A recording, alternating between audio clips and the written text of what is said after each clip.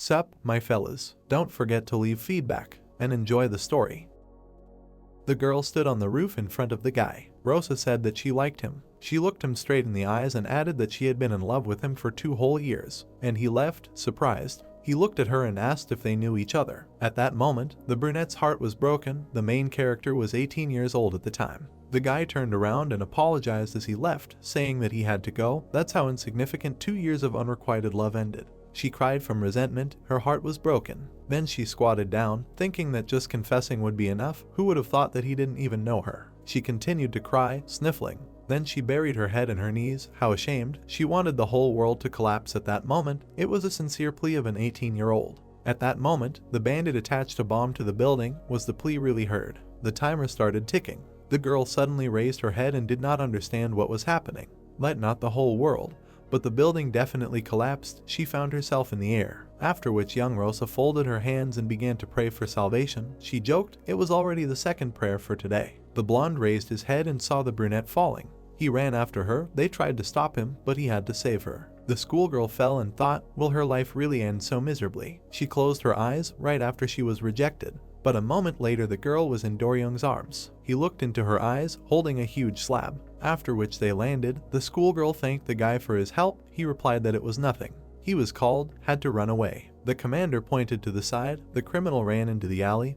We need to catch him faster. And who comes to work in a school uniform? The guy apologized for this. The girl's hair fluttered in the wind. She fell to her knees again, covered her face with her hands, realized that she had fallen in love again. 2 years passed. Sei waved to the fans and said hello. Why did she put her head in her hands? She hadn't streamed for a long time. She finally finished her midterm exams. Everyone greeted her. One of the commentators wrote that the girl forgot to put on her watch. That's right, they can scold her for that. She showed the watch to the camera. Someone asked what this watch was for. She raised her hand and said that this watch is worn by a police officer from a special squad. There are no exceptions even for taking a shower. Thanks to them you can record the fact of using abilities. Then she remembered the head of the special police department, who said that she really forgot what the girl told her. It is forbidden to use without need. Sei lowered her head and explained that the watch is also equated to a weapon, so permission to use it is only during official hours. She raised her hand and said that many of them probably know the watch rings if some incident occurs. And at that very second the clock rang. The girl jumped up and ran away. The stream lasted only 1 minute. People looked at the roof in surprise. There was a young man standing up there. The man shouted for no one to come near. Then he pulled the boy to himself and said that if they tried to attack, they would have to kill the child. Jang Xian stood below and said that if he did not let go right now, he would only increase his sentence. After which he clenched his teeth and thought, where are the others? He turned around and saw Sei. The girl was standing among the fans and smilingly said that the autograph signing would be a little later. Suddenly the guy shouted at her. The brunette came up. He reminded her that he forbade streaming and to be ready today. Sei replied that she immediately jumped into a taxi and rushed here, but this answer did not suit the guy. The girl asked what about the twins. The young man replied that they still had not passed the exams. She should look up. The girl raised her head. They asked her what she saw. She thought, a special policeman. The ability is foresight. Then she put her hand to her chin. 2 will fall. The guy asked when and she started the countdown. 9, 8, 7. Jang Xian flew up and cursed. He continued to rise, explained that this is exactly why he asked to come faster. He was a special policeman. The ability is acceleration. The bandit began to wave a knife, repeated not to approach, said not to approach. Suddenly his foot slipped and they flew straight down together with the hostage. At that moment, the young man was already flying. He was surprised. He stretched out his hand, tried very hard to make it. He continued to rise and shouted that the situation was not very good. At that moment, Doryung intervened and caught the criminal. Jang Xian turned around and did not hide his surprise. And the blonde at that moment with one wave of his hand made both the criminal and the hostage levitate. Then he smiled and greeted his friend. He asked him if the guy should be on vacation. This young man is a special policeman. Doryung, ability, telekinesis, regeneration. Then he extended his hand and asked if he should help his friend. He replied that he could handle it himself. The people below were stunned. The young man went down. Even the water from the bottle began to levitate. People ran to him, began to crowd around shouting the guy's name, asking to shake his hand for good luck. Doryung saluted. Who is this man? From the moment the abilities manifested, the number of criminals with them increased. The thug smiled maliciously. The police looked at him with fear. Ordinary people were useless in front of special villains. Let's imagine a police building. In order to cope with them, the department created a special squad. The guys were all standing together. A person even with one ability can undergo training and become a special officer. Doryung was lying in the cradle. He was gifted with 2 at once from birth. In the younger school, he carried his classmates out of a burning building, saved an entire school. He smiled, looked ahead. In middle school, the whole country. The young man adjusted his gloves. The strongest special policeman in history. There were beards with his slogans everywhere. Photos on social networks, outstanding abilities, good looks, help old people, also incredible personal qualities. His popularity was at the level of a superstar. The guy was ideal. People stood and shouted that they had already given up hope of seeing him. The young man was on vacation until tomorrow. Why was he here now? The officer raised his hand and said that he saw the incident from home. Jang Seon approached him and asked if he was allowed to use superpowers. Then he answered that yes, he can work on weekends. In fact, they called him and said that help was needed. Then they said that he would receive a bonus for this. The young man turned around and said that he was hungry. The girl turned to him and said that he would be on the front pages again. She did not hide her envy and said that she was lucky. When would I end up there? The boy looked at her, smiled, then said that she had to work harder and she would definitely get there. The young man raised his hands and started hitting her. The brown-haired man tried to bring the girl to her senses. Then he turned around and asked when the guy had become so self-confident. He remembered how he started. He used to be constantly nervous, but he asked when that happened. His friend came up and asked if he was confident now. The blonde man was surprised and asked what the question was for. At that moment, the girl was standing on the roof. She came to the very edge. The guys were discussing what would happen if a criminal suddenly appeared who was stronger than him, and he began to hesitate. She looked down. She took out her gas mask, put it on, and jumped off the roof. Doryung thought about it and answered that this was quite possible. The girl asked if she could go. She received an affirmative answer. Suddenly something surprised her. Sei turned around and saw someone. A man in a suit and a gas mask was standing in front of them. At first she did not understand what it was, then she was very surprised. She turned around and tried to warn the blonde, but she was grabbed abruptly and thrown aside. The young man looked down and did not understand what was happening. The enemy also looked at him carefully. The guy leaned over and asked who he was. A little earlier, the young man hung in the air, the best special policeman. The girl watched this from the roof. A man in a gas mask appeared in front of him. What was the goal when she threw Sei away? Flew up to the guy and looked at him. Looked straight into his eyes. Seon saw his colleague flying in the building. He quickly ran up and was already waiting for her on the wall. It so happened that they broke through the window and flew into the office, apologized to the employee, then replied that everything was fine and wished them good luck. The blonde saw this and said that he did not know who this person was. He frowned and said that he would have to answer for his actions. He came closer and said that at least 3 years for attacking a special police officer and the young man grabbed his opponent by the shoulder, but he abruptly stepped aside and threw his hand away while the guy was talking about a fine of 30 million won. Then he raised his hand and said that he was talking to him now. He got angry, snapped his fingers, a bench flew from behind. The young man asked where his opponent was going. The bench was approaching them. The man in the gas mask noticed this, but grabbed it in time and was able to stop. Then he threw the bench back. The blonde was shocked. At some point, he even noticed that a scratch had appeared on his cheek. He returned and looked back in surprise. Then he collected his thoughts, and he repeated the same action, but with more objects. The mysterious stranger raised his head. There was an explosion. All the objects flew to one place. Doryung did not waste time, flew up and shouted that he was caught, but suddenly stopped. The guy looked down. There was no one there. The man disappeared. Where did he go? Some time passed. Sei turned on the stream right from the hospital bed. The commentators saw what happened on the news and asked how she was feeling. The girl was lying on the bed and said that everything was fine. She would catch him when she recovered. The people of the city were under reliable protection. Seon was sitting next to her, raised his head and said that well, yes, of course. A new comment came in. How did such a young girl become a special police officer? The brunette raised her finger and said that the subscribers who had been with her for a long time knew that it began in middle school. She remembered herself as a student. Her ability to foresee first manifested itself on the exam, while she was sitting and thinking what the answer was. A vision appeared in her head. At first she did not understand what it was. In this vision, she was being hit on the hands. It was the future. The girl smiled sarcastically, so for the first time she used the power. And at that moment, when the teacher swung, the girl abruptly removed her hands, and he immediately realized that she had the ability. After that, she had to hold the chair with the teacher. She was scolded twice as hard and ordered to stand straight. Sei thought while the girl was in her thoughts. The guy came up and asked if everything was okay. He climbed into the frames, asked if she was leading. Are we standing? Subscribers immediately understood who it was, began to write about him. The girl asked him to leave. If you remember his childhood, the baby was lying in the cradle. They say the abilities manifested themselves from birth. The young man was running on the sports ground. Jang Xian's abilities manifested themselves in high school. The twins were standing nearby. For them it generally happened in kindergarten. Well, what about the gas mask? The girl was sitting on the edge of the building. The time when this ability manifests itself varies from person to person. She was looking ahead. They say that some latecomers receive abilities much later. The brunette lowered her head. At that moment, she imagined how the guy took her hand. The girl put her hand on her shoulder. I remember that moment. She sat in shock and thought that the guy really touched her. It was Rose Park at 20, the second year of her second unrequited love. If we go back 2 years, the girl was lying on the bed after the incident with the collapse of the building. She looked at the photos of her savior like other crazy fans, the girl too. She looked at his profile, found out who he was, how many subscribers. She continued to lie on the bed and look at the guy's page. In this photo he is a handsome man, and this is worth saving.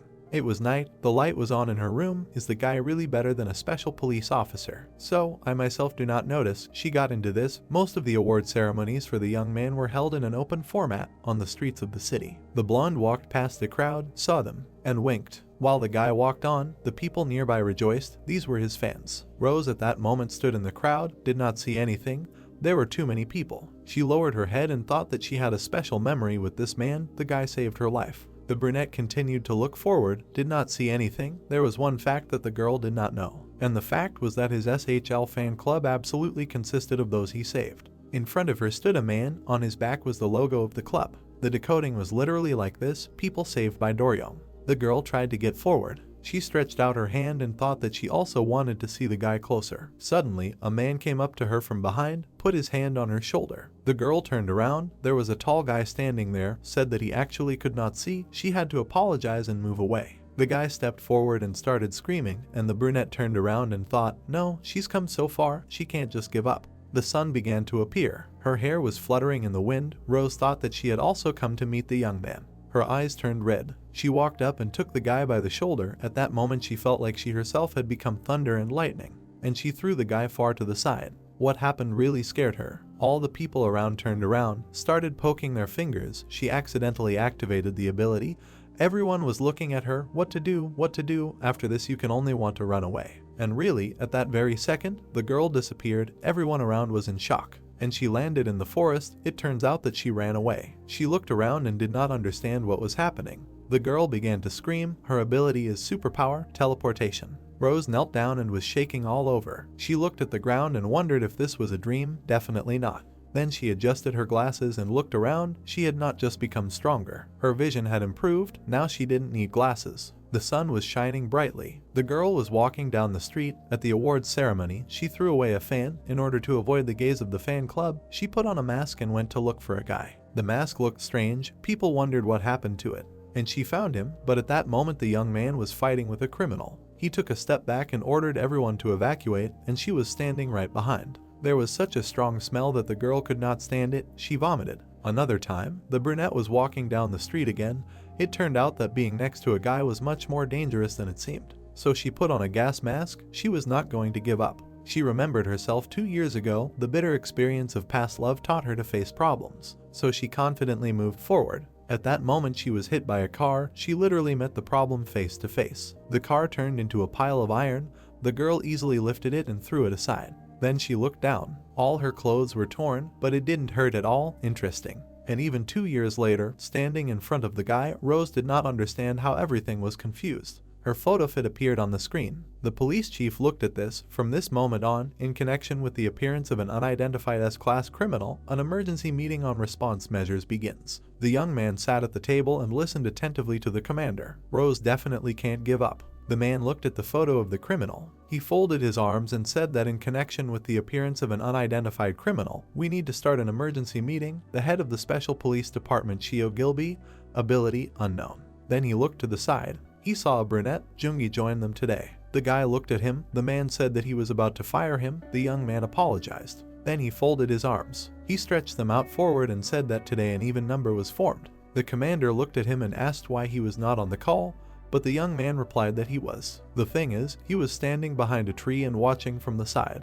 He saw Sei and was surprised. Then he gritted his teeth. Because the girl came, he could not go there. The criminal and the hostage, Jang Xian and Sei, perfect symmetry. Therefore, he could not intervene. The man just silently looked at him. Then the blonde man came. The guy went to him, thinking that he could finally intervene, but suddenly something surprised him. He went to the screen with a photo fit, got scared and ran away from there. How can you defeat something like this? The commander ordered him to get out of there. He raised his head and said that we need to get back to the topic of the meeting. He looked at all the other reasons why he gathered them here. The man pointed to the photos of the criminal. For the first time in 52 years, a criminal with S-class abilities appeared. This is very serious, even Dorion could not do anything. The young man was very angry at that moment. Jungi intervened in the conversation. The guy approached the projector and said that it was standing a little ugly. The commander kicked him out again. Then he raised his hand and said that because. He turned to the screen and thought. He looked straight at the criminal and thought about what to call him. Then he turned to the others and asked if they had an idea. Everyone raised their hands. Different versions were heard. Black gas mask, not very good. Evil and techwear, too strange. Teraman, the one who suggested it should be fired. Another person raised his hand and suggested a black gas mask techwear, long. Suddenly someone suggested black poison. It sounded good. The man turned to the blonde and told him to stay away for a while. The young man was very surprised. He stopped and asked why him. He answered that wasn't there a time when the guy couldn't do anything. The young man replied that he was just confused. But the chairman also introduced the guy, introduced the black poison. Of all the people there, he was aiming at him. Then he added that others would catch him, everyone except Dorion. The officer was outraged. He took a step forward and said that no, he could definitely handle it. But no one was listening anymore. After some time, the young man sat in the hallway, lowered his head and thought. A friend came up to him, handed him a soda and told him not to be upset. She looked at him with a smile, wanted to support him. She sat down next to him and said that he needed to rest a bit, maybe even take a vacation, and let people forget about him. Her eyes looked a little wild at that moment. The hallway was empty. The guy continued to sit and think about his own. He lowered his head and thought if they really were targeting him, and he would not be able to win.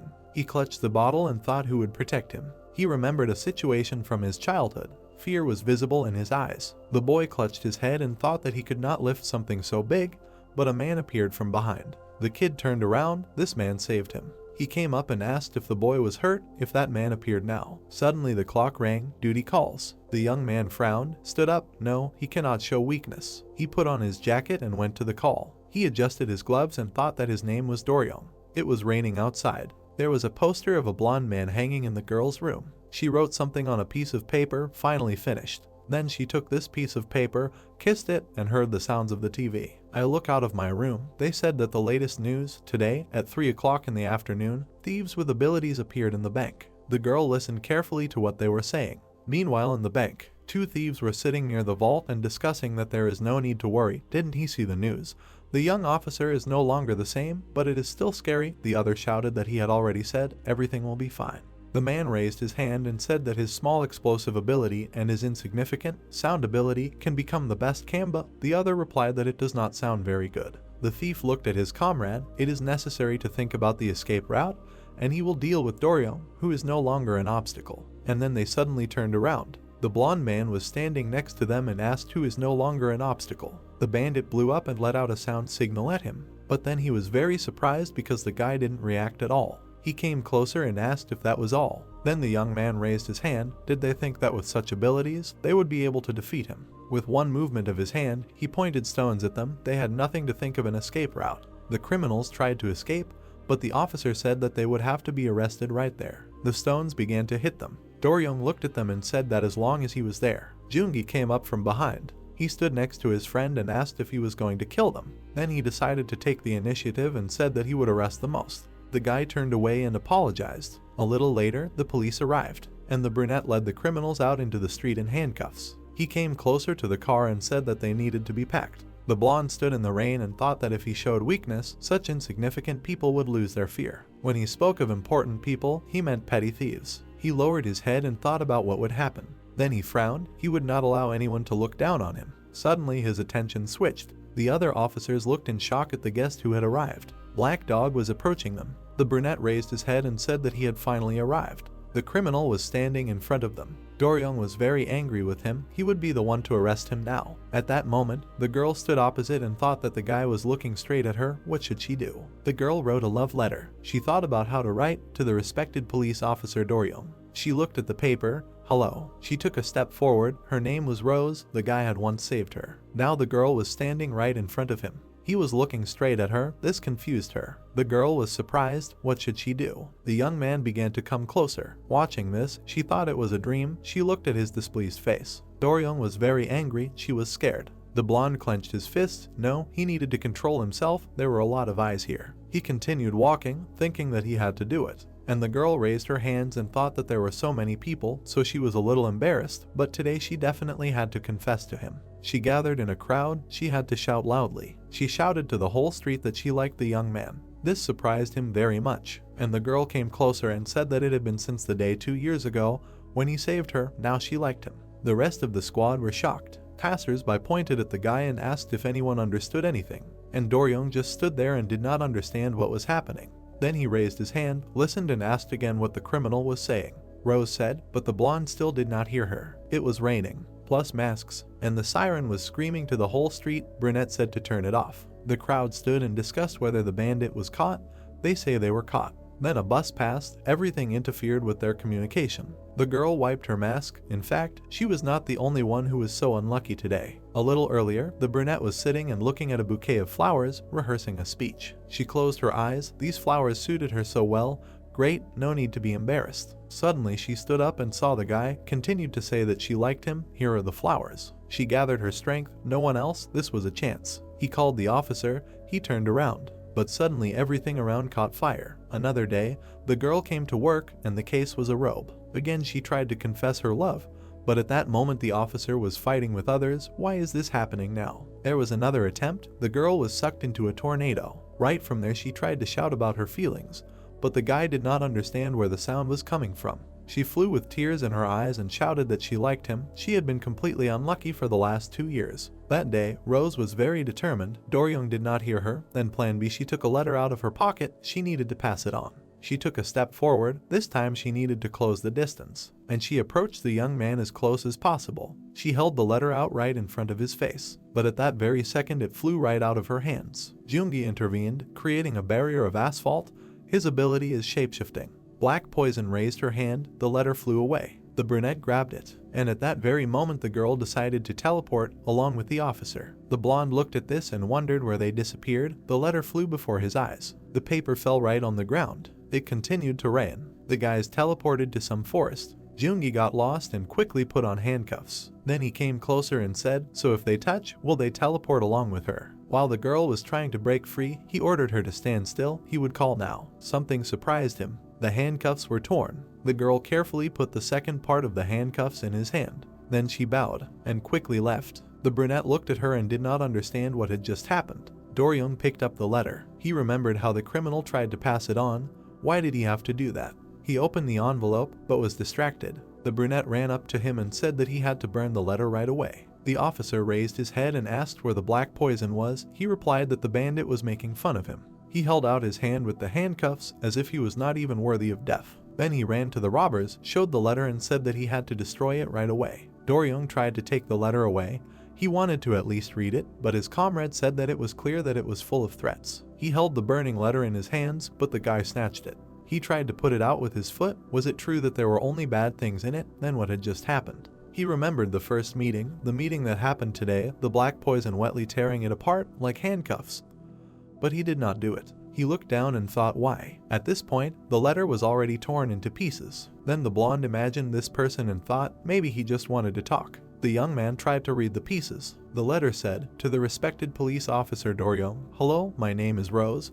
When you saved me, thanks to you, I did not fall down and die. The girl wrote the letter with love, remembering their first meeting. Packed the letter, I will cherish life and try to find my happiness, your fan, Rose. The guys looked at the pieces of the letter. It said, police officer Do-young, find you will die more precious than life. The brunette took off her mask and exhaled. She sat down, hugged herself by the shoulders. I wonder if the officer read the letter. At this moment, the blonde looked in surprise at what was written, told the head that he wanted to take a vacation. The news was screaming. Black Poison declared war on Do-young. Here he went on a long vacation. Who is this Black Poison? Some time passed. The man in the gym was actively engaged. Push-ups and squats, thinking about this black dog. Black Poison declared war on Do-young. A girl with her father was sitting in front of the TV. She turned to him. They looked at the screen. There was a criminal and a blonde man. The girl explained that they call him Black Poison. The man raised his head and said that he was so strong that they even came up with a nickname. A report was shown on TV, especially about Black Dog's abilities, announced by the Special Police Department as abnormal strength and teleportation. They also showed torn handcuffs. The man was suddenly very surprised. A rag fell out of his hand. He grabbed his head. His wife ran up. She took him in her arms, tried to bring him to his senses, and the man muttered about incredible strength. He held his head and said that it was not just black poison. In a trembling voice, he said that it was that man. He had returned. At the same time, schoolchildren stood on the streets and did not understand what was happening. A woman wished, took her from her chest and screamed what would happen to them. Her grandson tried to calm her down. Another old man screamed that this man would destroy everything. He waved his cane, everything would be destroyed. They tried to calm him down. A girl drove by in a taxi, handed over a card and asked her to calculate. The driver answered that it was not necessary. She did not understand what was going on. Then she saw that the man had tears in his eyes. What's the point of money? Everyone would die soon. Terrible events took place 52 years ago. People ran away. One man made the townspeople tremble with fear. The police couldn't resist him. Not only regular police, even special police were unable to do anything with this force. The officers looked at him and were shocked. That man appeared suddenly. Everything around was destroyed, just as suddenly disappeared, right in front of people. In reality, everything was different. Everyone around was waiting for the coming end. This fear of people living in those times, a name known to modern children only by rumors. Everyone came up and asked what happened.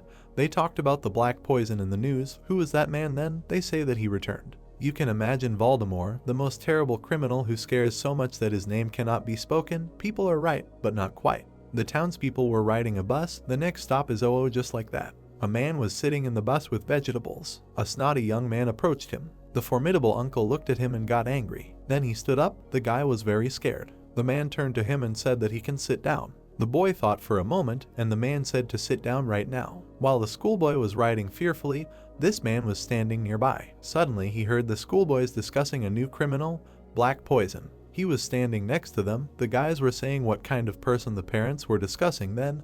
Hadn't his friend watched the video on the internet? The guy raised his finger and said that that person was you die. The old men turned around in horror. If you get caught by him, you'll be finished. And he continued to stand and listen. The bus braked sharply. The schoolboy flew at this man and accidentally grabbed his hat. Having torn it off, he saw his terrible face. The man turned with wild eyes and said that it was better to hold on tightly to the handrail on the bus. Suddenly, the children realized that this was that same you die. The young man began to beg for help and said that he would hold on tightly, after which the big guy raised his hand and asked why he needed to kill them. He pressed the stop button and told the driver that he was getting out. There was no one at the stop. The man began to get off the bus, took a step right. 52 years ago, the name of the criminal who made people tremble with fear was called You Die. Only in his youth he looked a little different. The old man walked forward, real name Diana, ability superhuman. At that moment it became clear that this was not a man, but an elderly woman, and she found and thought black poison, then even showed on TV. She continued to walk along the street. The worst villain, who once suddenly disappeared, just mixed in the crowd and lived quietly among ordinary people. She walked and thought, who called him that? Creepy. The door opened, and another fact that the public does not know. A woman entered the house, took off her shoes and shouted that her grandmother was home. Rose ran to her, was very happy. The old woman looked at her with love. Her granddaughter was in first place. On the table was their joint photo. Food was cooking in the multi-cooker. Diana was busy with dinner. The legendary criminal and the main character's paternal grandmother were breaking eggs into a frying pan. The girl ran out of the house, but the grandmother said that something strange was happening outside. While the girl was wearing sneakers, the woman said that now the grandmother would go everywhere with her, then asked where she was going. The brunette answered that she was going to school. The woman came up and shouted menacingly that she had to eat first. The granddaughter replied that she was late. She cleaned up the kitchen, reasoned that she had grown up a little, but already imagined herself as an adult. She went into the room. There was a mess. It would be better if she cleaned the room with such zeal. Suddenly, her gaze was attracted by something. There was a uniform in the closet. What is it? The woman took a gas mask in her hand, and she shouted in surprise, "Isn't this a black dog uniform?" At that moment, she revealed her granddaughter's secret. She smiled, was very happy, thought that the girl was already so grown up. Then she put the uniform back and thought that she couldn't say she liked it. She looked up and thought that she needed to find Gilby and do something about it. Meanwhile, in the office in the special police, a man was holding a baby bird on his hand and saying that it was cute. He smiled and asked if the bird loved its daddy. Day, school. The guys were looking somewhere with loving eyes. Dorian was walking towards them. The guys were talking to each other that he was even more handsome in real life, so he really studies at this school. Did he take a vacation because of Black Dog? The guy adjusted his cap and walked on. He remembered his conversation with the general, who asked what the young man was going to do while he was on vacation. He should at least go to school. It would be nice to focus on his studies until graduation. The guy looked down. The man added that he saw how the twins were trying.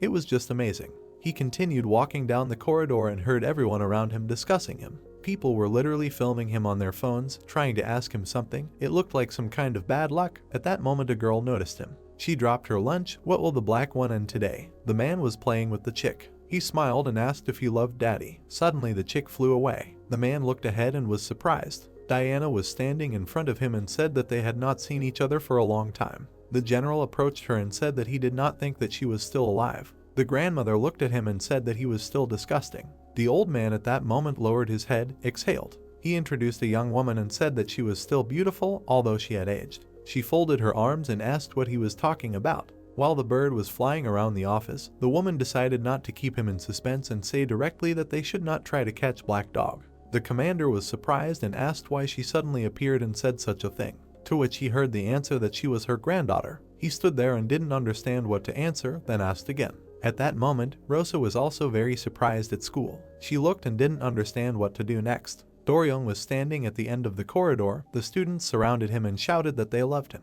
Others were discussing why the guy came to school, of course for classes, what else? The young man was walking down the corridor. Everyone was discussing whether he really studied at this particular school, what department. He thought that he didn't want to stand out. He looked down. Something could happen in such a crowd. He needed to leave quickly. A girl ran up to him and shouted that he saved her last week. He replied that he remembered. At that moment, someone accidentally pushed him. After that, the young man touched one of the students with his hand. The boy looked at him in shock. He came up and said that Doryong had just taken his hand. The guy started waving his arms. Nothing like that had happened. The crowd pounced on him. They started shouting that they wanted to be taken by the hand too, all of them. Rosa but aside and thought that she would also like to support him by the hand. She crossed her palms, but it seemed that it was difficult for him, so at least she would not interfere. The blonde was trying to break through the crowd. The girl thought that maybe it was still worth intervening. Suddenly he looked at her. The brunette looked into his eyes, very embarrassed. Was the guy really looking right at her now? At that moment, it seemed to freeze. Everything around began to collapse. Glass began to break through the window. She turned and saw how the window was collapsing. At that moment the young man ran up to her. He grabbed her and they flew out into the street. They landed on the ground. Doryong covered the girl with his body. He got up and looked at his watch. Then he activated it and reported that there was an emergency here, so they were using abilities. He saved the next schoolchild, throwing away a stone. The officer turned to Rosa and asked if she could get up. The girl answered in the affirmative. Then she scratched the back of her head. She tried to confess her feelings, but the guy moved her to the stairs and ordered to evacuate everyone to leave the building. He picked up a piece of shrapnel. He threw it aside and realized that it was not a weapon. He looked at the window and thought who could have done this, thrown the glass so hard. At that moment, the old woman stood, raised her hand and said that he should take those words back. She stood right in front of the general. He looked at her. The woman added that next time, he would not limit himself to a flick. After which the man repeated, despite the scratch on his cheek, he would have to arrest her granddaughter. Diana asked again what she said. The captain took off his glove. He raised his hand and said that today, he would have to arrest her too. Then she smiled. She stepped aside and said that he was disgusting. He had grown even bigger. She raised her hand to the wall. She put her fingers in it and said that then we will do this. She lifted a piece of the wall right above the man's head. He was horrified. He looked up and said that everything could be solved by talking. But the old woman replied that she would throw the wall there. As if it was a feather for her, the captain shouted that in this case many citizens would suffer, to which he received a question, isn't it part of his job to prevent such things? She turned and asked what he was worth, wouldn't he run? The windows in the school were broken. Doryong stood in the corridor and explained to the girl that this might not be the end, so it would be better to evacuate, but she persistently asked for an autograph. The guy smiled and said that next time he would definitely give it, but now it was dangerous here. Then she shouted to the whole corridor that she loved him. The club and the young man were clearly tired of this. He remembered how she lifted the shard. It shattered into small pieces. The glass could not withstand the speed and broke in flight. He approached the crack in the floor. The black poison has such power. He looked up and thought that the black poison knew his location. The blonde gritted his teeth. The enemy was just playing with him. He abruptly put his hand on the floor. A vacation would not solve this. He sat and thought that the problem was already here. He needed to find a solution. And at that very second he felt something flying behind him again. He turned around, no time to relax. At that moment, an entire building was flying at him. The guy looked at it. Was it really the Special Assistance Department? Why was this building here? People continued to evacuate. He understood that he could not escape. There were still schoolchildren inside. He raised his hand and thought, would he be able to hold it? He was clearly very worried. Everything was fine. There was regeneration if he did not completely block it. The young man was terrified. He imagined all the situations that had happened recently. If he was in danger, who would save him? The building was already close. The girl suddenly jumped towards him, and so hard that the floor cracked under her feet. The eyes were red as fire. She stretched out her hand and hit the building directly. From this blow, it broke into pieces and crumbled. Doryung looked at all this and did not understand what was happening. The girl turned around and asked if he was okay. At that moment, it was as if the situation from childhood was repeated when Diana saved him in the same way. She came up and asked if he was hurt. Rosa asked exactly the same question now. Before continuing, let's go back for a moment. Imagine the girl. Have you ever seen something like this? Mom was washing dishes. A child came up to her. He looked and said that an incident had happened. The baby was standing and asking to change his diaper. Mom lovingly picked up the child and said that small children do not speak like that. Just as a newborn child cannot immediately run and talk, using special abilities requires sufficient time and preparation. The girl threw the guy to the side, then found herself in a park. Accidentally broke a pen, got her foot stuck in the asphalt and wondered why it wouldn't come out. So Rosa's skills are now at the level of a kindergartner, which means the girl was standing in her suit. Sei noticed her and was surprised. Then she turned around, but didn't have time to say anything. The brunette grabbed her and threw her aside, mentally apologizing. She approached the guy. Rosa didn't know what she was doing, even though the girl ended up in the hospital because of her. Through this sacrifice, she was able to approach Doryung, but she couldn't say anything. The guy looked at her and asked who she was. He saw what the criminal had done. He would have to answer for it. And at that moment she stood there and embarrassedly thought about what to say now. At the moment when he saved her, he was so handsome, or golden hair suited him so well. While the young man was walking towards her, she thought that it was enough to talk about appearance. Naturally, the girl didn't hear a word at that moment. She just looked at her lover, and only when he grabbed her by the shoulder, she came to her senses. Then later she ran away and thought that Doryung touched her shoulder. After that, she remembered all the moments. Everything she went through with him was a trifle compared to the things that happened before. She sat on the edge of the roof, holding his shoulder, did not even realize that she was being attacked. Now the girl was at school. The problem is that she knew Latif and thought that again she could not say a word. The brunette fell to her knees. The blonde saved her twice. Nearby, schoolchildren were discussing why this happened during the exam. They had just memorized everything. Now they had to prepare again for the next week. While the girl was suffering, everyone around was discussing that it was a blow. They filmed it on camera. You shouldn't sweat such trifles. She even cried a little and thought that she needed to thank him. Suddenly everyone started pointing to the sky. Rosa chapter saw a building flying there. It was getting closer and closer. She hesitated for a second, listening to people around her asking where Doryung was because he was obliged to save them.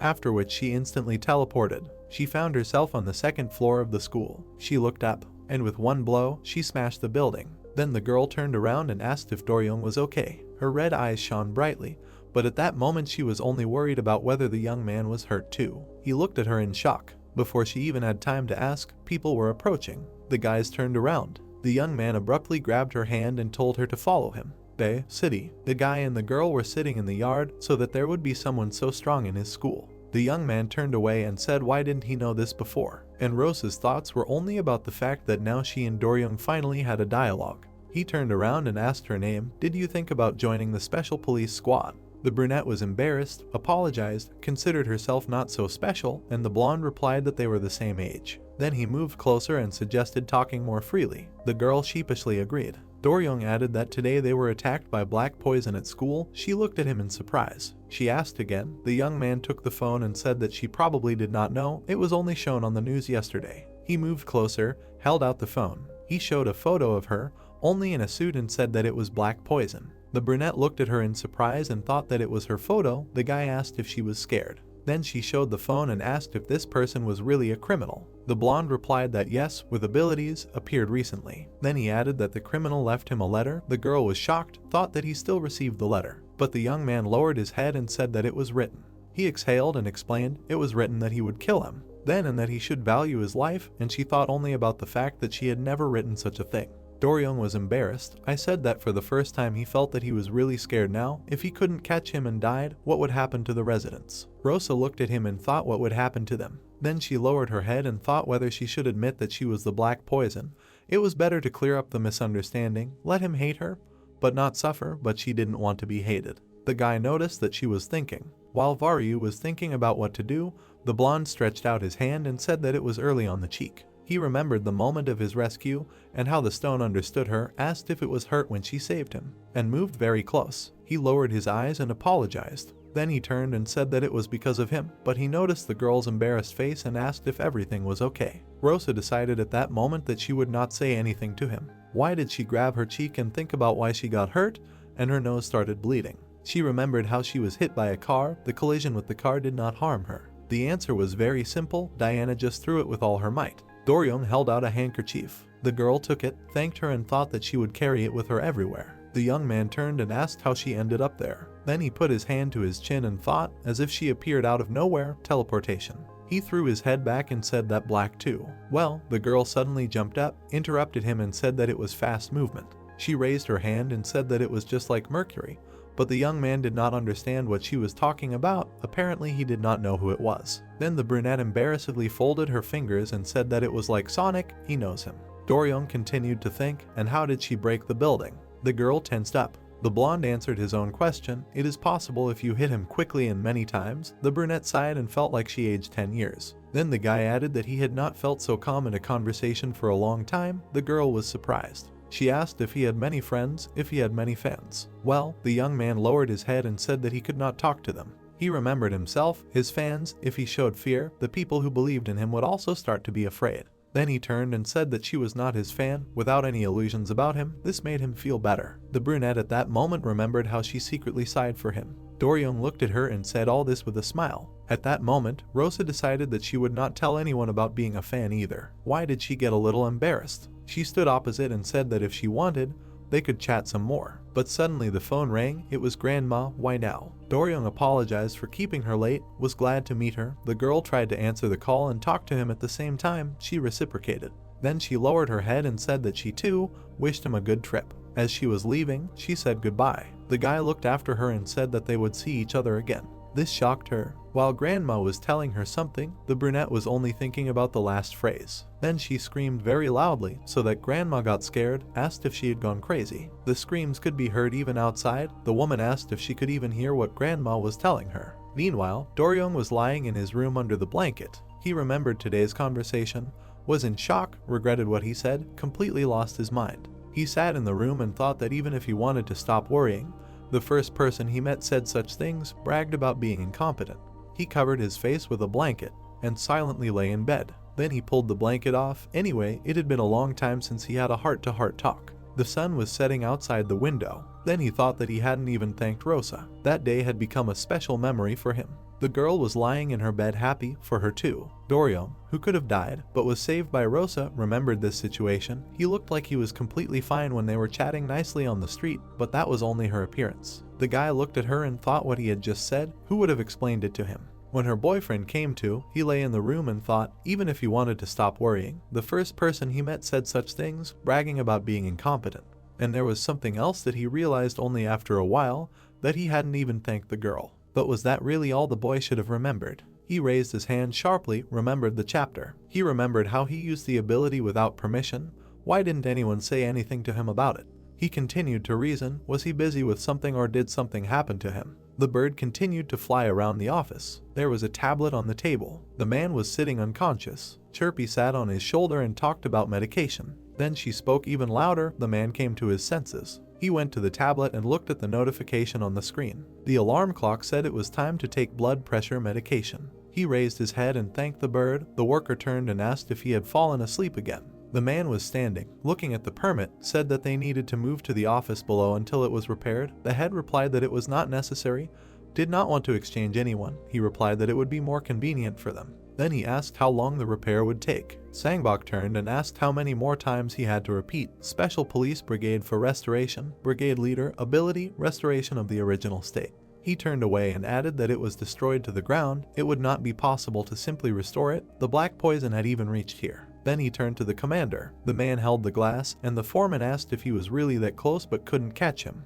If we go back a little, the captain looked at his watch, received a message from Doryong. Imagine the young man at school. At the scene now, he is not the best option, but at least this way, not better at all. He stretched out his hand forward and thought that then Diana. The woman swung and said, to carve it into his head that the black poison is her. So looked at her with burning eyes. Her face at that moment was incredibly beautiful. True, her eyes burned with anger. He approached the flower, took it by the petal. He lowered his eyes and thought that he could not kill her. After touching the petal began to collapse. The head's ability is life dissipation. At that moment, he realized that he killed the flower and forgot his gloves. Then, with tears in his eyes, he turned to the foreman and said that his health tree had died. The man replied that he could not restore organic matter. But seriously, he turned away and asked what number it was. It looks like he does not want to be healthy. The man replied that it was not so. He would also grow old someday and understand it. Then he wiped his tears and said that he loved the last flower so much. I turned to the bird. She looked at him with condemnation, clearly did not believe what was said. After that, he was called out. The woman was assembling the wall and asked if he had contacted Doryong. This is also a member of the restoration team. Sineo, ability, a cement man. Gilby suddenly remembered. The woman said that it was time for him to retire. He put on gloves. He went forward and said that the guy is not a little boy.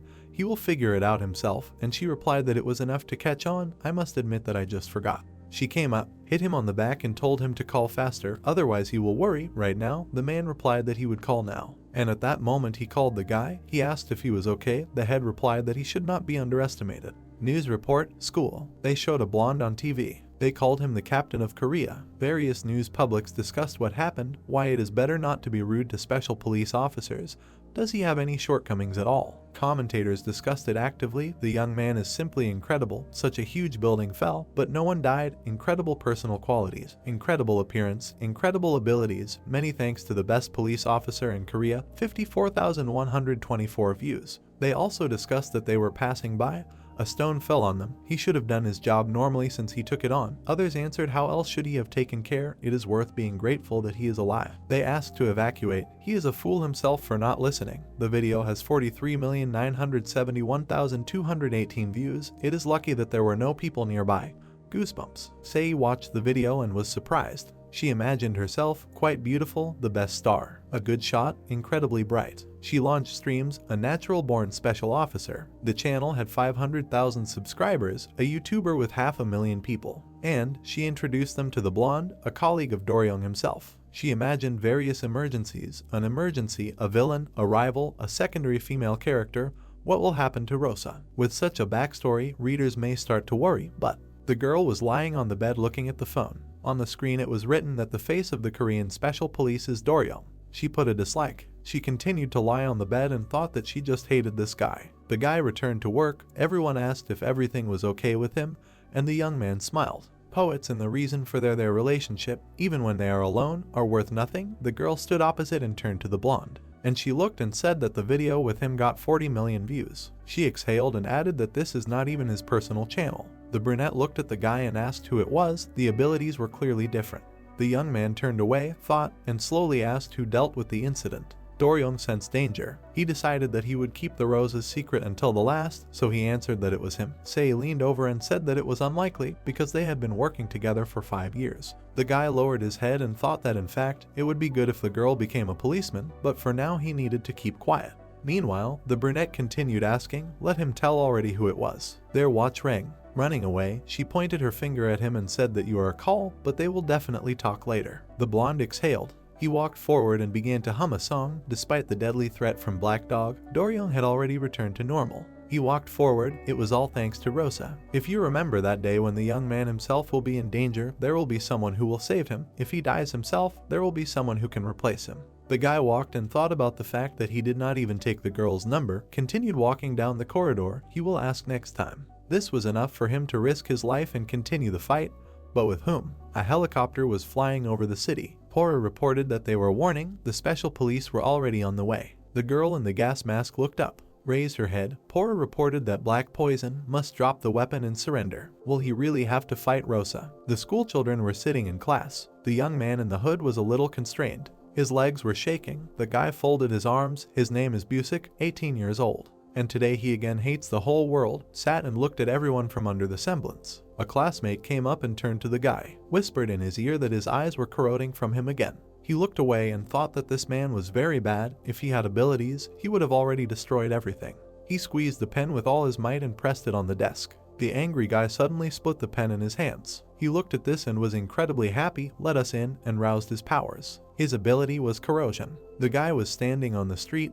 This happened about a month ago. After that incident, he dropped out of school and decided to become a criminal. Today is the day of his debut. The guy looked ahead and thought that the day was great. He went to the pole, took it by the hand, and thought what would happen if he broke it. He smiled from ear to ear. Everyone will lose their lights. Amazing logic. He looked at the table and thought that he would be able to rob a convenience store. Okay, that's not very logical. A man approached him and asked what he was doing there. The guy turned around and advised him not to meddle where he wasn't wanted. The man added that he would call the special police now. The young man turned around and said that he could call. Then he threw an electric pole at him.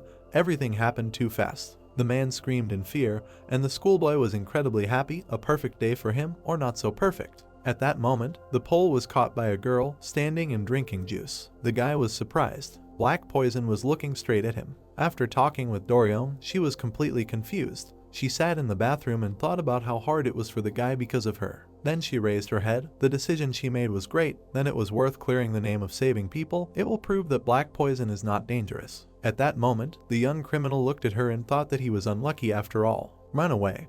Because today was also the debut of the hero, Rosa, in the image of Black Dog. She took the man by the hand and asked if everything was okay. He thanked her, and the girl introduced herself as Black Poison. Then she turned to the young man, pointed at him and said that you can't do that. Almost hit the old man, for which she immediately apologized. At that moment, the newly minted criminal, who came face to face with the most famous criminal of our time, decided to just run away. He moved forward. The girl noticed it, and she ran right after him, ordered him to stand still, again almost killed a man with a pole. The electric pole was lying on the ground. Everyone was screaming. The lights started to go out in the houses. The refrigerator, the lights went out. They are out of work. Urgently need a postponement of publication. The guy was out of breath and stopped. He lowered his head and said that he finally broke away. But at that moment, I stood in front of him. I swung and said that you can't do bad things. And she hit him right on the head. He fell to the floor. People around started screaming. The man pointed at her and shouted that she was a murderer. The girl turned around and tried to justify herself. The guy wasn't dead, but people were shouting that the Black Poison had killed a man, a good man.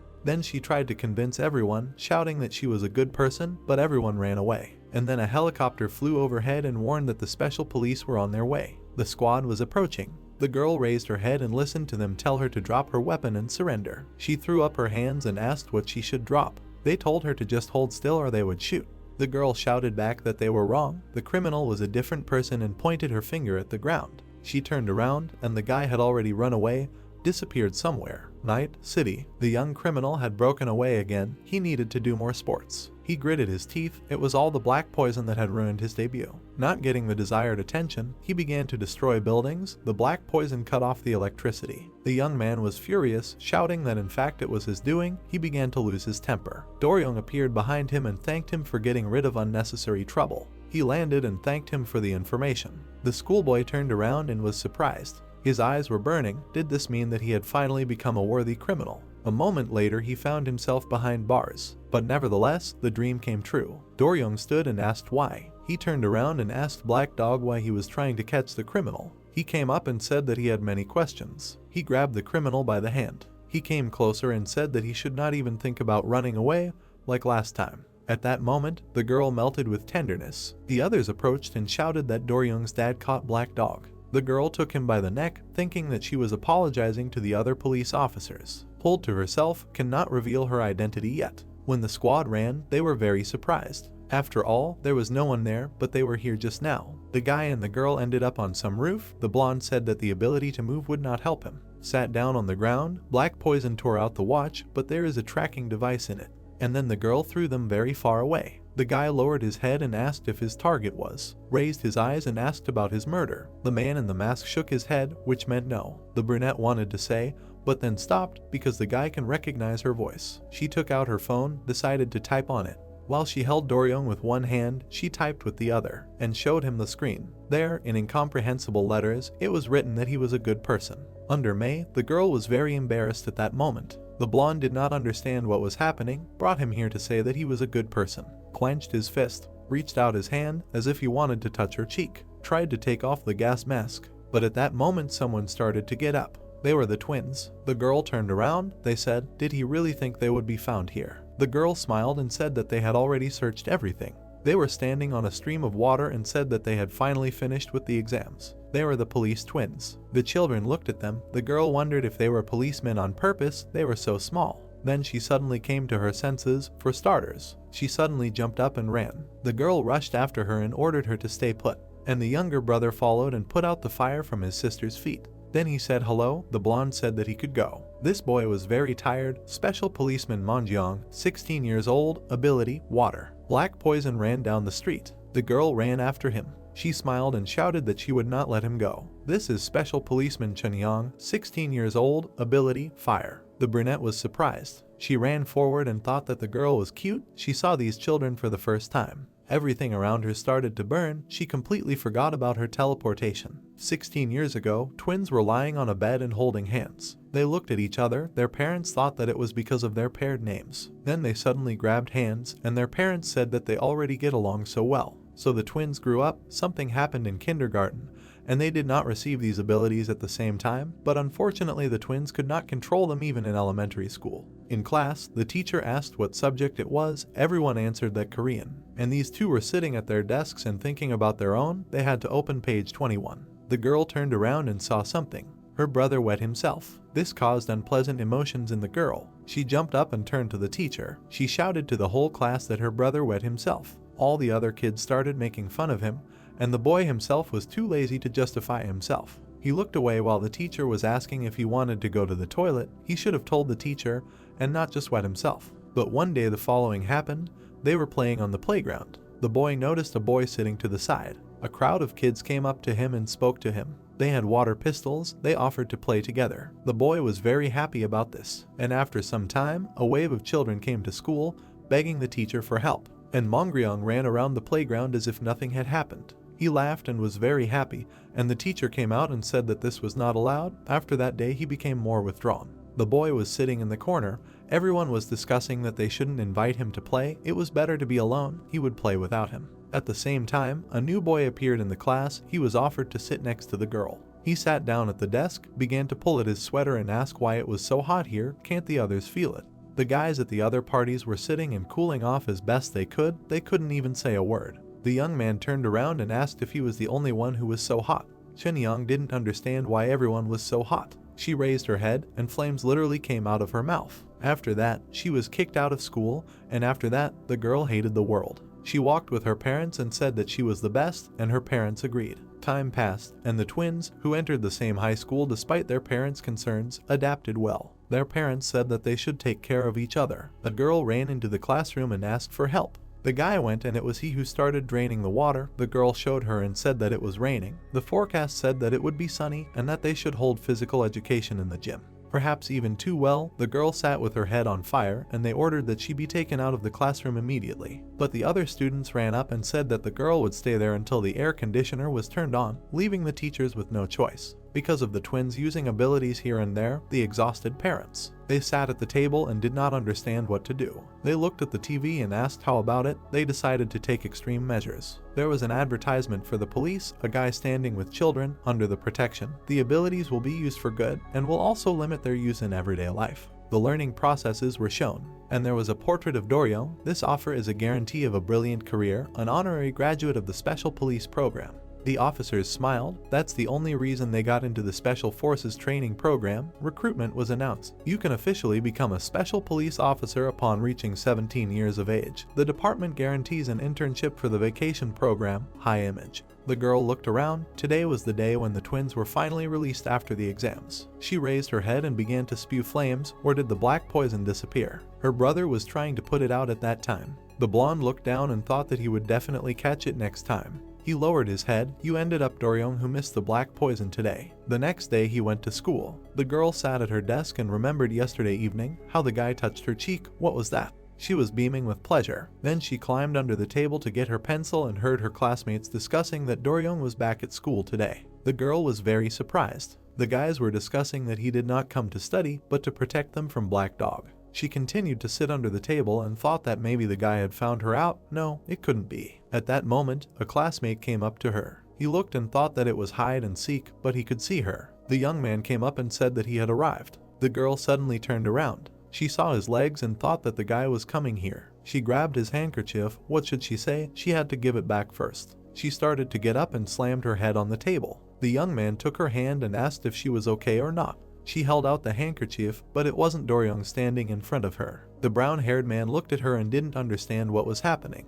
Everyone around was shocked, and the girl stood and wondered who it was. The guy took the handkerchief. He picked it up and thanked her. Whoever said he would use it, the girl was shocked. The situation was awkward. The young man turned to the class and greeted everyone. They asked where he had been. Had he come to school? Had just come? And already a confession? And the girl tried to say that she didn't want to give the handkerchief to him. The teacher took his seats. Roll call was about to begin. Later, the brunette touched his shoulder. The guy turned around and she tried to say that the handkerchief. But then their classmates started listening. She turned away. The brown-haired guy started to get the handkerchief. And Rosa thought, no, it's not for him. She tried to say something, but suddenly they called his last name. Krenny smiled and said that it was his name. Roll call continued. The girl was confused. Then she turned to him again. She held out her hand and asked if he could give it to her. At first, the boy thought about it, then it dawned on him. And he said, how could he not guess right away? A second, the girl was happy. And he began to write his phone number on her hands. Then he smiled, said that he had finished writing. The girl looked at him in shock. They called her last name. The teacher did not hear the answer and asked where the girl was. Day, school. There were officers on the street. If you touch Black Dog at the moment of teleportation, you will be transferred with him. Everyone listened attentively. You need to catch him immediately if they meet him. The guys thought they wanted to go home. They were scared. They would throw up now. Jungi shook my hand and added that silence is a sign of consent. The blonde heard some rustling behind him. He looked and wondered what was there. He turned around abruptly. The guys were very surprised by something. The brunette continued to instruct. Some should go to building A, others to building C, and Dorio turned and saw the guy looking at the mailbox. He came up and asked what he was doing. Was he completely tired? The guy began to shake this box and answered, just to seem that someone was here. The comrade answered that he understood everything, and he should not be born in front of. The blonde put his hand on the flask and thought maybe he really was tired. But suddenly he heard another sound. He lifted the person up and asked who was there. What he saw surprised him. Rosa was hiding in the bushes. The guy raised his head and asked what she was doing there. The girl was hanging in the air, forced to hide because of Jungi. The guy took her by the waist and asked what happened. She answered that it was because of the scarf. He put her on the ground. The girl asked if she could buy him the same one. The young man raised his hand and said no need, maybe not to return it. She lowered her head and said that she brought it to us. She remembered the guy who appeared in the class and finally said that they would call each other again.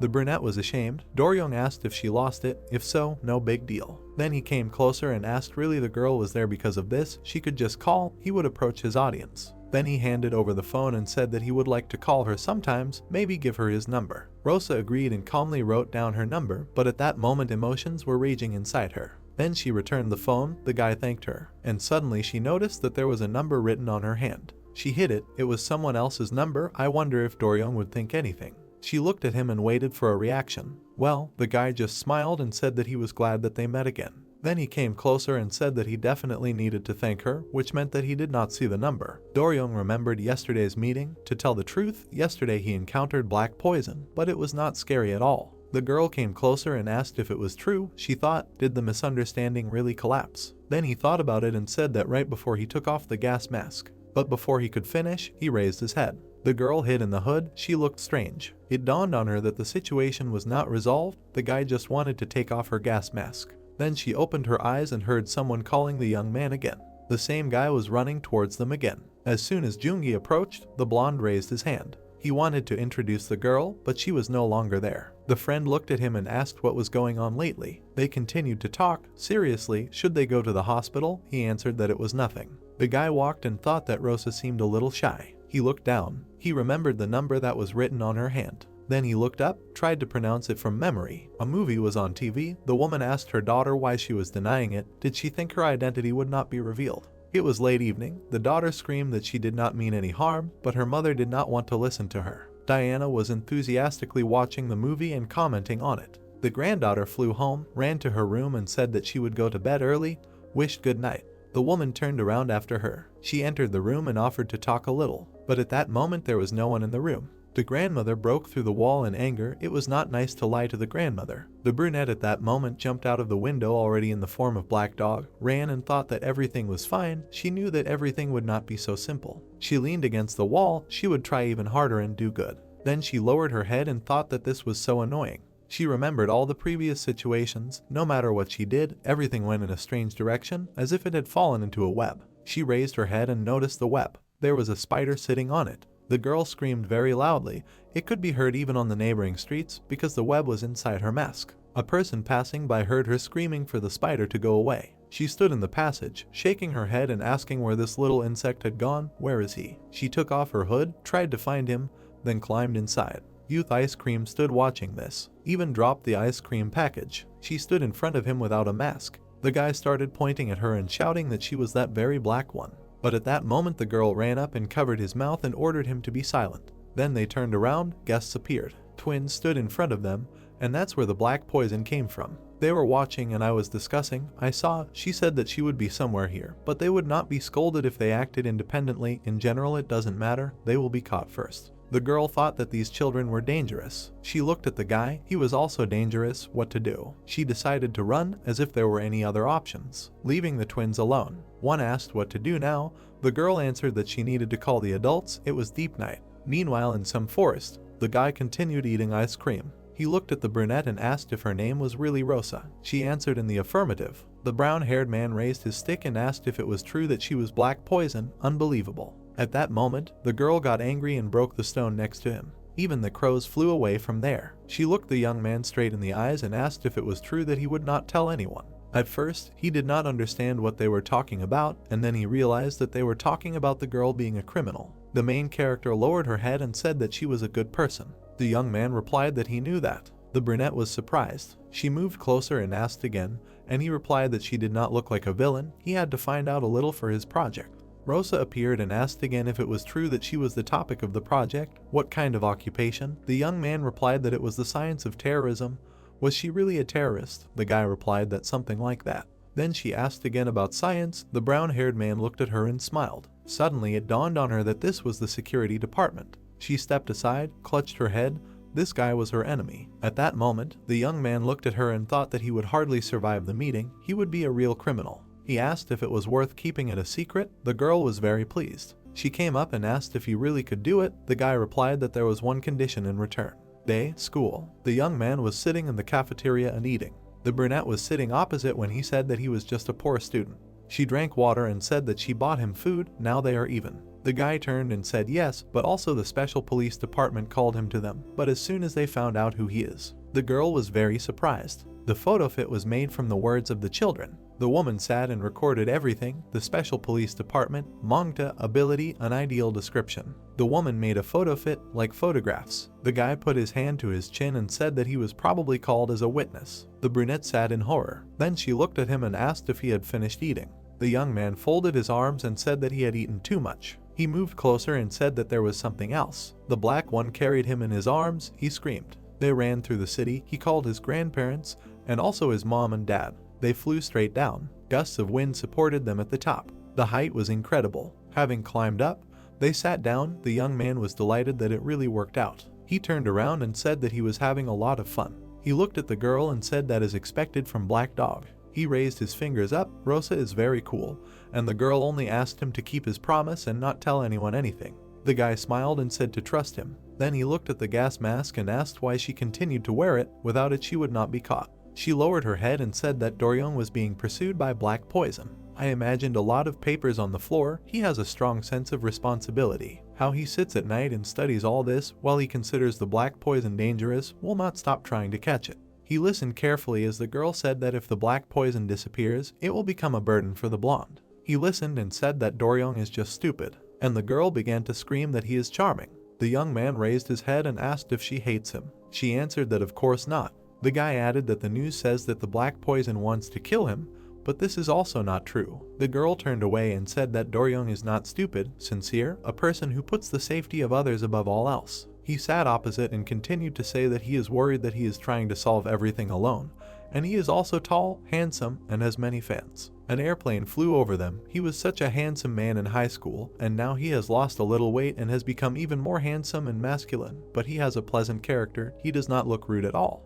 The brown-haired man listened carefully as she said that her voice was low on TV, but when he dealt with her, with criminals, he did not feel tense, and he never even shows weakness in front of fans. Suddenly, the guy realized that she liked Doryong. The girl was surprised and kept silent. Then she embarrassedly replied that she was just a fan, although she hid it, but all the fans loved him, and she was not going to do anything. No, she did not know in general. He bowed his head and asked her to keep everything a secret, and the young man asked her to be careful wherever she went. The moon was high. The boy extended his hand forward and asked, so without revealing their identities, the girl wants to make it clear to others that black poison is not bad. Then he stood up and said, okay, she has good intentions, so he will keep his promise. The brunette was very happy. She grabbed him by the shorts and asked if it was true that they would not tell anything to the management. He asked to let go, but the girl continued to nag him. Even if Doryong interrogated him personally, would he definitely not tell anything? The brown-haired man replied that there was no need to worry. He smiled and said that the blonde looked pretty cute on TV. She replied that it was so. The guy was kind.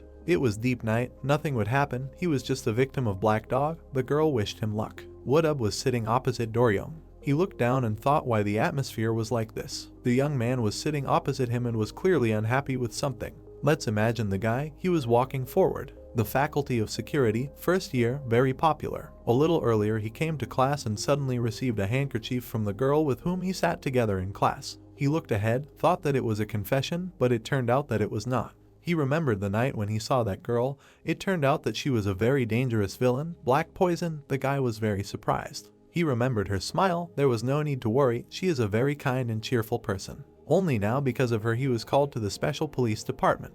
He approached the building. Will he be able to deceive everyone? Doryong noticed the guy. He looked at him and asked who it was. His comrade replied that he was taken hostage by black poison, but returned alive, so he was asked to come today. At that moment, the blonde realized that they could be in cahoots. He approached the elevator. They study at the university that black poison had previously attacked. He lives nearby and studied his case there. Now he is in the first faculty of security. Most likely black poison also lives somewhere in that area. The guy clutched the paper. His classmate looked and asked what was going on. Doryong remembered that number. The young man sat opposite him and said hello. The girl looked down and said that she heard that the guy saw the real face of Black Dog. It was necessary to make a perfect description. He was surprised and asked again if it was really about him. The woman answered in the affirmative. Then she said that it was necessary to describe in more detail. The young man hesitated a little and thought what to do. Right, he would say everything the opposite. The girl began to draw. The hair was short, and he waved his arms, narrow eyes, a very powerful chin jaw, as if he could kill with one bite. The interrogation continued. Large teeth, the size of a shark. A hooked nose, no, like a potato. Well, at that moment, the woman stopped and did not understand what was happening. She was drawing the main character's grandmother. The guy also added that the skin was dark. The woman called someone, whispered in his ear that it looked like a lie. They both looked at him and exchanged glances, but that's it, he was caught. He began to bang his head on the table and apologize. He said through tears that he was so scared that he didn't remember anything. The woman put her hand on his shoulder and said that she understood everything. She came closer, nothing to be afraid of. She smiled and added that as long as there was a policeman Doryong in Korea, the country was safe. He didn't understand what the connection was. The woman left and said that they had to try again, step by step, to restore their memories. The young man raised his hand and said that he felt a little sick. He could rest a little, then continue. But the woman replied that it was a pity they didn't have much time. The officer intervened in the conversation, said that from now on he would talk to him himself. He closed the door behind him. He sat down opposite and looked at the guy. He felt uncomfortable. The atmosphere was somehow not very friendly, as if he were a criminal. Wasn't he a witness? He looked into the blonde's eyes and wondered what was wrong with him. He looked at him, and he really was a handsome man. At that moment, Doryong thought that his number was written on the rose's hand, hoping that this guy did not draw it himself. Then he put his hands on the table and turned to the young man. Woodub said that the blonde was different from the one he had seen on TV earlier. For the other officers, it was like a movie. Doryong explained that the thing is that he is currently at work. Then he folded his hands, moved closer and asked if he really said that he did not see Black Dog's face. The brown-haired man first said yes, then said that he saw, but was so scared that he did not remember anything. The blonde looked at him and asked why he was so scared if there was no scratch on him, and expressed his assumption that the guy could be Nikam. Everyone around was shocked by what was said. The guy spread his hands and said no, that day was the first time he saw him. Doryong asked why they let him go so easily then. The young man was scared, now he cannot make a mistake. He imagined himself in another dimension. This is a presentation, right as a presentation. He imagined a teacher in front of him. Now he had to give a presentation to the professor. His task was to find out more about the black poison. The man listened attentively as the guy talked about whether the black poison had killed anyone in all this time. He took a step forward and said no, that's right, extorted something from someone, also no. Then he stretched out his hand and said that the black poison accidentally kidnapped him. The professor laughed. He looked at him and asked if it was really an accident. Then he spread his hands and said that the real reason was that the guy saw his face and let him go on the condition that he would keep his identity a secret, right? The young man stood there in bewilderment and thought that he was in trouble. Then he put his hands on the table and said that the black poison could have stolen him because he was bored. Doryong exhaled and asked what kind of nonsense. Then he looked at him and said that from his words it looked like the black poison was not guilty. Well, people were kidnapped out of boredom, and then only real psychopaths released them. At this point, the young man couldn't take it anymore. He mentally apologized to the girl. He had enough. Doryong looked at the guy and thought that there was no progress. He waved his hand in front of his face. He was definitely being threatened, 100% scared. The brown-haired guy started wiping his face with a handkerchief while Doryong thanked him for his cooperation. Then he suddenly jumped up, realized that it was his handkerchief. Woo-sub moved back and did not understand what was happening. The blonde sat back down and wondered if it was a coincidence, said that it was nothing. The guy realized that they were talking about a handkerchief, said that a girl from his university gave it to him. The officer's face changed. It turns out that it was his handkerchief. He looked at the guy and thought that he definitely did not receive it. He just took it. He started laughing and said that he was very popular among girls. The blonde asked if this was true. Then the young man picked up the handkerchief and said that he was suddenly given it in class. This is an expression of sympathy. What does he think? Doryong extended his hand and said, who knows, maybe he sweats a lot, so they gave him a handkerchief to wipe himself off. The brown-haired guy replied that he wasn't wet then. He leaned forward and said, would a girl use such a brand? It looks more like a gift. The officers replied, why not? It's hardly a gift. Woo-sub said the final thing that surprised everyone. Who even carries handkerchiefs in their time? It's definitely a gift. Then he thought and said, although he lowered his head, the girl said that there is a person she likes, then why did she give him a handkerchief? Does he want attention? The blonde was very surprised. The guy continued to say that he even gave her his number because he thought he was cute. This phrase made him even more angry. Doryong looked at him and thought that this was the same person who wrote his phone number on Rosa's palm. The girl was lying in her bed. She looked at Doryong's number. She leaned the phone against herself and thought. She decided to write to him and ask what the guy was doing. After which she thanked him for his cooperation. Now he can go home. Shat went outside. He fell sharply to the ground. He closed his eyes and looked at the sky, thought that he did everything possible. He was pleased with himself. He would need to ask the girl for more food next time. The employees walked along the corridor of the headquarters. Manga turned to the blonde and said that his behavior was inappropriate. Did he understand this? The young man said that he understood. The woman asked again if she was sure. Then she asked another question, why did the guy behave like that? But he could not answer this. He remembered the girl's hand, this guy with a scarf. He turned away and said that it was a personal reason.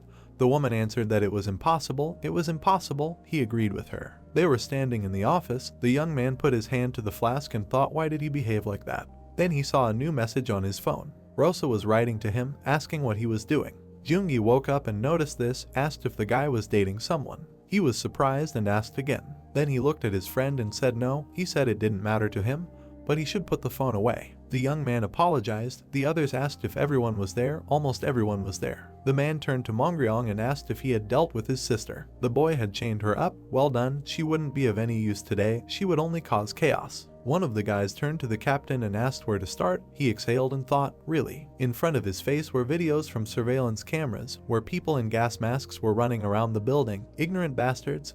What had they done in front of their headquarters? The brunette replied that the black poison had learned to transform. Another looked at these guys and said no, they were fake, they were his followers. Doryong looked closely at the screen. Another guy said that Sei had predicted this in advance, but everything was much more serious. The commander turned and asked where the girl was. Jangsun said he would answer in a second. At that moment, she was running there as fast as she could on the live broadcast. One of the guys asked who these followers of black poison were, who these people were. The captain raised his head and asked what they thought themselves. These were criminals who decided to follow him. The guys were gathering in the square, holding concerts. There were a lot of people who raised their hands up and shouted that the right to borrow someone else's property without compensation, right? To lay it out the way they like, right? The right to be angry at society, right? The man raised his hand. Black poison is sending them a message. He took a step to the side so that they would not be afraid of Doryong. This guy is just an idiot. They even made a flag with this slogan. They were already gathering almost stadiums, offering to follow Black Poison, destroy the special police to hell. Then he fell to his knees and raised his head up, hoping that Black Poison was watching. But Black Poison was not watching. He was lying at home with his face buried in the pillow. I was lying on the phone, but there was no answer. The girl was crying. The grandmother came up and asked what was going on. The brunette turned around and said that she had sent a message. The guy had read it but hadn't responded. What did that mean? That he was tired of her. The woman screamed that it was bullshit. She took the phone, no matter how busy the man was. She looked at it and said that reading the message and not responding was very rude. Then she started writing a message, and an idiot, my granddaughter, if she read it. Sending such a response is proper manners. An idiot, I'll meet you on the street and beat you to death. The girl tried to twist the phone out of her hands and asked her not to send it. There was rioting in the street. People were being bullied in different ways. The cook was on his knees and asking him to stop. People stood in front of him and asked who puts pineapples in pizza. The cook replied that those guys are idiots. His pizzeria specializes only in pineapple pizza. After which the men threw a piece. They never liked the local pizza. The man replied that they even know the taste of warm pineapple pieces. At that moment, a boy came up. He looked at them. The man discussed who it was. The cook was happy. The baker apologized and said that there was no pizza today, but this was his favorite pizzeria. Longrion looked ahead. On Mondays, Wednesdays and Fridays, Tuesdays and Thursdays, and every weekend, he ate pizza in this restaurant. The imitators turned and asked if he was scared, a special policeman, and for sure, this boy is walking with a red-haired girl. You only need to be afraid of her. Another turned and smiled and said that this one is not dangerous. At that moment, a hand was already reaching for him. The young man released a very strong stream of water. The man swam away and managed to say that he was already starting to get nervous. Jangxian raised his head. In his hands was another imitator. He decided to tell the boy that in the alley there is a right turn. There were streams of water everywhere. People were seasick. They held their masks and sank down. There were handcuffs everywhere. One after another was caught. They were lying on the ground and neutralized. Doryong was sitting on the roof of the car at that moment and looking at his phone. Imitators were flying behind him. While the guy was looking at the phone screen, they started whispering around that it seemed like the guy was not looking. They should try to escape. While the man was half on the ground, the guy looked at him and asked if he was busy. Someone answered that he was not. Doryong then asked the crawling men what is the best answer when asked what are you doing. The man raised his hand and said that the guy is at work now, right? He answered that he is. The criminal added that then he should answer that he is working. The guy thought about it. Then the other person will have nothing to say to that. Another criminal flew up from the side and said that they even sent emoticons. Then he should answer so that the conversation continues. The blonde turned and said that that's exactly it. One of them suggested an option, I'm working, and you. Another bandit flew up, raised his fingers and said that it was short and showed interest. Good. The one who was taller than everyone else shouted that something else was possible. But that was already flirting. I'm working, see you when I'm free. After which the imitator clarified, or was he not flirting? The young man answered that no, it was just a message from a friend, and he asked why bother so much if it was just a friend. Doryong raised his hand and said that he still needed to make every effort and answer. The man in the gas mask said no. Then if the man with black hair sent something like that, how would he answer him? At that moment, Jungi was happily tying up the criminals with road signs. The guy said that he would answer, I'm working. The criminal flew up and said, you see, then it's better, see you when I'm free. The other supported him. At that moment, Sangbok turned around and thought about what those idiots were doing there, adults working hard, and they. Sinieo cracked his back and replied that there were rumors that Doryong was in a relationship. The man smiled and asked if it was true. The girl received an answer, I'm working now, let's see each other when I'm free. She looked at the phone and couldn't believe that the guy had answered. Grandma from the other room shouted, did she answer or did the guy? Rosa got scared and answered negatively. Then she buried her face in the pillow and thought about what to write. You can't ask Grandma, a person who is good at this kind of thing. Wusub looked ahead with surprised eyes. What a mess, all the streets were destroyed. He picked up the phone, a girl wrote to him. In the message, she asked for help. He understood the eyes and thought, asking for help? But with what? Someone's head in a gas mask was lying in front of his eyes. The young man was scared. Could it really be her? How did he manage to print a message without a body? At that moment, the head spoke and said that he was a poisonous spirit. A special police officer from Jungi did this to him, changed the formula of the asphalt and placed him there. He didn't even have time to react. It was annoying. He looked up and said what a nice weather it was. The guy came up to him and asked if he was okay. He came closer and asked how this happened to him. He tried so hard to keep his identity a secret. The man thought, what kind of idiot is this? Came to make fun of him. The guy leaned over and said to wait. How did she even end up on the road? Does he really want to help? I see. He looked at the young man. This is also a follower of Black Dog. He understood the eyes and asked the young man if he was a poisonous spirit. He didn't understand what was happening. He scratched his head and said that he probably was. The head asked again, really? Probably? Once a poisonous spirit? Poisonous spirit forever? The boy did not understand anything. Then he stood up and said that the voice was different. He took off his mask. There was a man, asked why he was wearing someone else's mask, and he answered that he could not take it off because the identity was hidden. The brown-haired man threw back the mask and said that he was mistaken, and the man asked to put the mask back on him. The young man left and read the message again, realized that the girl wrote about Doryong. On the screen there was a message that the guy wrote, let's see each other when he is free. And the man in the background continued to scream. Woosub could not stand it and turned around, answered why he kept repeating, this guy is a bachelor, he repeated 100 times. The head shouted that one day poisonous spirits will rule the world, and he is also a spirit forever. The guy did not understand what he was saying. The sun was shining. The brown-haired man continued to walk along the destroyed streets and wrote that if Doryong himself called her, then she should go. The girl replied that the guy wrote that he was working, so he was probably busy. He continued walking and texting. The brunette wrote suddenly he would get angry, and in fact he just said it out of politeness, Rosa, or would say later so that it wouldn't come, Rosa, is it possible to ask a busy person to meet, Rosa? He wrote to her that we need to go. Finally she agreed. At that moment, a huge stone fell right next to the guy. A naked man was walking down the street and screaming, poisonous perfume forever, after which he decided to text the girl that there were a huge number of Black Dog fanatics hanging out outside. Is this normal? The girl was surprised. Could they really be her fans? The boy decided to call and show her clearly. He called her on video and pointed his finger to the side. 4 people in gas masks were jumping around a fire. What's wrong with them? There are plenty of them on the street. He continued walking forward. Will Doryong be able to leave work today? The girl didn't know what to do. He asked what time they agreed to meet. She answered that at 7 o'clock,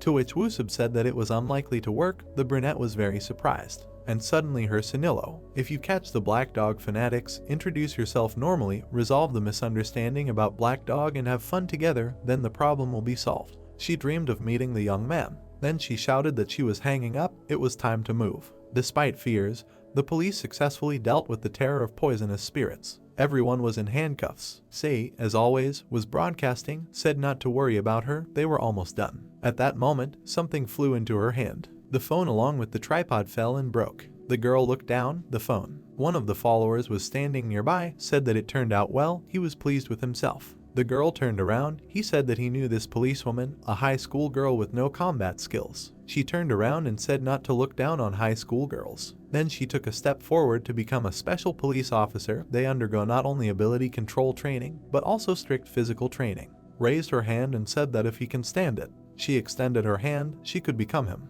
Then she opened her eyes wide and attacked. The man was flying at her, shouting that she really thought she could defeat his shoulders. The brunette's eyes lit up. Secret weapon saving the world, Chapter 1. She began to run around the man, very quickly, shouting that she saw his movement. This really infuriated him. The man dropped, tired, further, swung, Chapter 2, but the man asked to stop. He needed to mentally prepare. Suddenly she froze, thinking that she needed to hit to make the enemy angry. But with which hand on the left, or right, or left? She decided that it was better with her foot. She struck. The man fell to the ground. The girl was definitely pleased with herself. Then she turned to her colleague and without turning around asked to take a photo of her now. The girl asked again. Sei replied that she needed to do it right now because that idiot had broken her phone. The photo shoot began from all angles. Suddenly, something happened. She raised her head and asked what it was. Her friend said that the atmosphere was great now. It looked very natural. The girl looked up at the sky and said that the black poison was coming here, not an imitator, the real one. Fear was visible in the eyes. It was a monster. People were screaming everywhere. The captain stood and asked if he had forgotten to take his medicine today. The woman replied that he had. We needed to run away faster. The black poison was approaching, the real black poison. The townspeople were very scared. A huge octopus was following it. The imitators began to talk and point. One saw their patron right in front of him. In front of them was a hidden weapon of poisonous spirits. This huge squid was a hidden weapon, the ability to turn into a monster from the food he had eaten recently. They all sat in one place and screamed. Black Eye came to save them. Then the girl stopped, turned around and asked to stop. How long can you run after her? The thing is, Rosa was being chased. a huge squid with a gas mask weapon who was very happy. Black Dog followers were agitating people. Earlier, criminals who were dissatisfied with Han Doryung and Black Dog followers united into a group of poisonous spirits to terrorize. Rosa decided to catch them. To clarify the misunderstanding about Black Dog, she put on a gas mask and walked forward. The girl looked forward and asked to save her. The guys looked up and asked to release the hostage. The criminal picked up the laptop and said that if they came closer, he would throw the laptop with the task she had been working on all night. They turned around and laughed when the girl said that they were cruel. The heroine appeared in front of them. She grabbed them by the jackets, and together with them, she jumped from the roof. The girl threw them to the guys and told them to take them. They looked up in shock and said that they were flying. The brunette ran forward and said that using their comrades as projectiles. They fell and Jungi said that she had no conscience. He looked up. The girl disappeared. He thought that she ran. The brunette turned around. He realized something. The special policeman smiled and asked what to do next, all in handcuffs. Jungi thought that there was one special policeman, two special policemen in support, and three poison spirits that they had just caught. The guys looked at him in confusion when he said that he had to go. He turned away and said that he could not stand this asymmetry any longer. The policeman asked what to do. He ran away and apologized. They said that he was crazy and they would complain to the boss. Rosa looked around. She thought she was helping, right? Suddenly she saw the criminal. The guy looked at her and called her Mr. Black Poison. The girl swung her arm and told him to go to jail. She threw him off the roof. The special police saw him fall and asked where he came from. The poisonous spirit hand demon. They looked at him in shock. He stood up. He had the ability to strengthen proportionally to the damage he received. The guy said that it was the first time he was so strong. He stretched out his hand and thanked the follower. The police shouted. Rosa looked ahead and thought about how much she had caught. Suddenly, she felt an earthquake. The floor was cracking. She turned around. The octopus was looking at her. Poisonous spirits had a hidden weapon, the ability to turn into a monster from the food they had eaten recently. Rosa looked at the monster. He greeted her. The girl opened her mouth in shock. When she was a child, she looked at the octopus. Diana asked her why she couldn't eat it. She frowned when she said she was scared. She said it was delicious and healthy. Rosa looked up and screamed. She is afraid of octopuses. The girl ran away and told him not to come near. He replied that he was her fan. Present tense. Sangbok looked ahead and asked if he forgot to take his medicine. Sineo replied that he drank it and needed to run away quickly. Rosa ran ahead. They shouted that it was the real Black Dog. The girl looked ahead and said that Black Dog was leading a monster. Rosa ran away from the octopus. The special police ran ahead. The man tripped. Sangbok tripped. He looked ahead and fell to the ground. Sineo turned around and thought that he couldn't die. She covered him with her body. The girl peeked out and asked if he hadn't noticed them. He turned around when Sangbok said he was the team leader but showed his weakness. Sineo raised her eyebrows when he called her. The man stood up and said that when they rebuilt everything here. He rubbed the back of his head and asked if she wanted to drink soju together. The girl rolled up her sleeves and agreed. She smiled and asked how about a samgyeopsal restaurant. He agreed. The crowd called out for Mr. Black Dog. Rosa looked ahead. She thought that there were people ahead. They would be destroyed if she kept running, but they were bad. She looked back and thought that she couldn't let them die. She turned around and thought that she needed to gather her courage. The octopus looked at her in surprise. The girl hid it and told it to stop following her. The mask on the monster broke. The poisonous spirits looked at her in surprise. The workers had just repaired the asphalt. An octopus was flying towards them. Sangbok looked ahead and called out to his colleague. The monster was approaching them and he said that they would hardly be able to drink today. Doryung flew ahead. A special policeman led the workers away. The blonde guy turned around. He smashed the octopus into the asphalt. Rosa turned around and people were shouting that it was Doryung. The blonde guy looked up. The girl thought that he looked very upset. There were 30 minutes left until the appointed meeting time. Sangbok raised his eyebrows and turned to the guy. He started crying and shouted that he was a fucking idiot. He raised his fist and said that they had just fixed everything and he had smashed it again. Did he have a conscience? Doryung looked at his phone and thought that they had agreed to meet at 7. They should reschedule for later. He looked at the criminals and asked them to wait a minute. The poisonous spirits looked at him and were indignant that he was rummaging through his phone in such a situation. Was he really that confident in his victory? One of them pointed forward and urged them to look. Black Dog was also on the phone. They said that he was very brave. The guy suggested meeting at 8 o'clock. She agreed. They looked at each other. The blonde looked down and thanked Black Dog for waiting for him. The criminals looked at each other. One asked what he said. Doryung reached into his pocket. He took out a loudspeaker and repeated his words. Rosa looked at him when he said that his courage to come and protect his comrades was commendable. But this is the end, she thought. What other comrades? The blonde put his hand to his heart and said that the day he did not kill him. The asphalt began to crack. He said that he would make him regret it. Sangbok cried. The policeman raised his hand and called Jungi. The girl turned around, he said to grab her. Rosa looked down. Her legs were sinking into the asphalt. The brunette looked at her and asked if she couldn't teleport the whole city with her. The assistant ran to him and said that he had handcuffs. He replied that he would just break them and that they were not needed. He started crying. His colleagues calmed him down, said that it was the same with them. He was not really angry. The girl looked down and thought that she was sinking more and more. She looked up. A cloud was forming around Doryong. He frowned and thought that this should be enough. He hit the ground. Jungi was sitting on the asphalt and said that this was too much. The blonde stretched out his arms and asked who he was worried about. He said that he would not die from this. Rosa looked ahead and thought that if she was caught, she would not be able to come to the meeting. And if not caught, they would continue to pursue her, should she run or not. There was nothing to worry about. An octopus appeared. It was walking towards the guy. Someone was running. Sei ran ahead and said that they had to hurry. She widened her eyes and said that something terrible was going to happen to Doryong. Her colleague ran after her. She screamed that they could go by car, but she said that she didn't have a license. The monster was reaching for the guy. He stood up and said that it hurt. It raised its tentacles and said how dare it hit it. Doryong was shackled by the tentacles. The octopus said that it wouldn't forgive him. The blonde turned around and thought that it was a person with an ability. He stretched out his hand and thought that he was huge, but he was nothing. And from Rosa's point of view, the girl looked ahead. Doryong looked in terrible danger. The guy raised his eyebrows and begged to be saved. Jungi looked at the criminal when she said that this octopus got her.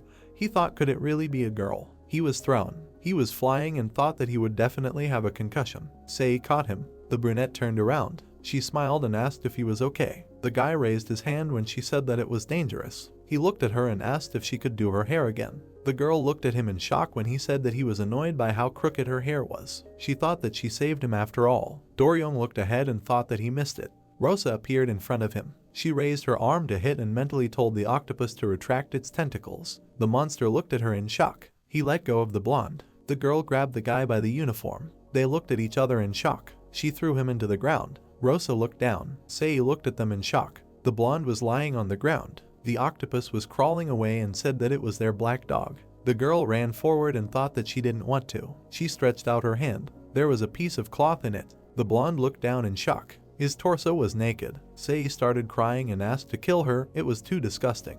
Rosa watched the cloth fly away. The guy was silent. She thought that she needed to cover it with something. She went up to him and covered it with a propaganda poster. The blonde smiled. He leaned on his knee and said that he had met many different criminals, but this was the first time he had seen such evil. Black Dog apologized. The guy looked at him in shock. The heroine had disappeared. At night, the journalist pointed to the city and said that the damage caused by the actions of Black Dog and the poisonous spirits was currently in the process of being restored by the management of special abilities. Diana, without turning around, asked if she had returned. She turned around and said that her grandmother knew everything. Rosa stood there crying. The grandmother screamed, what happened to her? When the poisonous spirits started their terror, the leader of Black Dog appeared. It changed the course of the game. Some of the poisonous spirits immediately ran away in the chaos. Doryong and Rosa seriously hurt each other, and then, the workers clinked glasses. Sangbok and Yeo were celebrating the restoration of the city. The man said that it had been a long time since they had gathered like this, without a leader. The woman said that the guys from the special police were having a hard time right now, and catching poisonous spirits was not their job. They laughed. Sineo looked at Sangbok when he asked if Doryong had made it to the date. The blonde was looking at the screen. He was drying himself with a towel. The girl did not respond to his messages. He looked ahead. Rosa was crying on her grandmother's chest. She held onto her t-shirt and she asked if all this really happened while she was chasing him. She confirmed. Diana asked her to stop crying. The grandmother did not look at her and said that she did not mind that she was Black Dog. She looked at her and said that she had no pride at all to cry because of a policeman. The girl sat down and said that he was very cool. The old lady asked, so what? He was a skinny guy. The grandmother hit herself in the chest and said that she raised her to be such a beauty and she was running after some policemen. The girl shook her head when Diana asked if he liked her. The old lady said that this was crazy, unrequited love. Rosa looked up when she said that she even took after her in this. The grandmother did not look at her granddaughter. When she asked if she also had unrequited love, she confirmed. Gilby smiled. Sineo and Sangbok looked at him with displeasure. The couple looked at him. They asked why he came here. The old man asked if it was really impossible. They answered, of course not. There is no place for a leader here. Gilby showed them his watch. When they asked how he knew they were there, they said they would definitely break the watch someday. Sangbok looked behind him and asked if Doryong was here too. The guy didn't look at him. The boss said he wanted to cry into his pillow, so he brought him along. The old man laughed and said that today was the worst day of his life. The workers asked why he was laughing then. Doryong sat down at the table when Gilby said that he was really cute in this state. The blonde looked up when he was called. Sangbok asked what was up with his girlfriend. The old man looked at him in shock and asked again. Sineo said that he was slow-witted.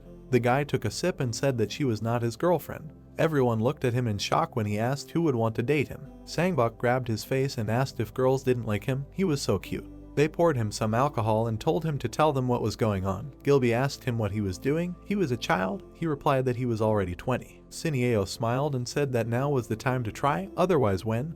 The old man said that she was drunk. She suggested that they clink glasses. There were more bottles. The workers looked at the blonde man in shock. He put the glass down. Doryong raised his eyebrows and asked why he didn't get drunk. He had the ability to regenerate. The man looked at him and asked if he was drunk. The woman said he was just mad. Gilby looked at him and asked what was so mad about him that he lost once. Sineo asked if he was already drooling too. The old man asked if he didn't have many friends. The guy said not from the special police. He looked away and said that he had barely made a normal friend. Probably she saw the fight with the black poison and no longer wants to talk, does not even answer. The blonde frowned and asked how a person can only win. Is it not possible to lose once? Gilby put his hand on his shoulder and said that he had late puberty. He looked at the guy and said that this time has come. He said no. The old man patted his head and said that love is normal. He exclaimed that love has nothing to do with it. Sangbok looked at him and said that he himself has not forgotten his first love. He asked what does that have to do with it. Sineo looked at him when he said he had forgotten everything, and the employee reminded him of how 10 years ago all he did was get drunk. The woman turned around and asked if it was true. She had never heard of it. He said he even hated her to no end. The brunette frowned and said that was why the boss never got married. She looked at the boss and asked if she was still alive. He turned away and said he thought she was dead. Everyone exhaled when he said that it turned out she wasn't. Everyone tensed up when he said she had a granddaughter. They asked if she was married. Gilby shed a tear, and he said of course, it had been 50 years. They asked him if he was crying. He denied it. He said he was so happy to meet her again. Sineo smiled and said, did he really like her that much? What kind of person is she? Doryong looked ahead when he answered that she was very strong. The old man said that she was so strong that nothing could make her waver, but he liked her kind eyes. He smiled and said that at first he thought it was just respect for strength. He looked ahead and said that she couldn't get out of his mind. Gilby said that she had a bright smile. Doryong's eyes widened. The boss said that when they were alone, he was so nervous that he often said nonsense. He worried about little things. Sometimes he was jealous. It was so childish. The guy froze. Sineo said that their boss had such an incredible love. The old man said that he always missed her and wanted to see her. Doryong said that he wanted to see her. Everyone looked at him in shock. He covered his mouth in embarrassment. Sangbok looked at him and asked who he was talking about. She smiled and asked who he wanted to see so much. He said no one.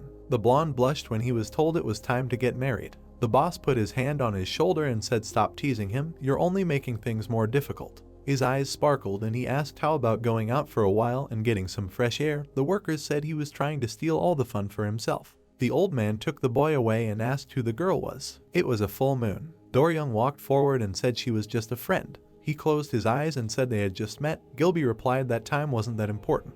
The boy looked down when he said there was a concept called love at first sight specifically for situations like this. The old man looked at him and suggested they go the other way. The blonde's mouth dropped open in shock when he asked what would happen if his girlfriend fell in love with another guy. He replied that it might have already happened. He thought about it when the boss asked him how he felt about it. He smiled when the guy said he didn't like it. Doryong looked down and said that if she liked someone else, he didn't want to interfere and get in the way.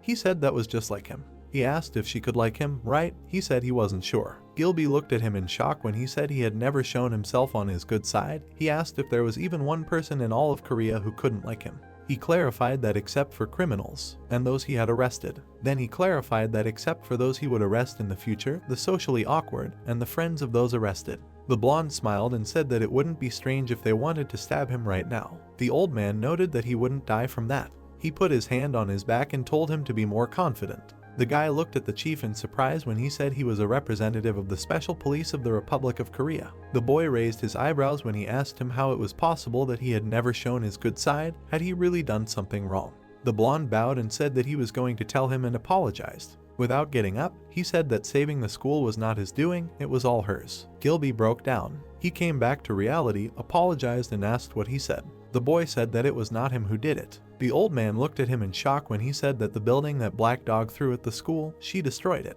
The old man looked at him in shock and asked if it really wasn't him. He remembered Diana's words for him not to try to catch Black Dog. It was her granddaughter. The leader froze. He wondered if he had fallen in love with Black Dog. He asked what her ability was. Doryong smiled and said that it was moving at incredible speed. The old man thought that it was absurd. He took him by the shoulders. He raised his eyebrows, apologized and said that he was being lied to. The guy raised his eyebrows. The guy asked if it seemed strange to him to destroy a huge building with just a quick movement. The guy said that he himself told him. Gilby smiled and said that in the world there are such incredible things as special abilities. The leader raised his eyebrows and shouted what he was talking about. He couldn't even open his mouth. He thought what would happen if Diana found out about the policeman's love with her granddaughter. He made a decision to prevent this. He looked at the guy and said that he should not love this girl. He darkened and said that he was just scared in a dangerous situation. This is not love. The blonde spread his hands and tried to say something, but the leader interrupted him and said that this is not love. He frowned and said that otherwise his life would be in danger. The guy said that he understood him. He looked at the leader and said that he would advise her to become a special policeman. Doryong looked at him and said that he would be able to see everything if she was nearby. Gilby looked at him in shock when he said that he thought it would be safer for both of them. He raised his hands and said that there was no criminal stronger than him. The man asked what about Black Dog. Grandpa paused a little when he wanted to say who Black Dog was. He walked away and said that it was impossible. The blonde turned around and agreed. The leader extended his hand and asked if he was offended. The guy put his hand to his chest and said that no matter how much he objected this time, he would decide for himself. The old man looked at him in shock when he said that he would definitely make her a special police officer. Gilby he spread his hands and asked how he was going to do it. The man replied that he would try hard. The blonde frowned and said that he would definitely change his mind when he saw her with his own eyes. The old man was sitting at the table. He raised his eyebrows and thought how this happened. Mangta knocked on the door. She showed a tablet and said that she had a photo fit of Black Dog. The old man thought that maybe it wasn't Diana's granddaughter. In front of him was a copy of her. The woman folded her hands behind her back and said that she wasn't sure if it was accurate. The victim was in great shock. The chief said that it was accurate. The woman looked at him and asked if she should send the image to the wanted list. He suggested keeping it between them for now. He smiled and thought that she looked like her grandmother. He turned to Mangta. She said that his face was practically glowing. Rosa looked at her grandmother in shock and asked if she was really going to pretend to be Black Poison. She took a step forward and said that everything was fine and she could decide everything herself. She asked if she really thought it was easy to live as a criminal. The girl raised her head when Diana said that until the world completely forgot about her, they would be on her tail. The woman put on a mask. She clenched her fists and said that she would do anything for her. The girl raised her eyebrows. She asked if she thought there was something wrong. Diana sat down on the floor and said that when she was young, she did a lot of things that weren't even supposed to be mentioned. The girl asked if she would tell, and she said no. She said she didn't regret anything. The old lady frowned and said that the special police were the worst people in the world. Rosa looked down when she asked her if she knew what she was talking about, that if she trusted them, she would get a knife in the back. The grandmother looked at her granddaughter. She frowned and asked if the grandmother was a criminal too, and she said she had gotten it all wrong. Diana leaned forward when the girl said that in the end, everything was fine and she hadn't done anything bad, and the grandmother said that wasn't what she meant. Rosa frowned and said that loving someone was not a crime. Diana frowned and said that crimes were okay, but love was not okay. She looked gloomy and said that if she persisted. The woman frowned and said that she would punish her. The girl scowled. She said that it was unfair. Diana screamed that she was tearing her soul to shreds. Rosa frowned and said that she was tearing it too. The heroine closed her eyes and said that from now on she would not talk to her. The girl walked down the street. The grandmother got angry. She lowered her head and thought that because of her, her clothes were in tatters. The suit was asking for help. She went into the store and said hello. She looked at the woman and said that she would like to give them to repair. The woman asked what happened to the clothes in general. The worker gave her a scalpel. Someone called out to Rosa. She became embarrassed when she was asked how many years she had been wearing this outfit. Hadn't she been wearing the same one 10 years ago? The women frowned when the heroine answered that she bought it somewhere in the second year of high school. They asked if she was proud of it. The workers looked at her. One of them asked if she had anything left. She confirmed. Loud sounds were coming from the store. Woosub came in and said that he came to pick up some clothes. The women said that a bachelor had just arrived. Curly turned to him and told him to come up and say whether it was beautiful or not. He froze. Rosa turned to him. There were tears in her eyes. The women said that she was beautiful. After a while, the guy laughed. She asked him to stop. He said that he was trying. The girl pointed to herself and asked what was wrong with her clothes. He said that she should buy new ones. He frowned and asked if she really went on a date in those clothes. Rosa fell to the ground. He asked what was wrong with her. She started crying. She lay down and said that Doryung said that it was the first time he met such an evil person like her. After a while, they walked forward. Woosup said, "What's wrong?" He looked at her and said that he didn't say that to her, but to Black Dog. The heroine's face lengthened. He asked if she was completely stupid.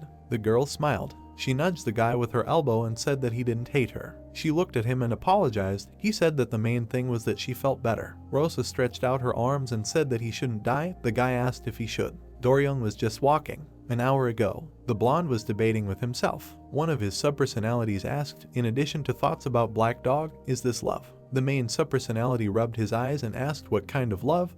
"Just a friend." Traditional Doryung frowned and said that they were a man and a woman, completely crazy. "What kind of love?" Another part of him raised his hand and asked if she was just a friend. Why was he jealous of Woosup? Why did he miss her and want to see her? Everyone started arguing. One said no love, the second if not now then when, the third asked who would protect the country. Doryung looked away when he was called. Joongi was sitting at the table and asked what he was thinking about. The guy came back to reality. He raised his head and said that he was scared. Joongi said that Black Dog was weird. He looked away and said that he had enough strength to run away from him and he did not do it right away. The brunette pointed his finger at the blonde and said that as soon as the octopus grabbed him, Black Dog immediately rushed there. He said that he heard a voice. It seemed like a girl. Doryung looked ahead and thought maybe they were dating. He did not listen at all. Joongi was telling his theory. The guy was wondering why she gave him his handkerchief. He frowned and thought maybe he did not take it, but she gave it herself. The brunette frowned and said that he was actually explaining important things. The blonde widened his eyes when asked why he was daydreaming.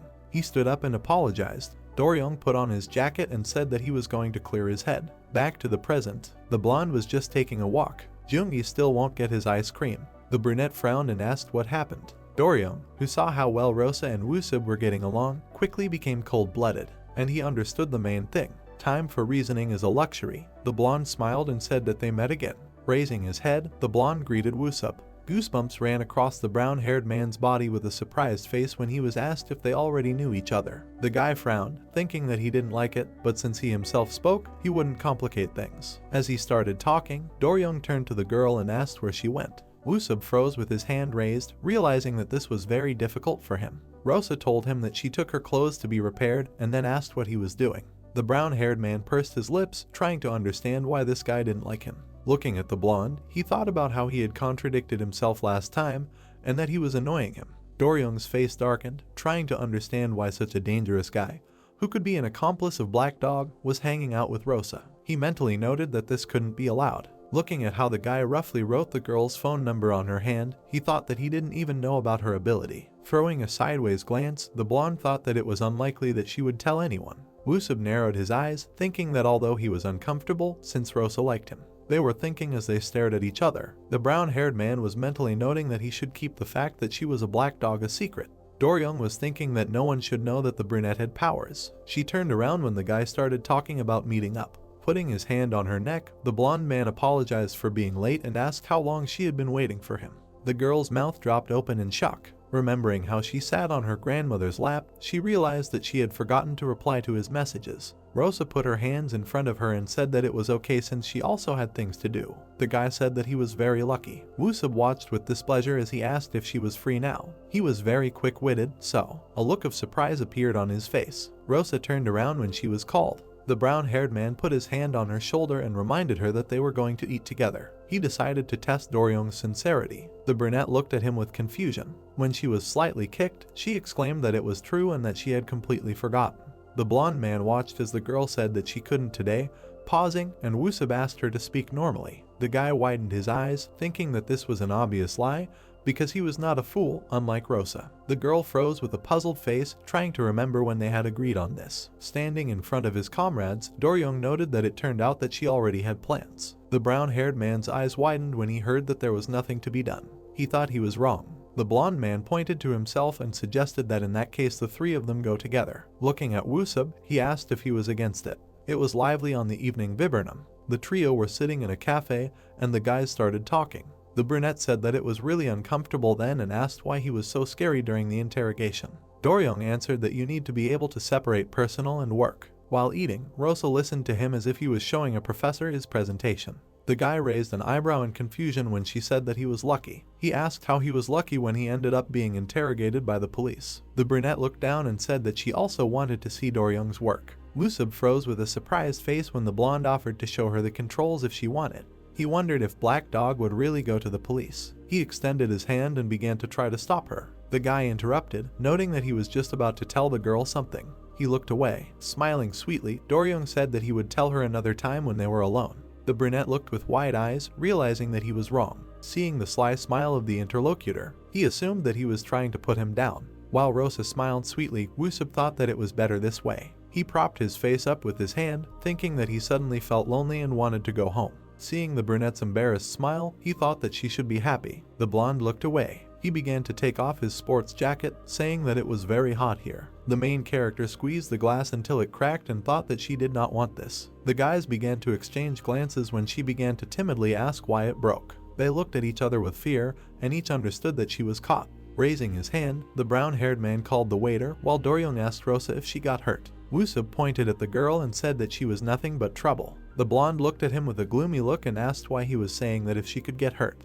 The guy replied that he was sorry. He began to quietly sip his drink while his interlocutors dealt with the glass. The brunette watched the confrontation. She was having fun while Doryung and Wusub could not get along with each other. She smiled sweetly. The brunette perked up when her friend asked why she was having fun. She asked if it was really that noticeable. Pressing her palm to her cheek, the main character said that she had never had friends before, so this was the first time she spent time with someone like this. She hung her head, and the brown-haired guy asked her again. The girl answered that she had been afraid of people since childhood. The two boys listened with annoyed expressions about Rosa having only one friend in elementary school.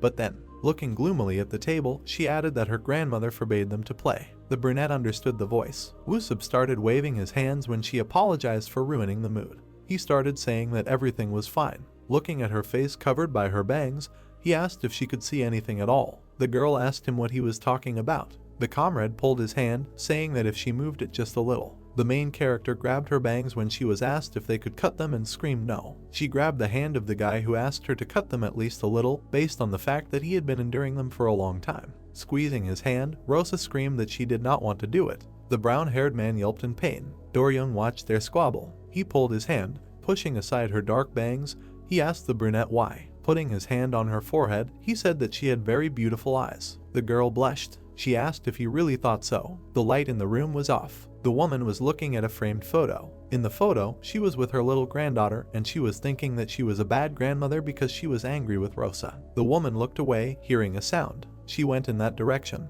Coming out, she saw her granddaughter and asked what she was doing. The girl was standing with her back to her. She showed the scissors and the cut strands of hair, asking if she was doing it right. They both perked up. Moments from their recent argument began to surface in their heads. The relatives froze. Looking away, the grandmother said that bangs were cutting correctly. The brunette handed her the scissors when she asked. She sat her granddaughter down on a chair. The main character looked down and apologized for yelling. The woman, looking down, apologized for ruining her costume. Straightening her bangs under a small basin, she asked if she hated her. Rosa smiled and said that she did not. The grandmother smiled when she said that she loved her, noting that she even helps her with her hair. Raising the basin, the woman said that everything was ready. The girl looked in the mirror. Her face darkened. Seeing short bangs, the grandmother said that it was very beautiful. The brunette screamed in horror. She began to poke at the grandmother. She was indignant with an angry face. She pointed her finger and spoke. Wusub quickly ran with the phone. He grabbed his hair, seeing the main character. The guy pointed to the hairdresser. The hairdresser quickly moved the chair. The sunset covered the city. The couple was walking down the street, and the brown-haired man asked if she would wear a cap all the time. The girl answered that she would, until it grew out. She kept her face down, while her friend said that everything was fine, and she was just not used to it yet. Walking forward, Rosa asked how she could see Doryung now. A passerby hit her with his shoulder. Stopping, she began to apologize, and Wusub told her to watch where he was going. The main character remembered how they didn't touch her shoulder. In front of her, she saw a man in a suit. She remembered how he held a sign saying that he only believed Doryung because he was a person from the group of people he saved. The blonde saved him at the age of 17, catching him in his arms. The shocked man immediately became his fan. Earlier, the girl squeezed his shoulder. She threw him up. When he fell to the ground, he also didn't die. The man writhed in pain in his back and screamed. He was the first victim of the rose. Looking at the pile of documents, he muttered that he would catch her. The man turned out to be a prosecutor and declared that he would put her behind bars. Looking down at the girl, he mentally noted that he had been searching all this time. The main character stood there with a surprised face while she asked if she remembered. Woosub muttered that he didn't really understand the situation. Looking at the gloomy man, he added that he thought it was time to run. The crowd of people rushed after them when they ran. Looking at his friend, the brown-haired man asked what she had managed to do. The brunette replied that she hadn't done anything and hadn't been sticking her neck out lately. Seeing the man with the sword behind her, the guy told her to start begging for forgiveness better because he looked like a prosecutor. Rosa put her hand out, telling everyone to stop. She frowned and asked if he was chasing her because of the broken tone. The brunette with a gloomy face answered that it was not so. When everyone ran again, the main character tried to understand what was going on then, and then said that she remembered. She put her hand out again and started talking about school. After everyone ran, the guy indignantly began to ask what she was doing at all. They were all running down the street and he offered to teleport. The girl said that she could not do it while so many people were looking at her. The comrade asked when she had ever worried about such a thing. He turned around in surprise. Woosub pulled his friend around the corner. The irritated prosecutor cursed. Looking at the many people, he muttered that they did not miss out. When they found themselves in the mall, the brown-haired man asked if they had broken away. Breathing heavily, he muttered that they had broken away only thanks to him. When Rosa wandered off to the side, he asked where she was going. The brunette looked around, and the seller asked if she was looking for something specific. Approaching her, the guy heard that she was looking for a men's checkered scarf. He remembered himself during the interrogation, when he said that girls usually do not use this brand, and it was more like a gift. The brown-haired man wondered if it was really her scarf. He stood with a puzzled face while the main character asked to pack it all beautifully. Approaching her, he asked why she needed it. The girl cast a gloomy look. People were walking around the mall. A couple walked along the corridor, and Woosub asked why she gave it to him if it was for Dorion. The brunette answered that she was not going to give it back and thought that Dorion approached her then. She lowered her eyes when she was asked why she did not take it back. Rosa answered that he did not listen to her, and then she herself forgot about it. While the comrade walked with a thoughtful face when she said that he might not come back because she bought a new one. The guy remembered the blonde and thought that now everything was clear. He ruffled his hair and said that he could give it away and that it was at home in his car or jacket. The brunette said that it was not necessary because it was already used. The friend looked at her. He put his hand on her shoulder and asked her to buy him one too. The girl looked up and said that she did not want to and that he should buy one for himself. The brown-haired man pursed his lips. The main character grabbed him when he started shouting that they were here. His eyes widened. There was a prosecutor with people ahead, showing a portrait and asking if anyone had seen this person. A passerby asked how one could understand something from these scribbles. Woosub looked at his friend and said that it would be hard for them to get out. Rosa perked up when he asked if she had any money. Passing by the clothes, she shouted that she did not want to stand out too much. The guy tried to push her into the fitting room, saying that she always wears a jumpsuit. The girl exclaimed that her face was not visible in it. The salespeople were watching them, thinking that they were very cute. People were walking around the shopping center looking for someone. The prosecutor stood in the crowd, thinking that they were guarding all the exits, and that way they would definitely be caught. A black strand of hair flashed past. The man turned his eyes, thinking that it was definitely her. There was an aisle next to him and a couple in formal suits. The brunette with brushwood and glasses looked at him. The prosecutor looked at the girl passing by. He shouted loudly, telling her to stop. Rosa stopped, and he told her to take off her glasses. When she reached for the frame, Woosub asked if it really didn't work. The girl turned her head and asked in English what happened. The surprised man asked for the glasses. Remembering the main character, he tried to understand if it was her or not. Showing the drawn portrait, she said that they were looking for this girl and that they were very similar. The brunette reached for the drawing. Lowering it lower, she said that she was not the one they were looking for. Passing by, she said goodbye. The man froze, and the guy behind shouted that they saw a similar person to the side.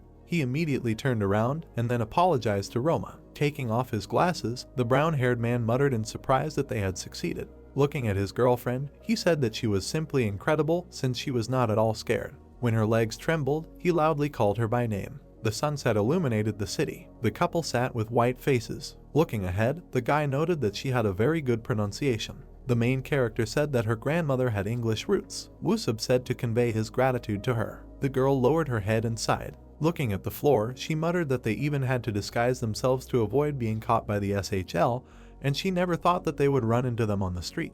The guy became sad when the brunette muttered that the man still remembered her. He saw the tag on her back. Pointing his finger, he asked her to move her hair to remove the tag. Rosa moved her ponytail to the side. The brown-haired man blushed when she asked if she did the right thing. He answered that she did. The residents were walking around the park. Tearing off the tag, Woosub asked not to worry too much. The main character looked at him and he asked her not to worry even though the prosecutor knew her face, because if she acted calmly like today, everything would be fine. The guy pointed at her and added that, moreover, he was an ordinary person and she had powers. Looking at the orange sky, they discussed that since the man did not have her photo, then everything was fine. However, they did not know about the approaching disaster. The voice from the cramped room said that he remembered her face exactly. The angry man clutched the sheet of paper in his hands, exclaiming that if only there was a perfect photo fit. Sei and Manga were looking at their phone. On the screen were videos about Doryong. The guy abruptly snatched the phone from them. His body trembled while he asked why the officer needed it. The woman replied that she was collecting information. She took out her phone and began to say that she thought the public opinion would be bad because he lost to Black Dog, but everyone only talks about his press. The guy leaned over to the phone when he was offered to look. On the screen was a photo of himself with many girls. Doryong read that he dated 50 girls at the same time during his school years and then asked what kind of nonsense was this. Then he saw a blonde guy in a crowd of bows from behind and read that he was somehow connected with gangsters. He exclaimed that it was not him. Looking at the screen with a dumbfounded face, the guy exclaimed that none of this was true. Manga looked up at him and asked how about appearing on Sei's team and trying to explain everything. The girl exclaimed that she did not want that. The officer approached her and whispered that she did not want new subscribers. Sei approached Doryong and offered to try. The blonde guy pushed her away with his hand and said that he did not want to. He noted that he wanted to meet his friend and wanted to ask if the officer knew of a good restaurant. The girl approached with a sly face when Manga said that she was very good at this since she often wrote reviews. The guy looked away, while the brunette added that she also understood dating. The blogger extended her hand and asked if she needed a professional. Doryong asked to take care of him. While they were shaking hands, Sei asked if he had appeared with her on the broadcast. The blonde replied that he had only once. The officer propped her face up, listening to the girl offer various options. She pointed at the screen, asking if they had already been to the cinema. Hearing a negative answer, the blogger suggested starting with him. Manga took a photo of them, thinking that they looked good together. On the screen, Sei and the guy were standing next to each other. At that time, the woman did not yet know what a stormy reaction this photo would bring. People were walking along the evening street. The girls' faces were blushing. Looking at the guy, they whispered. Doryong was standing in trousers and a vest. He closed his eyes and mentally noted that he was too early. He started scratching the back of his head, mentally noting that maybe he was the only one who considered this a date, and there was no need to worry in vain. While his back was being touched, the guy thought about how excited he was. He started turning around when he was asked how long he had been waiting and answered that he had just arrived. His eyes widened. Rosa stood in a skirt and vest and greeted him. Her friend blushed wildly. Stopping in front of the guy, she thought that they were dressed just like a couple. Remembering Woosub's face, she thanked him. The girl who arrived 10 minutes early said that she wanted to arrive first, but he beat her to it. The blonde who arrived 30 minutes early said that he was in too much of a hurry. He looked away and began to mumble. The brunette brought her hands to her face, hearing that she was very beautiful today. Doryong smiled when she said that he did too. His eyes widened. The female lead perked up when she was asked about the bag in her hands. She took out a checkered scarf. After giving it to her boyfriend, Rosa noted that she had lost his scarf recently, so she bought a similar one. The blonde covered his red face and said that she didn't have to do that. Looking at the smiling girl, he thanked her. They approached the movie theater. The couple looked up. The brunette's mouth fell open in surprise. Looking at the poster with the image of a vampire and a girl, she asked if they were going to watch it. She began to clench her fists when her friend asked if she wanted to watch something else, and she replied that she didn't and that she was going to watch a horror movie for the first time. Doryong looked away and began to think that maybe she would be very scared and they shouldn't watch it. After leaving the theater, the man hung on his girlfriend, saying that he was very scared. The cool brunette gently told him to calm down. The blonde frowned, thinking that this movie was definitely worth watching. Rosa was thinking about the movie with Doryong at the same time. The guy swallowed, thinking that however, watching the woman on the screen defend herself from the men, he mentally noted that he was also watching a horror movie for the first time. The guy and the girl were sitting on the chairs, listening to the screams. The policeman propped his chin, thinking that the movie was not scary at all. He looked at the brunette. Watching her drink the drink, he wondered if she was interested. The blonde perked up, hearing a scream. On the screen, the man was asking why the police hadn't arrived yet. The brunette looked at her friend. Doryong looked down, trembling, listening to the disgruntled exclamations about the police. His eyes widened. The woman's hand lay on his knee. The main character covered her mouth with her hand and whispered, "Is he okay?" The guy's face turned red. He replied that everything was fine. The woman in the movie said that her boyfriend was the devil all this time. She screamed that she believed him, and he had been deceiving her all this time. The blonde exhaled, mentally rejoicing that the end was coming soon. He saw that the girl started to cry when the woman in the movie called her boyfriend real evil and asked him to disappear. The policeman looked at her with surprised eyes, trying to understand what was wrong with her. The brunette frowned and closed her eyes, continuing to cry. Do-ryung pulled his handkerchief at her, while the heroine of the movie screamed that she could never forgive him. After a while, they walked down the street, and he said that at the moment this was the scariest movie in the series. Walking along the sidewalk, Rosa asked if he was scared at all. The guy answered that only a little. Covering his face with his hand, he said that it was the moment where the police did not arrive. The main character perked up when he asked why she showed. She turned away and said that the part where he lied to his lover was sad. The blonde asked if she was that sensitive. The girl looked down. She looked at the other guy and started talking. Do-ryung grabbed her hand, saying that they should go. He smiled widely and suggested that they look around here a little. The brunette looked with an embarrassed face. While the moon was shining in the sky, she thought that she would tell him about it later. The guy lowered his head, shaking. He compared the cat keychain with Rosa and laughed loudly, saying that they looked very similar while she asked where. She started rummaging through the keychains, while her friend said that it was pretty cute.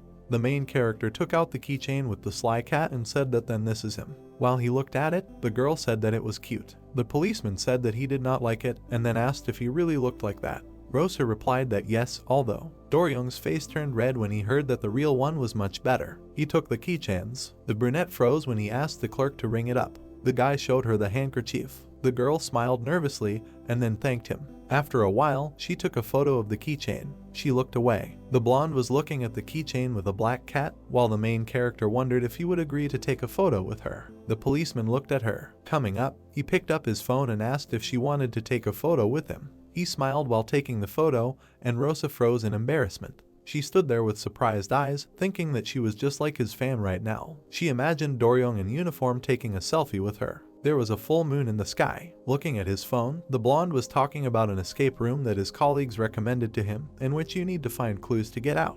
They stood there with surprised faces, thinking that it would be fun. The guy pointed to the shelf when asked if they had chosen a scenario. He chose the one Sei had recommended. The man at the reception asked with a sweet smile if it was true that they wanted to go on the quest My Heart Beats So Hard That I Can't Escape. The police officer thought the title was very strange. While the lights were on in the room, the man offered to explain the idea. He handcuffed the couple and said that they needed to find clues in the room to win and the key to the handcuffs. They both perked up when they were asked if they were of age. Their faces were blushing. There was adult content in front of them. Walking through the quest, the girls muttered that all those mannequins were naked. Imagining Sei's happy face, the guy screamed her name in his mind. The couple walked out of the building with red faces. The guy shouted loudly, asking Rosa to stop. He asked her not to touch there. The blonde looked at her with stunned eyes, saying that if she did it that hard. The girl was clutching an adult toy. Do-ryung held out his hand to it, and she said that there were only batteries inside. She walked forward, declining the policeman's request to let him search. The female lead pulled her cuffed hand while the guy continued to insist. He froze with surprised eyes. While the brunette stood there with a gloomy face, he wondered why she was so strong. She looked at the sign that asked not to open it because it was a prop. The blonde reached for her hand. The female lead lowered her gloomy gaze when he said that it said it was a prop. She said it was suspicious. The guy looked at the wall in fear. Pulling the brunette towards himself, he pressed himself against the bookcase, exclaiming that this was not allowed. Rosa lifted her onto the falling bookcase. She grabbed her with her hand. The girl looked at him in surprise. She was sitting on the policeman, holding the bookcase. Sweat was running down the blonde's face. Lying under his girlfriend, he offered to take the money and leave. They found themselves on an empty street. Walking along the road, the policeman said that he had no idea that there would be such a concept. While they were being spied on, the brunette said that she was having fun. Looking at Do-ryung, someone whispered that it was definitely him. Looking at the girl, the unknown people noted that she was definitely not a special police officer. The two girls, criminals with special abilities, smiled contentedly. Invisible said that she didn't care at all. Slime noted that the hostage would only help them catch him. The girl followed the couple. The main character asked if he would return to school. The policeman agreed, noting that it was better not to let her through. Invisible pulled the scarf to Rosa's face, mentally noting that they would not even have time to blink an eye. The brunette noticed something. She waved her hand and threw the criminal away, thinking it was a fly. The couple turned around at the sound. The man was looking at the boxes on the ground, asking why they fell. He looked up. A guy came up to him, saying that he would help lift them. The man's face turned red. The two bandits were hiding in the garbage bags. Slime looked at her partner, asking why she flew away like that. The girl answered that it was all because of that girl. Lying on the ground, she noted that she was very strong. The brunette said that now it was her turn. The slime slowly moved along the ground while the main character was talking to the man. The criminal looked at her, mentally telling her to continue not paying attention to her. Approaching her leg, she noted that she would kidnap her in an instant and take her hostage for the sake of it. Rosa did not notice how slime wrapped himself around her leg. The bandit was surprised. She tried to pull the girl towards herself, realizing that she was not moving at all. The brunette walked forward when the blonde called her. She stepped on slime. She screamed in pain. The main character turned around in surprise. While the girl was sitting behind the wall, she said that she felt something sticky. Invisible sat down next to her, noting that she had already said so. Rosa approached them, hearing that she was not an ordinary girl. The bandits looked up at her. Their faces were covered in sweat. The brunette started calling someone. Jangxian smiled widely, saying words of gratitude, adding that they had been wanted for a long time. Looking at the girls in the car, he said that they could not catch them in any way since they did not know that they had such unusual abilities. Rosa smiled nervously when she was asked how she managed to catch them. The blonde covered his face with his cap while his colleague said that he didn't even notice them and made the girl do all the work instead of the policeman. The female lead screamed that it was not so and that he was exaggerating. Doryong waved his hand at the guy, telling him to leave if he was done. The brown-haired guy turned to Rosa. She blushed when he asked her to take care of Doryong. The policeman looked at him, ordering him to finally get lost. The brunette waved at the car. She turned around when the guy started apologizing. He covered his face with his hand and said that all he does is show his weakness. The girl pursed her lips when asked if it was true that it was disappointing. She went to her friend and started saying that they had one invisible enemy and the other was spreading on the ground. The guy rubbed his chin, listening to him say that it was normal that he didn't notice them. The female lead smiled nervously when he said that she was very kind. The blonde said that even now she continues to protect him. The brunette's eyes widened when he said that she was the strongest of all those he knew. The policeman looked down and said that he respected her very much. He thought that this atmosphere was unlikely, but maybe. Doryong approached his friend's face. He took her hand. Looking at the girl, he suggested that they catch Black Dog together. Rosa looked at him with surprised eyes while he said that he could not do it alone, but together they could definitely do it. Holding her hand, the guy suggested that she become a special policeman. People walked past. The news was on the big screen. The girl lowered her head. She asked, what if Black Dog had no bad intentions? While the criminal was shown on the screen behind her, she asked what would happen then. The policeman looked at her with surprised eyes, asking her what she was talking about. He froze when the brunette suddenly asked the criminal special circumstances. The blonde let go of her hand. With a confident face, he replied that he had nothing like that. While people were walking along the night street, he said that even if there was a reason for these actions, the citizens were in constant fear because of him. People were asking when he would be caught and what if he lived somewhere nearby. Standing in front of the girl, Doryong said that there were no victims yet, but if nothing was done, then they might regret it in the future. The screen showed a policeman. The guy with a confident look said that no matter what his intentions were, it was simply necessary to catch him. His eyes widened when Rosa asked what would happen then. She stood in front of him and asked what would happen to him after he was arrested. The blonde man lowered his eyes. While the man stood by the window, he said that criminals with abilities recognized as a serious threat to society. Gilby looked out the window. Doryong said that they could be executed. Looking at the girl, he said that Black Dog would definitely receive the death sentence. The couple walked down the street.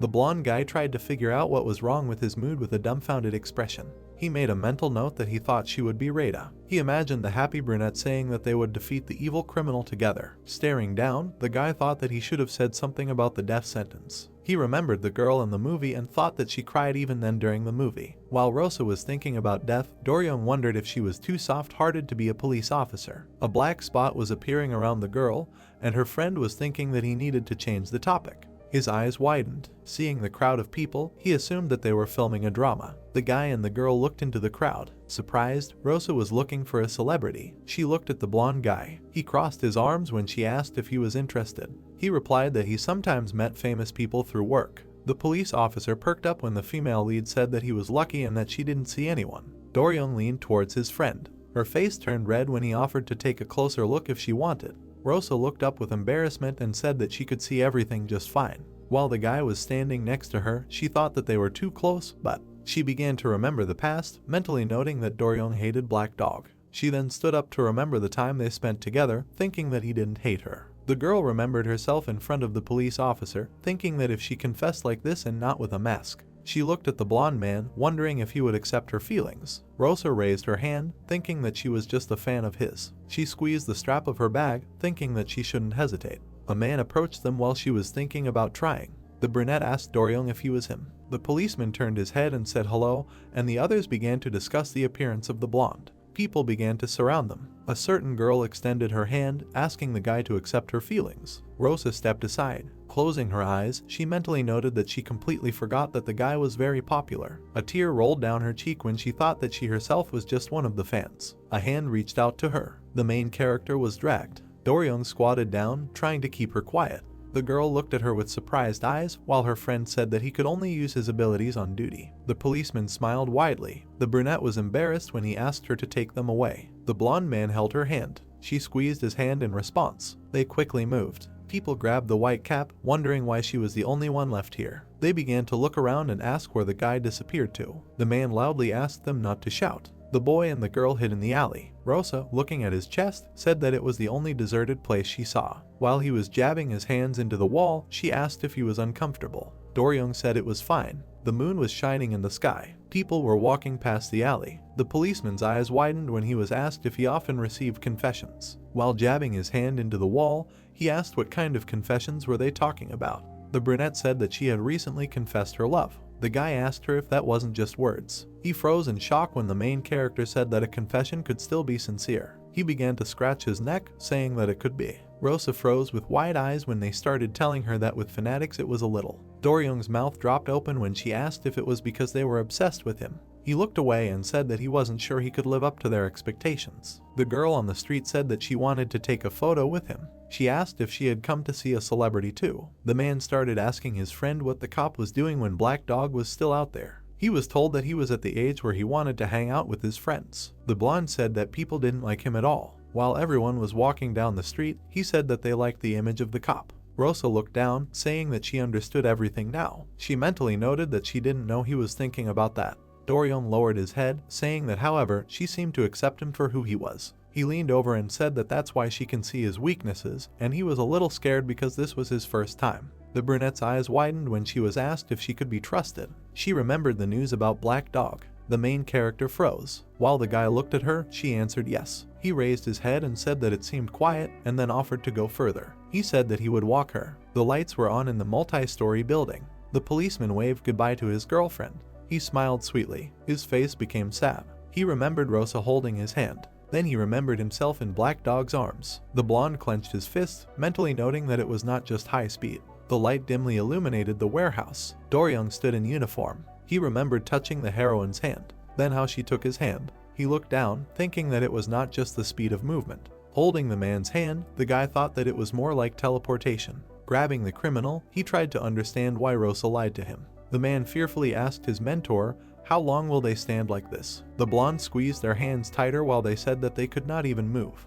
The men froze, thinking that he had finally arrived. When Jungi appeared, they began to call him. The criminals were kneeling and begging him to arrest them. The blonde turned his gaze to his comrade and asked why he came. The brunette approached his partner and said that after the end they would need to talk. The light was on in the white corridor. The guy pointed his finger, indignantly shouting that love is great and wonderful. Poking at Do-ryung, he shouted that he would only be glad if he found his happiness. Jungi hung over him and told him to look at himself. The policeman answered his eyes, listening to how he had not been himself lately and on duty. The blonde raised a displeased look and asked what the problem was if he had not missed a single criminal. The brunette curled his lips, saying that it was so, but he asked if he knew what had happened because of him. The police car was driving along the road. The guy began to tell that when he was transporting them, he was a little late. He raised his head, feeling a strange smell. The officer turned around when he was called. The handcuffed man sat in a yellow puddle, saying that his friend was a little. Jungi's eyes widened as he said that his comrade had peed on the seat, but he didn't care because he was in the clouds. The brunette sniffed his sleeve and said that it was not critical, although the smell had not completely disappeared yet. Do-ryung, with his eyes downcast, listened to the words that if this continues, something serious can happen. He perked up when he was asked if he would be able to resist Black Dog in this state. The blonde remembered how his colleague explained it to him. Looking down at him, he asked if he could repeat what he said about Black Dog again. Looking at the corridor, Jungi muttered that he really did not listen to him. Looking around, he said that this was just his hypothesis. Do-ryung, with a tense face, listened to his friend's words that he did not think the criminal was going to kill him. Remembering the fragments of the letter, he said that the test did not quite fit into the theory, but the blonde sighed. He remembered how Black Dog showed the phone. The brunette was surprised when the guy noted that Black Dog once said that he was not a bad person. The officer approached and indignantly asked why he was talking about this only now. The policeman replied that he thought he was just a psycho who liked to fool the police. He remembered how he listened to the apology with a surprised face and said that last time he even apologized. The guy looked down. A man came out from behind the machines when he pointed and asked what he was doing. The officer smiled broadly and began to laugh, saying that he was caught. He said that he just wanted to listen. The leaving Jungi froze when the man began to say that he was such an inveterate perfectionist that he would have immediately run away. The brunette's face began to sweat when he heard the question, "Are you aware that another job leave without a reason will punish him?" His face turned red when the female voice asked what they were doing here. Sei winked and said that she had arrived. When the officer hugged her, she asked what was wrong with him. The man watched as the guy thanked her for coming. He asked if it was her day off. The girl replied that it was. Dorang perked up when she said that she came here for him. He asked her why. The blogger pointed her finger and asked with a smile if he had already forgotten. Her face darkened when she reminded him of the stream. People were walking past a tall building. Rosa was sitting on a bench. She wondered with a surprised face if this was really a dream. She began to remember the moments of her date with the guy and wondered if she was really on a date with him. Clutching a can of drink, the brunette began to ask with a smile what should she do now. The liquid splashed on her from the can. Woosub, covering his mouth, laughed at her. A guy came up to him and asked him why he was laughing while he was talking about his foggy future. The brown-haired guy replied that he just saw something funny. He waved to his friends and told them to go without him. When he approached the main character, they started asking if she was the girl with the scarf. Rosa looked at her wet clothes in shock. The guys stood behind with gloomy faces. The friends headed to the girl's restroom. Woosub crossed his arms and said that his friend knew how to surprise. The girl looked at him with surprised eyes while he asked what was there to think about. She looked away. People turned around in surprise at the loud scream. The brown-haired guy looked at him with shocked eyes while the brunette asked him to be quiet. She bowed her head and asked what he thought about it.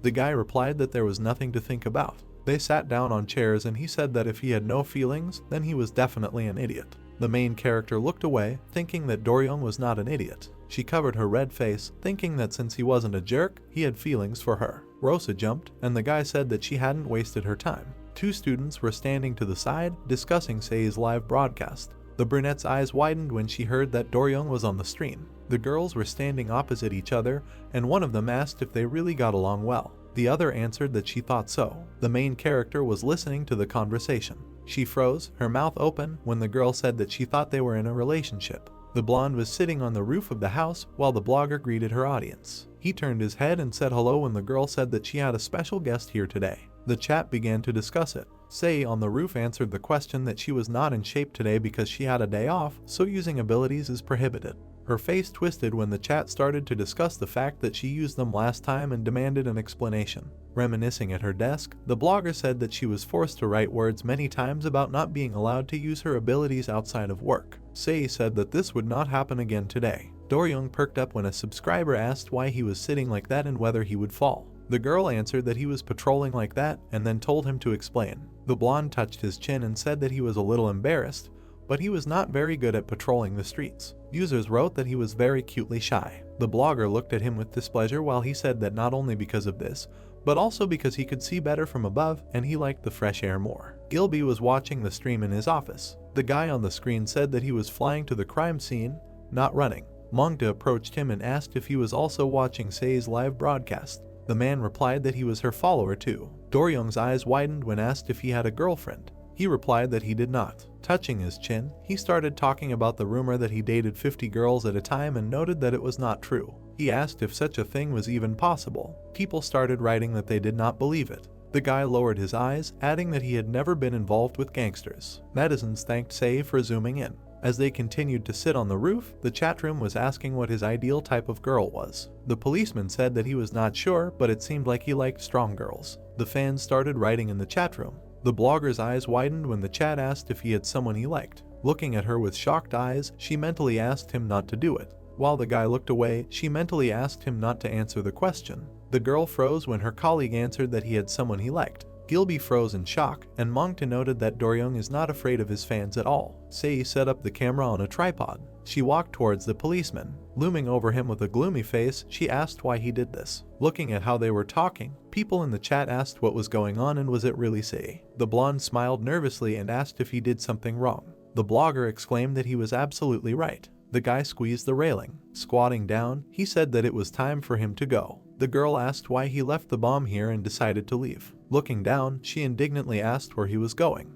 The policeman was jumping from the roof. Remembering the lock on the door, the blogger asked how she was supposed to get down from here now. Jungi said with a confident face that he came on call. Looking at how Sei was hugging his knees, he asked what she was doing. The blogger answered that she was dumped. Questions began to appear about whether Doryong was in a relationship, and his girlfriend was Sei. Someone answered discontentedly that he really liked him before. The girl looked at her friends and asked what difference it made if he was not an idol. Another asked why the newspapers were exploding with this news. Everyone around was discussing the situation. They said that although the guy was a simple policeman, they hid the relationship. People asked why they had to talk about it so suddenly. The guy asked his friend if it was just rumors. The friend asked to look at the phone. He showed a photo of Doryong and Sei together. Rosa was looking at her phone screen. Woosub was standing next to her. In the evening, they found themselves in a cafe. The brunette was crying bitterly. The brown-haired man looked at her while she said that she was fine and that he shouldn't worry about her. He mentally asked her to stop lying,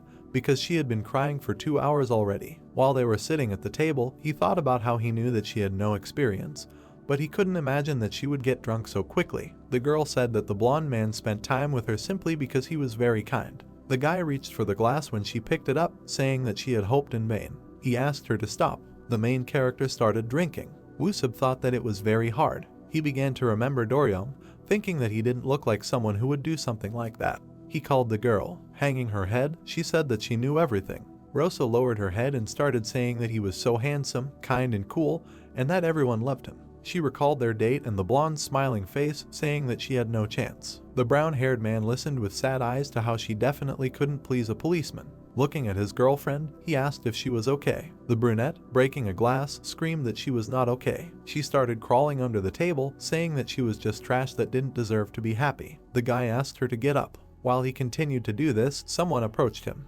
Woosub covered the girl with himself and said hello. His friend noted that he had previously refused to go with him, citing business. While people were approaching the table, the brown-haired man said that he had simply promised another person earlier. People began asking him to drink with them if he was already free. He smiled nervously while they asked him why he needed to drink alone. Woosub noted that he was not alone. Pointing to an empty space, he said that he was here with a friend. His eyes widened, and a certain girl laughed at him. People were walking along the evening street. The guy was running and calling Rosa. Sweat was running down his face while he realized that in this state, she could do stupid things. The brown-haired man with a surprised face wondered if she would teleport. Tears began to appear in his eyes, and he thought about how he would never give her a drink again if he found her. He ran along the sidewalk. The brunette was standing across the street with a stranger. Woosub turned around with a shocked face. The girl was looking at the blonde's phone. The main character with a gloomy face listened to the words that Doryong was now fighting a special criminal. The guy grabbed her hand and asked what she was doing. The blonde froze in surprise when they moved. He began to point to the side, shouting that they disappeared. A passerby asked what he was talking about. While the moon was shining in the sky, she was telling him that he should drink less. The brunette and the guy fell to the ground. Woosub turned his head, wondering where they were. His eyes widened. In the sky, he saw Doryong surrounded by criminals. Looking at him, the brown-haired man realized that Rosa had transferred them to the blonde. The policeman looked at the copies of the criminal, who was telling her to find the real one. He thought that this was annoying. When the main character got up, the friend began to ask what she was going to do. The girl grabbed the motorcycle. Frowning, she said, "Don't dare." Rosa threw the motorcycle, screaming that he dare not mock Doryong. The policeman and the criminal looked at the motorcycle in surprise. It knocked down the man. The guy looked down. Seeing the brunette's angry face, he wondered what she was doing here. The guy was hanging in the air. There was a bright glow around him. Rosa, the girl, looked very tense. A guy came up behind her and covered her face with her hair. He looked shocked. What was that? Did that girl dump him? Did they get caught? The crowd looked at them in shock. What was he talking about? It was just a guy. Definitely him. You only need to look at his face to understand. He smiled and looked around. Okay, let them think it was him. A passerby asked if he dumped her. He replied that he couldn't just stand there and watch something like that. The guy continued to cover the girl's face, answering the passersby. They told him that he was very strong. He joked that he was a physics student. The girl tried to break free. Doryong was approaching them. He and everyone else saw him and stepped aside. The blonde guy came right up to them and looked down at her. The guy greeted him. Holding the girl, he became a little nervous. Trying to explain, Doryong frowned and put handcuffs on his hand. He looked at the blonde guy. He said that the guy was coming with him. Do-ryung was already putting a handcuff on his other hand. He said that he would explain later similarly, and with a flick of his finger, he lifted him into the air. He was scared, a bright glow appeared around him. Do-ryung had a bruise under his eye. The detainee said that he was fine, and Rosa was too drunk, he should be next to her. The hero turned him over, and smiling, he threw him far behind his back. He only shouted that he was not joking and that she really shouldn't be left alone. He looked scared and fell into the hands of another policeman. He held him in his arms, they awkwardly looked into each other's eyes. The brunette silently looked at him. He only tried to say hello, but suddenly he saw his hair, and he got very angry. Other policemen surrounded the girl with hair on her face, pushing back the crowd. The guy extended his hand to her, and pushed the hair aside, but she stood there in tears. He put his gloved finger under her and carefully removed the tear. He leaned over and smiled. He said he would take her home. The full moon illuminated the rooftops. With the girl in his arms, he landed on one of them, and sat her on the edge. He stood in front of her, asking what happened. Rosa looked away. Do-ryung looked at her compassionately. The girl only uttered the word celebrity. He asked again what was she talking about, and raised his head to the sky. He was surprised by what he heard. She asked him not to be so kind to her. The hero put his hands on his face. He is always kind to everyone, that's why he spends time with him, walks him home. He asked her to stop, and approached her, which surprised her. Does she think he does this only out of kindness? Such closeness made the girl nervous. He thought they had become very close. Do-ryung reached out his hand to her, but she waved it away. Maybe it burdens her. The stars were shining brightly above them. The girl is a rock that he has a girlfriend. The guy interrupted her, asking what she was talking about. Rosa lowered her head, tears appeared in her eyes. He doesn't have a girlfriend. She touched his leg with hers. Really? He leaned towards her ear, saying that there is a person he likes. The girl pursed her lip in tears. The guy was a little worried, asking if she would ask who he was talking about. She pushed him away from her with force, answering that she wouldn't. She held her arms outstretched in front of her. The guy looked at her in surprise, because she was just a friend. Do-ryung took her hand. Rosa looked into his eyes. Then he would ask. The guy looked at her seriously, asking if she liked Yusup. The girl looked at her with her big eyes. Is he a good person? She thought he was. The guy was surprised. Yes, she answered. The hero lowered his eyes, and turned away from her, so he interfered. Do-ryung turned and saw that the girl was walking off the edge of the roof. He tried to grab her. He wanted to say that he wouldn't do it again, but he interrupted himself, shouting Rosa. His fingers were close, but they didn't reach her. What was she doing? She answered that she wanted to sleep and went home. He jumped after her, and grabbed her in mid-air, saying that the stairs were on the other side. Both of them suddenly disappeared, and found themselves in the room on the bed. The hero was shocked. He turned and saw Rosa already sleeping next to him. He looked around, thinking about what kind of place this was. Suddenly he saw something. His portrait was hanging on the wall. Immediately after, he saw a tall and strong woman standing next to him. He thought maybe it was his grandmother. Her shadow fell on the guy. He asked, "What is this?" The guy was amazed. A tall, pumped-up woman with earrings in her ears and a t-shirt with the inscription "Love" was standing in front of him. Could it really be that? He was confused and wanted to justify himself, but someone grabbed his head. The neighbors were discussing something while sitting in the kitchen. There was a noise on the upper floor. The woman asked, "What is going on there?" She turned to the second one, having asked maybe she should go up and scold them, so she said not to think about it. The apartment was a complete mess. A grandmother lives there who is raising her granddaughter on her own. The door was broken in half. The grandmother demanded an explanation. The TV practically fell off the wall. The guy said that he did nothing. He saw her on the street, she was drunk, he just wanted to take her home. The grandmother looked sternly. She held the guy's leg. He wants her to believe that. The woman frowned at Do-ryung. She said that she didn't want to see her granddaughter dating such a cute boy. His hair was curled to the floor. He thanked her. She replied that it was not a compliment. A little later, the grandmother was sitting on the floor, the guy was kneeling, trying to come to his senses. The misunderstanding was cleared up. The woman raised one eyebrow. He was so surprised. The guy smiled and put his hand on his chest. He couldn't even imagine that Rosa would be her granddaughter. The grandmother looked at the guy intently. What's so strange about that? She's just her copy. No. The hero lowered his head. He didn't mean that they were different. Just two people who saved his life. The grandmother was surprised to hear. It was her and Rosa. They sat closer to each other. She asked if he dyed his hair. The guy replied that it was his natural color. The hero was still nervous when talking. She said that she did not remember him. He replied that it was nothing. He remembered how he was little, sitting among the ruins with his head covered, a strong woman holding her fist above her head. The sun shone on her, covering her face. She asked if he was hurt. The child lowered his hands. He replied that he was fine. The woman turned around and left. She told him not to sit there and run home. The child watched her go. He looked at her with admiration. After what happened, he decided to become a person like her, so he went to the special police. He clenched his hand into a fist and leaned on it. Then she really saved his life. Doryung approached and looked into her eyes. He definitely wanted to thank her if he saw her again. The woman sat opposite. He asked if she had any special abilities. Both looked at each other. He said that if she came to the headquarters, but the grandmother interrupted, asking. Gilby did not tell anything at all. The lights on the ceiling were brightly burning. If he likes Rosa, she should ask him a question. The hero was surprised by what he said. What would he choose, his job or her? He looked at the family photo of his grandmother and granddaughter behind her back. Even if the girl commits a crime, she looked into his eyes. Would he be able to throw away his debt and protect her? The guy lowered his head and thought. He began to worry. The hero was lost in thought. He doesn't know because this won't happen. The woman sighed deeply. The guy looked down, upset. He doesn't come over. The grandmother started to get up from the floor. She doesn't want to be rude, but he and Rosa. The guy interrupted her, saying that she had nothing to worry about. He remembered the girl's words, and he was upset. His feelings were not mutual anyway. The bright moon illuminated the night sky above the house. The woman was surprised to see someone in front of her. God, him again. A guy was sitting opposite with his head lowered. Did Yoongi do this to him? Her words surprised him greatly. She apologized for doubting his testimony. Black Dog's description was surprisingly accurate. He asked again what she had noticed. At the end of the hallway was a vending machine.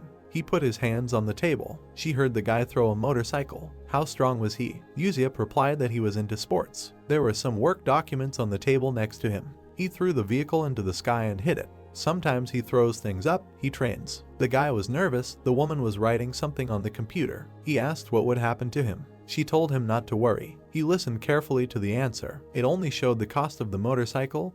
They would figure out the rest themselves. The guy looked down, asking how much it would cost. She handed him the paper. He sweated from excitement, trying to say that he did not have that kind of money. The girl looked at the monitor again, answering that Doryung would cover its cost himself. The guy leaned closer to the woman in surprise. Why did he need this? Thanks to him, the criminals were caught, and asked if they were friends. The guy pointed at himself in surprise. He and Doryung. The woman looked at him in surprise. No, the guy said they were best friends. The guy pulled his hand away and smiled. She said she thought so. Doryung, what was he up to? There was a security camera mounted in the corner. The guy stood up, awkwardly scratching the back of his head. The woman said he could go. He thanked her. The guy silently looked towards the exit.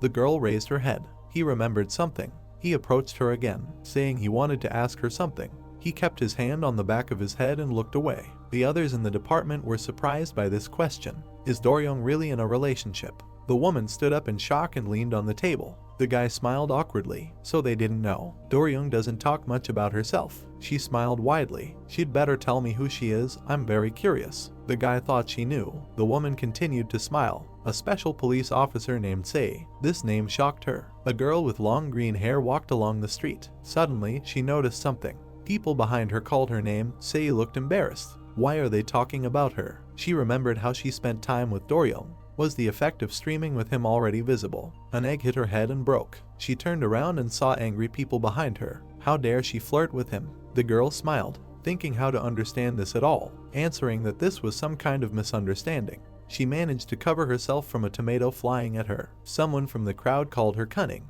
The girl was scared. A passerby asked how she dared to pester the naive Doryung. Someone's hand reached for her hair. Sei did not understand what he was talking about. A girl from the crowd grabbed her hair. She didn't like her right away when she started following him. The girl tried to free her hair. The crowd demanded that they break up. Suddenly her face was illuminated by a flash. People were holding phones in their hands. Sei was confused. They said that they would take a photo and post it online. At that time, the girl was sitting at home, needing a pillow, saying that she almost got into trouble. Special policeman Sei. Ability, foresight. The girl imagined herself sitting in front of the computer broadcasting, waving her arms and smiling, saying that it was not true, but no one believed it. Messages in the chat advised her to leave him and saying that this was too much. She buried her face in the pillow. Raising her head, an ominous smile appeared on her face. She said that she would see who got who. Later, she went outside and looked around. A couple of vegetables were flying at her. She turned around in time to notice them, and caught a tomato and an egg in each hand, standing on only one leg. The passerby was very surprised. Did you see that she caught everything?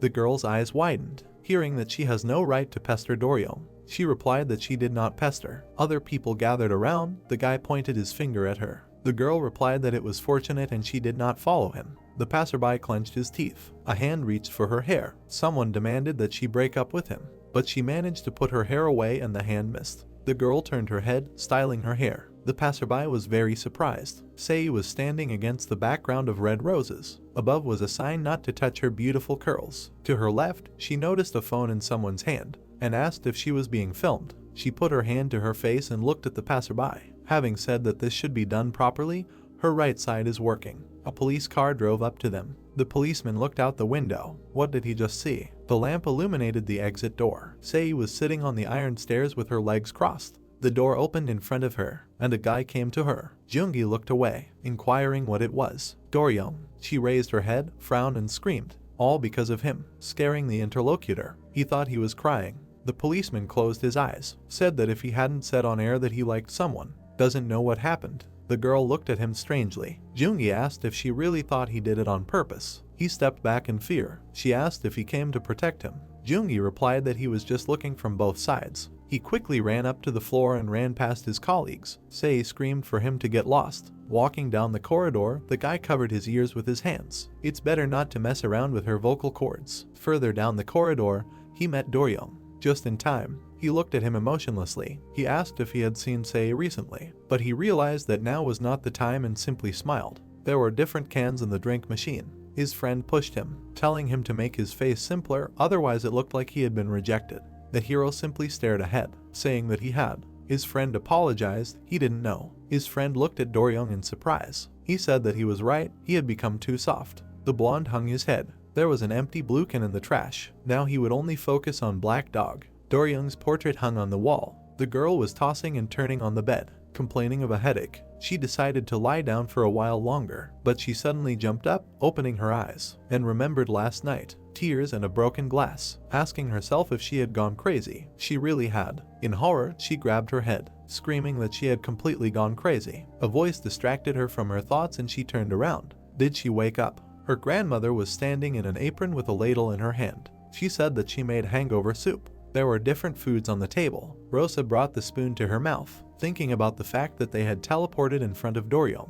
Her hand shook and the contents spilled. Did he understand that she was Black Dog or not? Her grandmother called out to her and she was scared. The woman lowered her eyes. When she found out that the girl was Black Dog, she was very proud. The table was covered with different foods. Does the girl know the reason? They were sitting in front of each other. The grandmother thought that her granddaughter was of the same opinion as her. The girl looked at the woman. She asked what was good about special police. Rosa lowered her head in thought. The grandmother looked at her. They save people, after all. The eldest asked again. The girl raised her eyes and looked at her. The woman bent the spoon, clenching her fist. The woman looked at her granddaughter seriously. It would be better to remember that people like them are not considered people at all. The girl was in a hurry, saying that she would pass. She stood next to a boy who was putting out a fire, asking what happened. He answered about the explosion. People gathered behind. Someone asked if she could have foreseen this. What was she doing anyway? This angered Sei. She thought that she heard everything. No one died only because she foresaw it. People began to discuss them, which attracted the attention of the guy. Why is he here? So strange. Is he the only one helping? Sion appeared next to the girl, saying that she would bring the commander of the recovery team. They are waiting here, and they are not letting people near. Sei wiped her forehead with her hand. She was surprised. She did not expect to hear this. Someone from the crowd called them terrorists. Where the girls were standing in front of the fence, she asked the second one if the second one did not think that there were more crimes since Doryong started dating. The second one supported and laughed. The guy turned his head towards her in fear. The crowd was discussing the conversations. They could not put everything on display. People die from flogging. The townswoman extended her hand to her friend. And anyway, why the guy? Sei interrupted them, cursing. The townswomen were shocked. The girl looked at them menacingly, saying that they were annoying. Sei was walking towards them. The townswoman asked if she had misheard. Sei was walking towards them. A child folded his arms behind him in worry. She had heard everything correctly. The policewoman approached them, looking through them. She told the truth. What was the problem? Adding that she had repeated 1,000 times that she was not dating Doryong. The guy raised his finger to his face in confusion. They should at least sometimes listen to what they were told. The boy decided that he needed to call his elders. The sun was shining on the gray factory. Broken gas masks were lying on the floor. 2 guys were sitting on the floor nearby. One was shouting that they really didn't know. Doryong sat opposite them holding heavy objects above their heads, telling them not to make fun of him. He leaned towards them, saying that they were his followers. Are they saying that they don't even know about his identity? He frowned and looked at the one who answered. Even the leader of the poisonous spirits doesn't know who Black Dog really is. The other one wanted to add something, but something flew between them and hit the metal floor, breaking it. The policeman raised his hand, ready to ask for another object. One of the bandits couldn't stand it and was ready to tell everything. Covering himself with his hand, he began to tell. He doesn't know the names, but he knows where he will be. The second one asked him if he's crazy, forgotten about the rules of the poisonous spirits. This interested Doryong and he lowered his hand. He shouted that it didn't matter, he saw what situation they were in. The bandits turned their heads to the policeman. He asked where he would be. The blonde one listened attentively. General Assembly at the University Festival? He heard so. A fellow officer came up from behind. He said he needed help. Doryong turned to him and asked where. The hero held the walkie-talkie in his hand, frightened. The girl screamed that they were not dating. There were two townswomen in front of her. One said that there were articles that they were dating. The other assumed that they were dating then too. She pulled her hand away and screamed. Would Doryong neglect his duty? Do they stop working themselves when they start dating someone? Other passersby took out their phones and started filming. Or are special police officers not allowed to do this? Are they celebrities? Or is this a mortal sin? They commented on what was happening, calling her stubborn. Sei lowered her head and turned away. Doryong this, Doryong that. The girl put her hand up and smiled. Is he the only policeman? She turned to one of the passersby. Are they saying that she couldn't foresee this? The girl looked closely. Without her, there would have been a lot of victims here. The guy was walking through the crowd, asking to let him pass. He was surprised by what he saw. Sei put her hand on her chest, saying that they were people too. The guy extended his hand in front of her. She was indignant. Wasn't it too much to ask of them? She fell silent and looked at Doryong. Her eyes grew bigger. He told her that was enough. She looked at him in surprise. She replied that she hadn't finished, which had shocked her colleague, and she would tell him. He listened to her silently. She told him to stop pretending to be good. There were a lot of people gathered in front of them. He couldn't deal with his personal problems and was driving them to this. Not an important role model. She nudged him with her elbow, telling him to move away. Sei addressed the crowd again. She said this for the first and last time. The townspeople were surprised, as was the colleague standing next to her. Doryong was the most shocked of all. She shouted that she hated him. Taking a deep breath, she screamed loudly that she hated it so much. This moment was captured, and she was suspended from work for a month. The man was sitting at the table in the office. He was holding a phone. The girl was wearing a red suit. She said that she didn't even regret it at all. She raised her hand. She'll just have a rest. It turned out well. She'll see how they cope without her. The chat was amazed by her. The girl pointed at the camera, asking if she should tell him what the creepiest thing about that job was. The chat agreed. A watch. She raised her hand with a watch on her wrist. They are very creepy. The girl held her hand up in front of the camera. Not only is the use of abilities tracked, but also the location. She made a strange look. What's so special about these abilities? It's not prohibited by law. There were two monitors in front of her. There was artificial light. Do they attach sand pawns to the ankles of fast-running people? No, and strongmen are not tied with ropes. She unfastened her watch, cursing at them, and throwing them at the monitor. She wasn't going to wear them this month. This moment was captured. She got 1 million subscribers. The question was asked if he thought the same. Doryong stood in front of the boss, and asked again. He clarified that it was about the watch. The man turned his head towards him. Did he also think they were his shackles? It was night outside and the stars were visible. He replied that he thought it was necessary because abilities were responsibility. The guy kept his hands behind his back, adding that, as the boss had said, special abilities were akin to weapons. The grandmother put both hands on the table, saying that special abilities were proof that her granddaughter was superior to others, an attempt to control them. Rosa and Doryong looked at it differently. The police's main mistake. The windows in the house were lit up at night. The stars illuminated the courtyard of the house. Someone congratulated her on her 1 million subscribers. She wanted it so much. The girl lowered her eyes. Rumors that he and Doryong were dating were dispelled. Jungi closed his eyes, saying that they could now switch to them. Although, the girl was lying on top of him and hugging him. It's hard to even imagine. Sei and Jungi have a special relationship. The frame got bigger. How did this happen? Memories of him touching her hair, and how they worked together. It happened on the day of the poisonous spirit's terror. The guy took a strand of her hair. She said that they almost caught them. He said that it couldn't be helped. The girl looked ahead. Even Doryong is not omnipotent, he added. Jungi held her hair and was focused. It still hurt. The guy adjusted her bow. He thought that she joined the special police for popularity. The girl was indignant. The guy said that she was so serious about this job. Naturally, he put his hand on her head. If only she had foreseen it earlier. He smiled and interrupted her. No, she's already doing well. He looked at her affectionately, and he really likes that she takes this seriously, so let her not screw herself over trifles. And he offered her something to eat, and he started to leave the room. Sei's face turned red, she held her hand on her head. The cafe sign was shining brightly. They were sitting at a table with a lot of different food on it.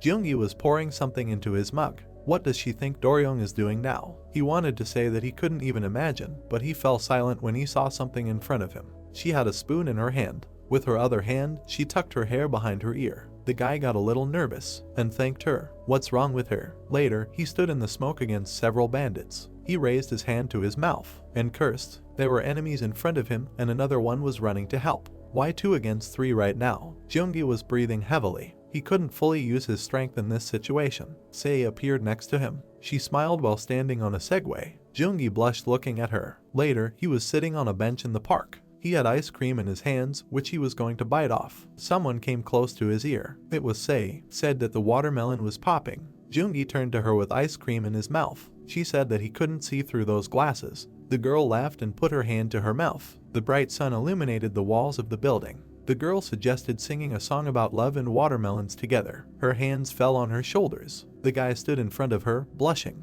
asking her to stop. The girl naively put her finger to her lips. Stop what? He asked. She wasn't serious, was she? Sei noticed a crooked stripe on his jacket and began to straighten it. Oh, I need to fix it. Junggi jumped away from her, screaming that it was about that. The girl tilted her head, looking questioningly. Why was she acting like that? The guy blushed even more from the answer. She really liked him. He slapped his cheeks and lowered his head, saying no. Why? His cheeks were still red from the blows. She was still studying. She interrupted, saying that they had a 3-year difference. There was no need to exaggerate.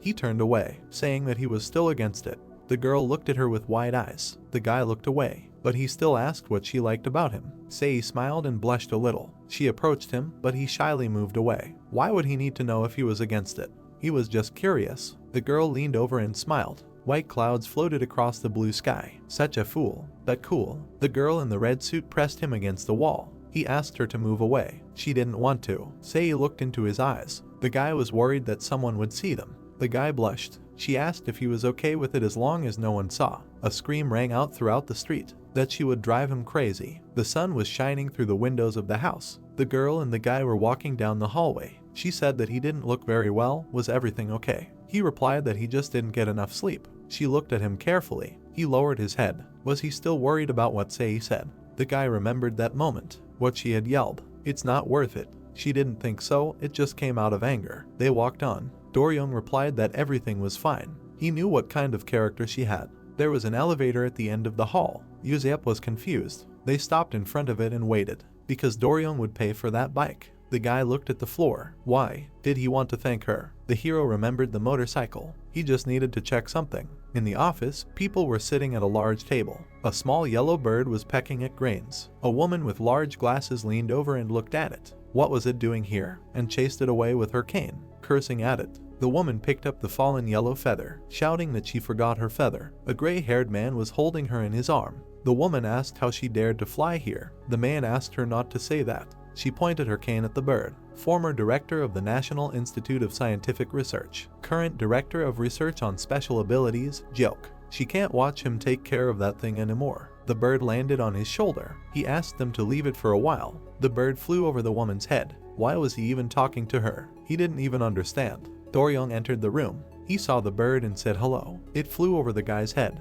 and said that it was a rotten witch. The walls were painted white and dark. The hero stood with his hands folded behind his back. According to the results of the interrogation, information appeared that poisonous spirits would appear at the university festival. The woman listened to his report. They could arrest the ringleader. Well, they arrest him, but then what? The guy turned his gaze to her. There is no point in this until they catch Black Dog. Jioke walked up to him, and all because he can't handle his job. She looked at him intently. Isn't he the strongest? She poked him in the head with her cane. Do-young stood there calmly, enduring it. Why couldn't he catch her? She kept doing it. The guy didn't show any emotion. Is he ignoring her? At that moment, he remembered the moment with the motorcycle, and his surprise. The girl who dumped him. Move on. He was surprised to see this. The woman said that she just caught him already. His eyes were closed. She demanded to bring him here at any cost. The guy opened his eyes and calmly looked at her. He understood everything. Students were walking near the school. There were many students in the corridors too. Rosa looked at the phone screen in surprise. Sei was on the news, who said that she hated Doryong.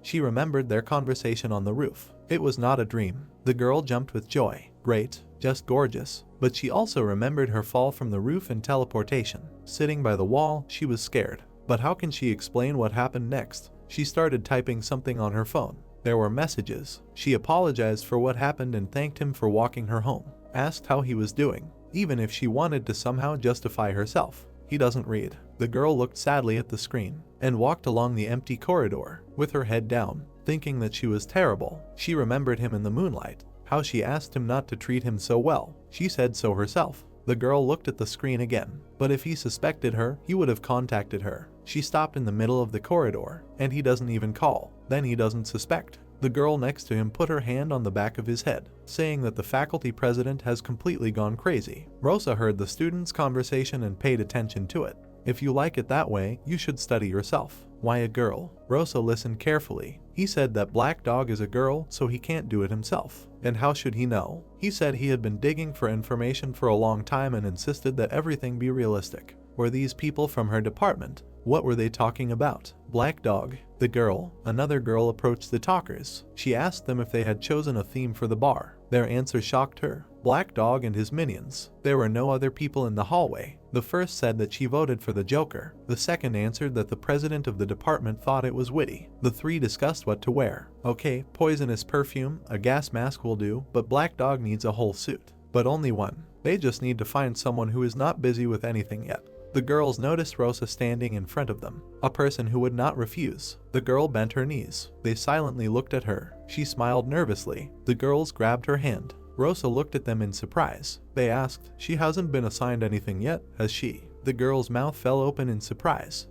New message from Rosa. "How are you?" Doryong looked at the phone screen and put it in his pocket. He watched the stadium from above. A girl came up from behind, said the festival was so fun. Jangxian turned her head to him, asked if he wanted to participate. The guy said he had no choice. The other two climbed over the railing. Jangxian ran after them, shouting that they wanted to take a closer look. There was a bright moon in the sky. She held the fugitives in front of her, demanding that they repeat after her. She leaned towards them and looked at them seriously. They will not use their abilities without permission. Threatened Chunyang to send her home. She looked at the two, said she would definitely send her. There were many people walking among the pavilions. And why did they come here? She bent them over, holding them. Chunyang said because it was fun. No, she answered. She turned them towards her, asked if he could understand poisonous spirits. The guy in the white shirt sat at the table. Their leader will appear today. What kind of leader? The leader of the pawns. Doryong looked down. The girl said that they would patrol together, and if something bad happened, they would deal with it.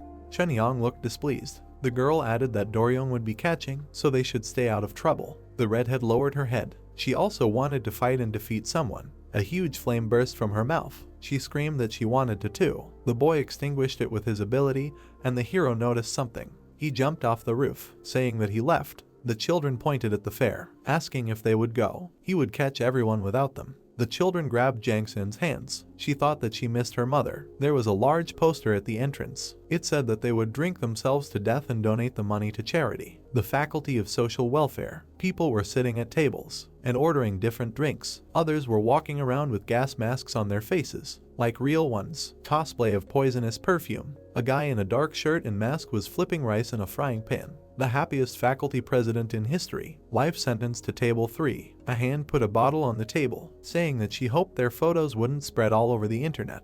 The other two were standing on the green grass. Although they were still luckier than her, they tried to remember her name, saying that she was so inconspicuous. The girl was standing in a mask and a black hood and holding a sign in her hands. Rosa, the killer bar Black Dog. Faculty of Social Welfare. The other students were scared seeing her. Someone complimented her costume. The girl took out her phone, asked to take a photo together. She agreed. They stood next to each other and took a selfie. Rosa noticed something. A guy came up to her. Yuzip pointed at her and was very surprised. Who is she? The gas mask was lying on the bench. He was scared for a moment. The guy was holding a tin bottle in his hand. What's that called? Schrodinger's Black Dog. Both real and not real. The girl was sitting next to him on the bench, asking him if he was busy with something. He replied that he was taking a short break, it was too hot inside, and handed her a drink. Offering her a drink, but then changed his mind. The girl asked why. He turned away and lowered his head. She was still asking. No, he understood, but the girl also lowered her head.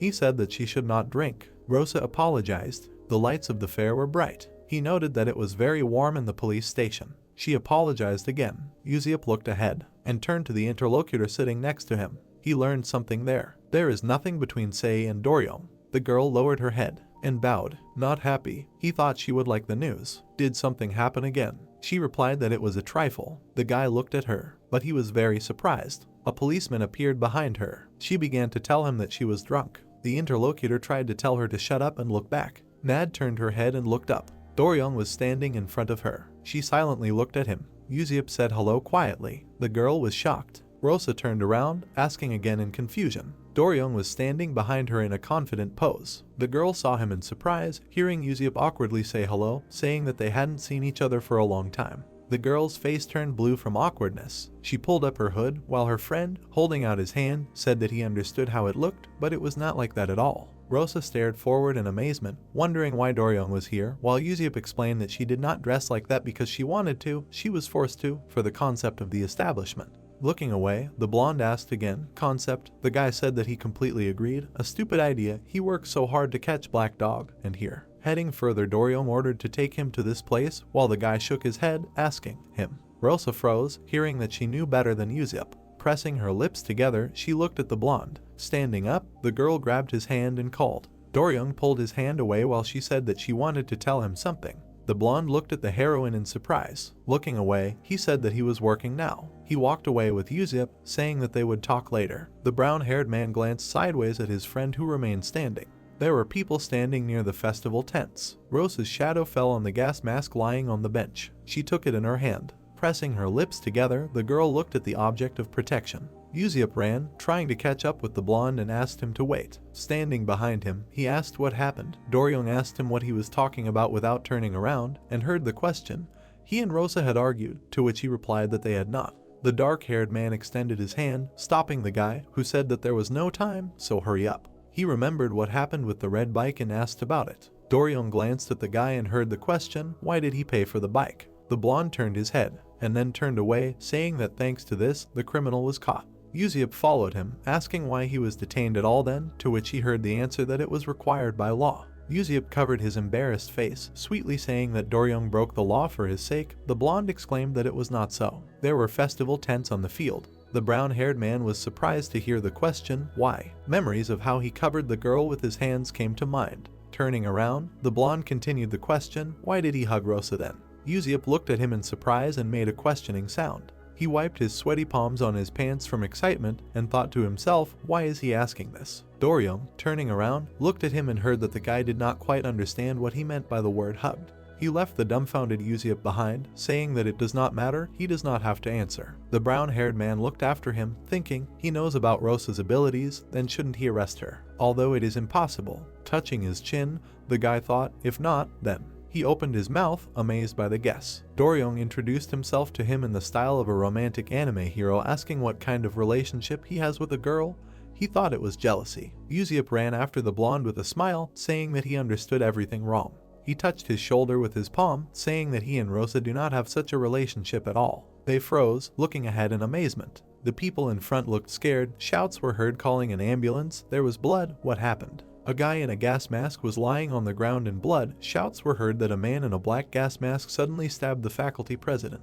The guy scared the girl, shouting that he might still be somewhere here. So many people in masks, it was impossible to understand. The man grabbed the member in the mask, saying that he did it. The member exclaimed that it was not him. Doryong walked through the crowd and snapped his fingers, causing the people who said that they were leaving so that they would not get hurt to stop. The people around were surrounded by a glow from the ability. The blonde told them to stay put. Yuziep raised his hand in surprise, realizing that he could move. The policeman told him to check on the injured person. Doryong waved his palm, hearing his comrade agree. The people were surprised to see how the masks were removed from their faces. A question was heard, is he okay? The students were surprised when the force removed their gas masks. The hero asked, came to his senses, gloriously. Doryong thought that there was no here. He brought his fingers to his face, thinking that he could not have gone far. Doryung turned around, noticing a trace of rapid movement behind him. A bright trace was left from the rapid start. The students were running away. Someone called 119, talking about what happened at the dormitory. Words were heard from among the bushes that he had told them not to act alone. 3 people were sitting on the ground in gas masks. The guy in black dropped his knife, saying that the president of the faculty had been annoying him for a long time, constantly humiliating him. How dare he? The man in white asked him discontentedly, had he forgotten their goal? What if he attracted too much attention? He leaned back, saying that Doryung was already here. They were finished. The attacker apologized. The third participant said that it was strange. The people in gas masks turned to him, hearing that he doubted that the nins could react so quickly. The guy in the blue hoodie asked if someone had leaked their plans to them.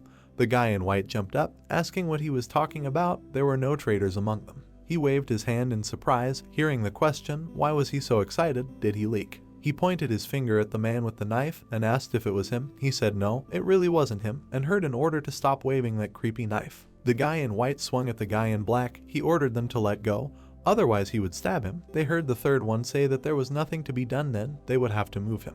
They turned, hearing the question, is Doryung the only special policeman here now? The blonde looked around. The students standing around were talking, noticing the man in uniform. Someone said that he heard that the faculty president was stabbed. Maybe they should run from here. Doryung turned around in surprise, hearing a scream. 2 explosions appeared ahead.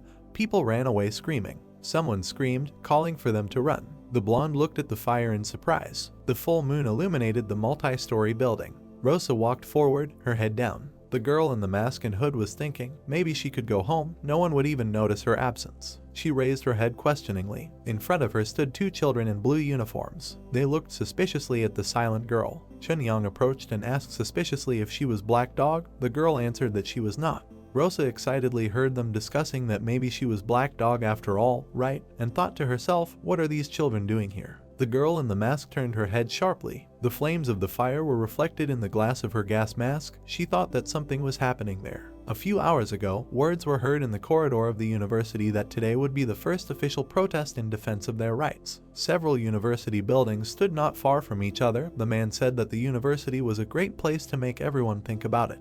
The guy in the gas mask and hat said that here they would demonstrate their special abilities, which they had been forced to suppress until now. He sat on a chair in front of the tables with only 2 people at them, saying that it was for their rights, but then he stopped and asked why so few people had come. It was so annoying. Students were hanging out at the festival stalls, at the same time poisonous perfume. The guy in the Panama hat and mask thought, the festival. He bent over, covering himself with his hands, and thought that he couldn't have fun at it, because everyone said he smelled bad. The man was spraying from a spray bottle, shouting that it stunk. There was a black haze around the guy. He thought he couldn't hold back any longer. The guy jumped up, clenching his fist, and shouted that he also had the right to enjoy the festival. Poisonous spirit Hyanggi, the ability to stink. The guy blushed, clutching his throat with his hand. Flames were coming out of the mouth of one of the people sitting at the tables.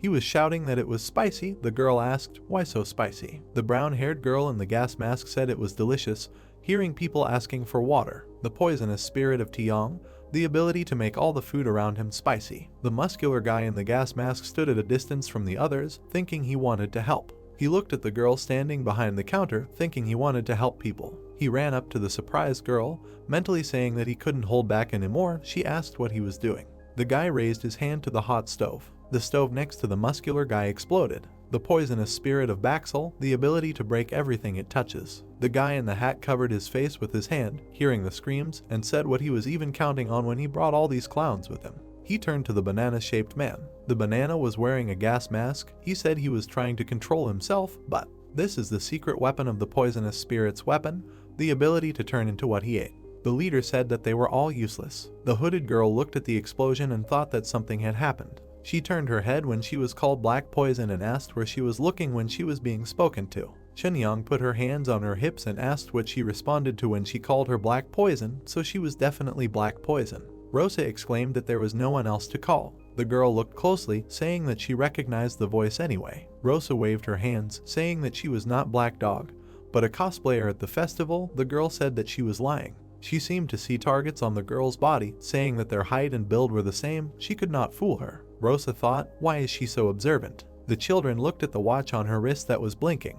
The girl raised her wrist, saying that they were being called, shouldn't they go? She clenched her fist, hearing her say that it can't be helped, they can't help Doryong, and thought that's right, let them go already. Rosa looked at her wrist in surprise, which had a handcuff on it. She walked, cuffed to Mongryong, and asked where. The boy replied that she really could be black poison, so let her wait here for a while. He hooked the second ring of the handcuff to the bench, hearing the girl say that it was a good idea, let him cuff her there. She tried to stop them. She turned around, seeing the children running away. The red-haired girl said that they would see each other later. The girl in the mask silently watched them go. She looked at the handcuff and thought, are they gone? While the girl was trying to take off the handcuff, thinking that she needed to break them, she heard someone shout that it was black poison. Rosa looked at the guy and said that she was just a cosplayer. He pointed at her, said that she scared him. The heroine looked at the guy and the girl, who asked how this happened, was this some kind of event? She answered that yes, we need to find the key to the castle. Tears appeared in Rosa's eyes when she heard the question. How is this possible? Someone is already looking. And, answering that yes, she mentally prayed for them to leave. The balloon burst from a dart that flew in, laughter was heard. The guy threw darts at the balloons, saying that this was the best festival. He turned around when Doryong approached him and told him to stop. The blonde pointed at him, telling him to stop right now, but then he covered his nose with his hand in disgust, while Youngie screamed that this was too much. The hero reached out with his hand, covering his nose, but could not speak from the urge. Surrounded by the stench, the boy laughed, saying that even Doryong himself could not move because of his ability. The observers supported the policeman. Youngie asked, what now, and then made a surprised sound. A golden glow appeared around the smoke of the stench. Doryong, stretching out his hand, used the ability, surprising the boy. With a movement of his hand, the blonde threw him aside and said that he thought he was going to die. A fire was visible behind the students. A trace of rapid movement was left on the field. People were sitting on the ground, shouting that this was a special policeman. They were saved. Jangxian, turning around, told them to stay here. Approaching the fire, she shivered, saying that it was hot. Chunyang passed by with a cloth in her hands, telling her to get out of the way. The girl pointed her finger and exclaimed that she told them to refrain from unauthorized actions, but since she came. The girl approached the fire, saying that she had come here only for this, that this was her destiny. The eldest shouted at her to go quietly. Axel, who was standing by the fire, looked at her and thought that she was a special policeman. A muscular guy approached the girl and told her to go away. She waved a cloth, saying that she wanted to be here. The guy tried to push her hand away, saying that he did not need the help of a special policeman.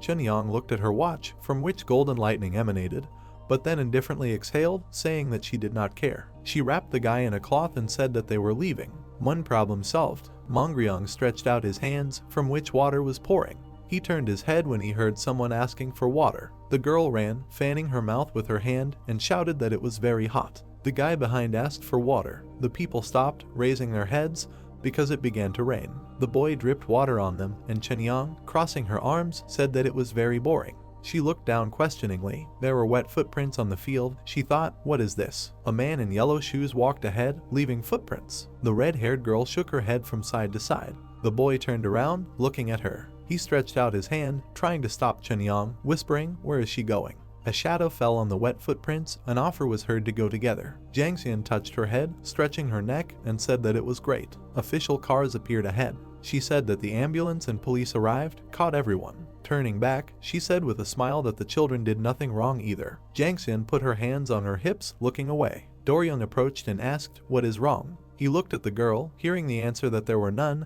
and asked, who? Looking at him, she said in fear, Chunyang and Mongryong. Among the shelves, a man in black approached a man in a yellow coat and asked, library, it's time to get out of here. The man in yellow exclaimed that he knew. He held an open book in his hands, saying that unlike the boss, he couldn't even go to university because of his ability. Poisonous spirit Jisung, ability very, very oily skin. The leader covered his hands when his comrade turned around and exclaimed that the library. The guy in the gas mask exclaimed that he also wanted to read books in the library. The boss pointed his hand to the side and said that he was crazy. Does he even know how many special police officers are there now? They turned around in fear when they heard that she had found the criminals. Chunyang put her hands on her hips, shouting for them to stay put. The boss raised his hand, covering his face, and asked what he told him, let him run at least. Chunyang peeked out from behind the guy, pointed a finger, and called out. The leader towered over her, asking, is she a special police? Looking at him, the red-haired girl said that yes, not officially yet, but she was interrupted by the word poor things. The guy in the gas mask looked down and said that the entire headquarters of the special police were exploiting such small children. He grabbed the girl's hand, saying that this is the very watch that monitors and controls the use of abilities. Chunyang broke away, hearing the question, "Isn't this strange?" The girl looked at her watch and said that it was because she was strong and was told that it was not. The poisonous spirit extended his hand, saying that this watch. Instead of the boy, she saw the boss, who said that these were shackles for her. She covered her ears with her hands, not wanting to hear that it was so that he could use the children to achieve his own goals, and exclaimed that it was a lie. Chunyang glanced at her watch, hearing that it was proof of this. The man leaned over her, saying that Gilby wanted to keep all people with abilities under his control. The boy continued that he was hiding everything under the accepted name of Special Police. With tears in her eyes, the red-haired girl covered her ears, hearing that it was so that they would do anything for him. She screamed, denying. The poisonous spirits looked at Jisung, engulfed in flames. He looked at the boss, who said that it was a weak ability, but it worked great on the child. The ability of the poisonous spirit leader is psyche destruction. A huge fire broke out in the library. The leader said that because of his fat, the fire spreads quickly. It is dangerous here. They walked away. The guy asked, "Will that child be okay?" Mongryong looked into the room.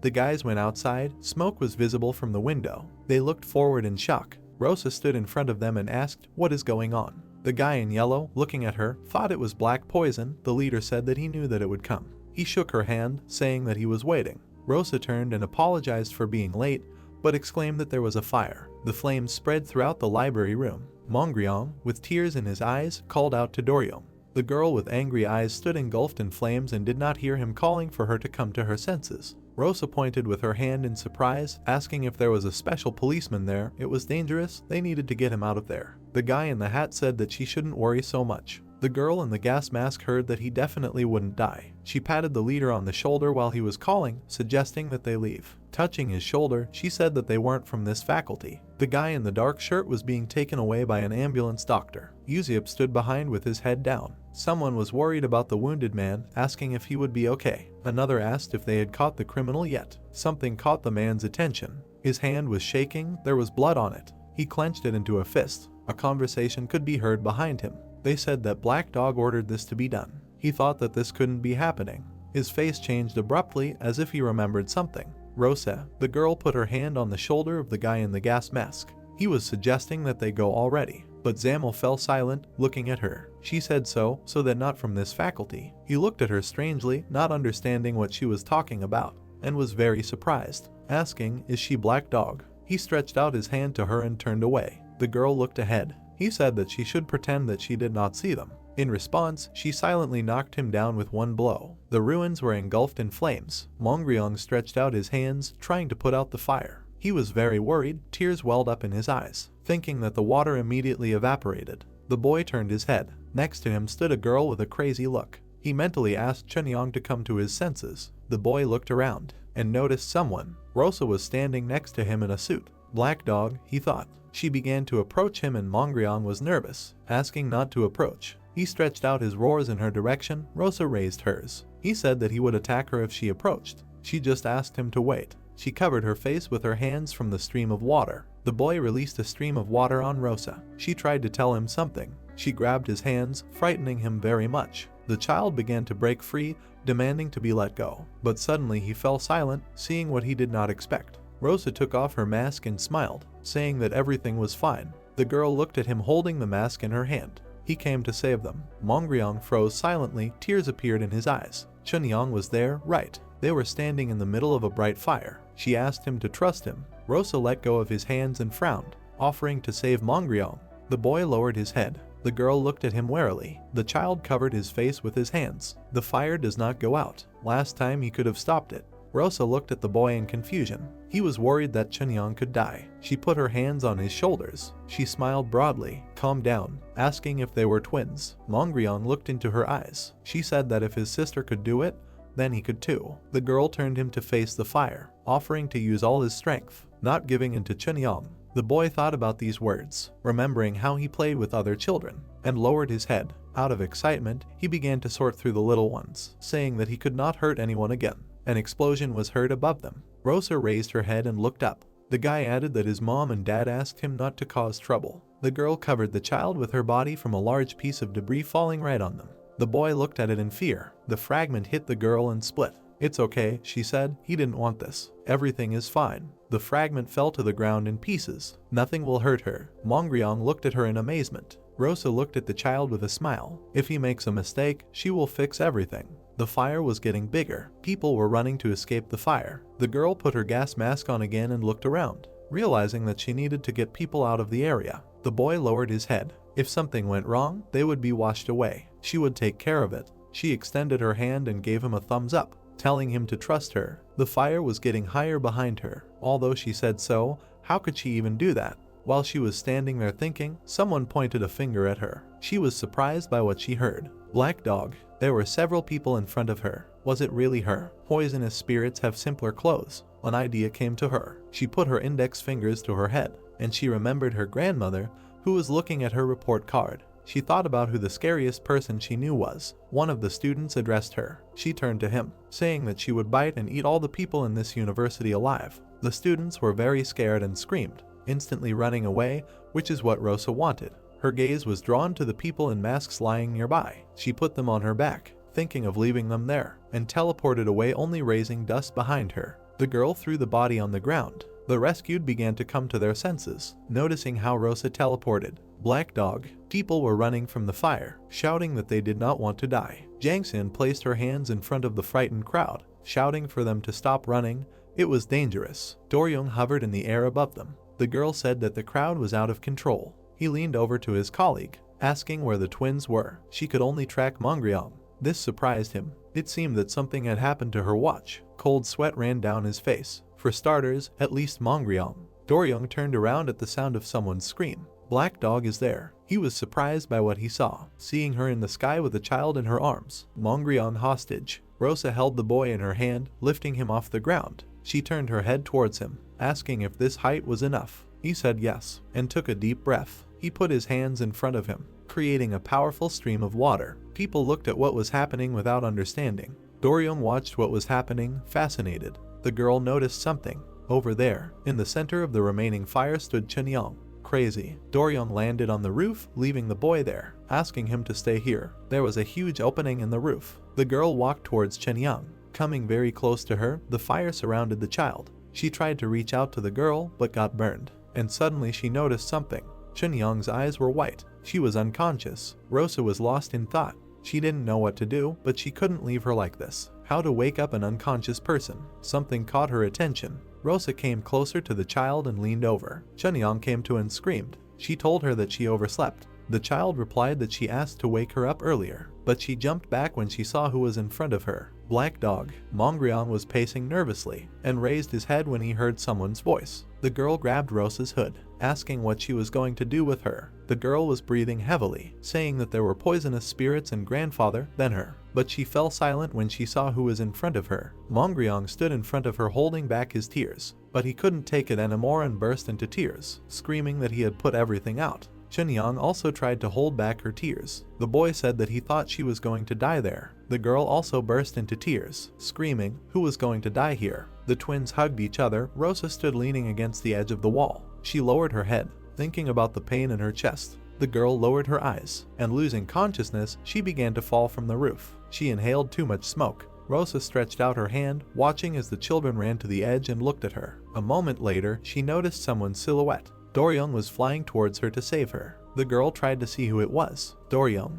Raindrops were falling from the blackened sky. The university building was blackened after the fire. Several police officers gathered around the girl lying on the ground. The blonde man extended his hand to her. He almost touched her mask, but he stopped when he heard a voice behind him. No, it was Mongryong who grabbed him by the jacket. He closed his eyes and started screaming. Then she saved Chenyang. The boy grabbed the guy's clothes tightly, asking him not to kill her. Doryung replied that he wouldn't. Jangsin picked up the sobbing child and took him away. The hero replied that he would just check his face. He turned around and was surprised. Rosa managed to teleport. Doryung raised his head and looked around. Yuziep appeared behind the police officers. He took out his phone and looked at it nervously. She wasn't caught, was she? The guy put the phone to his ear, hoping that she was okay. A call rang in the room. The phone remained in the pocket of his sweatshirt. Rosa was lying on the blue tiles, and she sighed heavily. The girl looked at the gray wall in front of her, trying to understand where she was, remembering how she gave up from the roof, how the guy managed to catch her. She seemed to see Doryung. Was it a dream? Someone's voice rang out and she got up from the floor. She woke up. Rosa leaned on her hand and stood up. A man in a black hat stood in front of her. He asked if she was awake. A crowd of people in gas masks stood in front of her. The guy said that they were poisonous spirits. The girl looked at the people in front of her. Black Dog woke up. It was really him. One of them leaned towards her, asking how she felt. The girl tried to remember him. The guy put his hand to his chest, introducing himself as the one who holds the position of the head of poisonous spirits. The girl looked at her in confusion. He thanked her for saving him. Rosa was scared. She turned away and grabbed the mask. The leader noticed it. She wondered if they saw her face. The guy said that if she was worried about the mask, they did not touch it. The girl took her hands away from her. There is no point in them revealing her identity. There were people standing behind her, also wearing gas masks on their heads, because they were on her side. Someone else addressed her. She turned around. A guy with a bloody knife stood in front of Rosa. He asked if she really was Black Dog. The girl screamed in response. She fell to the floor and crawled away. It was a knife. He said that he had avenged her. The psycho remembered how he had stabbed the guy in the black shirt with this knife. He said that he had avenged that faculty president, and he bent down and approached her. She didn't understand what he was talking about. He asked again, saying that he had been making fun of the girl. The guy remembered the beginning of the festival, when the students were and the faculty president was cooking rice. He should fear and respect her, but he dared to make her the subject of ridicule. Someone grabbed Rosa's hand, so she said that it was true, but to stab with a knife. A blonde in a pink shirt approached her. She said hello, and pointed at herself, asking if she remembered her. They had met before. The blonde lowered her head and looked at herself, realizing that Rosa had not seen her like this. She handed her a piece of paper with a photo and pointed at herself again. The secret weapon of Byung's poisonous spirits, saying that she was an octopus. The girls bowed to each other. Rosa apologized for hitting her. She replied that it was nothing.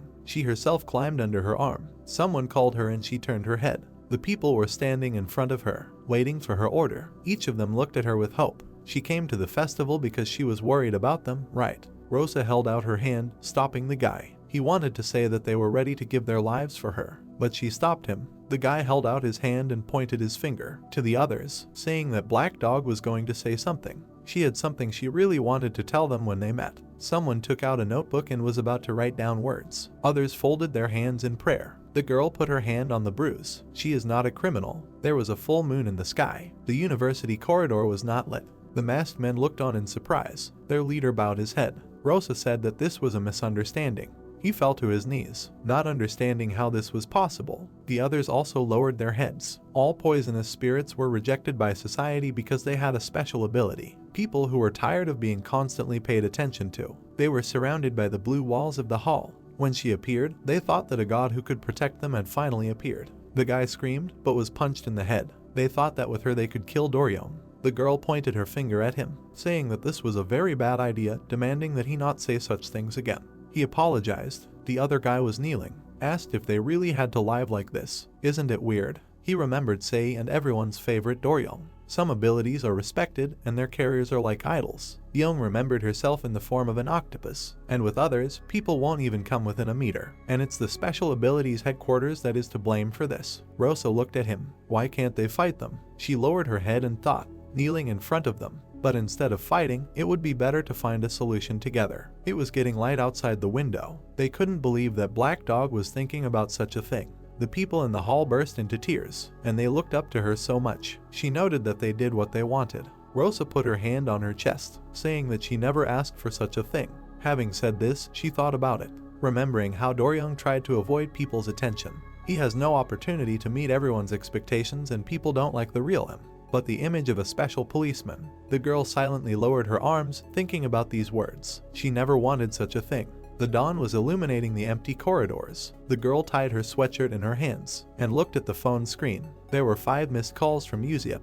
The guy was walking across the yard. He turned around when he heard his name. He immediately ran up to Rosa and hugged her. She asked why he called so much. He held the girl by the shoulders, asked if she was in the family. She answered everything as he saw it. And really, she looked fine. He continued to hold his hands on her shoulders. At least she knew how scared he was when she jumped into the fire. He knew that everything would be fine. The sun was rising higher and a shadow began to appear from them. She suddenly disappeared, did not answer the calls, and the poisonous perfume turned everything upside down. The girl stopped him. The guy was surprised by what he heard. She would no longer try to fix the reputation of Black Dog. White clouds floated across the blue sky. Several special police officers walked around the yard. At the end of the white corridor there was a door leading to the exit. Sangbok looked surprised. Jang Seon was standing opposite. He asked her, "Did Black Dog save the twins?" "That's what they said." He looked away and put his hand to his chin. It was strange, why would he do that? He turned around and went somewhere. The girl asked where he was going. He needed to check something. He picked up a bag with burnt paper inside. Wasn't that the letter? Sangbok opened it. He couldn't do that without the head's permission. The man picked them up and threw them up. But he couldn't hold back his curiosity. The burnt piece of paper fell to the floor. There was someone else standing behind him. The man came closer and asked what he was doing and why wasn't the light on. Sangbok turned around and smiled. After greeting Sinieo, the woman was surprised to see what he was holding in his hands. The man was holding a piece of paper in his hand. Sinieo snatched it. Why was he touching the evidence without permission? The woman turned away and decided to see for herself. Isn't he afraid of making the boss angry? She held a damaged letter on pink paper in her hands. Hello, her name is, once upon a time, he, her. Thanks to him, she didn't fall off the building and die. She will cherish life and try to find her happiness. Fan, Sinieo was very shocked when she read this. 2 hours later, both of them were sitting in front of the letter, thinking.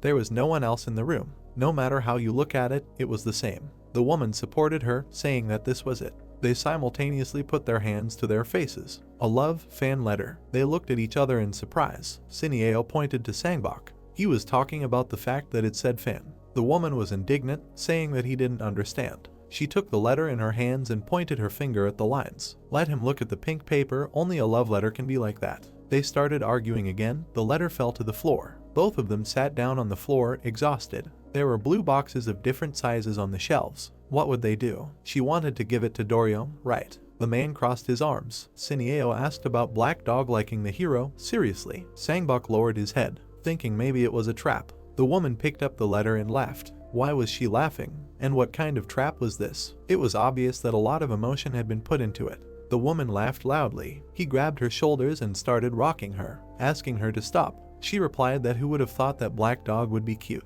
He insisted, telling her not to be fooled. Sinieo threw Sangbok away from her, telling him to stop. She was already rocked. The woman exhaled. The man was lying on the floor. It was not up to them to decide anyway. It had to be taken to the head. At that moment, the gray-haired man was sitting on a chair in the office. Gilby, he saw a girl passing by and spoke to her, saying that he heard how this time almost a disaster happened. He tried to hug her, but Chunyang managed to jump out. Not expecting this, the man fell to the floor. Lying there, he looked in surprise. The red-haired girl was peeking out from behind the wall. They looked at each other in silence. Gilby couldn't understand why. Later, he sat at his desk with his head down. What was the problem? He had a new challenge ahead of him, to regain Chunyang's trust. The girl was walking down the hallway past the elevators. A voice behind her caught her attention. She turned around and was surprised. The man, smiling, held out a pack of ginseng candies. He asked if she wanted some, but the girl broke away and started to run away. Failure. There was an empty candy wrapper on the table. He decided to try to think from a child's point of view. Gilby put his hand to his chin and thought,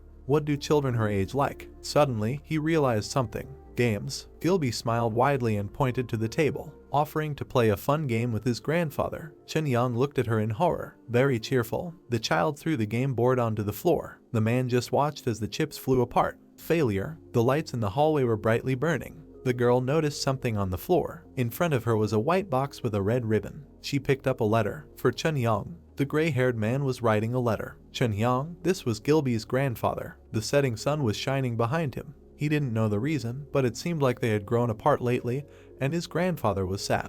The red-haired girl read it in surprise. If he had upset her in some way, could she tell him? Chunyang took the ribbon off the box, and was surprised by the contents. It was a pair of multicolored sneakers. The girl held them in silence. They were shining brightly in her hands, and threw them with all her might. She shouted that he didn't know how old she was. Chunyang, 16 years old. Jang Seon appeared behind her. They called her and she turned around. She told him to call Mongryong and come to her. The wall was painted black with light wooden inserts. The children stood in front of the girl. She apologized for the order not to use abilities without permission. The twins were surprised. The woman suddenly switched to shouting. Chunyang asked if it was okay to go and set fires now, but Jang Seon interrupted, saying no, abuse is punishable. Then she exhaled and smiled. She reminded them of the extreme case, saying that this time it was very dangerous. She extended her hands to them and hugged the children. Therefore, if something threatens them, They should not be afraid to defend themselves by any means. The children looked at her, asking if permission was needed for this. Jiang Xian answered that the head had already given the go-ahead.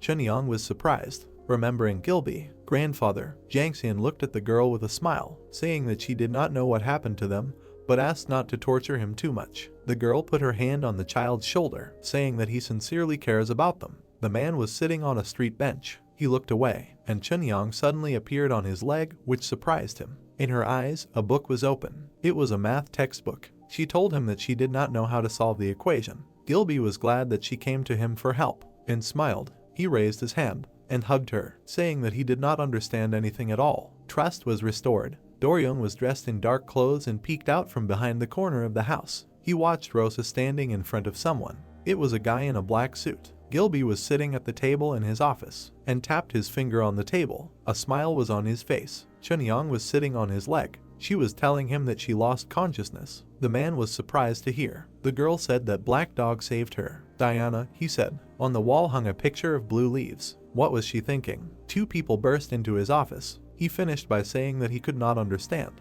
The two people turned to him. He raised his head and looked at them. The man handed him a damaged pink sheet. He asked what it was and the man replied that it was the letter that Black Dog gave to Doryung. He took the letter and looked at them. Did they take it without permission? Sinieo said no, no way. First, she asked to read it before taking any action. Gilby looked at them sideways and turned the sheet towards himself. He thought that it was a handwritten letter from his granddaughter Diana meant for Doryung. They were right, he should first find out what was in it. Machina read the contents in surprise, thinking that he should find out what Black Dog, who constantly screws the heads of the supervision department with special abilities, was planning. This moment was captured. The sun was shining on the rooftop terrace. Doryung was sitting on a bench, reasoning that there were too many problems with her. He turned his head and extended his hand. She likes someone else and he has a feeling that she is hiding something. Even the old people didn't intervene in the situation. They told him to just give up. The blonde put his hand to his face. He couldn't stop thinking about her. They asked him what then. He didn't know. Jungi and Sei were sitting opposite each other, the girl hugging the guy. He told them that they were cruel. The guy leaned his head on his hand and held out his other one. He was still surprised that they were dating. The guy replied that he had misunderstood. They were not dating. They both should know that he didn't mean to offend anyone. They didn't need to make excuses. Jungi looked away, saying that he was very sorry. The hero told them that they looked great. He was surprised by their answer and looked up. The girl asked if he was stupid. She looked into his eyes, said that if he liked her, then he should express his feelings. No need to be so pathetic. The floor was covered with tiles of different sizes. The hero asked if he should do this since she liked someone else. Sei asked if they were dating. The hero didn't think so. Then what's the problem? He replied that it wasn't that easy. Doryung leaned forward. He was asked if he would accept the fact that she would date someone else. The hero recalled the different moments when they crossed paths. He looked down, saying that everything was fine. The girlfriend said that she wouldn't. This surprised the guy very much. The girl looked straight at him. Even if he said so, he looked at Sei, confused. He doesn't think that things can go wrong. She's right. The hero stood around the corner of the house, remembering this conversation. Who is this? The girl stood in front of the man who was holding the phone in his hand. Rosa is having a hard time right now. It was a tall guy in a dark suit. He mentally told her to turn him down. She would turn him down, right? The girl looked at the interlocutor, confused. The guy told her that he had been following her. He was wearing a white shirt and a black tie. She has a superpower that allows her to throw people with just one hand. Her hair was fluttering in the wind. The ability to instantly teleport from the store. He was standing there holding his phone in his hand. And she was always hanging around with Doryung. His voice had become lower. How could he not have guessed before? He was wearing glasses with black frames. Was she Black Dog? The girl thought that he was the accuser. Rosa looked at the phone screen. The voice recorder application was running. Was he recording the conversation? She looked down nervously. She would be in big trouble if she answered incorrectly. He asked if she knew that he was the accuser. The girl abruptly turned her gaze to him. If she really was Black Dog, then she was in even more danger. The girl believed that in situations like this, she had the right to remain silent and run. Rosa turned the other way and began to quickly run away from the accuser. He frowned and shouted after her. Doryung was very confused. He did not understand what was happening. The man rushed after her. He grabbed her cap. What's going on? Was Doryung following her initially? The girl ran around the corner and looked back. Did he fall behind? But a dead end appeared in front of her. If she teleported, the man stood behind him, turning on the recording on his phone. Rosa was visible on the phone screen. He demanded that she teleport. The girl looked up. and in one movement, she jumped over the fence. The prosecutor put the phone in his pocket. He can't use this video as evidence. He tried to climb over the fence, demanding that she stop. They ran on the bridge over the highway. Then they ran home on the rooftops. He demanded that she stop. Then they found themselves on the sea beach. The prosecutor demanded that she stop running away from him. Do-ryung watched them without understanding anything. The sun was setting behind the horizon. The man in glasses began to get tired and to fall behind Rosa. Hore, he's tired. The girl noticed something. The traffic light showed a green light to cross the road. This was her chance. She shouted at him to stop following her and quickly ran across the crosswalk. He glanced at her. His eyes narrowed. He gave chase again, finding himself in the middle of the road. Suddenly noticing something, the girl turned around. The traffic light switched and turned red. The accuser was confused. A car was already approaching him. Rosa and other people saw it. She used her ability and teleported, pushing him away from the bus. The driver screamed in fear. There was a squeal of rubber tires. The girl managed to teleport. They both ended up sitting on the sidewalk. He looked at his savior and quietly asked why. The girl looked sternly at the accuser and screamed. Would it have been better for him to be run over by a car? The guy froze in shock. He almost died. Behind him, a passerby was talking about what happened. She said she was sure she was standing in front of her, but suddenly she disappeared. Rosa started looking around. She saved this guy. She's so fast. People started gathering around and filming with their phones. Did she have a special ability? Did he manage to film it? It shocked her. She looked at them in fear. She stood up and started to run. The accuser just watched her go. The girl ran past the shops. Her hair was blowing in the wind. She had screwed up. Remembering her mistakes, she thought she wouldn't cause any more trouble. She remembered how she pushed the pursuer away, but she used her ability without hiding her face. Her eyes were filled with fear. She remembered that someone in the crowd had pulled out a phone. What if he had managed to photograph her? If they found out who she was, what would happen to her? Rosa felt something behind her. A guy ran up from behind and grabbed her hand. She turned around, tears in her eyes. Do-ryung looked at her. She was surprised to see her. He was holding her hand and trying to catch his breath. He thought he would rather die than catch up with her. Rosa tried to free her hand. Did he see her just now? The guy answered that he knew. The girl looked at him in confusion. Her ability. People were walking down the city street. Passers-by were looking at their phone screens. The big city screen was showing the news. The Daum news was on air. The video showed the girl teleporting to save a person from a bus. Passerby Yu was crossing the street and suddenly found himself on the other side of the road. She saved him from an approaching bus. The students gathered together and watched the news in surprise. The recording showed that this person had special abilities, which meant police headquarters. The video was on the phone screen. A freshman from the festival. It was her. Rosa was standing behind the recording in a black suit. That girl, cosplaying as Black Dog. The people silently looked at the passing guy. Is there anyone else with special abilities at their school besides Do-ryung? Two of them loomed over Yuzyep. They said it was Rosa, one of them said. The guy looked up while finishing his ice cream. They grabbed him and started interrogating him. He was with her, a beautiful girl next to him. Why didn't he tell them? His phone fell out of his hands. Only he knew about it. Why didn't he introduce them? An article was open on the phone screen. A brave girl who saved a passerby. Rosa stood nervously listening to what they were saying to her, so they decided to award her the title of honorary citizen. Do-ryung stood opposite him holding a red folder in his hand and smiling. Now they were standing in the middle of the street. He knows her ability. The girl was scared. The guy looked at her. She just wondered if he had seen instant movement. The hero said that it was super speed. This greatly surprised Rosa. She came closer to the guy, saying that it was so. The girl stood opposite the blonde guy. He asked if she remembered what he said before. Then he offered her to become a police officer. He took her hand and looked into her eyes. He said that he would like her to become a special police officer. Rosa looked at him in confusion. She can't, and she lowered her eyes. She apologized, saying she didn't think she was right for the role. She looked at the ground. She didn't want to stand out and she didn't believe in herself. He replied that it was okay. The girl raised her head. He smiled at her, saying that he understood. The girl smiled nervously, holding the award in her hands. Does he understand? Rosa looked back and looked at Do-ryung. Isn't he angry? He smiled and looked at her. The other officers were in the hall. After all, she had been recommended twice on behalf of the police officers. She exhaled and lowered her head, thinking if she could refuse. The blonde turned to her, asking if she was worried. She said that everything was fine. Do-ryung looked into her eyes. If she didn't mind, he would introduce her to the headquarters. The girl opened her mouth in surprise. Would she be in the way? They walked down the corridor together. The brunette lowered her head and thought. Do-ryung acting as usual. She remembered when he saw her in a suit. Last time, she was wearing that suit. Maybe it was because he was embarrassed. Rosa frowned. No, that's not all. She looked at the tall blonde guy. He was kind to her, he pretended not to know, and he was polite to her. She stopped and looked at him, not understanding what he was thinking. The blonde guy turned to her, asking what was wrong. Her answer surprised her. She wanted to tell him something before the festival. Jang-sin appeared behind them.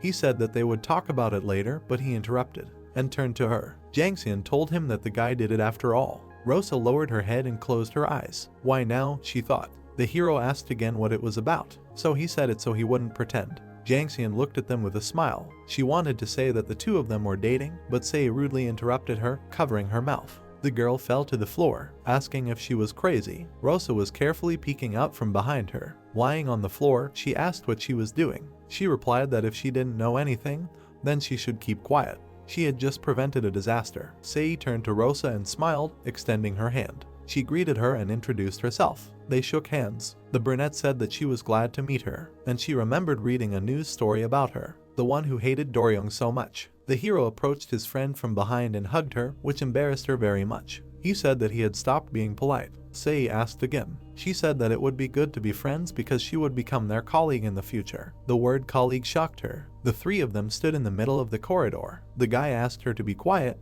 but she replied that he said so himself. He began to get nervous. Sei looked questioningly. She said that Do-young himself said so, that they would work together. Rosa looked at him questioningly. She was happy with the new employee. The guy looked nervously ahead, trying not to show it. Rosa looked at the ceiling with resignation. Sei kept asking when they would start. She was currently under disciplinary action. Maybe she could join in a couple of weeks. She wanted to be her first close colleague. The full moon shone brightly in the night sky. There was a sign on the table that said prosecutor. The man chasing Rosa looked at the paper, on which was a child's drawing of a person. He was sure that she was Black Dog. He remembered how the girl saved him. But that jump then, he thought about it, as if, but he crumpled the sheet and lowered his head. He said, not his, and threw it behind his back. Probably, he just imagined it. The crumpled sheet hit someone's leg. The man heard it. He quickly got up from his chair and turned around, asking who he was. The stranger leaned over and picked up the crumpled sheet, saying that he shouldn't give up so quickly. The prosecutor got very angry and clenched his teeth. Thinking that he was crazy, he urgently needed to report to the police. But the stranger grabbed his head and slammed it on the table. He continued to hold him. The prosecutor tried to call for help. The tall and strong stranger continued to hold him and held the sheet in his hand, said that he saw him there. His voice became lower, or rather, the moment of salvation came back to him. Rosa, the prosecutor, tried to break free, thinking that this was the name Black Dog. The stranger unfolded the sheet and looked at it. It was difficult to recognize her by the drawing. He forcefully put the sheet on the table next to the prosecutor. It was dark in the office. He turned to him. Under his fingers was a crumpled sheet with a drawing. He asked to find Manga at the Special Abilities headquarters. He leaned over the man and asked to pass it on to her. His face was hidden in shadow. Rosa is Black Dog. The brunette looked at the blonde guy who was sweating. She looked at him in amazement while Sei asked when they would start work. Sei apologized and said that she still had a disciplinary action and asked Rosa to join in a few weeks because she wanted to be her first close colleague. Do-young grabbed the brunette's hand, who thought he understood her. Do-young looked back at Rosa in worry, who mentioned that he said that when she refused the offer to be a special police officer. The blonde guy looked forward in embarrassment and said that he only understood at that moment, but did not say that he would not try to persuade her. Rosa's mouth opened in worry at this situation. Rosa, worried, walked hand in hand with the blonde guy and thought that he was a little schoolboy. She tried to pull his hand to clarify the situation. Rosa then abruptly pulled the blonde guy towards her to make him stop.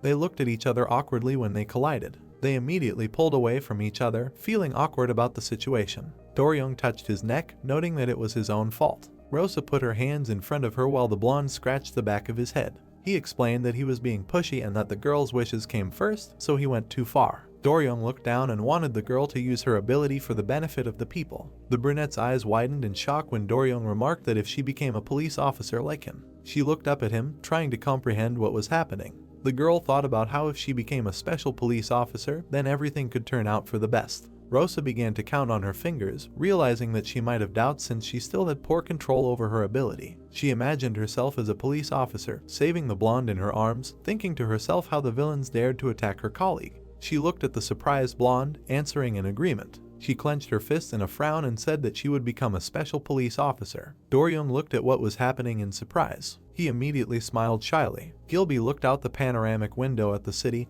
noting the beautiful view. Do-ryung said that he entered and stood with the brunette in the chairman's office. The protagonist looked worriedly at the chairman, who called her name. Gilby looked back under the rays of the sun. He smiled at the blonde and asked to leave them alone with the protagonist. Do-ryung, leaving, looked back towards the main character. Rosa's eyes widened when the police officer whispered good luck in her ear. She shyly raised her hands in front of Gilby. She looked at the chairman in shock, holding her hands to her head. The brunette abruptly bowed, greeting Gilby. She looked up from under her brows when she was asked if she knew what Udai was. The chairman of the special police looked haughtily at the bowed brunette. They stood opposite each other and the policeman asked what Rosa's grandmother's name was. She answered that her name was Diana. The older man smiled when the brunette looked surprised, realizing that it could have been her nickname. Gilby noted that Rosa most likely did not spend much time on the internet.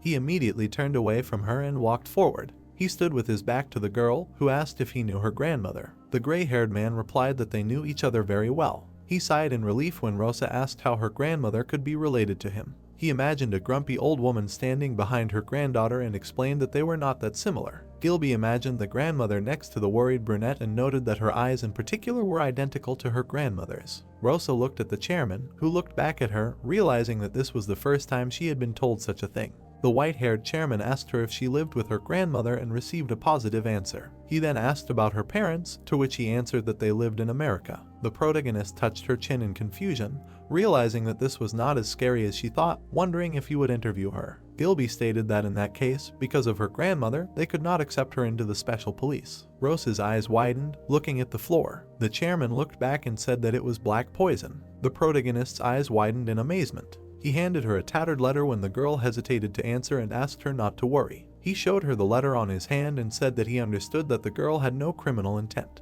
The white-haired policeman stood with the letter in his hand and said that those who were irresponsible towards their own abilities could not become officers of the special police. He imagined Sei flying back and the black poison attacking the policeman. He also imagined the mercenary in black damaging public property, destroying everything. He also imagined the fist flying towards the criminal and stated that it was a public attack. Despite the fact that it was a criminal, however, due to the use of abilities, it was considered a special attack. The girl hung her hands with a worried look when Gilby explained that it was frightening the citizens and causing terror, and due to the presence of abilities, it was considered a special terror. The white-haired chairman leaned forward with a smirk and said that the brunette lacked awareness, explaining that it was all her grandmother's fault. The brunette looked ahead, alarmed. She immediately screamed when she heard the speech about her grandmother. Gilby explained that most likely the grandmother hid this from her granddaughter. She remembered how her grandmother meditated by the window and told her that in her youth she had done many stupid things that she was even ashamed to talk about. The chairman handed Rosa the phone so that she could look for herself. She saw a drawn caricature of her grandmother and realized that it was definitely her. The white-haired policeman stood with his back to the table and said that it was a montage of black poison. He himself was curious about how it was done. He was about to put the photo on the table and said that he must have been the only one in the headquarters who knew that Diana was alive. Gilby sadly put the photo down and said that he was indebted to her and so he had yet to catch her. The chicken on the policeman's shoulder said that the officer would not be able to catch her. The chairman looked back at the worried brunette and said that when the public saw this montage, the search for Diana, who was presumed dead, would be revived again, which was why it was so important for the girl not to cause trouble. Rosa covered her mouth in surprise, pointing at the bird, realizing what she was saying. The policeman smirked and said that the chicken should listen to his grandfather. Gilby, however, decided to say anyway that if all this remained unresolved, there would be no legal way for them to hire Rosa. The chairman stood in front of the girl. He immediately sighed in relief and asked Do-ryung to come in. The silver-haired policeman looked away as the brunette looked surprised. Rosa looked dumbfounded as Gilby gave Do-ryung an order. The chairman extended his finger and said that this was the first time that hiring an employee was done this way, and this time the blonde man would be in charge of her basic training. Do-ryung's eyes widened when the brunette called Gilby grandpa. The white-haired policeman smiled tenderly and said that he was already too old. The murky appearance of the chairman's office, which said that Rosa would have to seek her grandmother's approval herself since he still had a lot of work to do and therefore did not intend to die. The evening sky enveloped the residential buildings as the blonde man praised Rosa. The two of them walked along the sidewalk and the blonde man asked his friend if there was anything wrong. She replied that she did not know what to tell her grandmother. Do-ryung's eyes widened at the girl who dreamed that her grandmother thought the special police were a little bad. The blonde man remembered how he looked ahead dumbfoundedly when Diana said that between work and Rosa, could he choose one? Her grandmother at that moment tilted her head forward and asked if Rosa would commit a crime. Would the blonde man be able to protect her even at the cost of his principles? The muscular grandmother stared at the police officer. The blonde man looked down sadly under the orange sky. Rosa looked at the blonde man, who stopped and asked if he should have talked to her grandmother. It was a bright entrance to the building. The brunette asked when they had seen each other and heard that he had seen her before. The main character looked at the blonde man with alarm and understood that it was time for explanations. The girl immediately fell to her knees, crumbling into the ground with an apology. Doryong stretched out his hands and said that the grandmother did nothing. Rosa looked askance and asked her friend if she had scared him. The guy asked what could be scary about her. He tremblingly pulled her hand and said that it was her grandmother. The girl looked at Doryong with admiration and realized that he was very wonderful. They grabbed each other's hands and Rosa realized that she had never seen anyone who was not afraid of his grandmother. The elevator showed the 3rd floor. The protagonist was reassured by the fact that this guy would be able to convince her grandmother. Rosa looked in surprise at Doryong, who fell to his knees and turned to the master. The muscular grandmother looked haughtily at the blonde when he begged her to trust him with her granddaughter. Rosa looked at the blonde's action in bewilderment. She saw Doryong sitting on his knees and experiencing great excitement. The police officer, sweating, looked ahead and did not understand why he was stuttering. He looked worriedly at the healthy grandmother. She looked at his face and asked him again what he had just said. The guy replied that he didn't mean it that way. He was clenching his fist tightly on the floor. Diana squatted down in front of the blonde guy, who said that her granddaughter and her talent were needed at the Special Abilities headquarters. The grandmother stared ahead when Doryong mentioned that she herself had once asked him if he could protect a girl if she committed a crime. Rosa's eyes widened as she looked at the officer. He looked ahead through his bangs and apologized, explaining that he couldn't do that.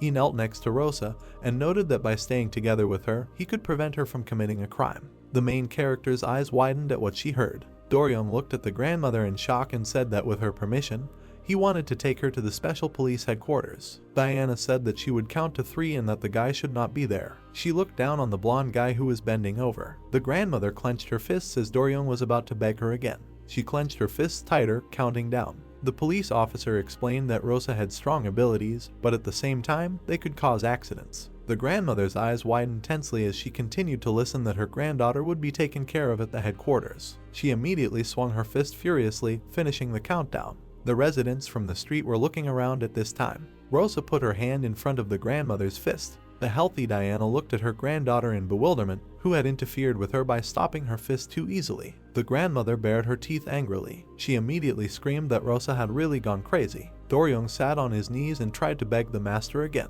The blonde raised his eyebrows in bewilderment when the main character asked if she could still come to the headquarters before 8 AM tomorrow. The brunette continued to hold her fist at the grandmother. Then she smirked maliciously and said that she would call the guy back. Doryong stretched out his hand when the girl's silhouette began to blur. He widened his eyes in amazement. Right in front of him, Rosa evaporated along with her grandmother. The evening sun was already setting.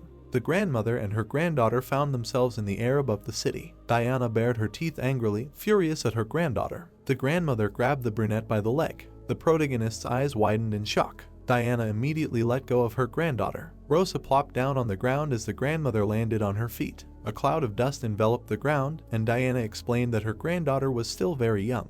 The grandmother screamed furiously that Rosa did not yet know what was good and what was bad. The brunette stood in front of the grandmother and declared that she was already an adult and could decide for herself. The protagonist backed away and declared that she would decide for herself what was right for her. Diana immediately grabbed a cobblestone and said that the girl could not even feed herself. She threw a huge boulder at her granddaughter and asked her what she could know in that case, what is right and what is wrong. Rosa broke the stone with her fist. She exhaled furiously from her nostrils. The grandmother looked at what was happening in bewilderment. The brunette became angry and clenched her fists, declaring that her granddaughter would become a police officer and asked her to just be happy. Diana swung the stone again and said that this would not happen. They found themselves as if in a game with a health bar. Diana held the stone and furiously screamed that her granddaughter was tying herself to a leash. This stone flew straight at the brunette's head, and Diana said what a grandmother would be pleased to hear that. Diana watched as a cloud of dust enveloped her granddaughter's place. Then she angrily began to scream so that Rosa would know that she would not let her do this as long as she was alive. The protagonist began to walk forward through the rocks and mentioned that the grandmother did not regret her crimes, but she was different. Diana frowned in confusion. With tears in her eyes, the brunette cried out that she hated being a criminal. Rosa stood in front of her healthy grandmother and said that these were her abilities and she wanted to use them for good, like Doryong. The protagonist looked at the grandmother and said that if she continued to stand in her way, she would just move out of her house. The grandmother raised her eyebrows in confusion and was surprised. She saw her granddaughter evaporate in front of her. The moon was shining in the night sky. Rosa walked along an empty street. She looked ahead sadly and realized that she was angry at the grandmother who did not even understand her. She looked at the large moon and tried to figure out where to go. Then she raised her eyebrows when she heard her name. She met Woosub with a package, who asked her where she was going so late. It was a playground on the sand. Woosub noted that it was not bad to be a special police officer. They sat on a bench on the playground and Woosub stated that it was a public recognition, and his friends had already become her fans and tried to understand why Grandma was against it. Brown-haired sipped the package, looking at the girl. He angrily grabbed her hair and noted that she did not think about the consequences, took it and ran away. Rosa looked down sadly when she was asked if she had a place to spend the night. Brown-haired looked worriedly at the girl, who said that she would not go to bed at all or just stay here. Woosub tried to lift the girl and said that she could not do this and asked her to come back and apologize. He grabbed her hand, which the girl did not like. She abruptly threw him back on the sand, saying that she did not want it. The guy was lying face down in the sand. Rosa was sitting on a bench and apologizing for doing it again. Woosub asked if anyone could take her in, to which the girl replied that he already knew that she had no friends. The guy noted that he was definitely her only friend. The brown-haired guy was lying face down in the sand. The brunette looked at the brown-haired guy with concern. Woosub looked at the girl and said that if she had nowhere to go, he offered to stay with him. The drink packaging was lying on the sand. Rosa looked at the guy in surprise, who said that if she had nowhere to go, he offered to stay with him. The brown-haired guy, lying on the sand, looked at the brunette. She looked at him with wide eyes. The brown-haired guy was lying on the sand and looking at the main character when she reminded him that they were just friends. Woosub immediately jumped up and grabbed his neck, saying that he meant something else because he lived with his family. The brown-haired man immediately put his hand to his chin, saying that it was implied if the girl really had nowhere to go.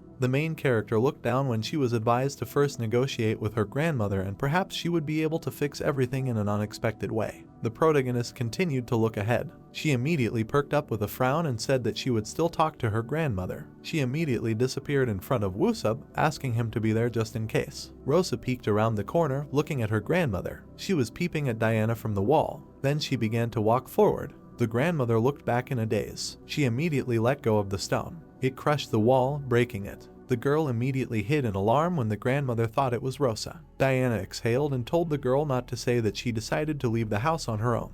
The grandmother followed her to the door and mentioned that her granddaughter had also decided to return on her own. She looked around the corner and saw no one. Diana began to look around. She said that if her granddaughter came in, she would immediately grind her into dust. At this time, Diana was hanging onto the ceiling. She was already sitting with her things on the sidewalk. Woosub looked at her coldly. He stood in front of the girl who was rummaging through her things and invited her to go to his house. The brown-haired man entered the house and looked back anxiously. He was standing at the door when he was beeped by the younger one. His sister opened her mouth and asked why he was so late. Woosub's first sister Namwoo was a boxing champion and lifted dumbbells. She mentioned that she sent her brother only to buy ice cream. The second sister Woosub was doing push-ups at this time and was Namwori's bodyguard. The third sister was a judoka and did sit-ups while being Namworan. Woosub frantically began to hand the ice cream bag to her sister. Wori opened the ice cream and noticed that it was all melted. The muscular Woohee lowered her hand and said that this was the second time she had melted ice cream. She immediately looked angrily at her brother. Woosub hid behind the brunette. Rosa smiled brightly. All three sisters looked in amazement at the guest who greeted them. Woohee sat between the sisters, who were touched by her, calling her a chicken, noting that her face was the size of their fist. Wori affectionately held Rosa's hand and asked her sister to look at those small hands. Warren looked at this dumbfoundedly and asked her sister to be careful not to break those hands. Woohee looked at the brunette in surprise and asked if there was anything between her and their younger brother. The main character said that they were just friends. At this time, Woosub was convulsively lying against the wall, while the sisters discussed him and asked the girl why she did not like him, because he was not ugly. Rosa sat dumbfounded between two sisters who were trying to figure out where to put the guest, because they did not have a free room. The boxer lowered her head and offered to lie down with her, but she was immediately asked a question by her sisters. The protagonist watched with a smile as the two sisters talked about how Woohee would embarrass her. The brown-haired man looked from under his brows in surprise when Rosa offered to sleep with him in the room. The guy immediately hurried to his sisters, denying such an offer, but Woohee did not understand what was so special about it. Woosub grinned and twisted his face in surprise when he and his sister were encouraged to sleep together with Rosa. The guy realized that even though they were friends, it was a little wrong to sleep together. The hands on the clock were already showing night. The brown-haired man was lying in his bed and looking at the ceiling. He was lying on the couch when Woohee came up to him and offered to sleep with her if he was uncomfortable on the couch. Woosup noted that his bed was hard as a rock and he didn't want that. The main character reached her hand towards her bag. Then she sat on the bed. She looked at the many awards trophies on the shelf. She was going to lie down, wrapped in a blanket, and realized that her friend had pretty cute sisters and cool ones. She held the blanket with her hands, trying to figure out if everything would be okay with her grandmother. The hands on the clock were already past midnight. At this time, the brown-haired man was going to go to the toilet. The night light from the windows seeped into the hall. Woosup yawned widely at this time. He reached out with his hand to open the door. Suddenly, he froze and removed his hand, thinking that Rosa was definitely sleeping. Suddenly, Wari approached him from the side. She looked at her younger brother haughtily and asked what he was doing. The third sister was walking towards them from the side, telling Wari to move over. They surrounded Woosup and asked him what he was up to, although he replied that he had simply woken up. His sisters began to shout that they had raised him differently while Rosa was fast asleep. In the morning, bright rays of the sun enveloped the clouds. The protagonist looked ahead in surprise. She saw Woosup holding his lower back and asking if he was okay. The guy replied that his shoulders were just a little stiff. The main character looked down sadly. Woosup immediately jumped up and opened his mouth, telling the girl that he definitely didn't have to sleep on the couch because of her. Woosup leaned forward anxiously, trying to explain what happened yesterday. He remembered how Wari looked at him haughtily. The brunette stood timidly in front of Woosup, who was trying to explain, and thought that she definitely shouldn't be a hassle for them. She held her bag and realized that she had to solve her own problems. Woosup cried out in shock when the girl thanked him for letting her spend the night. The main character looked at the floor in front of the guy, who realized that she was going home and noted that it was a good option. Rosa started looking around, trying to figure out where his sisters were, to which she received the answer that they were at morning training. She started to buckle up her sneakers and asked to tell Woosup, "Thank you, sisters." The guy replied that he still needed to sleep. The protagonist was about to leave when she was called out. A brown-haired man came up to her and asked her to go home. She looked at him animatedly and agreed with this. At this time, she was walking to the special police building and silently apologizing to Woosup because she was not going home after all. She walked forward, slightly worried. Then she decided to fix her hair. At the entrance, she saw a blonde man in front of her. He looked at her with a smile. The brunette looked in surprise at Doryo, who greeted her and said that he would now be under her protection. Mangta was looking at her tablet at this time. She looked at the photos of Rosa and her drawn portrait and noticed that she had drawn exactly the same as she had seen it. Suddenly, the prosecutor ran away from his chair as fast as he could. She sat at the table and did not understand why the guy left so quickly after handing over his drawing. Suddenly, Joke appeared from Mangta's side. The girl thought that, judging by his mannerisms, he could be a special criminal. Mangta was dumbfounded and surprised with fear. Joke looked ahead sadly. The young girl stared at her grandmother, who recognized her. Mono asked if the director knew that he was a criminal. Joke explained that Mangta did not need to know about that. She pointed her finger at Rosa's photo. She pointed her finger maliciously and wanted to take this case upon herself. The protagonist walked with the blonde man. The protagonist walked with a thoughtful look, thinking that she could become an officer of the special police. Doryong looked at the brunette with concern while she was thinking about her own. Then the police officer looked away sadly. The two of them walked down the hallway and looked at each other. The blonde asked the girl if she had managed to make peace with her grandmother. The light panel ceiling enveloped the hallway. Rosa was enthusiastically recalling her conflict with her grandmother. She immediately began waving her hands, dispersing the cloud of memories. The girl gave a thumbs up and mentioned that her grandmother had given her permission and asked the officer not to worry. At that moment, she felt her cheeks blushing. Doryong looked at the girl animatedly, asking again if it was true. The girl replied that her grandmother liked everything. Then he saw the black bag in Rosa's hands. He immediately pointed at it with his fingers and tried to find out what was in it.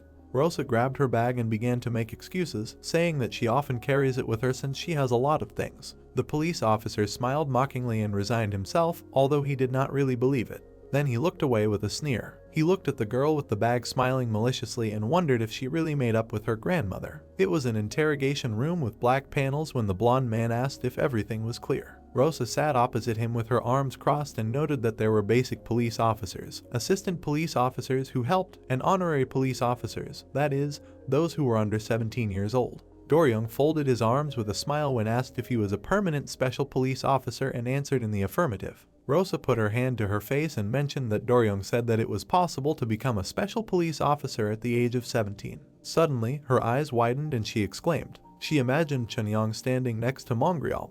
At the same time, they used their magic elements of water, and fire. Then, the two of them looked at the boy in the cape in confusion. Rosa wondered if these children were honorary police officers. She looked at the blonde in front of her in shock. Doryong leaned to the side of the table and said that usually you enlist in the police after passing a test. The girl sighed in relief as she heard that she would pass this test differently because he was the one who recommended her. He immediately pulled out a huge stack of papers in front of the brunette, saying that she needed to know the basics. He looked at her with a malicious grin. The girl leaned to the side in surprise. She plopped her head on the table. Doryong examined the papers while the girl looked at the table from such complexity. The guy understood that she needed to lighten her load. He leaned his head on his hand, leaning on it. He saw Rosa put her head on the table out of boredom, thinking that it looked pathetic. She continued to lie on the table with a heavy look when she was asked about her height. Doryong sat opposite the girl and tried to guess that her height was about 162 centimeters. Rosa opened her mouth in shock, holding her hands when she was told that they would select a size for a blouse. The blonde looked at the disgruntled girl with a smile and asked if it was too personal. The brunette again looked at the officer in surprise when he noted that he meant the size of her uniform. Rosa was already in the police uniform, examining herself. The blonde looked at the girl in uniform in surprise. Rosa timidly took pity when the blonde stretched out his hands, because he was trying to calm her down and say that this uniform fit her perfectly. The main character looked ahead in surprise when she was taken aback. The blonde immediately began to fasten the belt on the girl's waist. The brunette raised her hands in alarm as the blonde put on the belt. She immediately closed her eyes and tried to collect herself from such an awkward situation. She saw Doryong fastening the belt and understood that he did not have anything in mind, but was just doing his job. While she was closing her eyes, a guy approached them from the side. Jangxian saw the blonde fastening the belt and tried to understand what exactly he was doing. Doryong and the brunette looked back at the guy and said that it was a belt. Jangxian noted that assistants do not wear belts. Then he grinned maliciously, smirking. Doryong began to point his finger at the brunette, making excuses to Jangxian. He said that he just checked how the belt looked and the girl could become a special officer in the future. Rosa was trying to calm down at this time, thinking that Doryong was just checking and did not want to dramatize the situation. The night sky enveloped the busy city. The blonde was wiping his head with a towel at this time. Then he sat down on the bed. Then he looked at his phone, trying to understand what you were doing now, girl. He sat on the bed and started calling. At this time, the main character was lying in a cocoon under the blanket. She was almost falling asleep next to the phone and realized that it was cold. She looked at the phone, seeing that Doryong was calling her. She immediately jumped up, seeing the glowing phone. The blonde held the phone to his ear with a smile and greeted the girl. He rested his hands on his knee and was asked why he called, answering that he just called. The main character held the phone to her ear when she was asked how she felt. The night building emitted light. The police officer noted that it was funny. The girl touched her hair and asked the officer if he would come tomorrow. The guy asked why she had to do that. The brunette looked at the ceiling with a smile and replied that she just wanted to. The shadow was cast by the railing of the stairs. The girl added that she still needed to know a lot of things. She immediately jumped up excitedly when Doryong suggested coming early. She immediately started screaming that he shouldn't have, and she needed to go to bed and said goodbye to the guy. She abruptly began to disconnect from the call. The blonde guy at this time was looking at the ceiling in shock. He looked ahead with wide eyes. Then he started setting his alarm for 5 a.m. and realized that he needed to come earlier. At this time, the sun was already shining brightly and clouds were floating above the building. The police officer looked at what was happening in surprise. He saw Rosa fast asleep next to the phone. While the melody was playing, the police officer looked at the sleeping girl. The brunette began to wake up, rubbing her eyes. She saw the silhouette of a blonde man. She looked in love, embarrassed, thinking that he was very handsome. Suddenly, she darkened, realizing that it was Doryong. She immediately jumped up, grabbing the blanket. The police officer looked at the girl in bewilderment and tried to understand what she was doing here. Rosa timidly looked at the blonde man, holding the blanket, because he was wondering why she was here at headquarters. The girl looked at Doryong, imagining flowers, and said that she just wanted to be closer to the headquarters. The blonde man's eyes widened in shock, thinking that the girl had been evicted. He saw a shabby Rosa standing in front of him. She immediately looked down sadly and said that she had left. She stood in front of the police officer and wondered why she needed her grandmother's approval when she was already an adult herself. Doryong grabbed his head. He realized that it was his fault and the brunette's mouth dropped open in shock. He immediately started to leave when Rosa chased after him. She tried to justify him, to which the officer said that he would explain and arrange everything regarding the special police, so he told the girl to go home.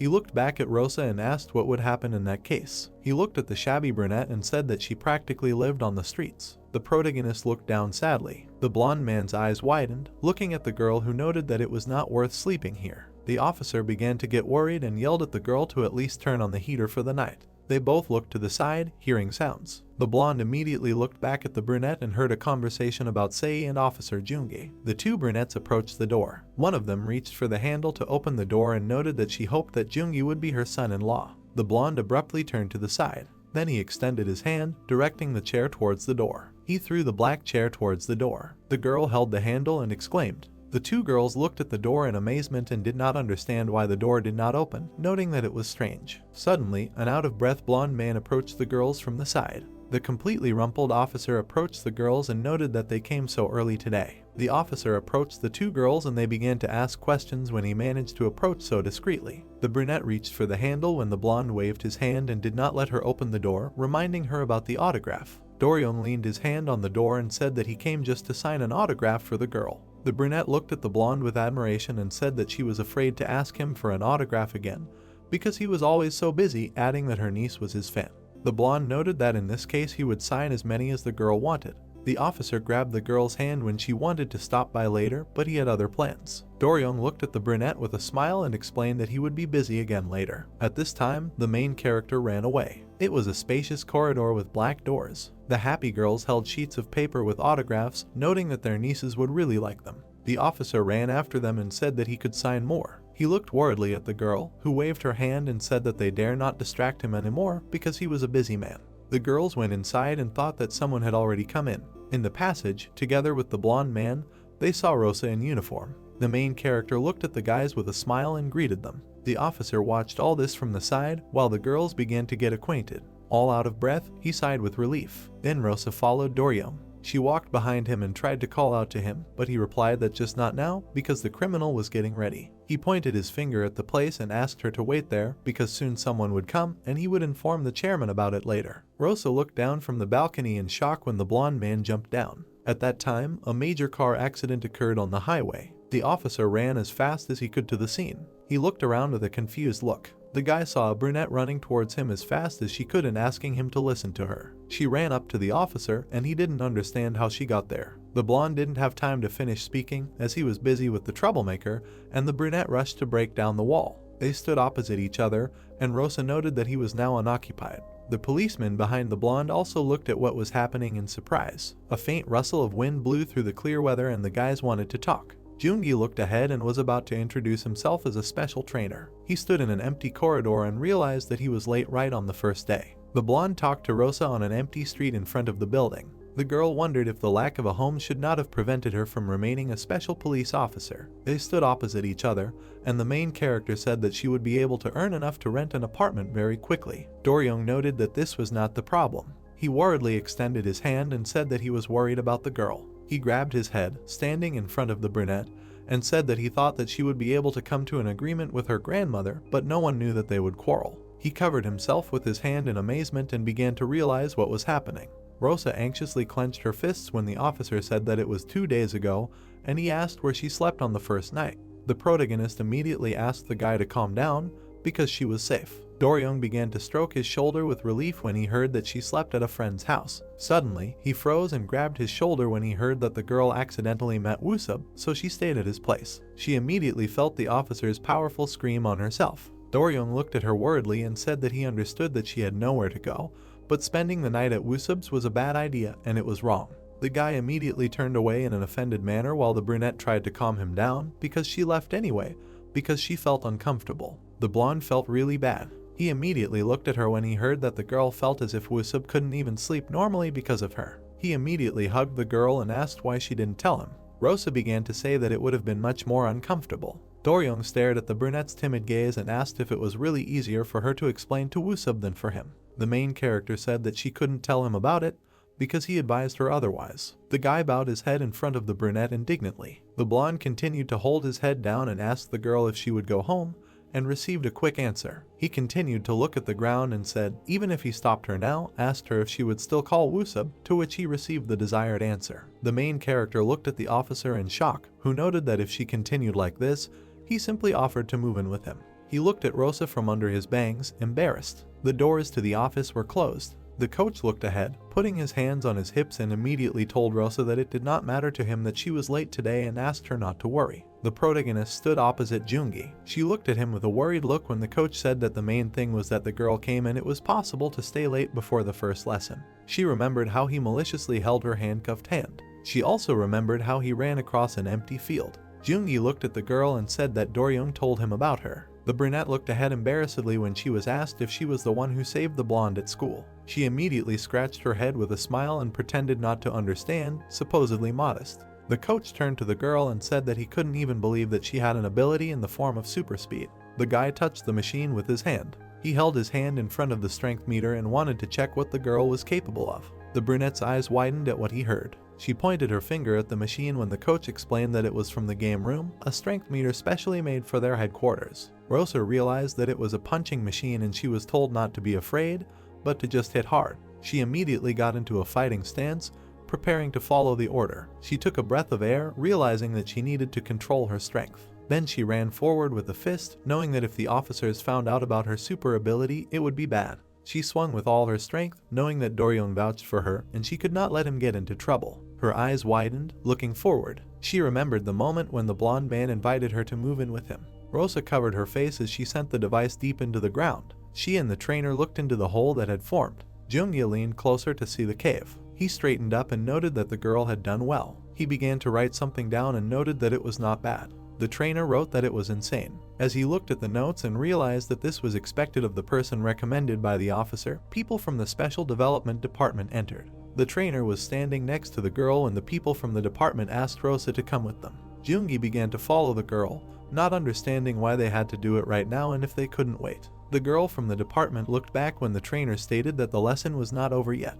The brunette looked at the trainer haughtily. She immediately tensed up, her buttons almost tearing off her robe. She immediately stood in front of the frightened Jungi, who fell. Then the girl punched her colleague for such a move. The main character looked at the women who offered her to go in shock. It was a special closed area under the evening sky. Rosa sat at the table and held her hand, realizing that she was in the Institute of Special Developments. Rosa held a cotton pad on her hand as she was asked to hold it for a couple of minutes after the analysis. The female doctor looked at Rosa, who was trying to find out what they were checking. The brunette asked the subject not to rush because the director herself would tell them everything. Jiok watched all this through the monitors. She saw on the screen that the brunette was looking away with alarm.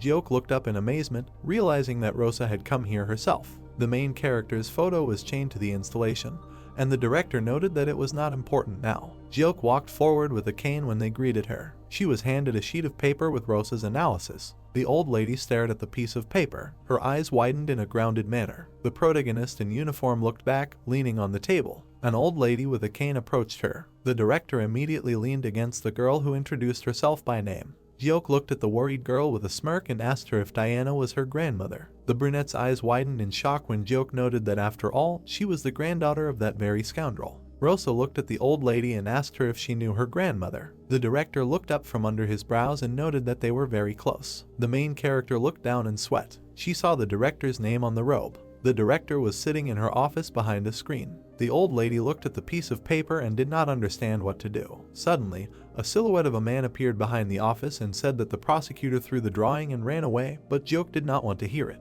The man followed and heard that Rosa came here on her own, so everything was fine. The photo of the brunette was lying on the table. The long-haired guy looked down from under his bangs. The healthy guy looked at his grandmother. He leaned over her and said that she promised him. The old lady looked at the guy in amazement. She immediately smiled and said yes. The photo of the brunette was still lying on the table, and the director said that if everything went according to plan, Rosa would be his. It was a busy street. Rosa walked with a sullen look and felt a bad feeling. She remembered the gloomy look of the director and tried to figure out if her words of closeness to her grandmother were true. She clenched her fist and knew that she needed to tell Diana everything. Then she became sad, lowering her hand, realizing that they had quarreled with her. Doryung approached the brunette from the side and asked what she was thinking about. They were walking along the sidewalk by the road, and the girl answered that it was already late and she was not thinking about anything. The blonde asked her if she went to bed early, to which he answered that she went to bed late. The officer's eyes widened when the girl noted that his family was probably already asleep. He looked away in confusion, hesitating with an answer. The dim light illuminated the corridor of the apartment. The officers and the brunette stood nearby and smiled. They looked at the empty corridor and the brunette realized that he lived alone. They immediately began to look around embarrassedly. The door to the kitchen was open. The blonde opened the door and showed the brunette that she should move in here in the guest room. Rosa looked ahead in shock and realized that it was his scent. She immediately closed her eyes, trying to calm her feelings. The blonde looked at the shining girl, who felt that it was so, and asked her if she needed anything. The main character, without looking back, calmly stated that it was more than enough. She put the bag with her things on the floor. Then she looked at the officer and asked him if he often used this room. The guy scratched the back of his head and said that his colleagues sometimes stayed here. Rosa put her hand to her chest in relief and realized that she was not his first guest. Doryung said that he laid out her sheets so that the girl would not bother. Then they began to walk down the hallway. The blonde looked back and was surprised. He began to laugh embarrassedly. The brunette was completely stunned and confused when she was advised to make herself at home. She spread her arms in alarm and immediately asked to tell her where she should not go. The officer looked away and said that there was nothing like that and told her to be at home.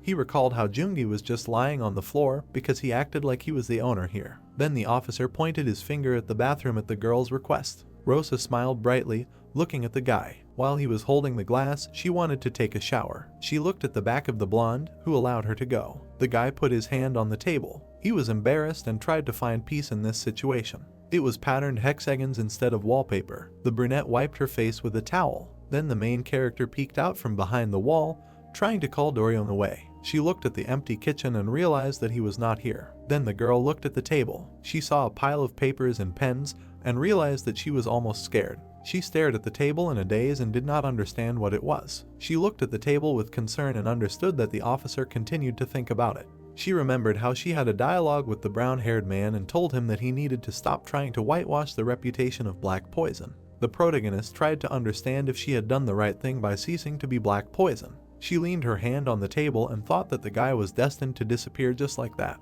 Then she saw a vibrating phone on the table. The girl saw that the chairman of Gilby was calling him. She was even more surprised, looking at the fact that it was Gilby. She immediately began to panic and fuss, realizing that it was the boss. Then she looked at the phone with concern. There was a message on the phone from the chairman for him to urgently pick up the phone. The main character looked away with concern and tried to understand what happened. She raised her eyebrows in a sweat. She imagined herself in front of a huge Gilby with a chicken and a phone. The girl thought that it could be because she became a police officer without her grandmother's permission. Then she imagined herself in front of the same background again and assumed that Gilby had decided to take revenge on the black poison after all. She looked ahead with a dejected look. There was a message on the phone from the chairman that he was going to drive up to the officer's house. The brunette grabbed the phone and started running in search of Doryung. She shouted the officer's name in the hallway, trying to find him. She heard the bathroom door slam shut. She immediately ran into the bathroom and tried to call out to Doryung. They looked at each other worriedly as the guy was taking a bath. The girl immediately slammed the door, feeling awkward. She looked back worriedly to the side. Doryung was trying to quickly put on his robe at that time. He looked sheepishly at the girl who showed him the phone with the message from the chairman. She pointed at the phone with a smile and showed that Gilby had called him. The blonde's eyes widened at what he saw. The brunette was kneeling under the lamplight while the blonde was talking to the chairman. He said that the math problems were at school. These were the panoramic windows of the apartment. The guy asked if it was urgent and realized that he needed to explain the math problems. Then the officer walked in a black shirt under the lamplight. The blonde looked back. He saw that Rosa was kneeling and tried to understand what she was doing. The brunette sat with a gloomy look and noted that she had sinned terribly, and the guy did not understand how Rosa dealt with mistakes. The guy walked forward under the lamplight and said that it was okay. After all, the chairman had called and he understood everything. The blonde smirked and said that it was his own fault for not closing the door and asked the girl not to keep it to herself. The blonde looked at the sad girl and imagined her face while she thought about how to explain it to her because she could not find the words. The blonde was taking a hot shower at that time. It was a small folding chair and they were getting ready to sleep. The blonde man was sleeping on his bed, all dressed in black. Suddenly, he looked around. He heard a knock on the door and a question, "Can the girl come in?" The brunette sat on the bed, looking puzzled. She timidly twiddled her fingers and thanked the officer for not telling the chairman about her. Daner looked at the girl sitting there, who thought that the chairman had called him because of her, and the guy realized that she was so worried about this. Then they suddenly fell silent, sitting on the bed. Daner looked around and asked the girl about what Wusub had said about her moving in with him. Rosa looked away, dumbfounded. Beautiful paintings hung on the wall, and the girl said that she had not told him anything. The brunette sat with her arms folded, looking at the blonde man, who noted that Wusub was in love with her. Rosa's eyes widened even more. She was about to turn around to face the blonde and tried to justify herself. The officer just smirked and said that anyone could have said that. Daner sat with his hands down and asked if the girl had any idea that she might not like Woosub. Rosa looked away in amazement. The officer's eyes widened when the brunette told him that Woosub was just a good friend. The blonde heard that the girl had never even thought about it. He remembered how he had a conversation with the brunette and heard about Woosub. At that moment, he looked away sadly. Rosa watched as the blonde covered himself with a pillow, blaming himself for this situation. He covered his face with a pillow. The girl realized that the officer had not written because he thought that they were together with Woosub. The main character's eyes widened in embarrassment. Rosa immediately began to scream that she was even stupider than the blonde. Daner looked out of the pillow, embarrassed. The protagonist looked ahead, confused and sweating. They looked at each other, sitting on the bed, and the girl admitted that she had been his fan for a long time. Rosa remembered how the young blonde saved her in high school and reminded him of that moment. Daner raised his eyebrows in surprise when he heard that Rosa had become his fan since that day. The guy immediately stretched out his hand when the girl asked if he was angry with her. The blonde answered that he understood everything, and that was great. Rosa sighed indignantly, while the blonde smirked at the fact that she was a fan. The main character hoped that she had not confessed to him and did not understand why she had told him everything. The officer's head flew into the girl's speech, that she decided to immediately say that she did not expect anything in return. A bunch of speeches flew into the blonde's body when the girl said that she was just helping him without selfish goals. Daner was about to clear his throat, reminding the girl about the poster. He remembered looking back at his poster and the girl realized that he had seen everything. The guy immediately plopped down on the pillow and asked Rosa about how she hung the poster because she was a fan.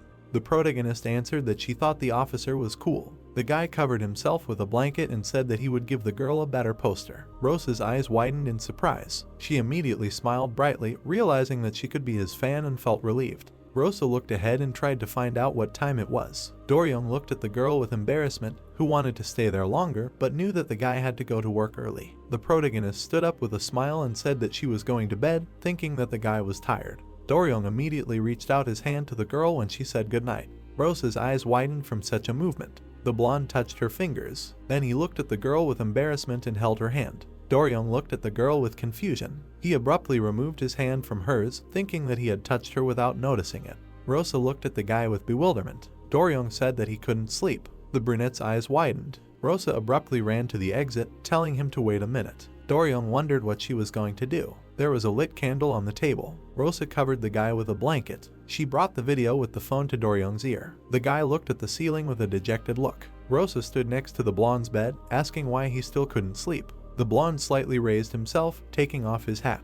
Rosa didn't understand what else to do. Doryong thought he was pathetic, wondering what he was doing. Doryong put his hand to his forehead, thinking that he should stop talking nonsense and send her to bed. The blonde told Rosa that everything is fine and she can go. The girl looked at the guy with a smile, asking that maybe they should have a drink. The blonde widened his eyes, destroying his thoughts. Rosa said that when he drinks, he immediately gets sleepy. The brunette smiled slightly, clenching her fists when Doryong agreed. Special ability to heal himself. The brunette looked at Doryong in surprise. The blonde asked if they would drink together. There were cans on the table. Rosa smiled widely, saying that now it was time to sleep. Everything turned into shades of gray when Rosa smiled. What happened next? Rosa, she does not remember. The police officer looked at the plumes of smoke coming from the building. Jungi looked at the building in confusion, asking what kind of ability it was. The brunette said that it was an origami master. Jungi asked how he could do this to the city by simply folding papers. Jungi was pushed aside. A strong gust of wind picked up the stunned police officer. A powerful gust of wind lifted the officers into the air. Jungi asked what kind of origami it was. The guy grinned widely. The guy with a crazy look smiled, asking Jungi how he liked it, noting that he did it. Origami special criminal, origami creation ability. The main character stood near the officer's car. She looked ahead with an exhausted look, thinking that she did not remember anything after they started drinking. Jungi grabbed the roof of the building with his hand, saying what an asshole he was. Jungi's eyes widened. Rosa watched as the officer landed on the ground, saying that their specialties were similar. Special Police Officer Jungi ability transformation. Rosa thought that she woke up in bed that morning, wondering if she had gotten there on her own. The officer shifted his foot to the side, saying that folding the paper like that over and over again was just copying him.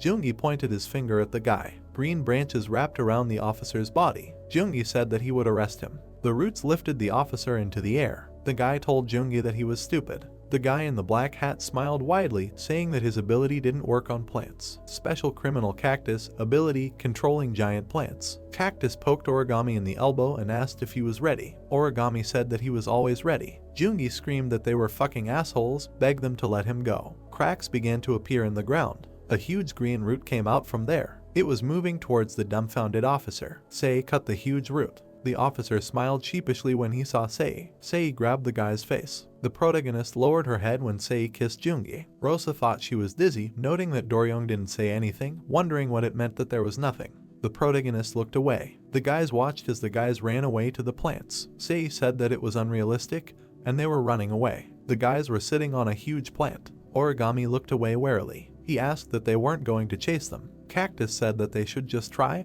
noting that Jungi wouldn't be able to get out anytime soon. The protagonist approached the criminals. Cactus said that no one could catch up with them. The brunette caught up with the criminals and attacked them. The guys knocked them off the huge plant. The schoolboy was smiling widely, looking at his phone. He told his opponent that he would knock him down and knock him over, asking that he hadn't heard of mobile boxing, noting that he had been playing it for 2 months and that he wouldn't be able to withstand his two-side punches. The huge plant was falling on the schoolboy. He screamed that he didn't want to die. The brunette stopped the plant with her hand. She stood in front of the scared guy, holding the plants. Rosa covered her mouth with her hand, asking the schoolboy if he was hurt. She grabbed 2 criminals, wishing the schoolboy all the best. The guy slightly opened his mouth, thinking that he was dead. He looked ahead in confusion, covering his mouth with his hands, saying that she was incredible. The main character dragged the 2 criminals to the officers' cars. The brunette looked ahead in bewilderment, wondering where the noise was coming from. She noticed Jungi and Sei looking confused. Jungi asked the girl that she was crazy and what she was doing, noting that they weren't even dating. Sei asked what he was talking about, noting that he meant the kiss. The protagonist's eyes widened in shock, remembering the kiss. The schoolboy waved his hand, calling out to the protagonist.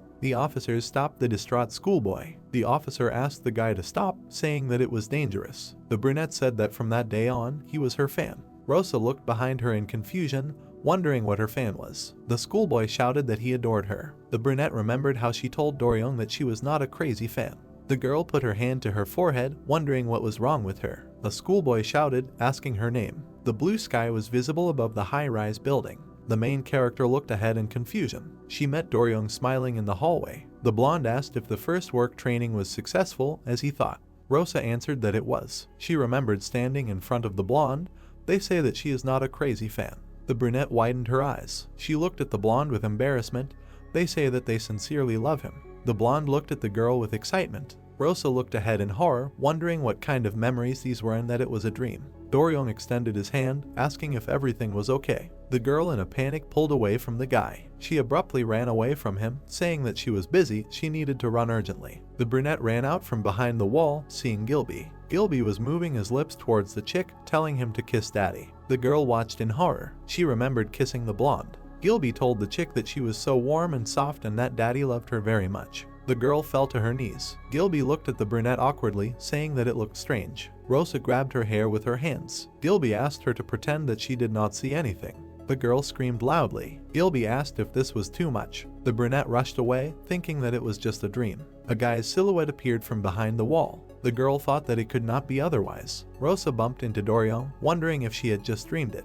The blonde looked at the brunette in bewilderment, asking what was happening to her on this day. The girl looked at the guy in surprise. The blonde asked if something had happened. Rosa clutched her jacket in her hand, saying that it was because she didn't remember anything. She looked at the blonde in confusion, asking if she had done something bad. Doryong looked at the brunette in surprise. He looked up thoughtfully, saying, "Who knows?" Rosa widened her eyes, looking at the blonde. Doryong said that she had been sleeping. Rosa thought that it had been a dream after all. The brunette put her hands behind her back, saying that she understood. The blonde waved at her with a slight smile. Rosa said that they would see each other again. The blonde looked away shyly, thinking that it was a mistake. Empty cans stood on the table. Rosa told Doryong that she was not a crazy fan. The blonde looked at the brunette in shock. Rosa said that she really loved him. The brunette leaned towards the guy and kissed him. The blonde slightly opened his mouth. He grabbed her cheeks. Doryong pulled the girl towards him and kissed her. A dim light illuminated the room. Rosa joined the guy. Doryong slightly opened his eyes, looking at Rosa. He widened his eyes, looking at the girl. The brunette sat with her eyes closed.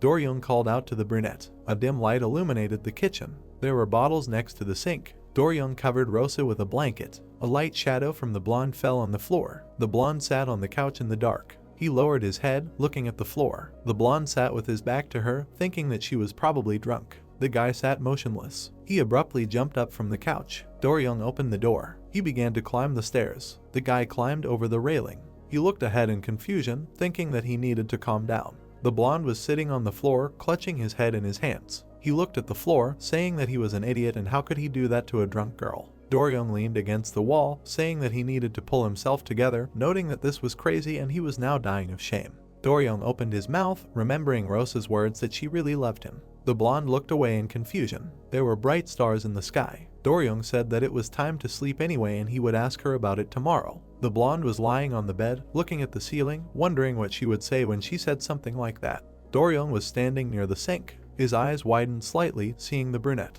Rosa looked at the guy with an exhausted look. The brunette closed her eyes, walking past the guy, wishing him a good morning. Do-ryung scratched his head, wondering why she forgot everything. The blonde saw Rosa in the hallway. Rosa smiled sheepishly. Do-ryung asked if she had succeeded. Rosa replied that she had. The girl immediately widened her eyes. The guy looked at the brunette without worry. He extended his hand to her, asking if she was okay. The girl jumped away from him in fear. The brunette ran away from Do-ryung, saying that she was busy and needed to run. The blonde looked at what was happening in bewilderment. Rosa bumped into the guy. The blonde put his hands on the girl's shoulders, asking what was happening to her that day. Rosa looked at the blonde in confusion. Do-ryung asked if something had happened. The girl clutched her jacket in her hand, saying that it was because she didn't remember anything. She looked at Do-ryung in confusion, asking if she had done something wrong. The blonde looked at the brunette in surprise. He looked up thoughtfully, saying who knows, adding that she was sleeping. The blonde waved his hand at the main character in confusion. The brunette walked down the hallway. Do-ryung wondered if she really wanted to convince herself that it was a mistake.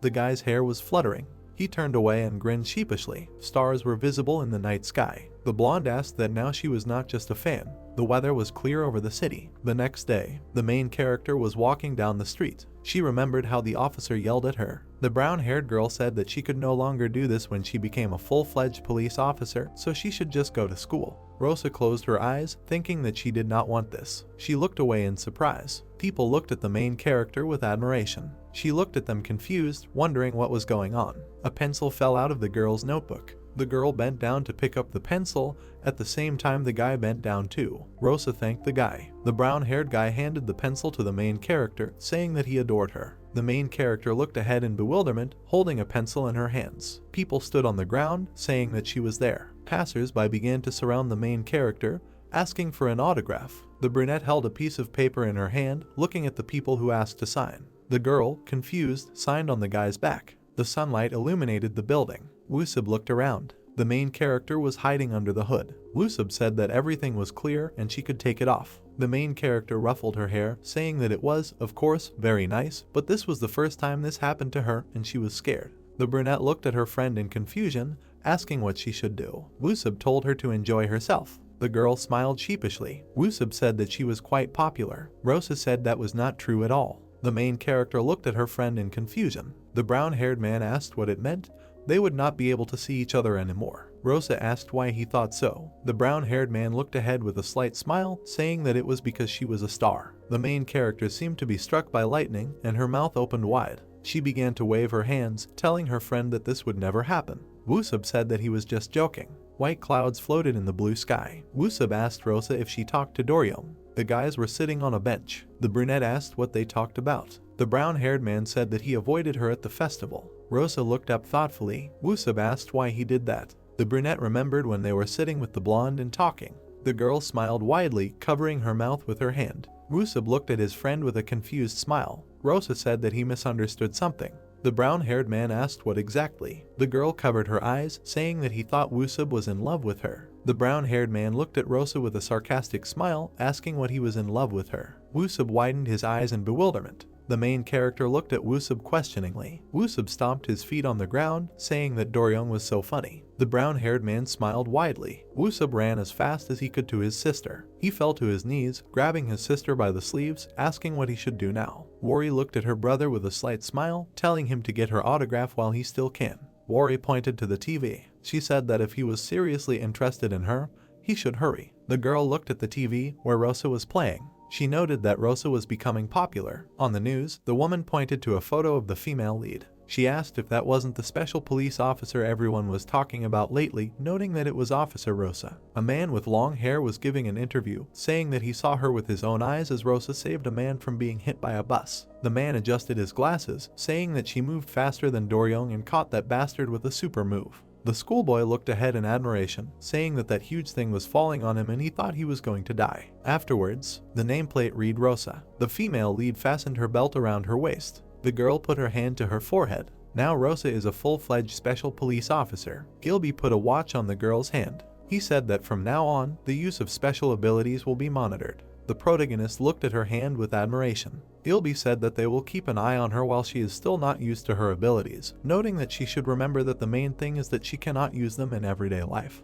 Gilby looked at the brunette with a smile, asking if the ability control training is going well. The protagonist answered that it is, and that police officer Jungi is training her. The gray-haired man said that this is very good. The brunette looked at the old man in surprise. The gray-haired man smiled widely. He said that besides Do-ryung, she is the first one to become a special police officer in such a short time. The protagonist blushed slightly. She looked at the floor in embarrassment, thanking him. Gilby told her to try her best. He opened his eyes, looking menacingly at the brunette. Gilby said that if this continues, even the black poison will be afraid to come out from under the counter. The girl widened her eyes in bewilderment, looking at the old man. The old man looked at the girl with a slight smirk. Rosa said that she was the black poison, asking what he meant by the second black poison. The old man noted that he would not say that this was a joke. He put his hand on the shoulder of the main character. He looked at the brunette with a serious look, saying that she would do a good job. The main character looked at the gray-haired man with embarrassment, saying that she would do her best. Gilby stood with his back to her, looking into the distance. He continued to stand motionless, thanking her. Diana stood behind the glass with a menacing look. Gilby said that it must have been hard for her to make this decision. Diana crossed her arms over her chest, looking at the old man. She said that no granddaughter can lose to her grandmother. Gilby said that it meant that there was someone who could defeat Diana. The grandmother looked at the old man with a menacing expression, saying that, however, if something happened to Rosa. The old man looked ahead dejectedly. Diana said that he would be the first to answer to her for this. Gilby replied that let it be as she said. Diana stood behind the glass with her feet stuck in the wall. Gilby asked where she was standing. The brunette walked down the hallway. She looked ahead in surprise. The main character saw the twins. She remembered Mongryong's worried expression. Rosa remembered carrying Chunyong in her hand. The brunette turned her face away, thinking that she was finished, because Mongryong knew what she looked like. The girl closed her eyes, thinking that if they found out that she was black poison. Mongryong took the main character's hand. She looked at the guy in surprise. The boy approached the protagonist's ear, saying that he would not tell anyone. The brunette looked at the twins in surprise. The twins raised their thumbs. The officer looked at the protagonist in surprise, asking that she had already become friends with the twins, noting that it was not an easy task. Mongta looked at the protagonist in shock, wondering if this was the same girl. Mongta remembered looking at the photo and drawing of the brunette. She remembered how the man in the black suit ran away from her, and she sat with a thoughtful look. Mongta exhaled in displeasure, wondering what it meant that he was looking for his savior, and she thought that there was something else. Now she is not bothered by the drawing. White clouds floated above the building. The protagonist looked ahead with irritation. She looked at the two guys in the gas mask, thinking that they were fanatics. The guy told the special police officer to die. The brunette looked at the guy in bewilderment, who noted that she was new. The brunette's eyes widened. The guy asked if he should tell her the terrible truth. The guy in the gas mask sat on his knees, saying that she could not escape them. A shadow hung over the guy's gas mask. The guy said that because the black poison would find and kill her. The brunette looked at what was happening in bewilderment. The officers led the criminals away. The guy shouted for them to tremble and the black poison would stay forever. The wind fluttered the hair of the main character. Rosa thought that it turned out that there were still followers of the black poison. Special Officer Rosa, former black poison. The girl looked away in surprise when she heard people start shouting that it was her. The main character looked at the crowd of people with posters. A passerby asked to shake his hand. The brunette was handed gifts. Rosa looked at the huge poster, which said that it was a fan club in her honor. She wondered what it was. The girl embarrassedly hid her face behind her hair, thinking how embarrassing she was. The brunette looked towards the blonde, wondering if Do-ryung was watching. Do-ryung was talking to the officer. Rosa noted that he was busy. The blonde looked at the officer with a serious look, asking that there were many more men than women. The brunette asked so what? Do-ryung asked if they could shake hands and whether it would be better to ban it. The officer asked why it mattered to him. The blonde asked if it was just fan feelings, noting that at least the name had the word love in it. The officer asked why he was asking him to stop. The sunlight illuminated the building. The female lead was carrying a bunch of presents in her hands while riding next to the blonde guy. Do-ryung looked at the presents with displeasure. He pointed at the presents with his hand, asking if she wanted him to carry them. Rosa said that she should do it herself. Do-ryung looked away with displeasure. Rosa said that they did try to give presents. The night sky was visible from the window. The brunette was sitting on the couch. She was watching the news on TV. The news said that the new hero Rosa had saved the townspeople again. The girl looked at the TV with embarrassment. She closed her eyes. The blonde guy looked at the TV with a serious look. He sat down next to the female lead. The girl looked at the blonde guy with an embarrassed smile. Do-ryung asked what she liked. The brunette said that she didn't and that she had been told so many nice words. The blonde guy looked down thoughtfully. Clouds of dust rose above the city. There was not a single person on the street. There was a sewer in the middle of the road. A monster's hand appeared from the sewer. Lizard-shaped monsters began to crawl out. The monster looked at its paw with a bloodthirsty grin, asking what kind of ability this was, noting that it was different before. The monster looked behind him. The monster said that it was thanks to Dr. B. The lizard narrowed its gaze, saying that with such strength, even Do-ryung was not scary to it. The lizard told the others that it was time to go. The monster opened its mouth. The lizard smiled bloodthirstily. The monster clenched its hand into a fist, saying that they would crush these little bug people. The main character looked ahead in bewilderment.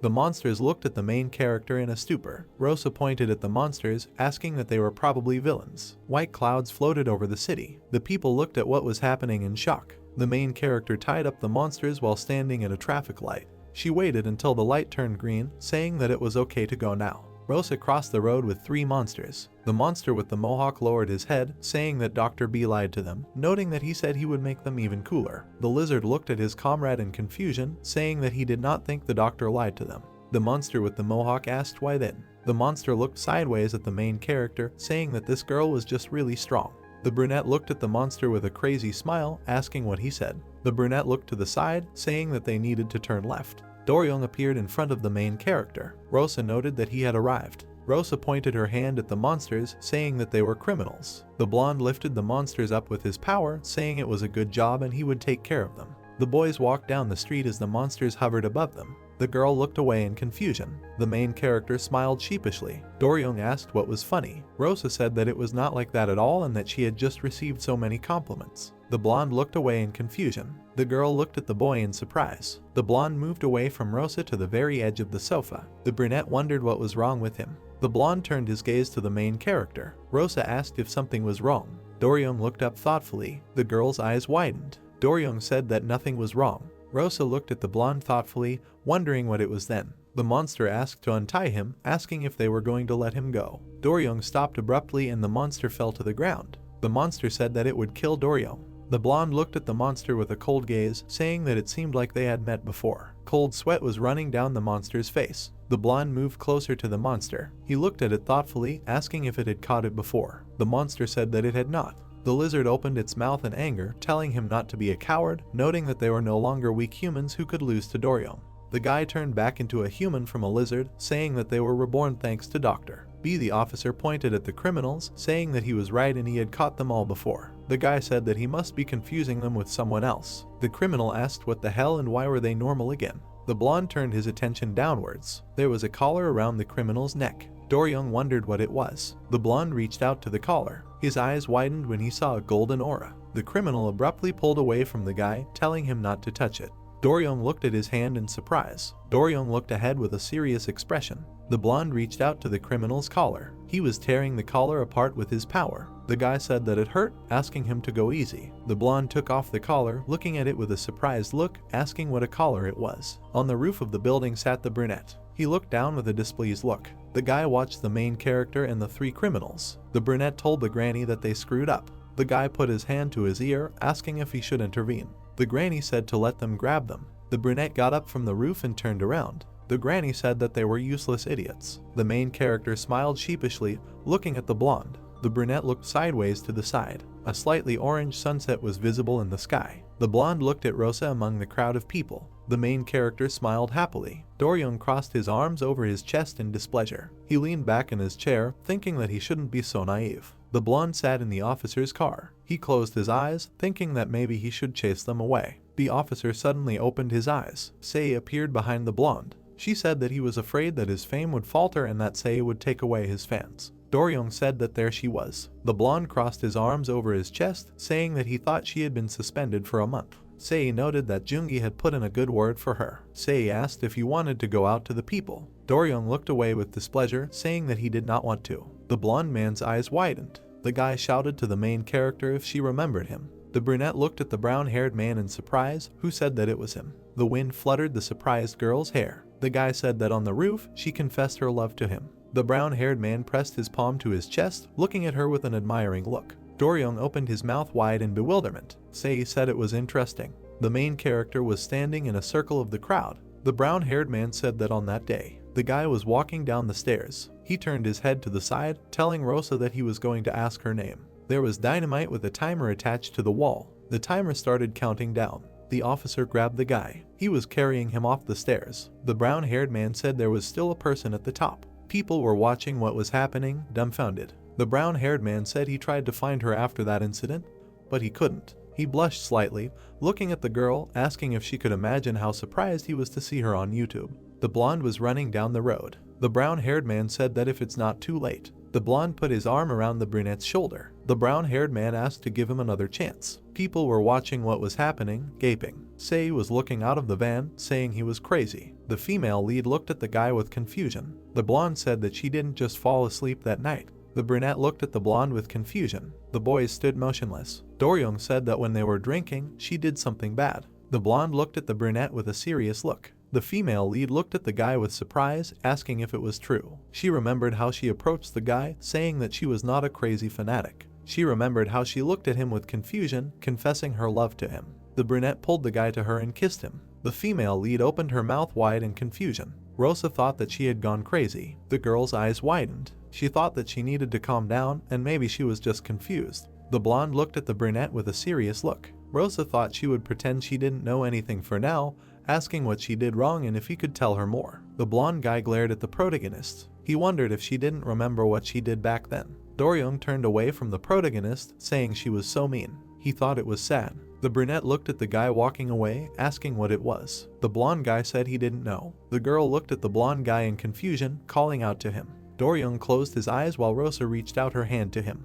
Rosa said he should tell her. Sei looked at the guy with narrowed eyes. Doryong folded his arms. Sei asked what it was. The officer said it was revenge. Meanwhile, the loser Woosub. Woosub was sitting in a circle table with his sisters. The topic of conversation when Woosub started to like Rosa. Warren looked at her brother, asking if it was love at first sight. Woosub said that he already knew she liked someone. Wari brought the glass to her mouth, asking what he thought Rosa asked for his number. Woosub sat at the table with a downcast face. His sister asked that he gave it to her, though. Woosub said no. His sister pointed out that he did give it to her, though. Woosub said she was right. Woohee smiled and pointed at the brown-haired man, saying that it meant he liked her right away. The brown-haired man looked at his phone in surprise. His sister asked Woohee if she knew how he did it. Woohee asked how. His sister said that he wrote it on his palm. The brown-haired man looked at his phone in shock. The sisters looked at their brother in surprise when he called out to them. Woosub looked at the sisters in confusion, saying that Rosa wanted to meet. The sisters began to clap their hands around their happy brother. Clear weather hung over the city. The main character was sitting at a table. The brunette noticed her friend nearby, calling out to him.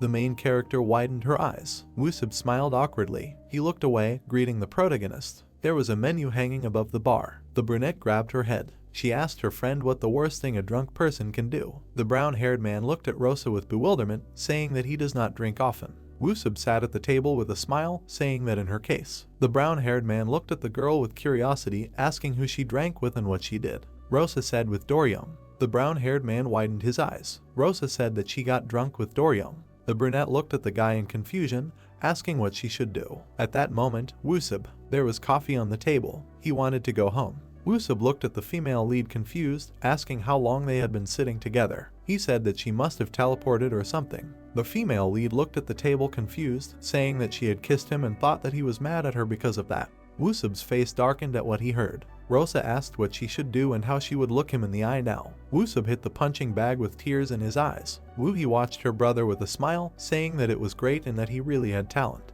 Woosub should not despair. The reporter asked the people what their opinion was of Officer Rosa. The man smiled contentedly, saying that he was so grateful to her. Doryong, asking that there were rumors about black poison and maybe they knew. The man imagined his father clutching his heart but feeling better afterwards. The man said that his father was very worried about them, but thanks to her, he is now calm. The young man smiled shyly, saying that she was cute. The girls looked away, displeased. The brown-haired girl said that she did not know and that in her opinion, she got too close to their Doryo. The reporter stood in front of the girls. The brown-haired girl said that she hated it when colleagues were too close to each other. The girl looked away, displeased. The reporter asked what about Jungi and Sei. The brown-haired girl said that it was none of her business. The boys with Rosa t-shirts looked at the reporter. The guy said that they saw everything, adding that their Rosa was standing peacefully when he suddenly approached her to say something. The brown-haired man asked that it was not obvious that Doryeon liked Rosa. The girl and the guy looked away, dejected. The reporter told them to give an objective assessment and not a fan's answer. The boys stood in front of each other. The girl said that they were both good, so there was nothing to worry about. The guy said that the black poison was no longer appearing, and to be honest, if he were in his place, he would have hidden too. The guy asked if they didn't want to catch the black poison. The bright sun was shining over the city. The crime peaked after the black poison had died down and the city was calm again, but where did he go? The brunette was sitting in a chair, watching the TV. He looked down. The guy reached out for his gas mask. The full moon was shining in the sky. The female lead opened the door. Doryeon was sitting on the couch, telling Rosa that it was late. The female lead was standing near the blonde. She said that she had met a friend. The blonde asked if she had eaten dinner. The girl said that she hadn't yet. The brunette closed her eyes, thinking that it felt like everything was fine, but it would be better if he was angry. Doryeon sat with a cold expression. Rosa thought that Doryeon was too kind or not. The light turned on in the bathroom. The female lead stood by the sink. She thought that while she was living at his house, she was ashamed of every mistake. The brunette changed into her home clothes, thinking that she needed to make up with him, wondering how to do it. The female lead folded her hands in front of her. She mentally addressed God, that if he existed, she asked him to give her a chance to make up with the blonde. Doryeon asked that she was not hungry. The blonde man looked at the female lead with a slight smile, asking if she wanted something to eat. The female lead widened her eyes, thinking that this was her chance. She smiled widely and said that she would cook. The blonde man tilted his head to the side. The female lead squeezed the bottle tightly. The bracelet warned that she had used a special ability. Rosa tore open a bag of flour. The bracelet warned her that she had used her special ability again. The main character cut a carrot and a board in half. The bracelet asked her to stop doing that. The blonde watched in horror. Rosa asked what was going on, asking for forgiveness and saying that she would pay for it. Doryeon's eyes widened. The blonde hugged the girl from behind, asking her to stop. The kitchen was a complete mess. The blonde said that was enough. The girl blushed slightly as Doryeon hugged her from behind. The blonde told her to let him do it himself. The blonde stood by the sink, while the brunette sat on her knees near the table. The guys were sitting at the table with food. The guys were sitting opposite each other. Rosa asked what he had finished eating. The blonde said that he had. Doryeon looked at the brunette in bewilderment, who had fallen to her knees. He asked what was wrong with her. The girl was crying. The blonde told her to stand up. The girl asked him for forgiveness. The blonde looked at the main character with bewilderment, asking, "Forgive me, for what?" He forgot. Doryeon looked up thoughtfully. He knelt down, approaching the main character, asking what he should forgive her for. The girl was sitting on the floor. The blonde looked at the protagonist with embarrassment. The main character clenched her teeth in embarrassment, saying that it was because she kissed him. The main character blushed and looked at the guy. The blonde said that it was not that. Rosa wondered if it was something else. The girl closed her eyes, wondering whether to say it or not. The blonde exhaled heavily, thinking that he had enough jokes. He apologized to Rosa, saying that he really did. Rosa, interrupting the guy, said that she told him that she was a fan. The girl blushed with embarrassment, looked at the floor. She said that she also said that she fell in love with him. The blonde looked at the main character with embarrassment. Gray clouds floated over the building. The guard was going down the stairs with a lantern. He turned his attention up. A hole appeared in the wall and someone hit the guard. The alarm went red. The prisoners looked out from behind the bars. They looked at what was happening. Among the clouds of smoke and dust stood a guy in a gas mask. The prisoner asked what the noise was. The guy had a hood on his head. The prisoner said it was black poison. The guy stood with his back to the distance, asking the prisoners if they wanted to be freed. The blonde sighed heavily, thinking that enough jokes, apologizing to Rosa, saying that he really was. Rosa noted that she told him that she was a fan. The girl looked down in embarrassment, noting that she had also said that she had fallen in love with him. The guy looked at the main character in surprise. The brunette looked up at the blonde. She widened her eyes. The blonde closed his eyes and sighed heavily. They sat motionless opposite each other. Doryeon covered his face with his hand, peeking out from under his fingers. He asked that she really didn't remember anything. The brunette widened her eyes. The blonde approached the girl. The brunette asked that there was something else. The blonde was near the brunette's face, saying that she wasn't the only one who tried to kiss that night. The blonde approached the girl's face even closer. Rosa closed her eyes, wondering what he was talking about. The guys widened their eyes in bewilderment. Doryong looked at his bracelet. The guys got up from the floor. Rosa asked that they need to run to the call. The blonde grabbed his neck, saying that it was time for them to go then. The light illuminated the room. Night was spreading over the city. The prisoners smiled bloodthirstily when an explosion occurred in the building. The bald guy stood with his back to the black smoke, saying that he thanked the black poison. The prisoner looked at the bald man, asking what the black poison was up to. The bald man asked what did he mean. The brown-haired man said that in exchange for their freedom, they should help the black poison and make a noise. The man said that they could at least do that for starters. He smiled slyly, saying that it was easy as pie. The prisoners ran down the street. A police car was parked nearby. Sei was taking pictures with Jungi in the background. Jungi asked why they were called in for common criminals and whether it was necessary to call in special police in this situation. The officer turned his head to the side. He said that their job was to help the police and catch all the escaped prisoners. Jungi looked back at the back seat, saying that if they encountered black poison, they would need to catch it immediately. The female lead opened her mouth wide. The officer looked at the brunette. The girl asked about black poison. Jungi noted that she probably hadn't heard of it yet. The female lead clenched her teeth in horror. The officer said that black poison had entered the prison and released all the criminals. The brunette wondered what he had said. The blonde man looked at the female lead in shock. Jungi said that, by the way, this was her first encounter with black poison. He smiled widely, saying that she shouldn't worry since it wasn't that scary. Sei covered her mouth with her hand, grinning. Jungi said that it was time to get started. The officers detained the prisoners. The officer looked at the prisoners lined up, noting that it looked perfect. Jungi looked at the frozen Sei. The officer approached the girl, asking if she knew what. He closed his eyes and leaned over, saying that he wanted to ask her to behave more restrainedly, noting that he understood that she had feelings, but they needed to separate work and personal life since he was her boss. The girl glared at the officer, telling him to shut up since she was busy there. Sei looked up. Jungi noted that she used her precognition, and he was still not used to it. Sei's eyes widened. Jungi asked what she saw. The officer looked at the girl in shock. Sei looked at the officer in fear, saying that on this day, the black poison and Diana would appear. Jungi's mouth fell open in bewilderment. Clouds of smoke floated across the sky. Jungi asked how this was possible. Doryong floated in the air, emitting a golden aura. Doryong lifted the criminal into the air with his power. The criminals floated in the air. People watched happily, seeing Doryong. People watched as the officer and the criminals floated in the air. They said that thank goodness Doryong came, cheering him on. The female lead looked at the blonde man with admiration. She brought her hands to her face, thinking that as she expected, he was wonderful, noting that she understood this before. The prisoner asked to save him. The female lead wrapped the hands of the prisoner with a huge bump on his head. She thought that she should work hard so as not to become a burden. The brunette turned her attention to the side. She widened her eyes in bewilderment. In the dark alley, the girl noticed the silhouette of a man. The blonde man landed on the ground. He looked away in surprise. A prisoner with a huge lump was tied up on the ground. Doryong started looking around. The prisoner asked if he was looking for that policewoman with superpowers. The prisoner looked away, saying that she went that way. The blonde guy was looking into a dark alley. A crane towered over the construction site. A silhouette of a man stood near the window. He stood motionless, saying that it was predictable that she would come. The girl looked at the guy. The guy called the girl by name. Rosa's eyes widened in shock. She pointed her finger at the guy, asking who he was. The guy said that he saw black poison just like her. Black poison looked away. Rosa said that he was lying.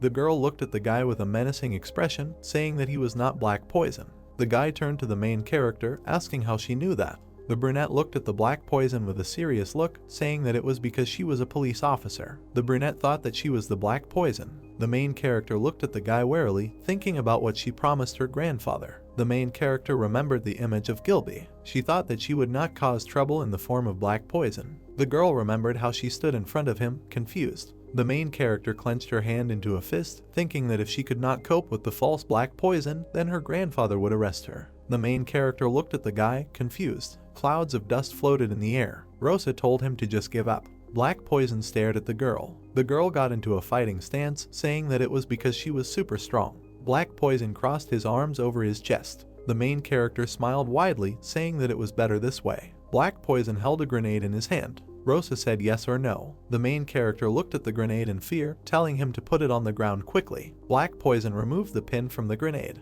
The main character asked him not to do this and not to throw it on the floor. The guy let go of the grenade from his hand. The main character bared her teeth. An explosion occurred in the building. Clouds of smoke and dust rose in the room. Black Poison looked out from behind the door. He stared into the corridor. The main character suddenly appeared in front of the guy's face. The girl swung her fist at the guy. Rosa hit the guy, saying that they almost died. The girl gritted her teeth in displeasure. The main character looked at the hole made in the wall. Black Poison flew through 2 walls. Rosa thought that she hit with all her strength without even thinking. The guy was lying motionless on the floor. The main character carefully approached the guy, wondering if he was still breathing. The girl stood next to the Black Poison, calling out to him. The brunette grabbed her head, wondering what would happen to the special police officer who killed the criminal. She closed her eyes, thinking that she had definitely learned this before, and she needed to remember it in case of emergency. The girl widened her eyes. She stretched out her hand in front of her, thinking that this was strange. Black Poison looked out from under the mask.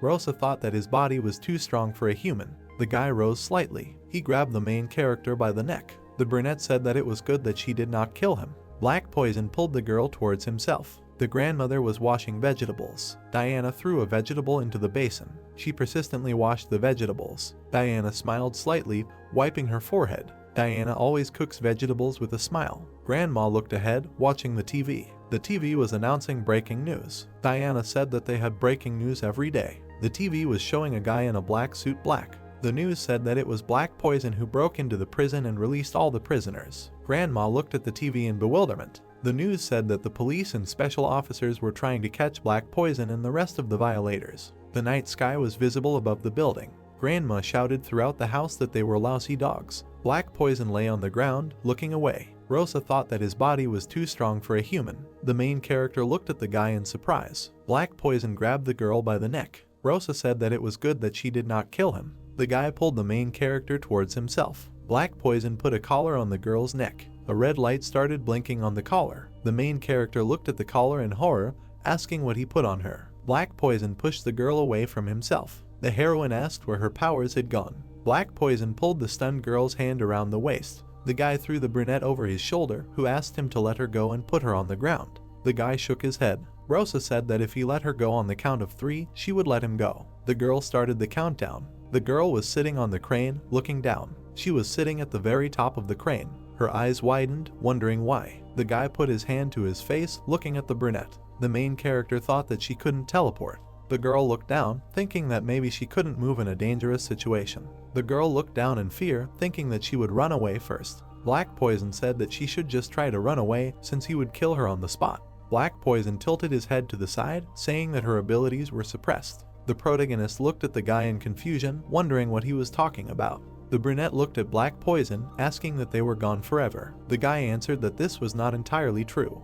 The protagonist looked at the guy in confusion. Black Poison told her to stay there. Rosa asked him to stop. The brunette looked at Black Poison in confusion, asking what he wanted to achieve by doing this. The guy stood motionless. The protagonist asked why he was pretending to be Black Poison, and maybe he was his follower. The guy stood motionless, looking at the brunette. He lowered his head. The protagonist widened her eyes in confusion. The guy asked that he was his follower, like a fan. Clouds of dust floated in the air. The brunette said that she was talking about the followers of the Black Poison, those who fulfill his wishes and commit crimes. The guy crossed his arms over his chest, looking up. After explaining, the Black Poison asked what it meant that they were still his fans, but in that case, he was not his fan. The guy looked closely at the main character. He said that if there was such a possibility, it would be better if the Black Poison disappeared forever. The heroine looked at the guy, dumbfounded. The guy said that he wanted the blame for everything that happened to be placed on him. The girl slapped her cheeks. She lowered her head, sitting in front of the guy. The brunette thought that it was not about her, but about the Black Poison. The girl clenched her hand into a fist. She thought that she could not worry, telling the guy that Black, I am still a criminal,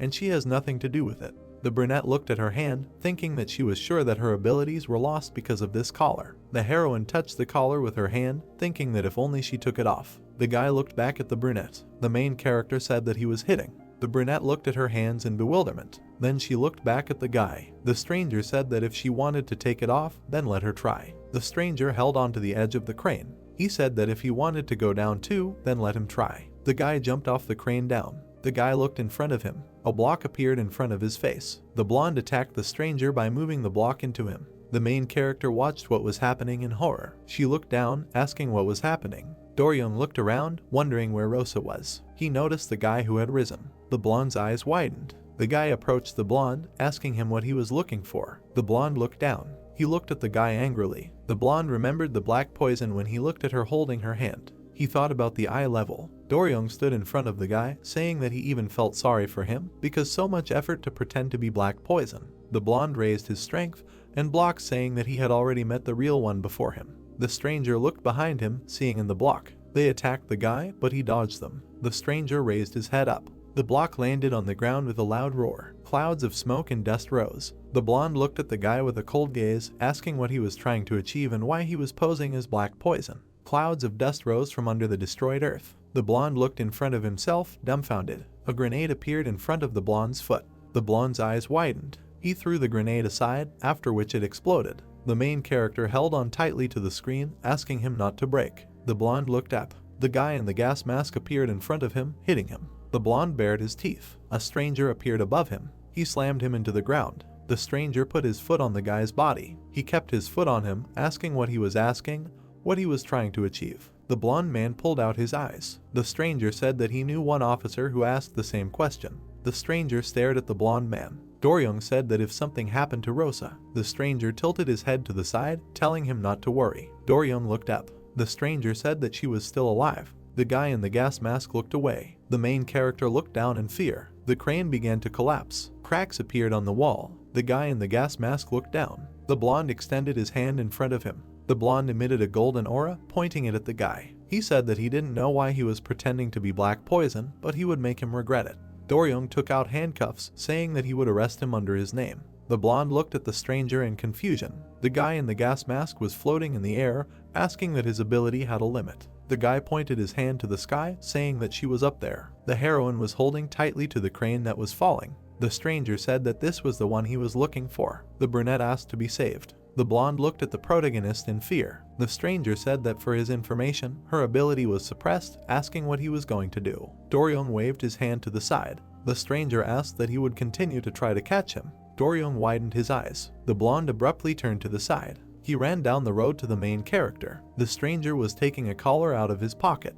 A white-haired guy in a gas mask appeared behind the stranger. He said that it was so stupid. Diana was cooking with a smile. She saw bad news about her granddaughter on TV and got furious. The woman was beating the cabbage in a rage, but soon came to her senses. Diana meditated, took out her things and changed her clothes. She said that the heroine was still her granddaughter and her grandmother should clean up after her. The woman looked at the TV. She looked closely. Her baby had a different build. There was chaos in the city. The prisoners had gotten free. The police were trying to catch them. The girl turned around at the figure behind her. She was scared and screamed that it was Black Dog. The two residents squinted, trying to figure out if they should run away. The figure was much larger, horrible, but incomprehensible. The criminal with the scar on his head called out to the girls and asked who allowed them to be there. 3 prisoners approached them. The bald man frowned and said that he would kill the residents. The people rejoiced and ran. It was definitely a criminal. The bald man approached the figure in black. Diana, wearing a gas mask, looked down at him. The criminal asked who she was. The woman remained silent.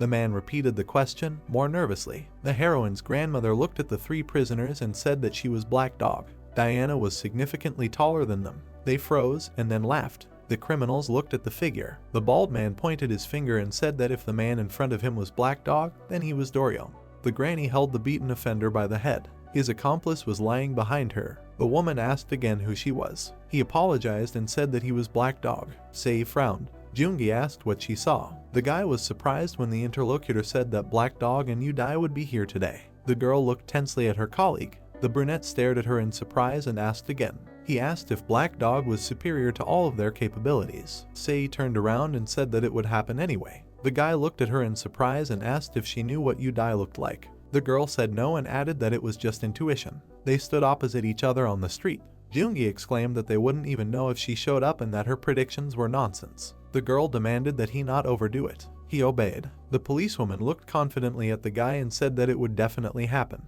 She looked away sharply and said that it would happen right now. Sei pointed her hand and looked at her partner. He stared at her in surprise. A whirlwind rushed past them. A figure ran behind the guy. The policeman looked after it in shock. All the prisoners scattered out of Diana's way. Jungi and Sei continued to watch. They looked at each other in shock and exclaimed that this was you die. In the end, Diana will try to find the worst idiot in the world who pretends to be her granddaughter. The man in the gas mask turned around. Granny hit the ground, the asphalt cracked. The villain managed to jump back. Doryung ran forward and looked at the crane. Rosa was hanging onto it, holding on with one hand. Her hand slipped. Without strength, she could not hold on any longer. The girl was falling down. The young man was flying towards her. He grabbed her from behind. The blonde frowned and put his hand forward. With his strength, he tried to stop the crane from falling.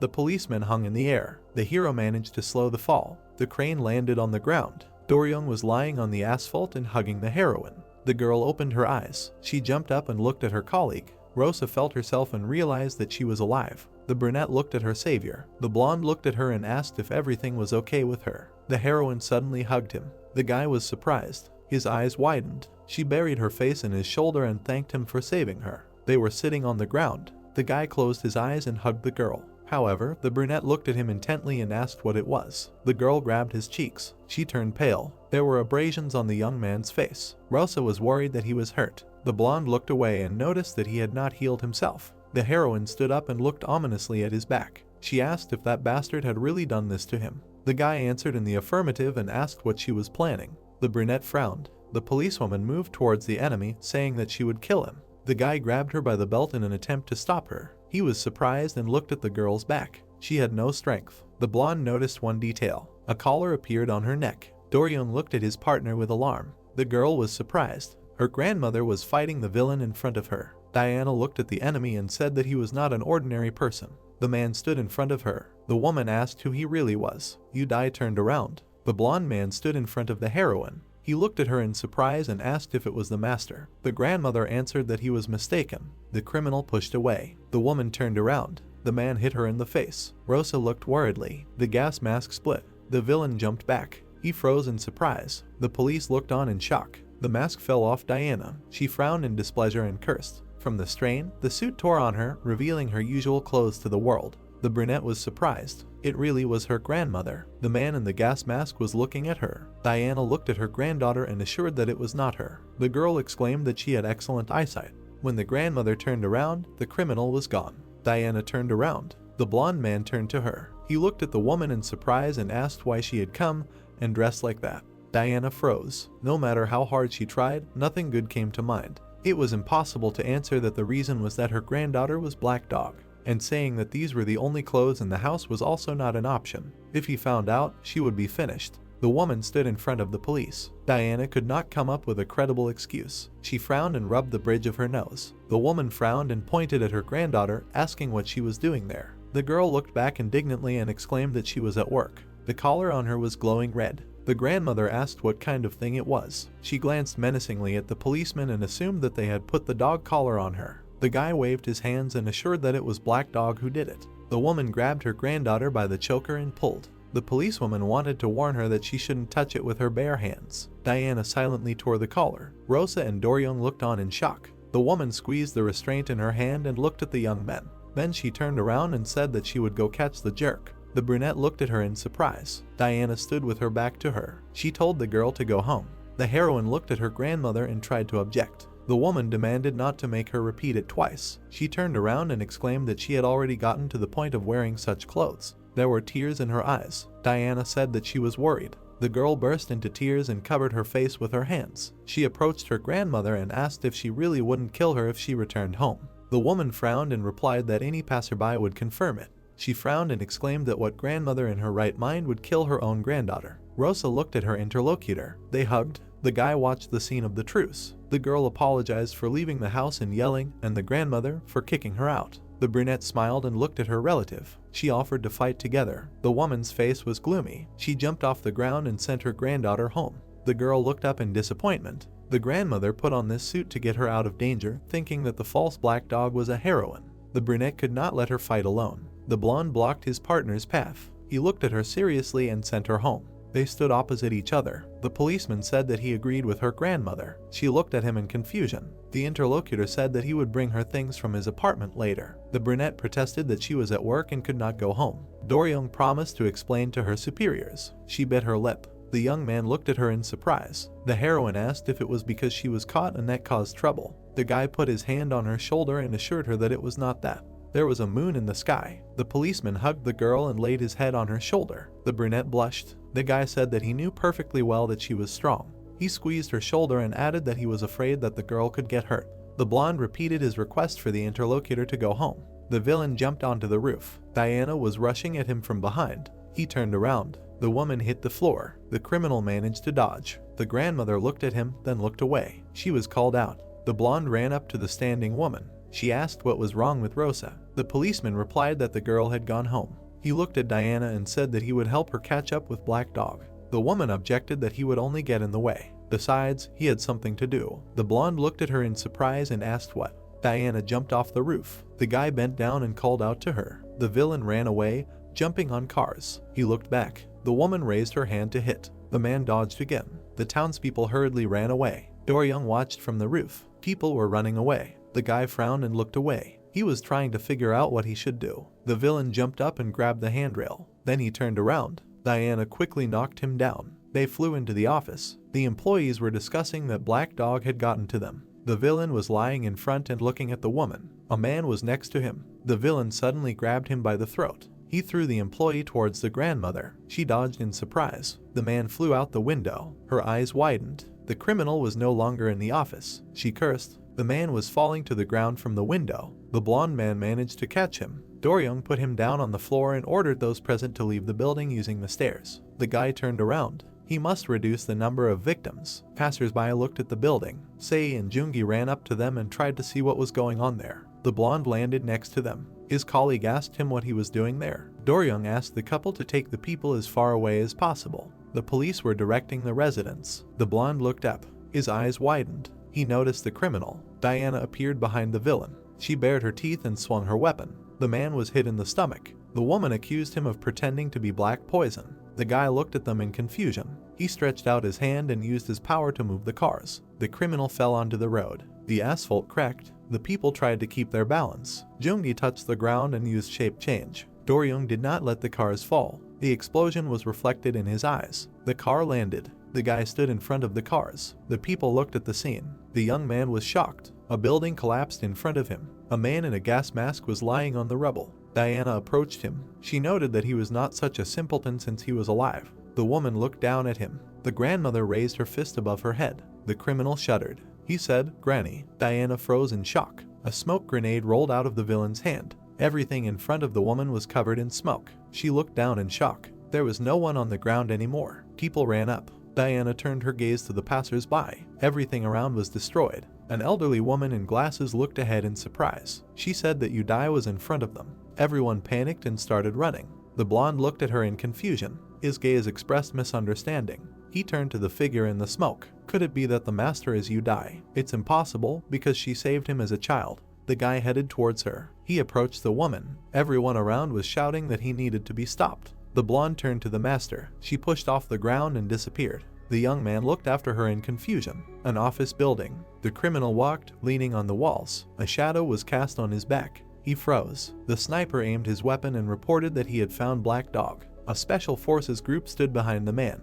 They had received an order to shoot the criminal on the spot. The soldier pointed his weapon. The man in the gas mask suddenly grabbed him by the throat. There was a sound. He let go of the soldier. Everyone took aim. The criminal stood in front of them. Open fire. The sounds of gunshots. The special forces were lying on the ground. They were covered in blood. The villain was slowly leaving. He had a tired look. Memories from childhood where he talked to the main character. The man grabbed his head. He said the name Rosa. The news reported on the appearance of Udai. The voice asked why he had been called in the middle of the night. The chief of staff was standing in front of the window and holding part of the collar in his hands. He turned around and asked if the interlocutor had seen anything like this before. An old woman with a cane approached him. She looked at him, dumbfounded. The old woman could not believe that they had managed to remove it. The man said that this was the second time such an invention had been used. Once on people who had turned into monsters, and the second time to suppress special abilities. Gilby looked at his interlocutor questioningly. She said that she did not know. The boss looked at her and said that he was telling her because she was the head of the special research team.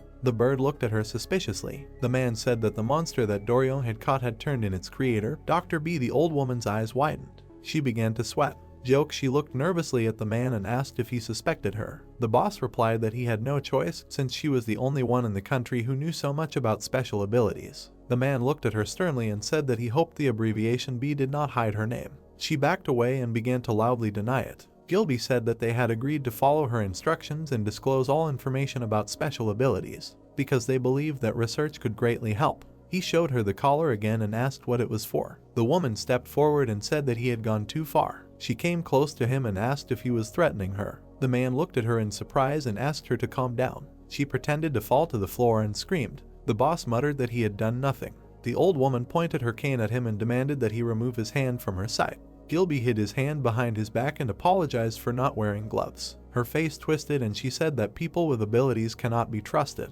The man looked at her in confusion. Joke said that even if he was unhappy, he couldn't just pounce on people with his ability. The old lady cried theatrically and complained that a fragile person like her would now be unable to sleep because of anxiety. The man looked at her in confusion. The woman was diverting from the topic. She exclaimed that Yudai was alive. The man's eyes widened. He replied that no one had seen her for sure. Maybe it wasn't her. The old lady jumped up and frowned. The manager exclaimed that it was definitely Diana. The woman demanded that they catch her and Black Dog. The boss looked at her in surprise. Joke kept yelling that these two would blow the special police to smithereens. She pointed her finger and said that she was giving him a week. If he didn't catch Black Dog in 7 days, she would take over the case herself. Gilby was walking around the city. He looked down thoughtfully. It was obvious to him that Rosa was doing a great job. It was not time yet. The man was sure that this time the disasters from Black Dog were not caused by the heroine. But Joke won't just stand and watch, and Diana won't calm down if they arrest her granddaughter. Still, he couldn't turn a blind eye to it. His face was gloomy. The bird looked around and asked where they were going. The boss walked on and muttered that he needed to discuss something with Dorium. The man looked away and reasoned that at this time the young man was probably at home. A guy came out of the entrance. The boss abruptly hid in the bushes. He himself did not understand why he did it. Gilby looked at the blonde guy leaving and wondered where he was going at such a late hour. He noticed the bag. The man looked ahead in shock. The boss thought that his ward was running away from home. Dorium was looking at something on his phone. The man wondered if he could not bear the burden of responsibility and decided to run away. The heroine and her grandmother were sitting in front of the TV. The girl looked at her phone. In the correspondence with the blonde, they agreed that he would come to her with his things. The brunette looked at her watch and thought that she could not teleport. The girl stood up. The grandmother looked at her and asked where she was going. Rosa, without turning around, answered that she was going to pick up her things. The woman asked again. She stood up and said that she was going with her granddaughter. The girl waved her hands and exclaimed that Diana was wanted and she was not allowed to go out. The heroine looked resolutely at her grandmother and flew out the door. The granny looked after her in surprise. She shouted that she called her. Diana turned around and noticed her granddaughter's phone. The girl ran up to Dorium. He looked at her in surprise. The heroine thanked the guy. The blonde blushed and said that he wanted to do it himself. They looked at each other awkwardly. The brunette turned around to go home. The young man grabbed her by the t-shirt. She turned around. The boy looked at her with confusion. Rosa asked what he wanted. The boy blushed and said that since none of them were home, it was a bit strange. He looked at her in shock. Diana loomed over him. The girl froze. The leader stood behind the boy. Everyone stood still. The bird stared in surprise. The young men turned to look at the woman. She asked if he was Rosa's friend. The chairman looked at them and asked what Dorium was doing there. No one understood anything. The brunette became nervous. Diana was furious. She exclaimed that her granddaughter was at Dorium's home. The woman threw her head back. The others looked at her in surprise. Gilby looked at his grandmother in shock. He picked her up and shouted her name. The man shouted that she couldn't die. Rosa and Dorium watched in surprise. Did the two really know each other? The leader held Diana in his arms and exclaimed. The bird flew above them. It looked at the woman and thought it was her mother. The young people were sitting on the floor with their arms outstretched. Granny crossed her arms and looked at them menacingly. The chairman looked at her fearfully. The brunette looked at her grandmother in confusion and lowered her arms a little. She looked furiously at her granddaughter and asked if she hadn't hurt her. The girl shuddered and straightened up. The woman screamed that she didn't even want to see her. The chairman looked at his first love and asked her not to scold the girl without a reason. Diana turned to him sharply and demanded that he be silent. The blonde noticed that the brunette was tired. He moved closer so that she could lean on him. They both blushed. The woman looked at the couple irritably. She jumped up and swung the back scratcher. The chairman grabbed her. He looked at his charge with displeasure and said that it concerned him too. The man continued to hold Diana and reasoned that it was wrong to bring the girl into the house because men and women are different.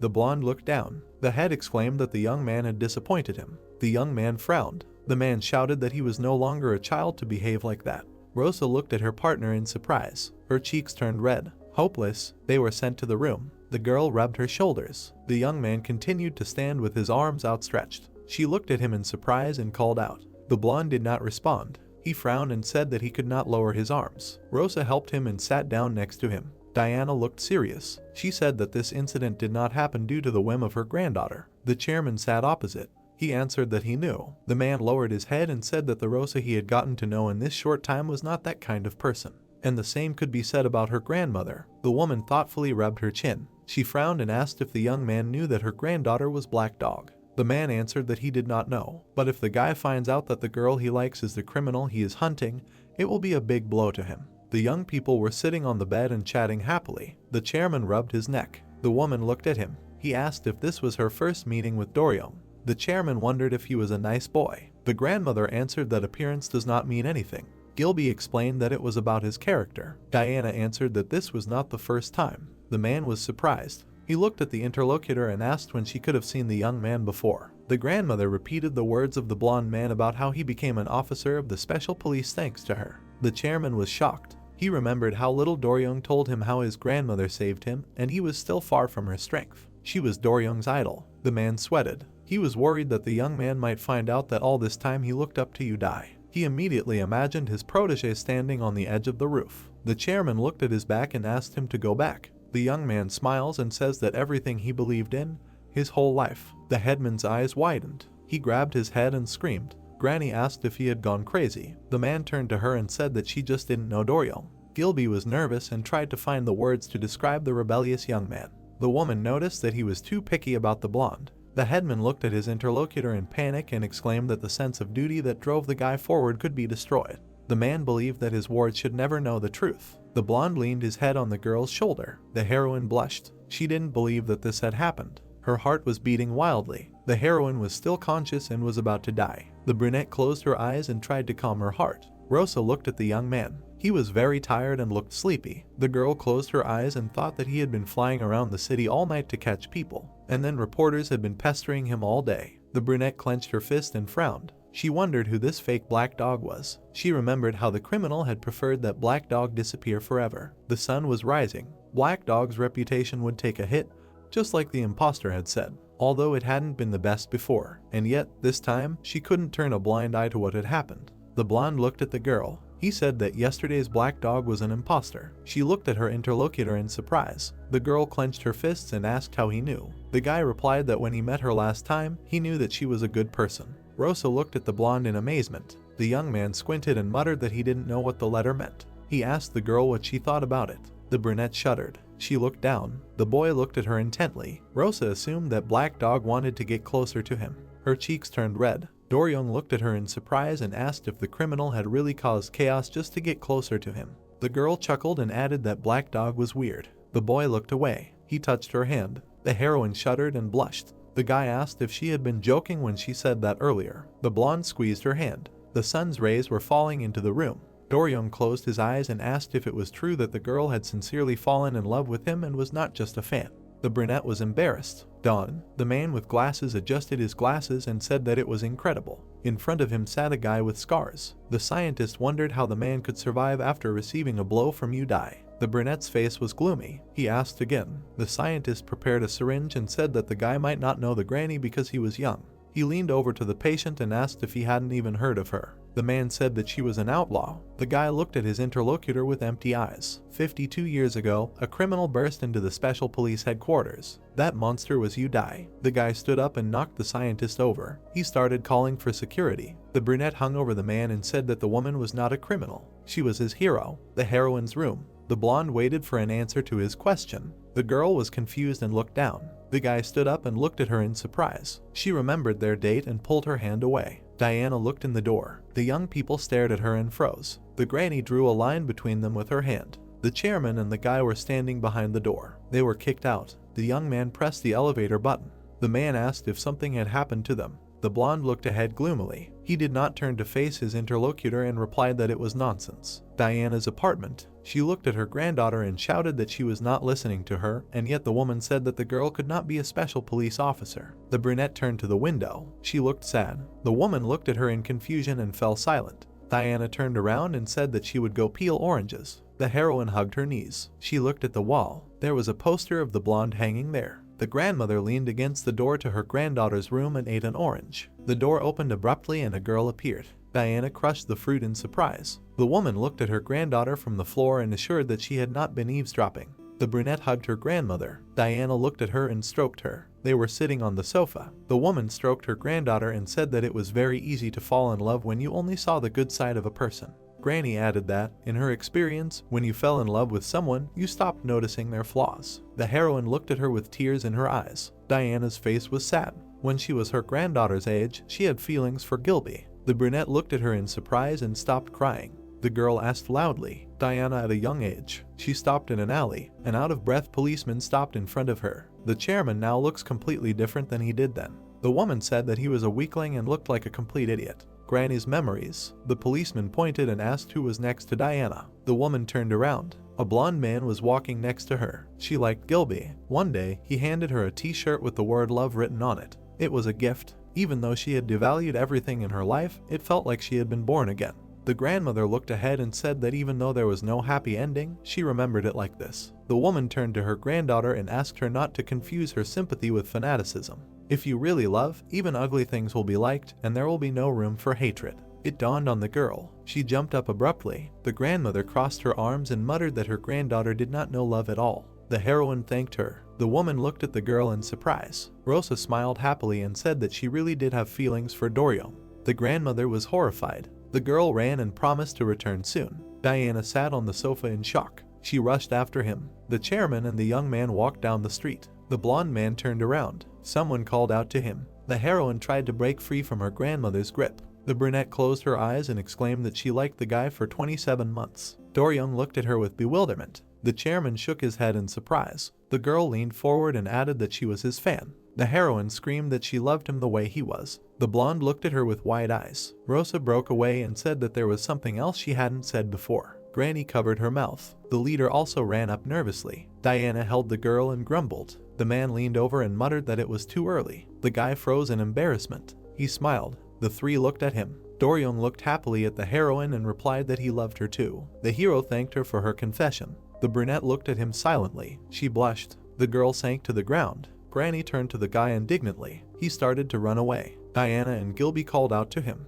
The young man turned around embarrassedly. Doryong smiled and waved to the girl, wishing her good night. The brunette looked after him in shock. The adults ran after him. At the age of 20, Rosa's unrequited love, which lasted 2 years and 3 months, ended. The heroine covered her flushed face.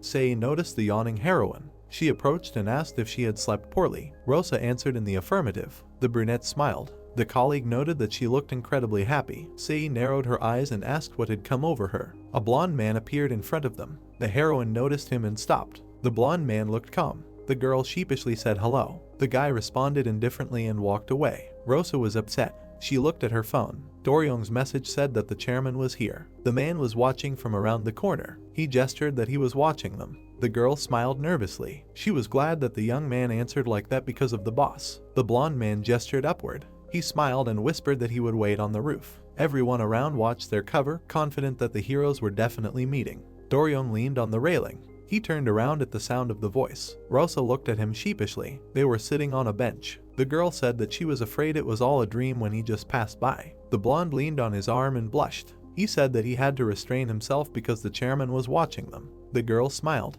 The wind blew. The heroes turned to face each other at the same time. Their watches rang. They froze. Then they ran in different directions in silence. The city. The policemen were coughing from the dust. Jungi squinted and said that he could not open his eyes. The dust person, Kim Minji, smiled and exclaimed that they should have put on masks if they were going to fight her. The guy pointed at her with his finger and told her to wait. He hesitated, remembering her name. The heroine turned around. The policemen were running around. It seemed to her that the street was too quiet. The heroine looked at the empty city. Behind her, Minji was teasing the police. The streets were still filled with criminals who had been released by the fake black poison. The brunette touched her chin thoughtfully. The dust girl was being arrested to the side. Until they were all arrested, people would feel unsafe. The fake black dog had caused such a big commotion, and the chairman hadn't said anything. The girl was worried. Could this really be her last chance? She closed her eyes and thought that she needed to stay in front of the chairman. Doryung sat down behind her. He leaned towards her. The brunette leaned on her hand, absorbed in her thoughts about pretending that she didn't like the blonde. At that time, the guy was taking a speck of dust out of her hair. Rosa turned around abruptly. Doryung looked at her in confusion and explained that she had dust stuck in her hair. The heroine blushed. How could she not like him? Night. The girl carefully looked out of the room. Granny was sleeping in front of the TV. The brunette tiptoed to the door. A voice rang out. Granny was still awake. The heroine froze in fear. She sat in the room, upset.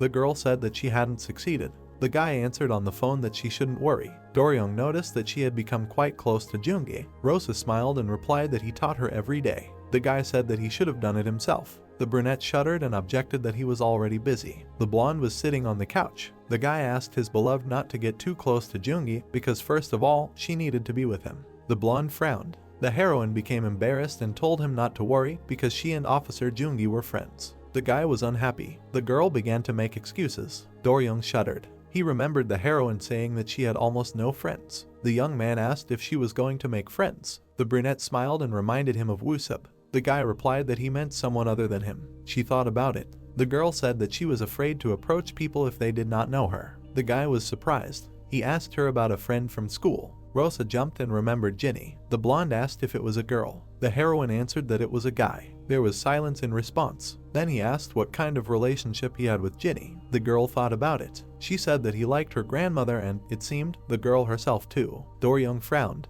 He was jealous. The girl remembered something else. She suddenly fell silent. The young man looked at the phone in surprise and called her. The heroine saw memories from her childhood where a boy beats other children with a brick. She remembered a wild look. Rosa heard the boy's voice and came to her senses. The boy with scars was putting on a shirt. He tightened his tie, then pulled his hair back into a ponytail. He was wearing an officer's uniform. The girl woke up and asked again. Doryung leaned forward and asked if everything was okay. The brunette smiled nervously and said that it was time for her to sleep. She passed out. Diana was lying on the couch. The grandmother frowned. She remembered the criminal in the gas mask. Could it really be Jen? But why would he wear the black dog suit? The woman laid her head down and wondered if her granddaughter knew who it was. She exhaled and decided that if Rosa knew, he would not have gotten hurt. Diana's memories. A dark-haired boy stood in front of her. The woman frowned and clarified that he wanted to become as strong as she was. She said that a person does not become strong thanks to a special ability. The boy looked at her with admiration and asked how it was then. Diana replied that strength was in his spirit. Jin smiled happily. The woman nodded. They were watching the sunset. The grandmother said that with strength of spirit he was capable of anything. She turned the child to a stone and told him to hit it until it broke. The next memory. The boy is lying with a broken arm. Diana is peeling apples for him in the hospital. Jin asked why he was born without abilities. The woman reminded him that it was all about strength of spirit. The boy looked towards the door with tears in his eyes. Little Rosa looked into the ward. The young man happily jumped up and smiled. The girl looked at him with sympathy. His arm was in a cast. She asked if it hurt. Ginny looked at her and assured her that it did not hurt at all.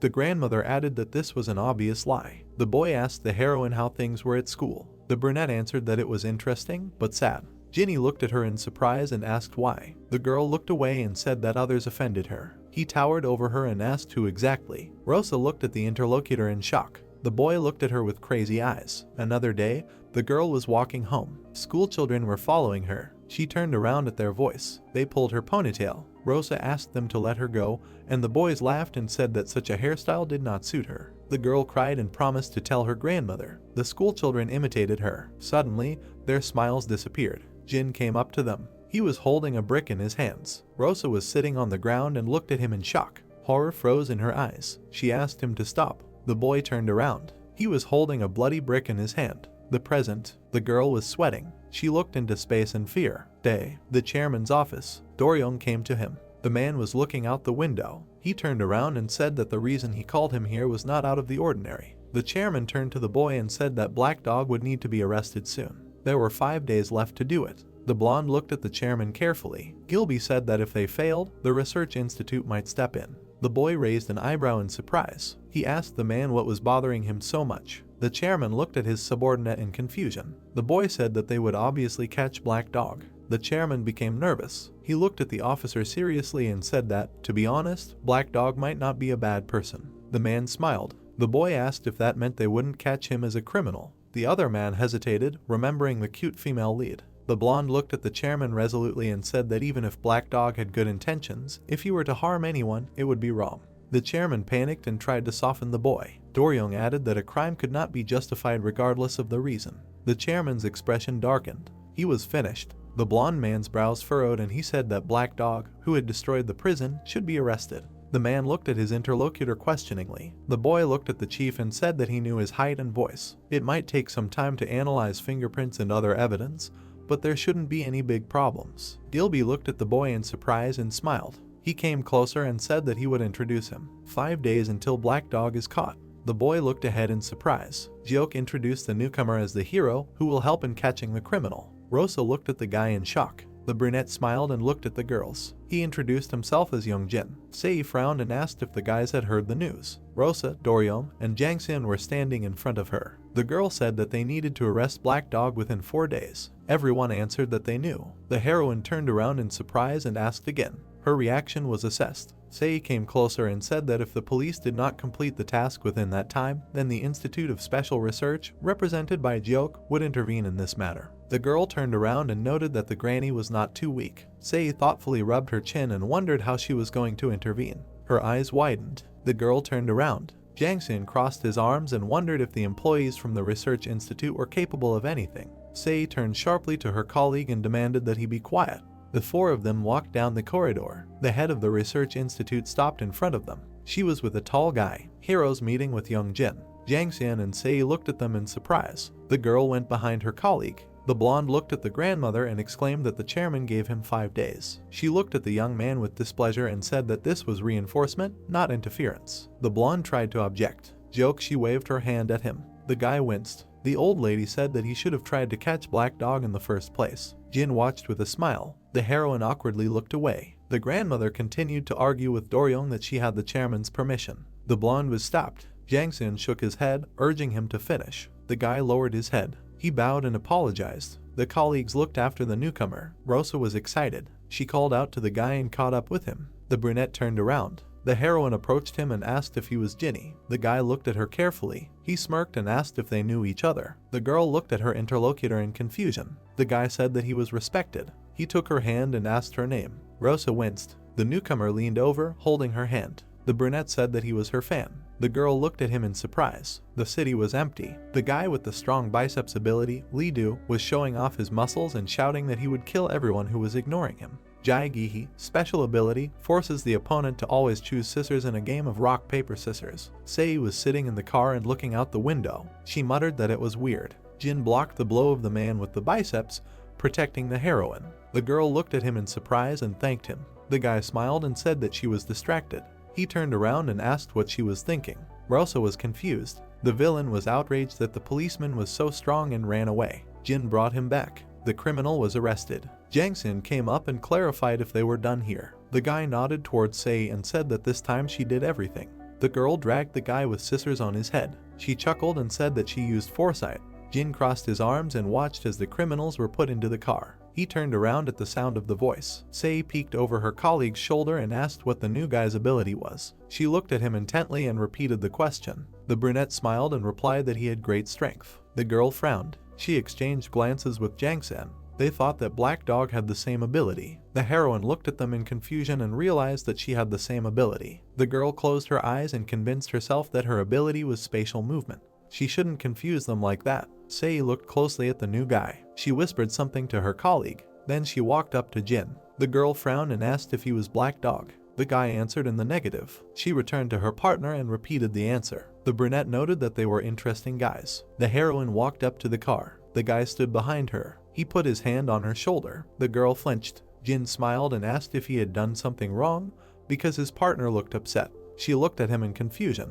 The girl looked away and explained the reason. The newbie laughed. The heroine stood there, embarrassed. The brunette smiled and asked if he really looked that much like him. Rosa replied that if you looked closely, they were actually different, but their names were the same. She folded her arms and thought she had misunderstood him. The guy came closer and reminded her that he was a fan. The brunette smiled in confusion. The partner leaned towards her and said that he wanted to get to know her better. The heroine was happy and agreed. He opened the door while the girl was getting into the car. The guy looked up and smiled. A disgruntled blonde was watching them. The guy was standing by the vending machine with drinks. He lowered his head and thought about how they had been given 3 days to arrest Black Dog. Clutching the tin can, the blonde mentally noted that if he slowly searched the places where he had been seen recently, he would be able to catch him in time. However, Do-ryung closed his eyes and thought that the problem was. Rosa came out into the hallway with her partner, asking if he really wanted her to talk to him informally given that she was younger. The guy frowned when she said that it was awkward, and the policeman asked if she really thought it was too early. The brunette began to smile when she saw Do-ryung. He smiled nervously when she began to grab his work and then praised her in return. Clutching the can in his hand, he noted that they came back here together. The main character said that Jin asked her to be his friend. Sei peeked out from around the corner and asked her to come over. The girl started to leave, saying that they would see each other later. The boys waved sweetly after her. They froze. Then, in an instant, their faces darkened. The blonde hung his head. As he pressed the button on the machine, he thought that, of course, he didn't like being brought here, but as he took the drink, he mentally noted that he would not be biased or objective. Handing the can to the brunette, the policeman said that he still hadn't congratulated him on joining their team. Jin started to leave while he said his name. Do-ryung froze with a dumbfounded look. He perked up. The guy looked away, recognizing the voice. The brunette looked at him sideways. The moon had set in the sky. The playground was empty. The policeman smiled nervously. Crossing his arms, he started talking about the new guy, Jin. While Rosa sat on the bench nearby, he asked if he seemed strange to her. The girl looked at him with surprised eyes. The blonde man's expression darkened when she asked him why. While she was clenching her fists, he asked her if she had felt awkward in front of him this morning. The brunette remembered herself and asked him if he remembered how she had recently talked about her childhood friend. Remembering the guy in front of her, she said that she was very surprised because he had the same name. The main character poked her face, adding that his face was also very similar. She turned around and exclaimed with a smile that after all, it was a completely different person, which she was very surprised about. Do-ryung sat there with an empty look. She asked him what was wrong. While there were dark clouds in the sky, did they ask if she was going to continue being friends with him? The blonde man lowered his head and thought about how dangerous that guy was. He remembered how he walked out into the hallway with Rosa and began to think about his voice. Then he remembered how the man in the smoke asked why pretend and concluded that his voice was the same as Black Dog's. The policeman imagined a brunette in uniform. He looked askance, his strength on the bench. Looking at the girl's satisfied face, he mentally noted that the head of the research institute personally brought him here. Do-ryung put his head on his girlfriend's shoulder and said that he did not know and wanted him to stay away. The brunette turned her embarrassed face. The guy groaned tiredly when he said that she did not think he was a bad person. He hugged Rosa. Looking at his white crown, she asked him what was wrong. Her face distorted with shock when the blonde said that it was difficult for him to live. He lowered his eyes, while the main character asked if he thought he had taken on too much responsibility. Looking at the tall buildings, the girl loudly asked how she could help him and did she need to catch even more criminals. The daytime sun illuminated the street. The men held a cloth with Rosa's name and shouted loudly. On the other side, the girls chanted Do-ryung's name. 2 police officers stood next to the fans. Sei closed her eyes and noticed that they had a crowd of fans as usual. The girl with 1 million followers didn't notice how the man behind her was happy to see her. Jin watched what was happening. In the crowd, he saw a man with a gun on his back. The brunette raised his head. The main character turned around when he called her. Approaching her, he offered to leave with her when she finished work. The blonde turned around abruptly. Rosa smiled nervously. The guy wrote her a message saying that she shouldn't do this. He continued to write that she shouldn't do this. The girl bowed and said that she didn't think she could. Jin, looking down, said that there was nothing to wish for. The main character looked up when he said that the streets were dangerous at night. The sunset began to fall on the streets. Rosa walked along the road, answering the guy's question why he couldn't go with her. She said that if they saw him, they would kill him. When she turned the corner, he said that he could just heal her. The brunette refused. She turned around abruptly. She looked at the man with fear. While she was shaking, a voice from the phone asked what happened. The broken smartphone was lying on the ground. The girl looked at it, talking about the contract. She grabbed the man by the hand and exclaimed that there was still a lot of time left in the contract. While she was squeezing the man's wrist, the watch noted that a superpower was detected. Rosa asked why he didn't scare her, and he asked to let go. He jumped to the side. The man curled his lips and asked how she could do such a thing. Holding a bundle in his hands, he said that he had brought her a painting he had drawn as a gift. Putting down the bundle, the man called her a criminal who used an ability. He reached for his weapon and said that he could not believe that she was so cruel to an ordinary person, and not a villain. Holding out his weapon, the man asked if she was really like that. The criminal Jang Jungdi held out his weapon, shouting that she had disappointed him. Rosa's face distorted with fear. While the sunset was in the sky, she was thinking about the machine gun. Jin covered the barrel of the machine gun with his hand. He broke the weapon with his hand. The man's mouth opened in shock. Falling to his knees, he shouted about his machine gun. The girl looked at her colleague in surprise and asked how he got there. He noted that they were lucky that the weapon was not real. He turned his head and asked what would have happened if it was real. The guy perked up when they started calling him. Jungdi pointed his finger and asked if he was the bastard who was bothering Rosa. The policeman covered his mouth with his hand. Looking at him with crazy eyes, he asked how dare he stalk a brunette. Doryung heard a scream on the phone. Startled, he tried to ask the girl what happened there. The blonde looked at the phone in fear. He grabbed his jacket. Putting it on, the guy ran out of the house. At that moment, the main character listened to the policeman talking about a real gun. Turning around, he asked what would happen if it were real. He covered the criminal's mouth. The brunette with an angry face asked how dare someone like him point a gun at a girl. The main character looked with frightened eyes. She remembered the gloomy boy from her childhood. Rosa stood between him and Jungdi. Jin called her with surprised eyes. She told him to go away. Looming over the man, she said that if something like this happened again. Looking at him with crazy eyes, the girl said that she would really arrest him. The criminal ran away. The police officers were left alone. The brunette froze, and her colleague asked her why she let him go just like that. Rosa looked away. Looking down at her, the guy noted that he had pointed a gun at her, and pressing his lips together in fear, he said that if it were real. Jin lowered his eyes. While the girl looked at him, he apologized for going so far. He stood next to her and said that he was worried that she would get hurt, so he wanted. The main character said that she was right. The policeman perked up when she said that he really was that same Jin. He clenched his teeth pitifully. Rosa took a step back, asking why he lied to her. Coming closer to her, he said that she scared him. The brunette's eyes widened. Doryung ran down the street. His face was full of worry. Standing on the road, the girl asked him why he lied about his ability. The guy answered that it was not a lie, and he, like her, received it late. Remembering how he beat up a man, he said that what happened then would never happen again. The policeman began to cover his face with his hands, saying that he really regretted it and began to apologize. Rosa looked at him with surprised eyes. Looking at her, Jin said that he only wanted to protect her. Must stop behind. He looked with a puzzled face. The brunette glanced at him. The girl perked up when he called her by name. Leaning down, the guy noted that the blonde was always late. Looking at him with crazy eyes, he said that the policeman was not capable of protecting her, and besides, bringing his face closer, Jin noted that she was Black Dog. Doryung, surprised, wondered what the officer was doing here. He started to roll up his sleeves, asking if Rosa was in danger. Looking down at his watch, he mentally noted that he needed permission to use the ability. Looking at his watch, the police officer thought that it was unlikely that he was allowed to use it against a special police officer, and in that case,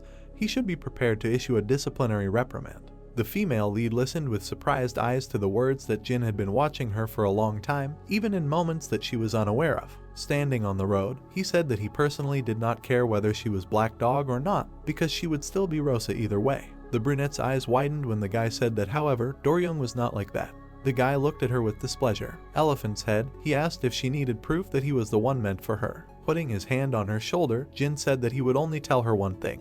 The blonde looked at her with a shocked face. The brunette leaned over and said that the real target was the Special Abilities headquarters. The police officer perked up. He watched the officer leave. Doryung ran up to Rosa and grabbed her. He hugged her tightly. While sweat was pouring down his face, the guy said that he was really worried about her and then asked if she was hurt. The brunette had a look of horror on her face. The frightened blonde pushed her away from him. The main character clung to him. Pressing herself against his chest, she said that she now understood why he sent her home.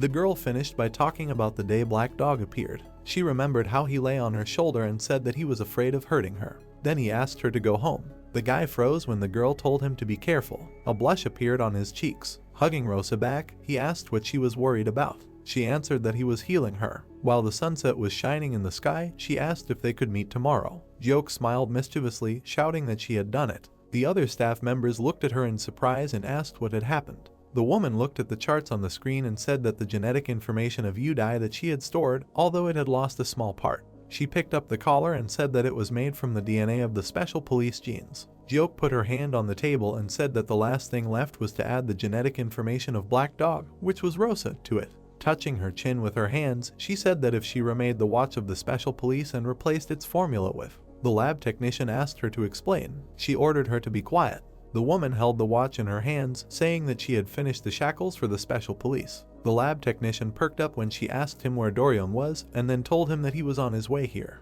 Jiok leaned over and told them to release the article. Without turning around, she told him to write in it that they were going to arrest Black Dog soon so that people would be at ease. The woman smiled wickedly that many people needed to go out on the streets. She turned around when a male voice asked if he was called. The guy patted his cap, saying that she wanted to conduct a test, so he hurried here. There was a laptop and books on the table. The blonde reached for his watch when Jiok ordered him to do so. He walked up to her and began to take off his cap as ordered. The woman put the watch on his wrist. The police officer asked if it was true that he needed to make sure that it worked properly. Standing in front of him, Jiok told him not to take this as a test, and he should remember that he was a representative of the special police. Doryong noted that he was not prejudiced. His eyes widened. The woman looked at him in surprise. The guy looked down and said that he wanted to apologize for catching Black Dog. The brunette pointed at him while he was saying that he would do his best to close the investigation. She told him not to worry about it because he was working hard. Jiok smiled and called him honest. The blonde nodded and thanked him. He turned around and said that he had to go on business. The woman said that if something went wrong, he should let her know. A lab technician came up to her and asked what exactly the watch did.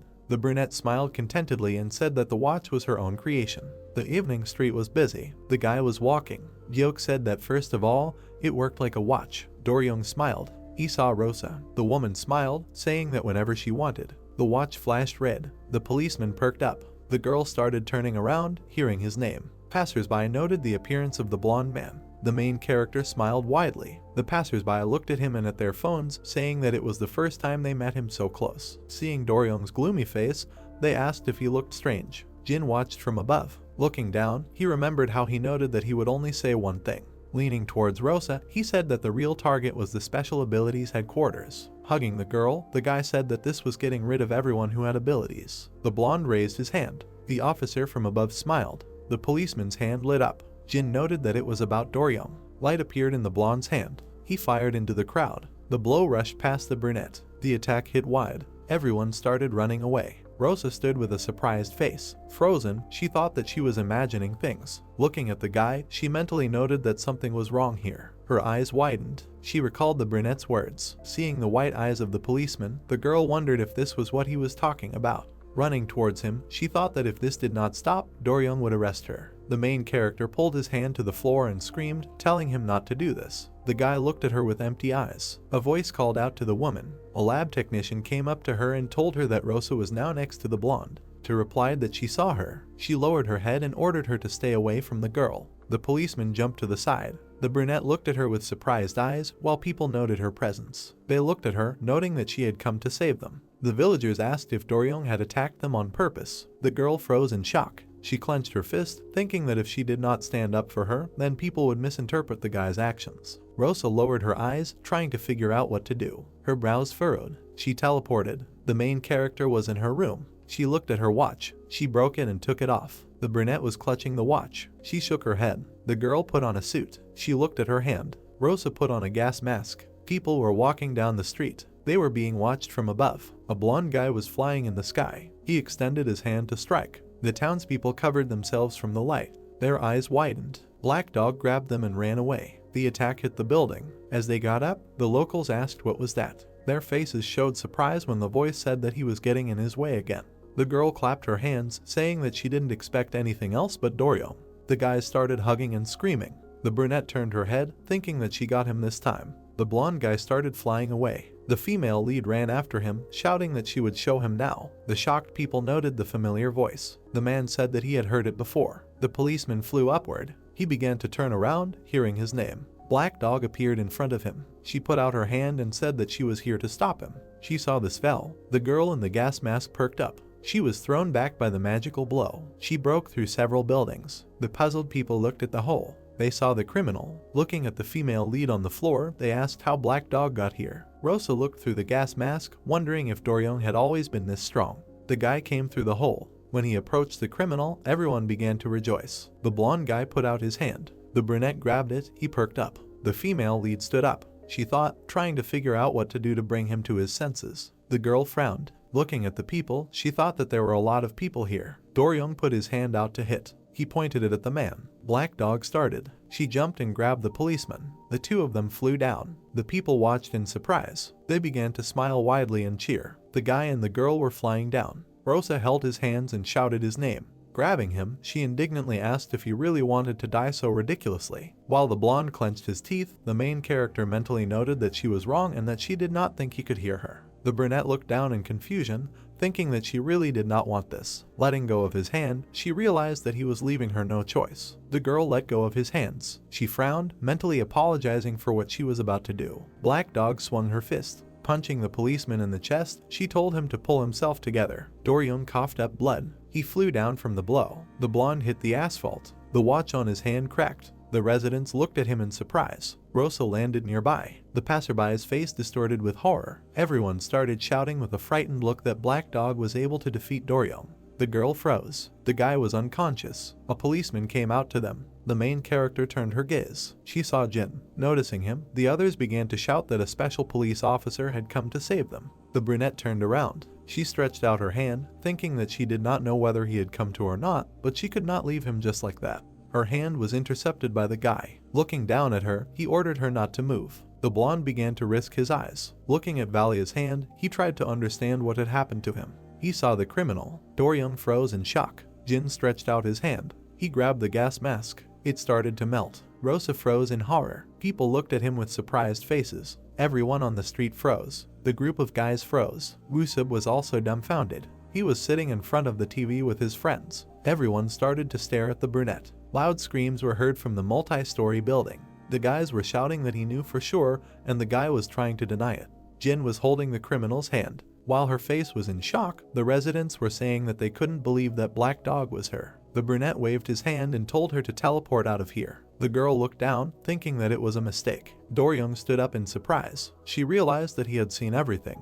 There was shock on his face. The officer began to handcuff Rosa. The brunette looked at him with puzzled eyes. While people were watching from the side, the guy was saying that she had the right to remain silent. The main character listened with a scared face that everything that was said to her could be used against her in court. She wondered if she should knock them all down and run away. Looking at the people, Black Dog thought that they had all seen her face. Her eyes widened. She remembered her old friend's words that Doryung would be the first. The girl realized that this was a trap. Standing in front of the police officer, she thought that this was a trick to catch her. Jin said that she could use the services of a lawyer and he could speak on her behalf during the interrogation. The blonde man lay on the ground. His hand trembled. He began to get up. The officer saw a light. A flash appeared between him and the criminal. The policeman ran to the brunette. Jin looked at them. Doryung took the main character's hand. Her eyes widened. He looked at her fearfully. The guy spoke to her. Rosa froze. She began to teleport them. The office man was tightly gripping the metal. He was holding onto the police car. There were passersby in front, trying to understand what Doryung had just done. The brunette lowered his head. He looked with wild eyes. Night was covering the parking lot. The guy and the girl were standing by the railing. The blonde pressed his back and asked why she did this. Rosa stood with a shocked face. Looking at the dejected policeman, she muttered that she had no evil intent. Her eyes widened when Doryung asked why she did this. The main character looked up when he said that he had managed to create a good reputation for her. Looking at the interlocutor, the brunette asked did he really know. In the past, the guy was standing in uniform. He remembered touching his hand. Then he lowered his eyes, realizing that it was not just a move. Holding the criminal's hand, the blonde mentally noted that it was teleportation. He was trying to understand why Rosa lied to him. He sat across from his colleague, asking him if he remembered telling him the story of Black Dog and asking him to remind him. The officer said that it was just his guess, but Doryung looked down when his partner said that he didn't think the criminal wanted to kill him. He remembered the motorcycle flying. Then the motorcycle hit the criminal. The guy thought that he didn't want to admit it, but he compared the enormous power of Black Dog and Rosa. Then the blonde began to remember the moments of teleportation. He also remembered the girl and Black Dog in front of him, thinking that they were the same height and build. The policeman thought about it. He looked at many documents, coming to the conclusion that Rosa was a sure poison. He wondered why. The guy remembered the manifestation of her power, the brunette's cute face and how embarrassed she was. He thought about their date. Looking at his phone, Doryung wondered what she did before. He lowered his phone and tried to figure out what she wanted from him. The girl in the suit looked up. The blonde man wet his back, wondering if it was true that she did not hurt him for a while. She grabbed his hand, screaming his name. The policeman pulled his hand away. Looking with frightened eyes, he mentally asked if the main character was a criminal. He was flying in the sky while his colleague was dispersing the crowd. The guy turned around when he heard the cry of Black Dog. His eyes widened. The girl in the air believed. Do-ryung looked at her, thinking that it was not so. Rosa began to fall, and he thought that she was telling the truth. The blonde began to fly up. He approached the falling criminal, the main character T-Da man, from under the bus. They fell to the side. The girl looked up with frightened eyes. In the past, she showed the policeman her phone. Do-ryung flew towards her. Earlier, he grabbed her hand. He clenched his teeth tightly and thought that she was definitely not a bad person. Standing in the parking lot, the brunette asked if he knew everything. The blonde looked at her when she asked why he hid the secret. He covered his face with his hands while she said that he could have just arrested her. Rosa's eyes widened when the policeman said that he did it because he was in love with her. While the female lead stood frozen in front of him, he said that he shouldn't give in to his emotions, and even though he knew it, he still couldn't bring himself to arrest her. Bowing his head, the guy apologized for forcing her to become a special police officer. He said that he wanted to hide her. Covering his face with his hand, the policeman said that he wanted to hide the fact that she was Black Dog. Recalling the moments of their confrontation, he said that even if she wanted to harm him, he knew about her actions. The brunette stood silently, listening to the words that with her abilities, no matter how minor her crimes were, headquarters would not let her go so easily. The guy rubbed his nose and said that that's why he thought he had to pretend that he didn't know her secret until the very end. Rosa listened with her mouth slightly open. Do-ryung completely covered his face, saying that because if he didn't, it would mean that he was in love with the criminal. The police cordoned off the crime scene. A colleague approached Jin. He answered the question without turning around, saying that he was fine.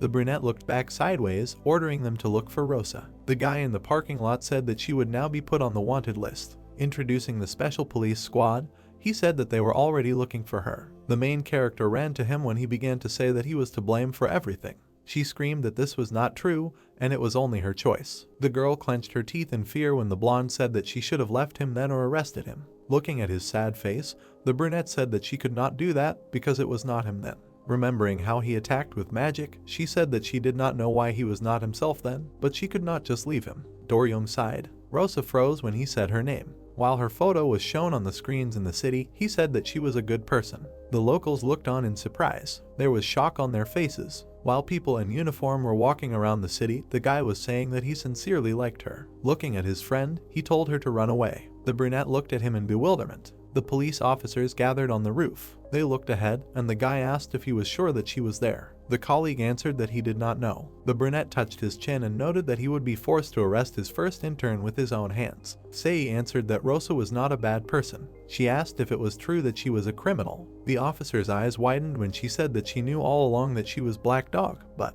he and Jansium looked at her with surprised eyes. The brown-haired man pointed to the side and clarified if it was true that it was not super fast speed after all. Jungi exclaimed in surprise. He pointed to his colleagues who said that the main character was a very good and sweet girl. He asked indignantly if he was the only one who didn't suspect anything at all. The guy looked at him and asked if he didn't notice anything strange during training. The brunette clenched his teeth while his partners asked how he could call himself a special police officer in that case. He screamed, asking them not to offend him. The parking lot was empty. The blonde looked down. He looked back. Jungi made a gun out of his fingers and ordered them to raise their hands up. He started looking around, asking in surprise if he was really the only one here. The officer turned his head and asked where Black Dog was. Do-ryung's gaze became sad when his comrade asked if he really let her go. Turning around, he said that it was not so, and he lost her. The policeman looked away and apologized. Sei covered the brunette's mouth with her hand when he started asking him not to worry and saying that they would catch her. The girl pulled him aside. She hugged the guy by the neck. She whispered to imagine what Do-ryung was feeling right now. Jungi's face began to sweat when the blogger asked if he would have arrested her right away if she had turned out to be a criminal. While she was lifting him by the scruff of the neck, the blonde guy started to leave. His partner asked where he was going. The guy clenched his fist and said that his watch was broken, so he would go and exchange it for a new one. Night fell on the lab. The lab technicians jumped in fear when a loud voice asked if they had really missed Rosa. They were picking sweat off themselves while Joke muttered that she needed her for his research. The girl asked if what was happening now was not enough for her. The woman ran at her, indignantly asking what she could possibly know, and did she really think that one blood test was not enough. The old woman was yelling loudly at the lab technicians, saying that she needed to check something, and then she could do the final tests before her research was considered complete. Joke was clutching her cane and saying that Gilby was to blame for all of this. They asked her why. The woman looked back and asked if he was the reason all the people with superpowers became police officers. She remembered the young guy in uniform, yelling that he was a scoundrel.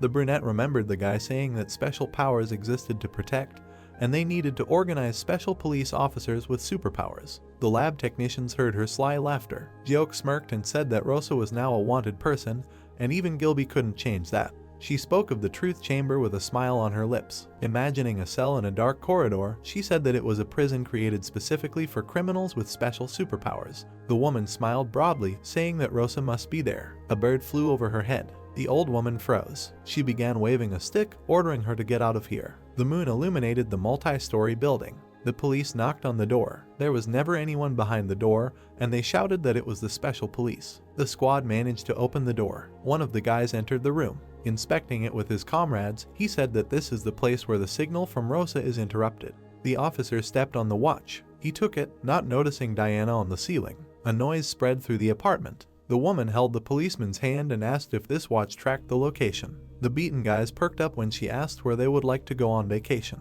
One of them raised his hand and happily exclaimed that he would like any place in Korea. The woman began to strangle him. The officer found himself on the seashore. He smiled sweetly, thinking how beautiful the view was. The other two were shaking with fear, and Diana was asking who was next. While ordering the sleeves, she asked where the employee wanted to go. The woman turned away and thought about her granddaughter, while he said that he wanted to visit the island of Guam. While in one of the apartments of the house, Diana asked Rosa not to come home. The police were prowling the street. The man looked at Jin. The couple was startled by the sound. The brunette hit his fist on the car. His eyes were filled with madness. Jioke was walking through the lab when he contacted her. The guy clenched his teeth and said that he could not even track the signal of Doryong. Touching his ear with his hand, he indignantly asked how poorly this watch was made. The woman pressed her hands to her ears and asked him to speak quietly. She clenched her teeth, starting to swear, saying that he was behaving like a child. Going to the computer, Jioke said that she would deal with it. When asked what she was planning to do about it, she started to say that if this was going to happen.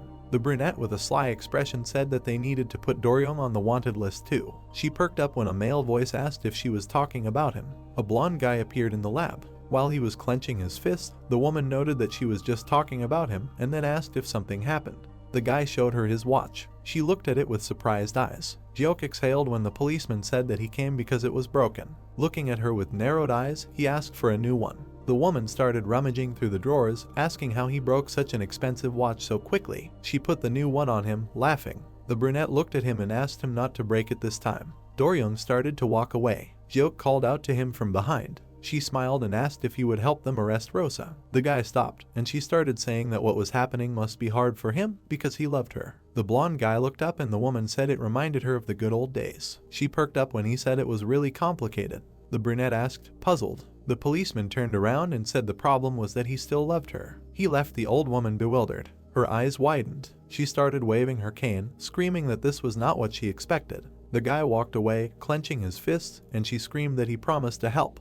A helicopter circled over the city. Policemen walked the streets. Rosa watched from around the corner. She pursed her lips, realizing that she couldn't go home. She wondered where she could go now. The girl landed on the asphalt. She saw the police. The criminal hid behind the wall. She saw posters with her photo on the door. Her eyes widened. While the helicopter was dropping leaflets, the brunette was mentally noting that this was too much. When she was recalling the place, a passerby pointed it out. The main character teleported, and he said that he must have imagined it. Night covered the football field. There was no light in the corridor. Rosa began to appear in the room. She smiled sweetly, mentally noting that, as she had expected, the club room was now empty. Looking at the large table, the girl said that she should probably change her clothes, and then noted that it did not matter anymore because her identity was revealed. While someone was walking along the corridor, she thought about what to do with the mask. The unknown person stopped at the door. The criminal perked up, hearing the sound. She turned around abruptly. Then she jumped on the intruder. The sounds of blows were heard in the room. Wusub was lying with a broken arm. The brunette let go with a surprised face when he began to scream. She looked at the guy's face. While in the multi-story school, he said that he saw the news that the police were searching about 50 places and thought that maybe they hadn't reached the school yet.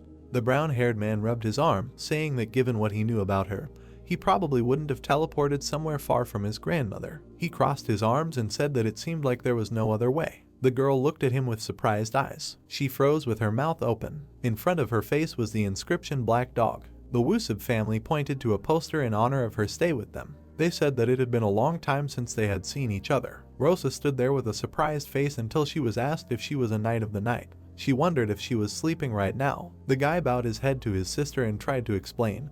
while he asked if the police had tracked her down while she was on her own unofficial mission. The main character froze while her friend said that she got it all wrong and that Rosa was not a criminal. The sister suggested putting it off until later. A hand fell on the brunette's shoulder and a female voice asked her not to worry. The blonde gave her a thumbs up and said that she would protect her. It was the second sister, Wusubwari. She crossed her arms, happily noting that she was sheltering a criminal right now. The guy asked her to stop talking like that. The girls lowered their eyes. Looking at the cheerful family, she mentally asked how grandma was doing. The sky was starting to get light. Doryong was sitting on the couch. He was looking at the floor with a frown. The guy remembered how he sat with the boss and said that all this was because of him. Gilby's eyes widened when the policeman said that the pose revealed its identity, trying to help him while he was out of his mind. Looking at the sad blonde, he asked what he was talking about. Remembering how he wanted to attack with his hand, Doryong said that it was not him. Then he shot the girl, and the crowd began to scatter. He said that when he came to, he saw that he had attacked the townspeople. The main character appeared in front of him, taking his attack.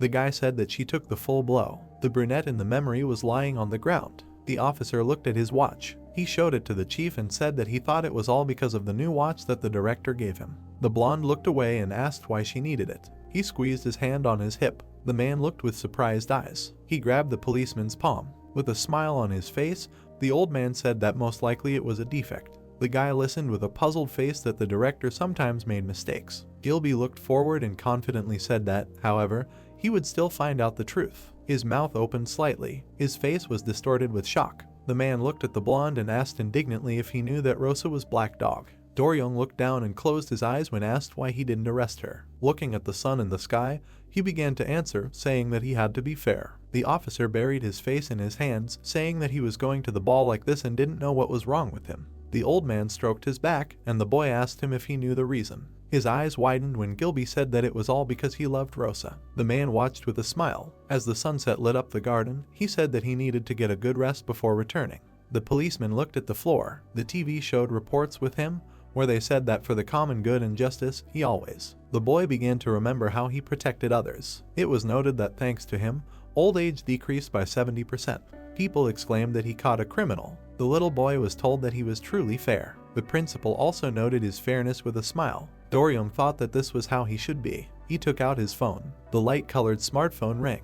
Wusub, who was wearing a mask, widened his eyes. His sister ran up to him and started shouting that it was an unknown number. Rosa, who was wearing a mask, listened in surprise to their cries that they were found out so quickly. The family gathered around the phone, deciding whether to answer or not. The boy pressed the accept button. Everyone froze when he answered. His face distorted in shock. The narrow street was empty. The brown-haired man ran into the alley. He perked up, puzzled. A blonde man was standing opposite him, and he asked where he got his number from. Wusub put his hand behind his head when the policeman noted that he had been contacted from headquarters before. In fact, he remembered it. He touched his ear and turned away. The blonde man walked away, waving his hand. The guy walked with him. With a shocked face, he tried to understand what they wanted to talk to him about. Sweat was running down his cheeks while he wondered if Doryong knew that Rosa was with him. His expression did not change when Wusub began to think about what if he wanted to know about her and decided to hide the fact that he knew the identity of Black Dog. Or he imagined the officer lowering his mask and saying that he was going to arrest the main character. The brown-haired man indignantly wondered why he was telling him about this. The two of them were standing in the elevator. While the blonde was leaving, the guy continued to think about what he wanted to tell him.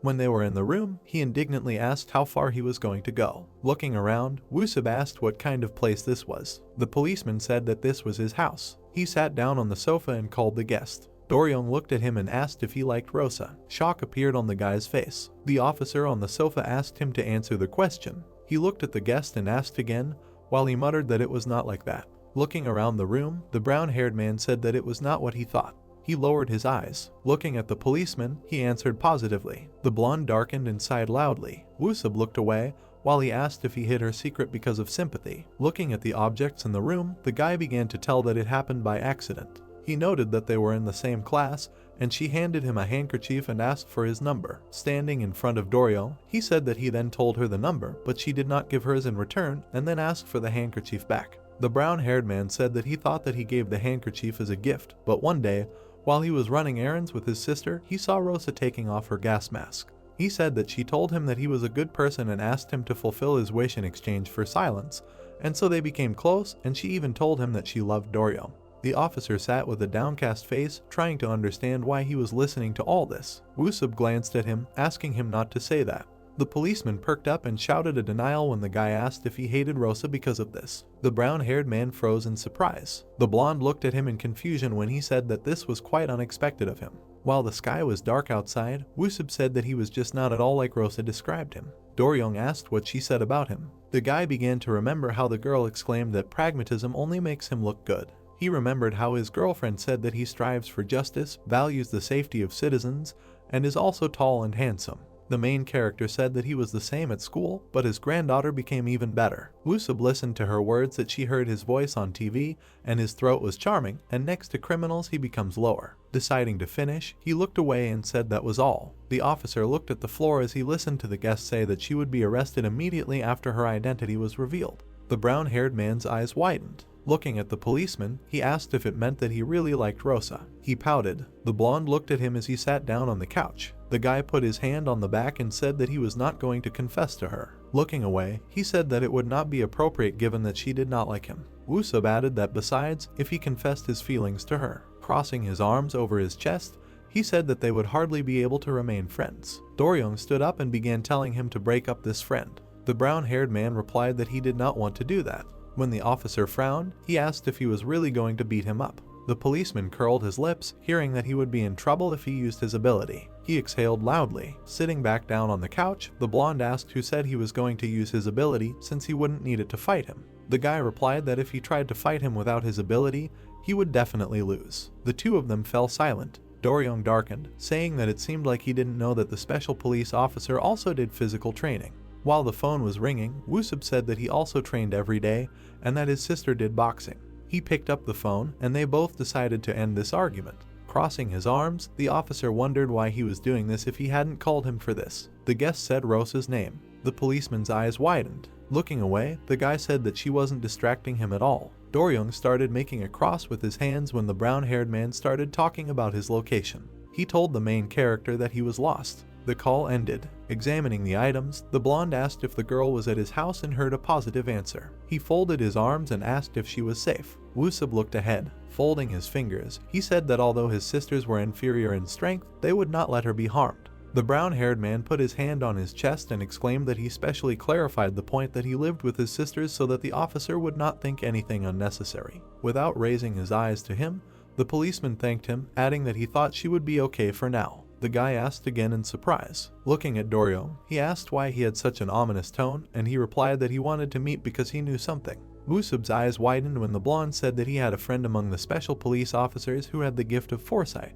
He looked down, listening to the guest understand that they were talking about Sei. The officer began to remember how the blogger stood in front of him and said that everything she told him now should remain a secret for everyone at headquarters. She covered her mouth and started talking about Rosa's mind at the moment. The brown-haired man crossed his arms and asked if she could even see such things. The policeman said that he knew what he was thinking about now, but it was not so. He added that the distance was too great, so his girlfriend could not clearly see the future. He glanced to the side when asked what the fortune teller told him. The girl covered her mouth, saying that the place where the main character was hiding now. The blonde perked up when he heard that this place would soon be revealed. The guy perked up in surprise and asked again. There was a uniform on the floor. Jin was sitting on the floor. He grabbed his hair and told himself to think. He remembered how Rosa saved someone like him from an accident. Then the brunette watched her. He watched her walking with Doryong or alone. The guy saw their meetings. He saw incidents at work. He looked at Rosa's surprised face and how she and her partner caught criminals. Jin saw her smile. He raised his hands from his head, remembering that there was someone else next to her. In the officer's memory, there was a girl. A brown-haired man stood opposite her. He remembered that his name was Woosub. The guy was sitting on the floor, repeating his name. He looked at her with crazy eyes, saying that his name was definitely that. Rosa was sitting with the girls in the room. She was looking at the TV in surprise. The brunette was laughing cheerfully. The blonde looked at the interlocutor, who was asking what that clairvoyant told him. Sei covered her mouth with her hand, saying that the place where she was hiding now. The officer looked at her with stunned eyes when she said that it would be revealed. Woosub froze in shock. It was night outside. The brown-haired man jumped up and grabbed the phone, shouting that then they should not waste another minute sitting here. He froze with the phone to his ear. Doryong looked worriedly while the guest asked why she did not pick up the phone. Rosa was watching TV while her phone was ringing. The guy walked towards the exit, saying that he urgently needed to go home. He stopped. The officer turned his head, telling him to wait. Approaching the policeman, he asked why he came to him for help and told him everything he knew, even though he disliked him. The blonde turned away, hearing that he himself could have helped her. Musab put his hand on his shoulder, calling him quite responsible. Doryong intercepted his hand and said that he could not do this, while he called him the strongest of all special police. The brown-haired man listened with a dumbfounded face that the officer could not help.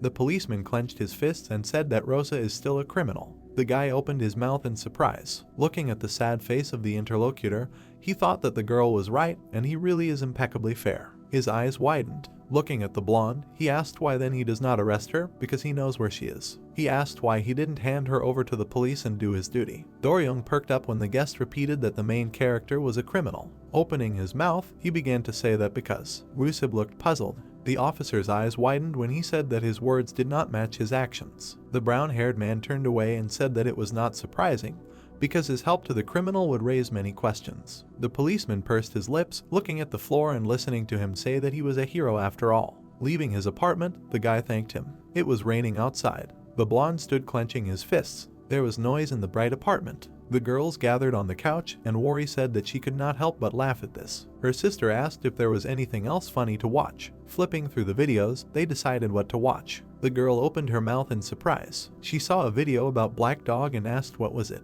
Various characters appeared on the screen, and the voice said that while there are heroes like Superman, Iron Man, Hulk and others abroad, there is a special police force in Korea. Showing a building, the blogger said that it was created to stop criminals with special superpowers. Showing an image of a blonde man, the person said that thanks to the fearsome police officer Doryong, Korea was calm and serenity, and that he was also cute and fair. Showing photos of the guy, the blogger asked if they were really lucky to have such a hero protecting them. Then they showed Black Dog, and the voice said that something unpredictable happened then, and a dangerous criminal appeared. On the screen was a joint photo of the main character and the officer. The person said that the criminal had done a lot of harm, starting from 3 months ago and up to now. When they showed a video of a girl falling from a window from Jangseon, the blogger said that she attacked a special police officer. Then they showed a brunette again, noting the pogrom at the university. Rosa held the finished one in her hands while they were talking about the prison explosion. She swung at the blonde guy, and it was noted that she almost killed him. After turning the image black and white, the person said that there was an unexpected turn waiting for them here. They showed a photo of Black Dog and Rosa, noting that all this time behind the mask of the criminal was a special police officer. They showed disgruntled people,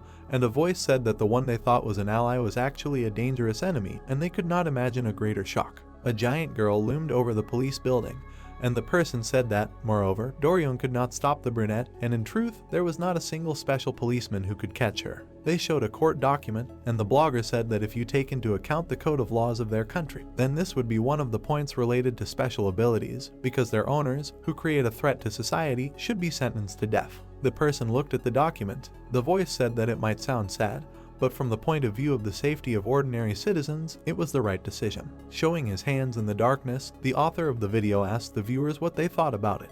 The girls looked at him with dumbfounded faces. They asked what the hell was going on. The blogger guy said that they needed to catch her because he couldn't even leave his house because of Black Dog. The chat agreed with him. Sitting in front of the screen in his room, he said that they could catch her and isolate her from the rest of the world. He asked who knows where she can use her teleportation ability. The man said that the only thing that saved them from having casualties was Doryong, because he almost lost his own life when he stopped her, and if it weren't for the blonde man, he was scared to imagine what would have happened to them now. A girl sat in front of the screen and said that she was a fan of Rosa. She asked if the death sentence would be the best outcome. She said that she was shocked by the news that she was Black Dog and attacked an officer. Another guy in front of the screen indignantly shouted that the root of the problem is in special abilities and that some people have them and some don't.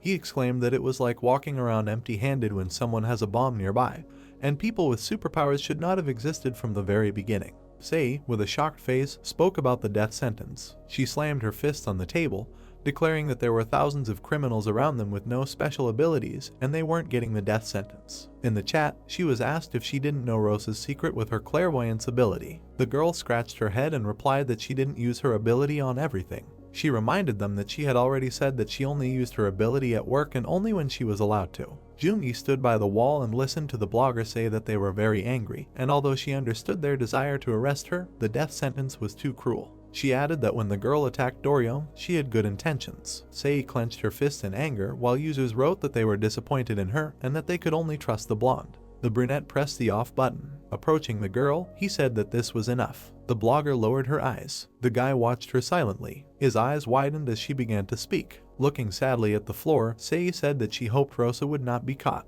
The female lead sat with a shocked face. On the screen, she saw a helicopter and a voice said that Black Dog was currently being sought. Another channel showed her photo and the host said that the public was demanding that she be sentenced to death. Another channel was discussing the girl's death sentence. Wari snatched the remote and screamed that she needed to stop watching this. She smashed the remote. The girl looked at the brunette. When she looked up, she asked if she was okay. The blonde gave her a thumbs up when the female lead said she was fine. Rosa started to smile and the sisters offered her chicken. She looked down. While the girls were having fun, the brunette thought about missing Doryong. Rosa fell on the city. Tremors fell on the playing field. The shadow of a person fell on the door. The sisters froze. Opening the door, Wari happily shouted that the chicken was ready. A wet Jun stood in front of her. The blonde turned her head and shouted loudly that it was not chicken. The brown-haired girl perked up. The red-haired girl opened her mouth. The brunette swept away with a sad face. One of the sisters closed the door and told her to teleport. Standing behind her, the girl said that she could not leave them and then she asked to take them with her. Stepping into the apartment, the guy said that then they would also become criminals. He abruptly turned his gaze. The man's hand fell on the door. Wusub appeared and loudly said that Doryong said that Rosa should run.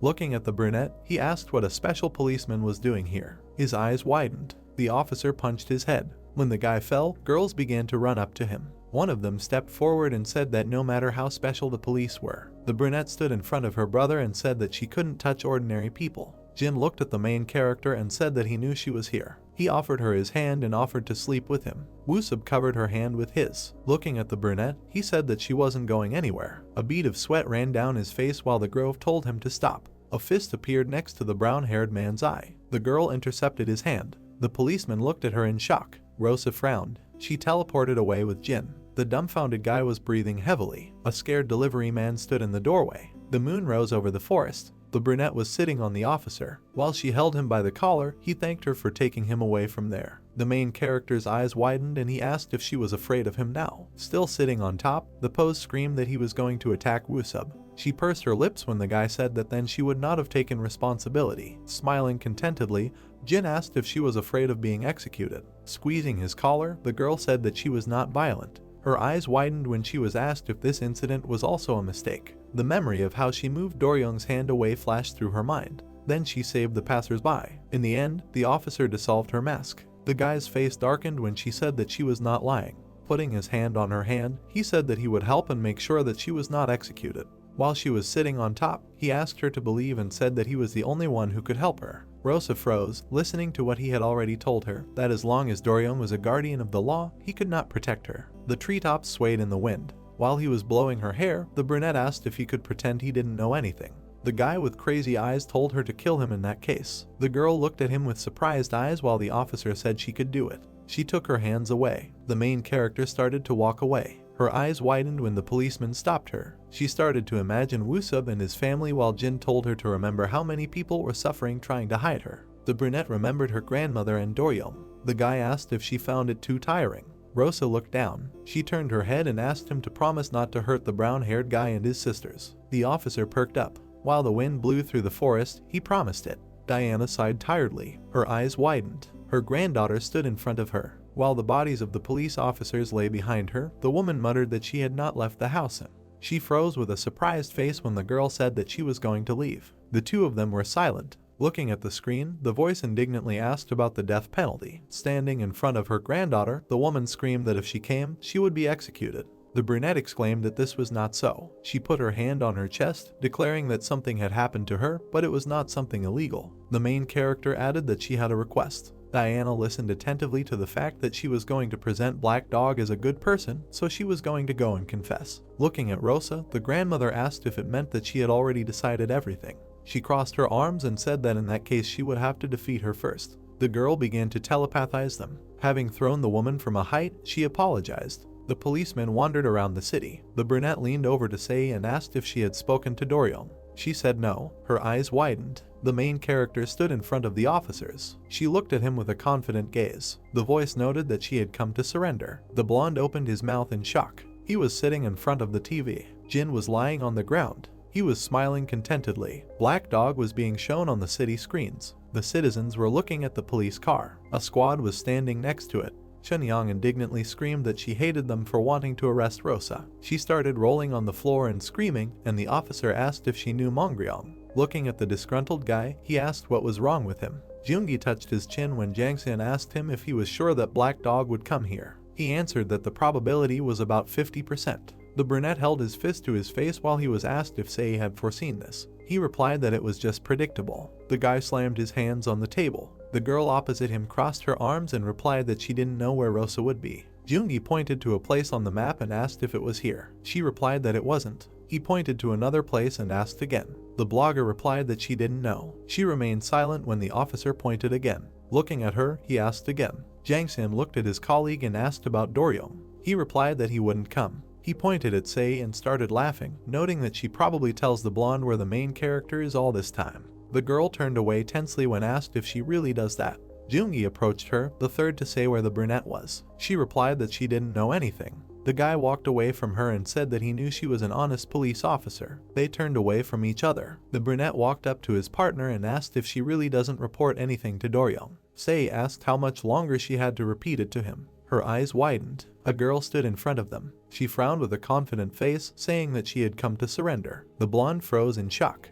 He was looking at the TV screen. People began to gather on the street. The blogger cuffed her mouth with his hand, saying that Rosa was probably Black Dog. Jungi looked at the main character with a puzzled expression and asked again. He pointed at her and asked if she was pretending to hurt them all later. He said that if she was going to do that, she could start now. The guy put his hand behind her ear and thanked her for coming in person. The girl looked away and asked if other people would have questions if she surrendered in person. Her eyes widened when she was asked what questions. The brunette froze and wondered why Jin didn't tell them anything. She remembered the guy's face. She held out her hands and asked to be arrested. The officer handcuffed her. He perked up. The guy remembered holding the torn handcuffs in his hand. He jumped back screaming. Rosa, in front of him, apologized and said that she would not break them this time. She opened her mouth in surprise when the policeman said that she wouldn't be able to break them anyway. Jungi showed the collar and said that it should end this. As he opened it, he said that it was also a kind of handcuff that would prevent her from using her superpowers. The girl remembered the collar on her neck.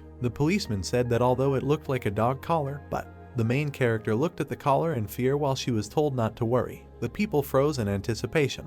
The guy pushed the crowd aside, asking to let him through. The man looked up at him with a displeased look. His eyes widened in shock. In front of him, he saw Doryong. His knee was putting the collar on the brunette. He brought it closer to her neck. There was fear in the blonde's eyes. He froze, and the townspeople began to call him. The officer stood with his mouth slightly open, listening to the people's words about Black Dog coming to be arrested, and this time Doryong would be caught too. His eyes widened. He remembered Joke's face. The policeman felt the shackles on himself when the director said through the watch that this was justice. She opened her mouth and asked if he heard. The guy listened to her words about Rosa being executed. The woman said that the case was in prison, the damage done over several years, and for all this, of course, the death sentence should follow. The officer stood still while his fans cheered. Joke said that it was scary, but everything worked out. Doryong clenched his fist. He smashed his watch. Jungi looked at him in surprise. Sei pushed him away from the magical blow. They looked at the smashed police car. The girl slept soundly with her teeth. Looking at the blonde on the road, she swore loudly,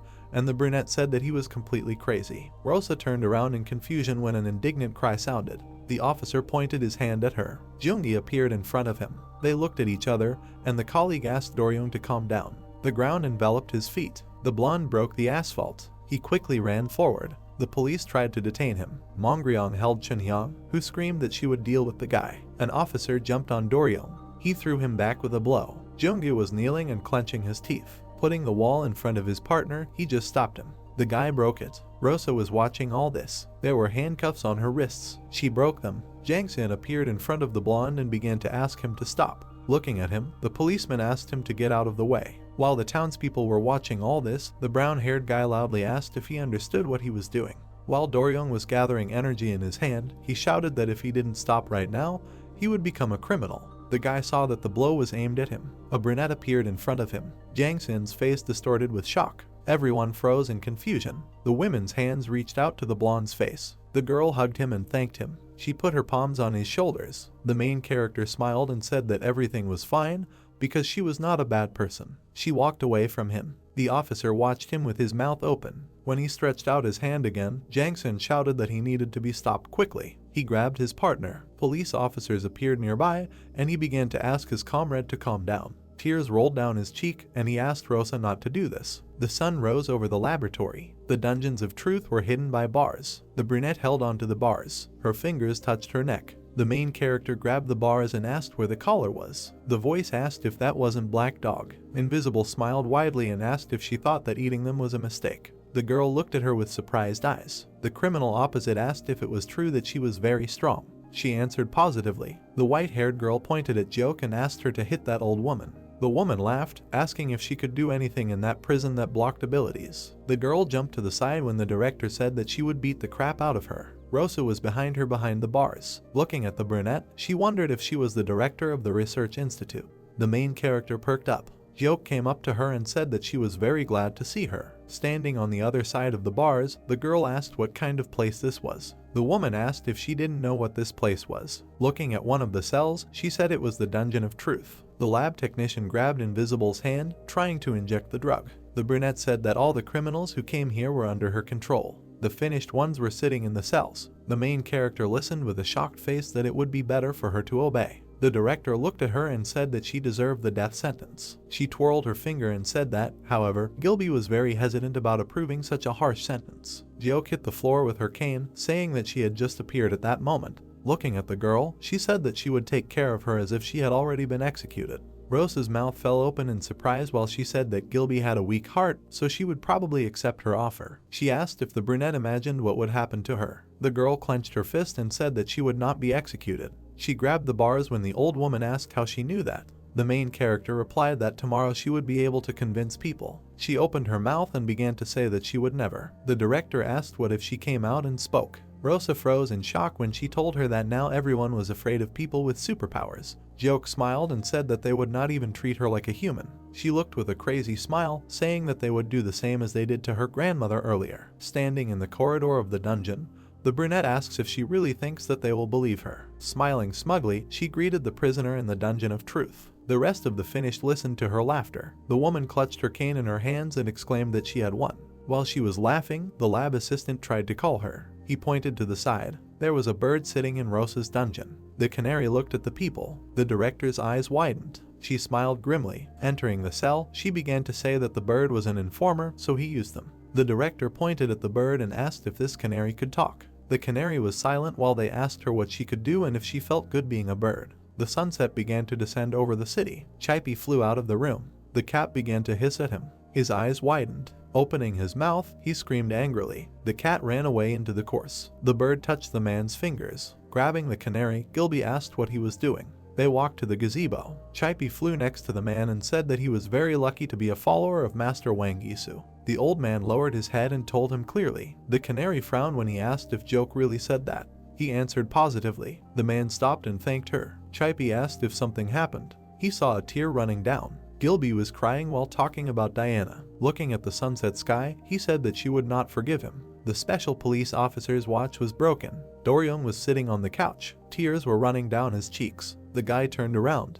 The screen showed a tall building. Today was Black Dog's Judgment Day. People on public transport were looking at their phones. Passers-by were staring at large screens. The townspeople were also watching the broadcast at home. The man was talking about proof that the defendant had no intention of harming people. He was holding a letter on pink paper where Rosa thanked Doryung for saving her. Sangbok was sitting on the stand, and the lawyer was saying that he had restored the letter with his ability. He was saying that the reason the girl approached the blonde. The brunette turned her head when they said that since there was no way to prove that she was the one who wrote the letter, it had no legal force. She jumped up and said that she was the one who wrote it. The judge asked her to remain silent. While Sangbok looked away, the main character said that she never intended to commit a crime, but simply wanted to be closer to Doryung. The audience in the courtroom listened to her words about how she was just trying to help him and didn't want to intimidate anyone. Rosa, with a collar around her neck, clenched her teeth. She looked at him with upset eyes, saying that she wanted to help because she fell in love with the guy. The spectator looked at her friend and asked if it was true. The girl replied that she could have lied. The judge began to say that on the day Black Dog attacked the prison, no one saw Rosa. He asked where she was if she was innocent. Jin smiled wickedly. People discussed what was happening among themselves, asking if it would really end in a death sentence. The judge began to say that given the history with Yu Dai, it was certain that the defendant Rosa was a threat to society. The spectators said that she deserved it and Black Dog should die. The man said that she was charged with special assault and special crimes. The judge sat at the table and said that the girl would be sentenced to death. Gilby looked at his hands gloomily. The main character's face was shocked. Showing the courthouse, the announcer said that Black Dog was now being sentenced, therefore, the regular and special police. Diana perked up. A blonde man was sitting opposite her. She asked if he was sure. The woman clenched her fist and asked if he understood what he was going to do. The guy was sitting opposite the gas mask, saying that he had decided everything. These events ended the first season.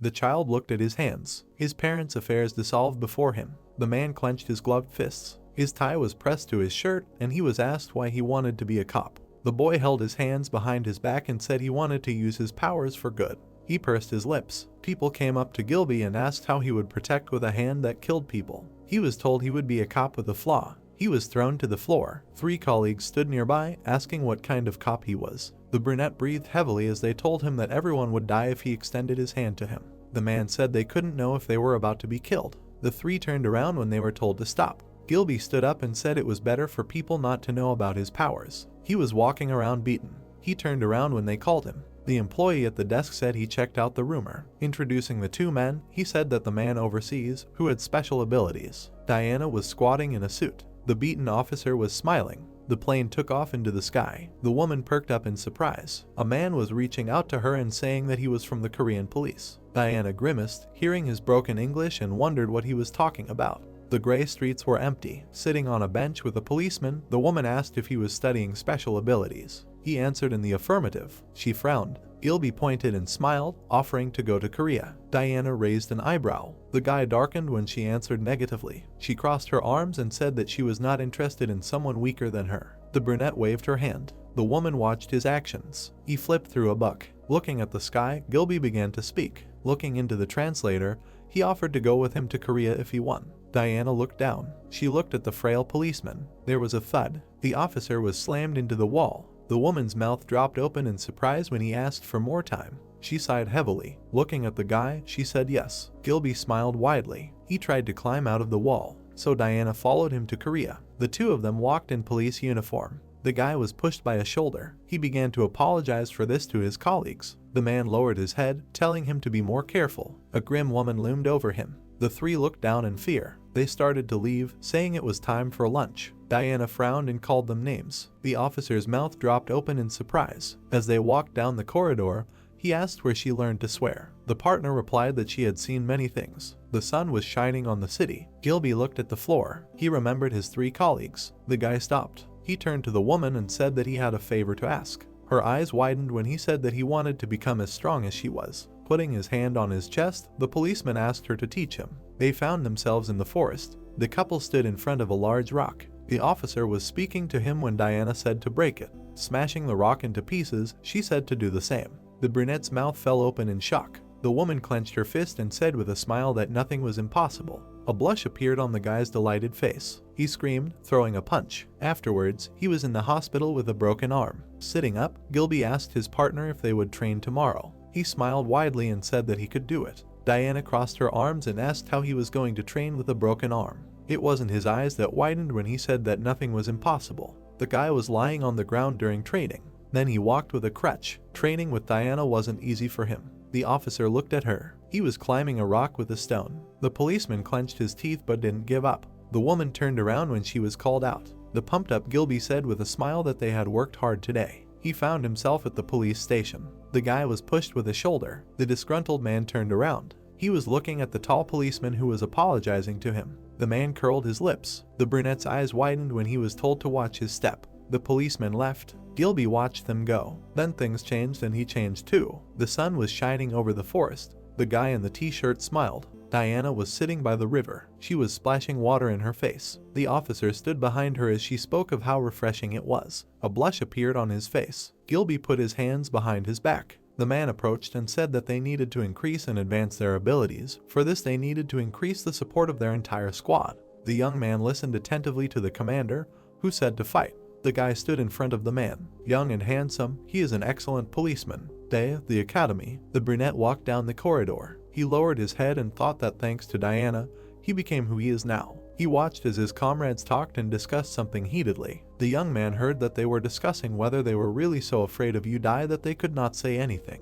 The guys stood in a circle and discussed what they said. The girl's abilities are superhuman. Is it true that they think so? How many ordinary people can she defeat with her strength? She has no choice but to restrain her strength. The guy continued to listen as one of them asked why Diana was called by such a nickname. Another stepped forward and replied that the girl was tall, so it was easy to describe her with this nickname, also true. After that, the young man added that in English it means death, you die, you will die. At that moment, Gilby approached them. The guys discussed that this was the perfect nickname. He looked at them from above and said that they could call her that. Then he turned around and left, and the boys apologized after him and also asked what they said. The brunette continued walking, and the guys discussed that they could not do anything with him. Now they could not mess with Gilby. The people around him, who were afraid of Diana, filled with fear, called her deaf. Some time passed, a day. The boy stopped. His eyes were filled with fear. He raised his hand up and showed that this was. The girl turned around. A blonde man was walking next to her. They asked who this person was. Gilby followed. She replied that she simply helped the blonde as a translator. Everyone was whispering. The guy looked away and thought that he was an egoist. Such a beauty as Diana.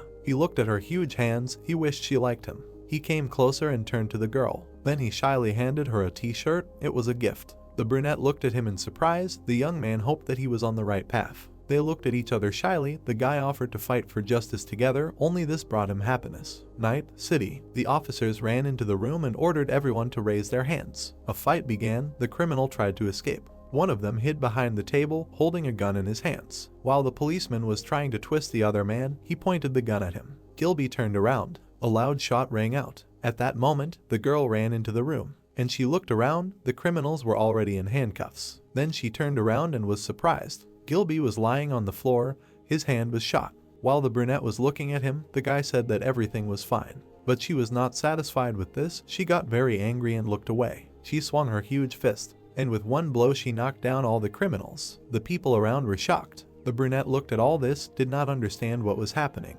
The walls of the building began to collapse. Then Gilby went to the edge, was stunned by what was happening. In front of him stood a girl who was looking forward. He looked at her in fear. After some time in the hospital, she was from side to side and said that if the criminals were afraid of him, this would not have happened. She spread her arms and added that he should have used his superpowers. But the young man replied that their superpowers were dangerous. He took a step forward and said that they should be used against their own. She listened to him attentively. The young man sat up on the bed and said that special abilities are a time bomb. They just need to be carefully managed. Diana was very angry and said that everything was so idiotic. She came closer and added that if the guy died like that, then what was the point of everything? The brunette clutched the blanket. Then he grabbed her hand and said that his parents died from those very hands. He lowered his head, so this should never happen again. Night, a warehouse. The girl was patrolling the room. Joke came up from behind and asked if the girl was sad because of Gilby. But the brunette ordered her to leave. The woman told the girl not to be so mean. She came closer. She just wants to learn more about superpowers. She looked up. She needs to do some more research to learn more about their superpowers. She smiled and said if the girl could participate in her experiment, what would happen to her strength if she starved? The brunette looked at her with a furious look. Then she grabbed her by the neck. She raised it straight above her. She clenched her teeth. If the woman decided to treat her like an experiment again, she would really be killed. Then she suddenly let go. The woman sat on the floor, holding her neck. Then she raised her crazy eyes. At that moment she had a plan.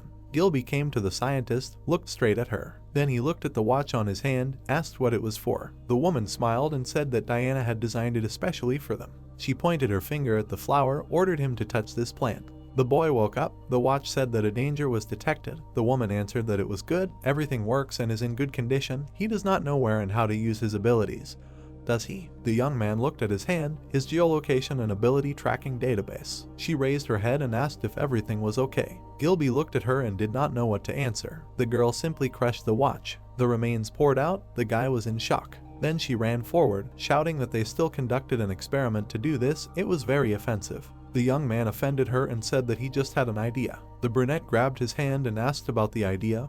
What idea? Raised his hand and shouted that it was shackles. Then asked if the guy really wanted to close their scandals. He just looked at her. The girl came closer, apologized and said that she would have to destroy this place. They stood opposite each other. The girl repeated that the scientist does not see special abilities in people, but he replied that she was definitely wrong. He looked at the girl and said that the doctor is the only one who works for their good. This made Diana very angry. The girl raised her hand and started shouting, "How can the guy take Joke's side right in front of her?" Gilby was silent, did not know what to answer. Then he raised his hand and said that everything is wrong. "Thanks to her you can calmly blend in with ordinary people?" the girl asked again.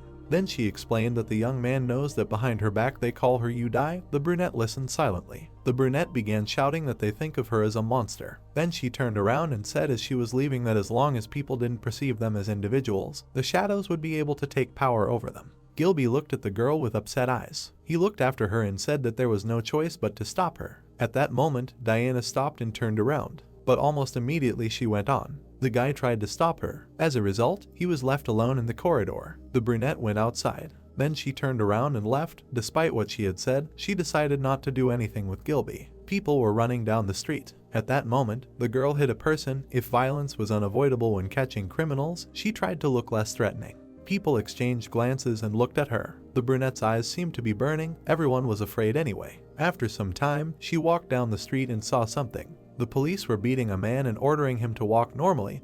His little son was standing nearby. For some reason, the number of people with special abilities began to increase rapidly in Korea. The doctor gave everyone injections for protection. Everyone became her guinea pigs. After that, Diana had no reason to endure it anymore. She started to destroy the building. She smashed everything around and came to the police station. The officers started shouting at each other, screaming that the girl had gone crazy. Where had Gilby gone? And the guy was just sitting in the office, looking down and doing nothing. The army mobilized to stop her. Even tanks were brought in. People with machine guns ran forward and shouted that she had to be stopped at any cost, but at the same time they did not want to kill her while everyone was shaking with fear. Gilby folded his arms. He knew how to stop Diana. The girl was standing at the edge. Look up. Inside the lab, everyone was running and shouting that they had to save themselves. Papers were flying everywhere. They had to drop everything and run. They had to avoid casualties. The doctor raised her hand and shouted that it was impossible. They had to stop. Tried to collect all her research. Without Diana's genetic information, they won't be able to create this. Everyone has to go back. Suddenly, a girl appeared behind her. The woman turned around and got scared. She struck, but Gilby saved the doctor. The blow was so strong that everything around started to burn. Smoke rose straight into the clouds. The other scientists sat on the floor and looked at all this in horror. A huge funnel formed from the girl's blow. Joke raised her head and screamed.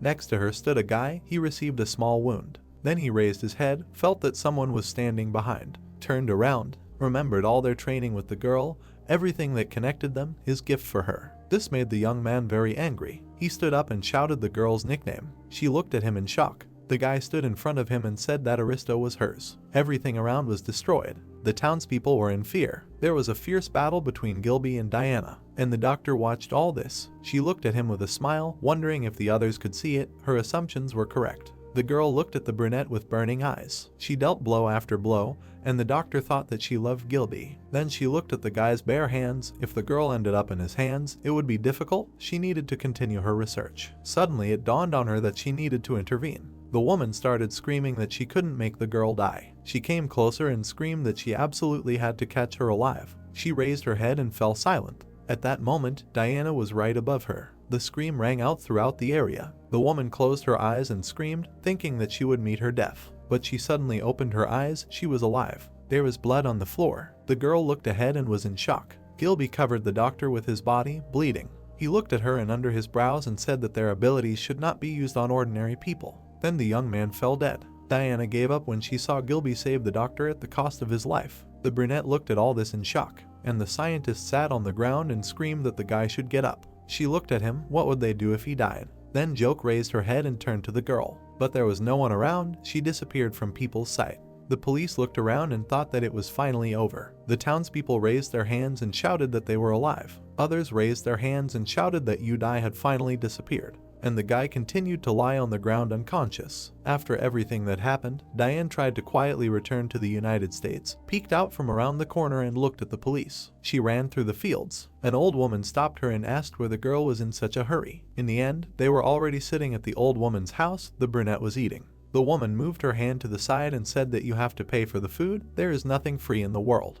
Diana looking at her, the woman handed her clothes. On top was a t-shirt with the inscription "Love, you need to put this on." She looked closely at the t-shirt, and she cried. The woman asked what happened. That's how it all turned out. A passerby saw her and was surprised. The girl was running around the field and harvesting. The man noted that it was a good job. Then she turned to the old woman and asked if she could lend her a little later. She asked again if he was really asking to lend her a person. And the girl continued to run, as Gilby wanted. She was able to live among ordinary people, until one day, on the recommendation of the owner of the house, she went on a blind date. She sat with makeup at the table. There was no one in the cafe except her. Then she turned around. She was addressed by name. For a moment it seemed to her that Gilby came in, but it was another person. He came up and asked how long the girl had been waiting for him. She answered that she had been waiting for a long time. The village was burning. She walked along the road and looked down. Suddenly she saw something ahead of her. The police were questioning the old woman she lived with at home. The girl hid around the corner. One of the men handed over a composite sketch and asked if the old woman had ever met this man.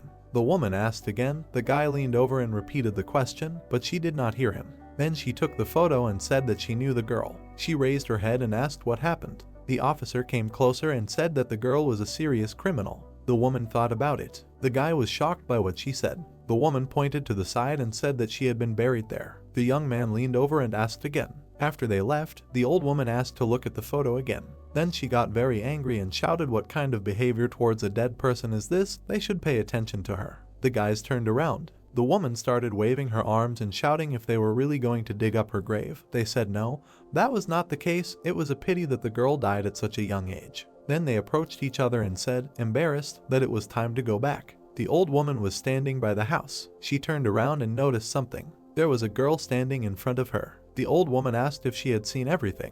The brunette was in shock. They went into the house. Gilby stood in shock. The captain was in front of him. The guy asked if what they were saying was true. The guy lowered his eyes. The man said that they had reported that a body had been found. He introduced the girl. According to the information, she had committed suicide, hiding from persecution. The captain folded his arms. He looked at the young man. There were tears in his eyes. He asked what he was doing. Gilby lowered his eyes and answered that nothing.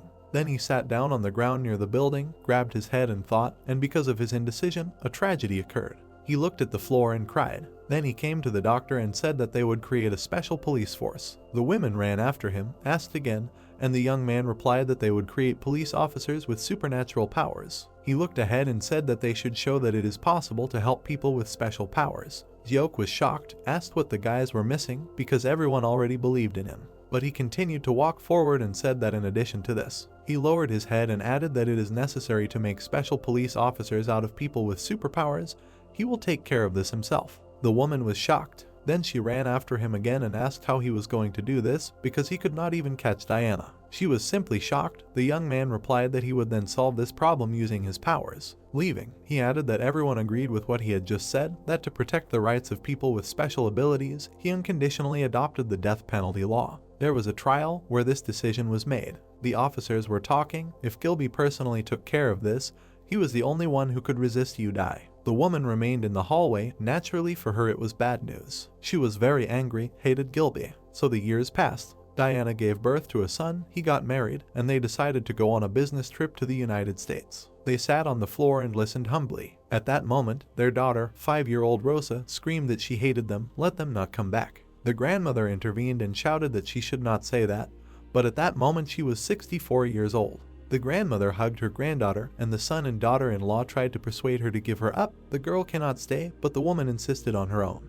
The girl was sitting in a stroller. Then the grandmother put her on her shoulder. They waved to the parents, who decided to leave her with her grandmother after all. Then she turned to her granddaughter and offered to take a joint photo. Diana did not have enough money to feed and raise Rosa. The baby sat in front of her and said that she wanted a puppy. The grandmother leaned over and asked if she really missed one grandmother. The girl answered that it was. We had to work on the settings. The men were shocked. The women carried bags of cement alone. 2 years with plates. The girl ran around the room happily. So they bought a new apartment. The mouse ran and screamed that the rooms were very wide, but the grandmother asked to be slower, otherwise she would fall. Meanwhile, Gilby created a headquarters of special abilities. There were people standing around. In this headquarters he controlled people with special abilities. He approached the flower. It was not that. He touched it. The petals began to disperse. A lot of time passed. Then it suddenly dawned on him that there were no gloves on his hand. It was already the second dead flower. Gilby turned around and saw there young Dorion, who had just entered the academy. The man smiled at him.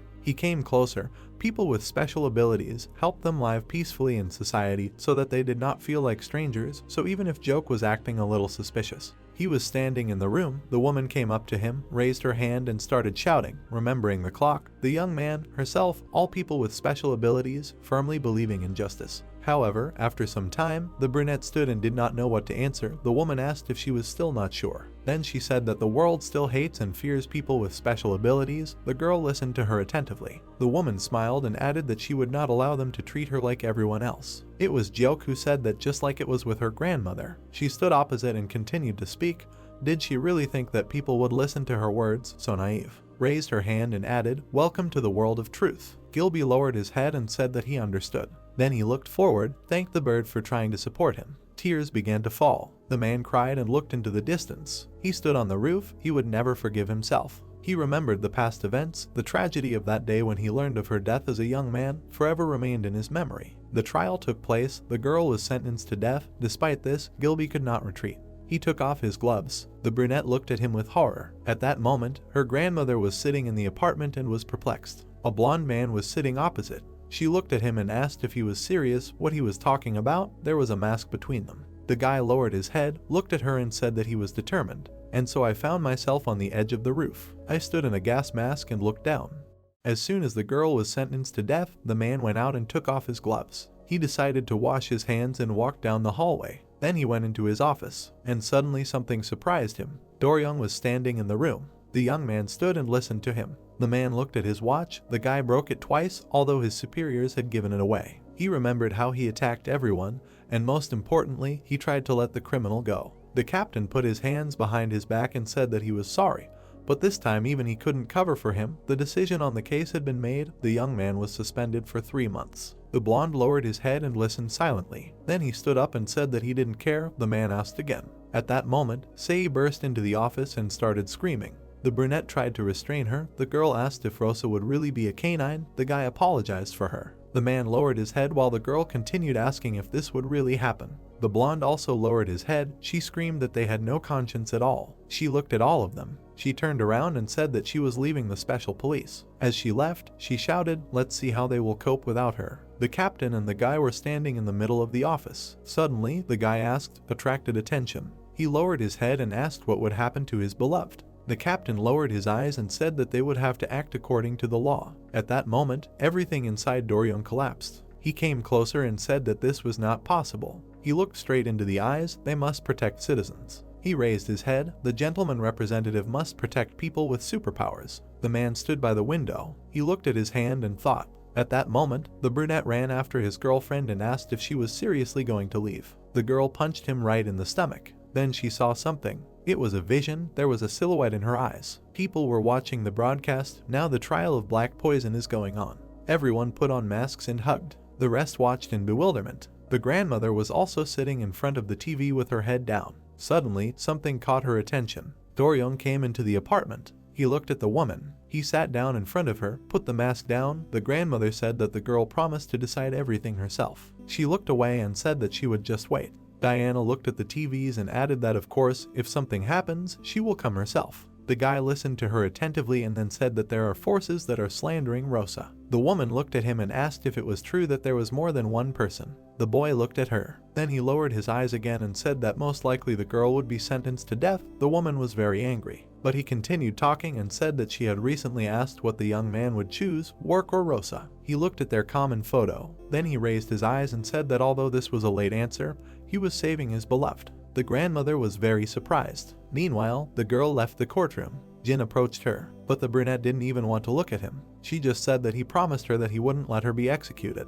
They stood opposite each other. The guy lowered his eyes and said that he never lies, seriously, but the girl still didn't want to look at him. Then he leaned towards her and said that he would protect her. At that moment, the brunette asked if his defense was that she would be sent to the room with the truth. This surprised the guys very much. He leaned over and asked again. At that moment, the girl finally looked up, and she started crying. This scared him. He asked why she was crying. Rosa Hay, that the young man is a liar. She raised her head. Grandma Joke said that she would go to the room of truth. Jin was very surprised. Then she bowed her head and said that she would be used for experiments there, and she would never believe him again. The people dragged her further down the corridor, and the guy was left alone with his thoughts. He watched them go and didn't understand what was happening. They control. Everyone gathered in front of the building. The brunette came up, the girl asked why he came, and he explained that he had already said that minors were not allowed to come. He looked ahead and added that it would be hard for her. The brunette said nothing. There were surveillance cameras on the screens. An old woman was watching all of this. Suddenly, she was very surprised. Rosa was being shown on one of the cameras. The girl clenched her fists and looked down. Then she looked ahead. Dozens of paparazzi were filming them. Her hands started shaking. To get rid of it, she folded them, and a grenade flew at them from above, landed on the ground. The guys jumped back because everything was shrouded in smoke. The officers didn't understand what was happening, who had created the smoke screen. The brunette's guard looked around and also didn't understand what was happening. Suddenly, someone's foot flew right into his face. It was a man in a black poison suit. He looked at the girl, and the brunette looked at him in surprise. The police began to protect her and shouted that they had to grab Rosa first. The guy stood there and thought that he couldn't use his abilities, otherwise he would be exposed. He started hitting his comrades and mentally apologizing to them. He sent them one by one to rest, asking for forgiveness from the department head in his head. He hit another one, but mentally apologized. Then another one, apologizing to everyone. He went up to the girl and grabbed her. They looked into each other's eyes. The young man raised his hand. But before he could do anything, he was grabbed. The rest of the police ran up, caught him. Everything around was shrouded in smoke. The brunette turned around and thought that he knew it. He went up to say and asked if she knew. Then he just ran forward. The commander stood and watched from the side. The bird began to address him. She looked him in the eyes and asked if he would go there. At first the old man did not react and just stood there. Then he smiled and said that he was short-sighted and had poor eyesight. At that moment the blonde was almost handcuffed. He was lying on the ground. Then he turned around and thought that his comrade was not doing anything. Since he had poor eyesight, he would help himself a little. And with one movement he tore the handcuffs. He jumped up and ran forward. The other officers ran up and started asking what happened, but the girl said that she did not know. He suddenly jumped out. Rosa continued to stand motionless. The guy ran up to her and grabbed her hands. Then he noticed something. There was that same necklace on her neck. He reached out his hand to it, but someone appeared from behind, someone very tall. The girl turned around. Jin was standing in front of them. The blonde looked at him and thought that it was a disaster. They would not win without superpowers. The brunette reached out his hand. She grabbed the necklace and broke it. Then he tore it from his girlfriend's neck. Doryung was shocked, and Rosa too. Officers started running up to them again. They were their friends. They ordered them to stop. A huge hand appeared from the asphalt. The girl was scared, but there was no turning back. She tore the handcuffs apart. She raised her hand and pointed upward. The smoke rose higher and higher. Joongi smiled and thought he finally caught it. There was a man in his huge hand, but then it turned out that it was their colleague. The guy was very upset. Then he fell to the ground and started screaming that he had let her go. He raised his head up, started tearing his hair. Damn it. In the commander's office, the man was saying that he had let the girl and this stranger in the black hoodie go. The brunette listened attentively. The commander said that he was very disappointed in them. Then the guy raised his hands and said that this one in black, the stranger, seemed to be an unusual person. Otherwise he would not have been able to resist such special police officers. Yes, unusually strong. Joongi put his hand to his chest and asked for another chance. They will catch this man 100%. At this moment the old man looked at him and covered himself with a sheet of paper. The secretary came up and turned to the man. Behind the sheet of paper was hidden a smile from ear to ear. The girl whispered to watch the expression on his face. Joke la rage. She stood in front of her grandson and asked if he really let the girl go. He looked at her. The woman continued to scream, how dare the guy let her go. She raised the torn necklace up. The grandson listened attentively, and the woman continued to scream that not everyone can tear it off, but it was torn off. Then she looked away. Only Diana and he could do this. The huge guy stood in front of her. The grandmother was surprised and asked if her grandson really did this. The brunette turned away. She continued to ask if he tore it off. The old woman hit the floor with her cane and asked again and again, and the young man just listened silently. She remembered how they met the girl in the hallway, how she was crying. She turned her head away and scratched the back of her head, then said yes. The woman was simply furious. She started beating him with her fists and screaming that the guy wanted to live with Rosa, wanted to get her. The brunette grabbed her hand. He leaned over and asked if she had lied to him. Suddenly the woman fell silent. Then she began to make excuses, pretending not to understand what they were talking about. She stretched her hands forward and said that she had already said that she would make her look only at him. The girl would belong only to him. Right, that was it. But then the young man leaned over and added that she had somehow forgotten to mention that he would send her to the truth room. Joke stood in shock. Then Jin hit the wall next to her. The woman tried to justify herself and said that she just said it like that. The guy came closer and asked if she was going to experiment on the girl. The grandmother tried to make excuses and shouted that no. She raised her hands. The girl understood everything incorrectly, but she really didn't. The brunette turned to her. He stepped aside and said that if the woman touched Rosa, she would regret it. The grandmother started waving her hand. She thought that the guy himself touched her the most, but said out loud that she agreed, then asked if her grandson should be angry anymore. Then the guy started to spread his tail. The woman asked if the misunderstanding was resolved. She was shocked by what she saw. The guy took off his uniform. She didn't understand what he was doing now, and the young man replied that he was going to pick up the special police. The grandmother tried to object and said that she shouldn't do it because the guy works there. He will create unnecessary problems for himself. But he turned around and asked again quite rudely, after which the woman smiled and said nothing. The brunette went forward. The grandmother waved her hand at him and said that she could do whatever she wanted. 4 o'clock in the afternoon, an apartment. The girl and the guy were standing in the room. She raised her head and looked at him. In front of her was a man in her suit. Then he turned away and tried to leave. The brunette stopped him. She stretched out her hand and tried to take off the gas mask. The young man grabbed her hand. Rosa looked with burning eyes and thanked him for saving her, calling him Doryo. They looked at each other. The brunette finally took the gas mask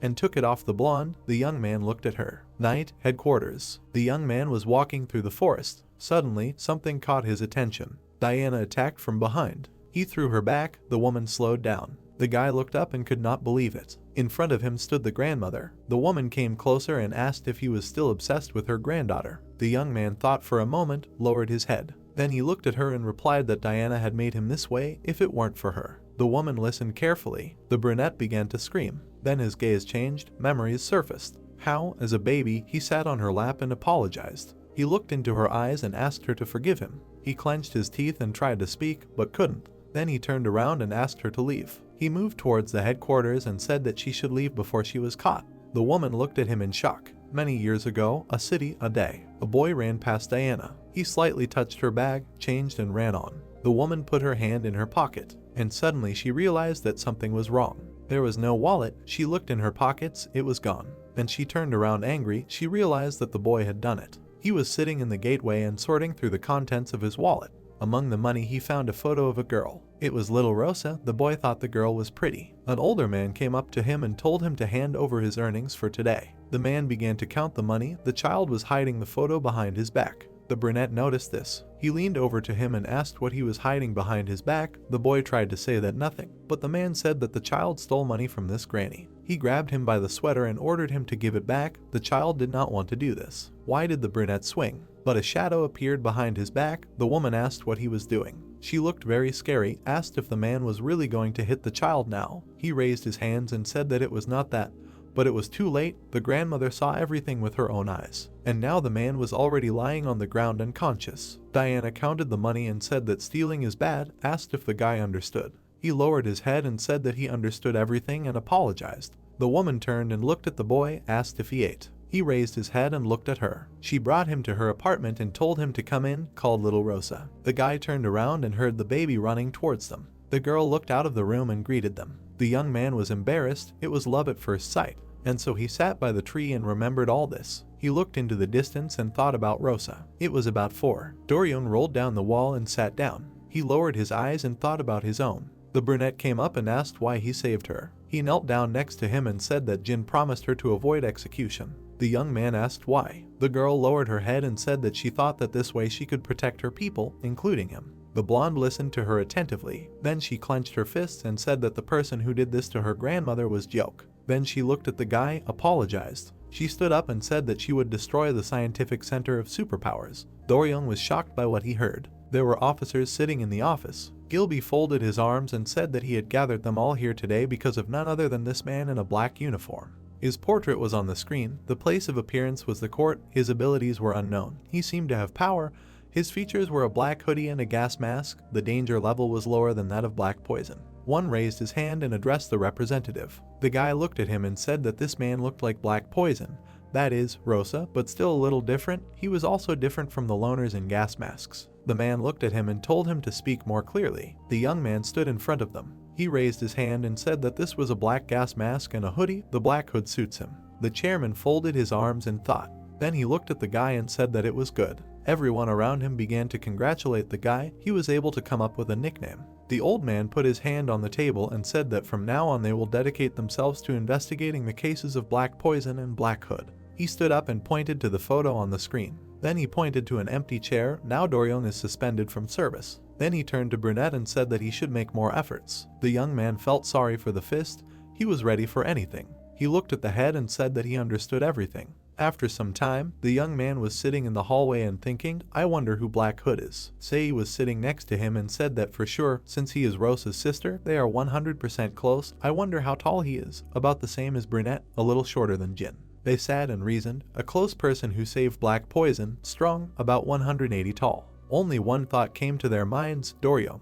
Jungi began to laugh and say no. Then he stood up, no way, laughed even harder. He went forward, said yes, really, and would have thrown the energy drink right on the floor out of spite. Then he had to clean it up. He was scolded. While the young man was cleaning up, he thought that by the way. He looked at his friend and asked what she had foreseen then. The girl remembered the silhouette. Marinette came as close as possible and looked at her suspiciously. He pointed his finger and said that she knew that Black Hood would come. Then he asked why she didn't say. At that moment, someone approached them. The brunette looked at this person. A girl with pink hair was standing in front of them. She smiled and said that she was glad to meet him. She was a little embarrassed and said that her name was Juari, an assistant to the special police. The guys looked at her in shock. The girl was very pretty. Suddenly, Sei had an idea. She looked at her and remembered. This girl hugged Black Hood and screamed that she loved him. At that moment, the brunette was a little embarrassed, and Do-young saw all this, who was also in shock. At that moment, she was in shock. Ari came closer and asked where Officer Rosa was. The guys asked if she had watched the news. It turned out that this girl was actually Black Poison. She was caught, but managed to escape, so their situation was emergency.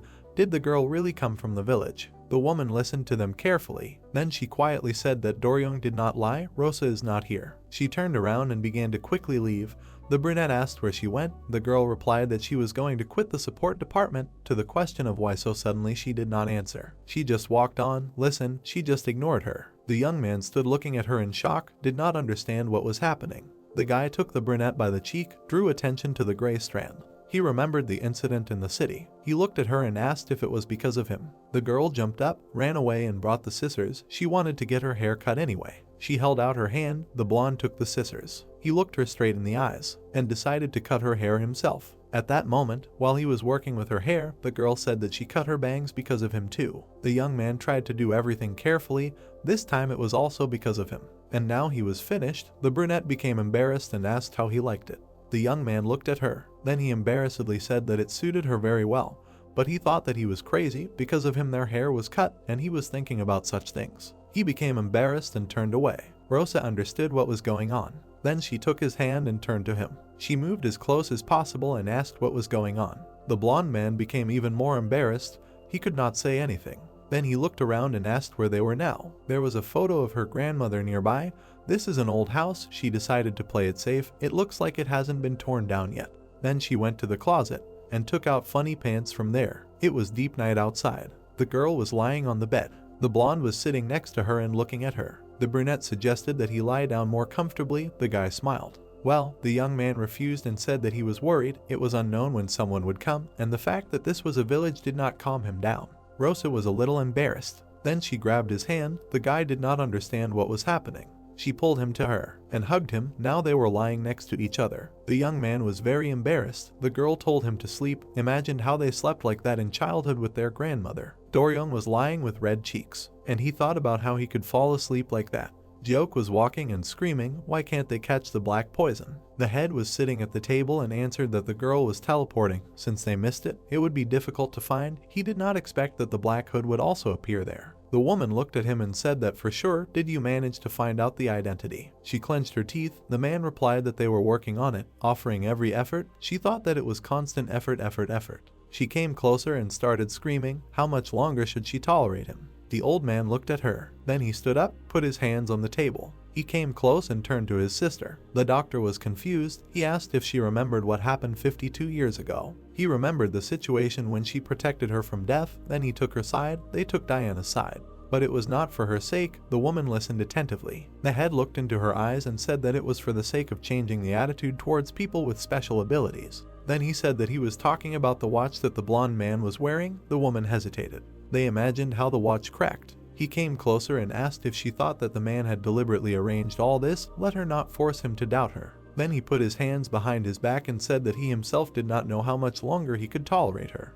The grandmother was sitting on the couch. Suddenly she heard a sound. She went into the room to check. There was no one there. She turned around. Her granddaughter appeared behind her for literally a second. The woman turned back. There was no one there again. She turned away. The girl flew across the room. And she turned again. There was no one there again. When she turned away, the girl was packing her things again. The woman didn't like it anymore. Then she exhaled and thought that the girl was safe. What a little bitch. There were things on the floor in the room. The blonde looked and asked if she wanted to say anything. The brunette interrupted and replied that she couldn't expose her grandmother to danger again. Suddenly he noticed something. There was a gas mask on the floor. What was that? He shouted. Did Rosa really steal it? But she shouted that she had paid for everything. He took it off. That wasn't the issue. Came closer and said that she didn't have to hide her face anymore. She looked at him attentively, and really, everyone knows anyway. But she changed her clothes anyway and said that she would quickly run to the lab. The guy grabbed her hand. He came closer and said that they would go together. The brunette looked at him and said that he couldn't because he was a special police officer. Dorian realized that the girl was right. It was about 12. He came closer and said that he still had to be on the side of justice. I was embarrassed and added that it turned out that I had ruined everything. The brunette looked at him. Then it dawned on her that she was actually to blame for everything. She covered her face with her hands. What should she do now? It was all her fault. She apologized to the guy, but he said that it wasn't about that. Then he tried to explain something to her, but the girl held out her hand and said that this had to stop. She would go alone. Youth called out to her again, came up and hugged her tightly. Then she said, embarrassed, that she seemed to have misunderstood. He meant. He lowered his head and said that the girl had become dear to him. Now the blonde was ready to give up everything for her. The brunette turned around. She took the guy by the hands and turned to him. Then she suddenly burst out and said that she also really liked him. She frowned and said that that is why she had to go alone. She did not want him to get hurt. Then she suddenly disappeared. Before that she said that she would be back soon and said goodbye. The blonde was left alone in the room and did not understand what was happening. Night, base. The scientist was looking at the papers. He walked forward. A noise was heard from behind. The man turned around. There was no one there. He scratched his head and thought that he imagined it, but the brunette was behind. She tiptoed forward. She hid around the corners so that no one would see. Many scientists were sorting through papers and talking to each other. It quickly jumped under the table. Then she climbed out and looked at the situation there. What she saw surprised her very much. There was a small doll sitting on the table, and it was scary. The brunette was watching all this and wondering what kind of freak it was. A woman appeared and said that it was scary outside, but it was a robot created from Rosa's DNA. The girl exhaled and thought that this woman was already reading her thoughts. I wonder if it was really made from her DNA. She continued to watch all this. Then she looked at the doll again. Was it really her? The woman took a passion and said that they had to go back. Then she turned around sharply as if she saw something. Well, there was no one at the table. Day, school. The students were walking and discussing something. The brunette picked up the phone and said, wow, Black Poison studied at their school and this just gave me goosebumps. Woosub bar and listened to them discussing what looked like her face. Was it really her? Then the guys turned around and looked at our brown-haired guy. He was friends with the girl, and he really didn't know anything. The young man was surprised and said that of course he didn't know. They turned around and walked on. I wonder if the guys from her department knew. And the guy was wondering where the girl was hanging around at that moment. The brunette appeared right above him and grabbed him by the collar. His classmate turned around and said rings. But only a candy bar package remained on the ground. Where did their friend go? Did he really go take out the trash? They ended up on the roof of the house. The guy raised his head and didn't understand what was happening. A brunette was standing in front of him and smiling. Then she started waving her arms and said that she came so that he wouldn't worry, that she was okay. The brown-haired guy looked at her and said that yes, she should hide as far away as possible. He looked at her appearance. She dressed up like that. Now she openly declares that she is Black Poison. And the girl replied that everyone found out anyway. It's not that bad, right? He was horrified. He thought that it was definitely scary. They were sitting on the roof and discussing whether she should hide quickly, go somewhere to an island, or even hide abroad. The girl asked why. Then she extended her finger up and said with a smile that she had teleportation. She turned around and asked if everything was okay with his sisters. The guy answered that yes, everything was fine. She turned around, waved her hand and said that it was time to go then and said goodbye. The young man did not even have time to understand what happened. He leaned back. It was the same wanted girl at night, the city. The watch was lying on the couch. It began to make some strange sound. The young man reached for it with his hand. Then he decided not to take it. The blonde looked at it and thought. Memories of how the brunette said that she ruined everything popped up in his head. The guy closed his eyes and lowered his head. He looked out the window, thinking that this was not what he meant. He was sitting on the edge of the roof and looking down. Thinking about everything, he was not in a very good mood. He remembered all the moments that connected them, their walks together, the kiss, their hugs, everything he did before. Was it because he was fair? He lowered his head and thought. The young man grabbed the edge of the roof and thought, what does it mean now? Did she not like him anymore? He looked at his hands sadly. He stood up and said that he had enough thinking. It was time to sleep. He took a step forward and flew straight down, levitated, approaching the ground. Then something happened, or the levitation stopped working. The guy opened his eyes and realized that he was falling. He started screaming, did not understand what was happening. The young man continued to fall down. Before that, he was sitting on the roof, thinking, busy with useless work. He came to the edge, stepped down, ran home, but he was flying and screaming, found himself on the verge of falling and dying. The apartment was empty. The brunette looked down and thought, there was a watch on the sofa. This guy, where did he go? He even took off his watch. He stood there scratching his head, not understanding what to do next. Then he went ahead and said that if he came back, he would give him a rag. Suddenly he saw his friend falling down through the window. He was very surprised. He had to do something. The blonde was flying and wondering if he was really going to die like this. All this time he looked at the sky and thought. He remembered himself as a baby, then how he saved someone at school, how he came to the academy and helped everyone around him. It seemed like life had gone well. He was flying and preparing for death. He remembered saving his beloved, and in the end he committed a sin. His photo with a black ribbon was standing in the flowers. He imagined Rosa in black. I wonder if she would come to his funeral. The girl began to nod her head. The guy was flying, tears welling up in his eyes. He looked at the moon and thought that it was so ridiculous to die trying to get home.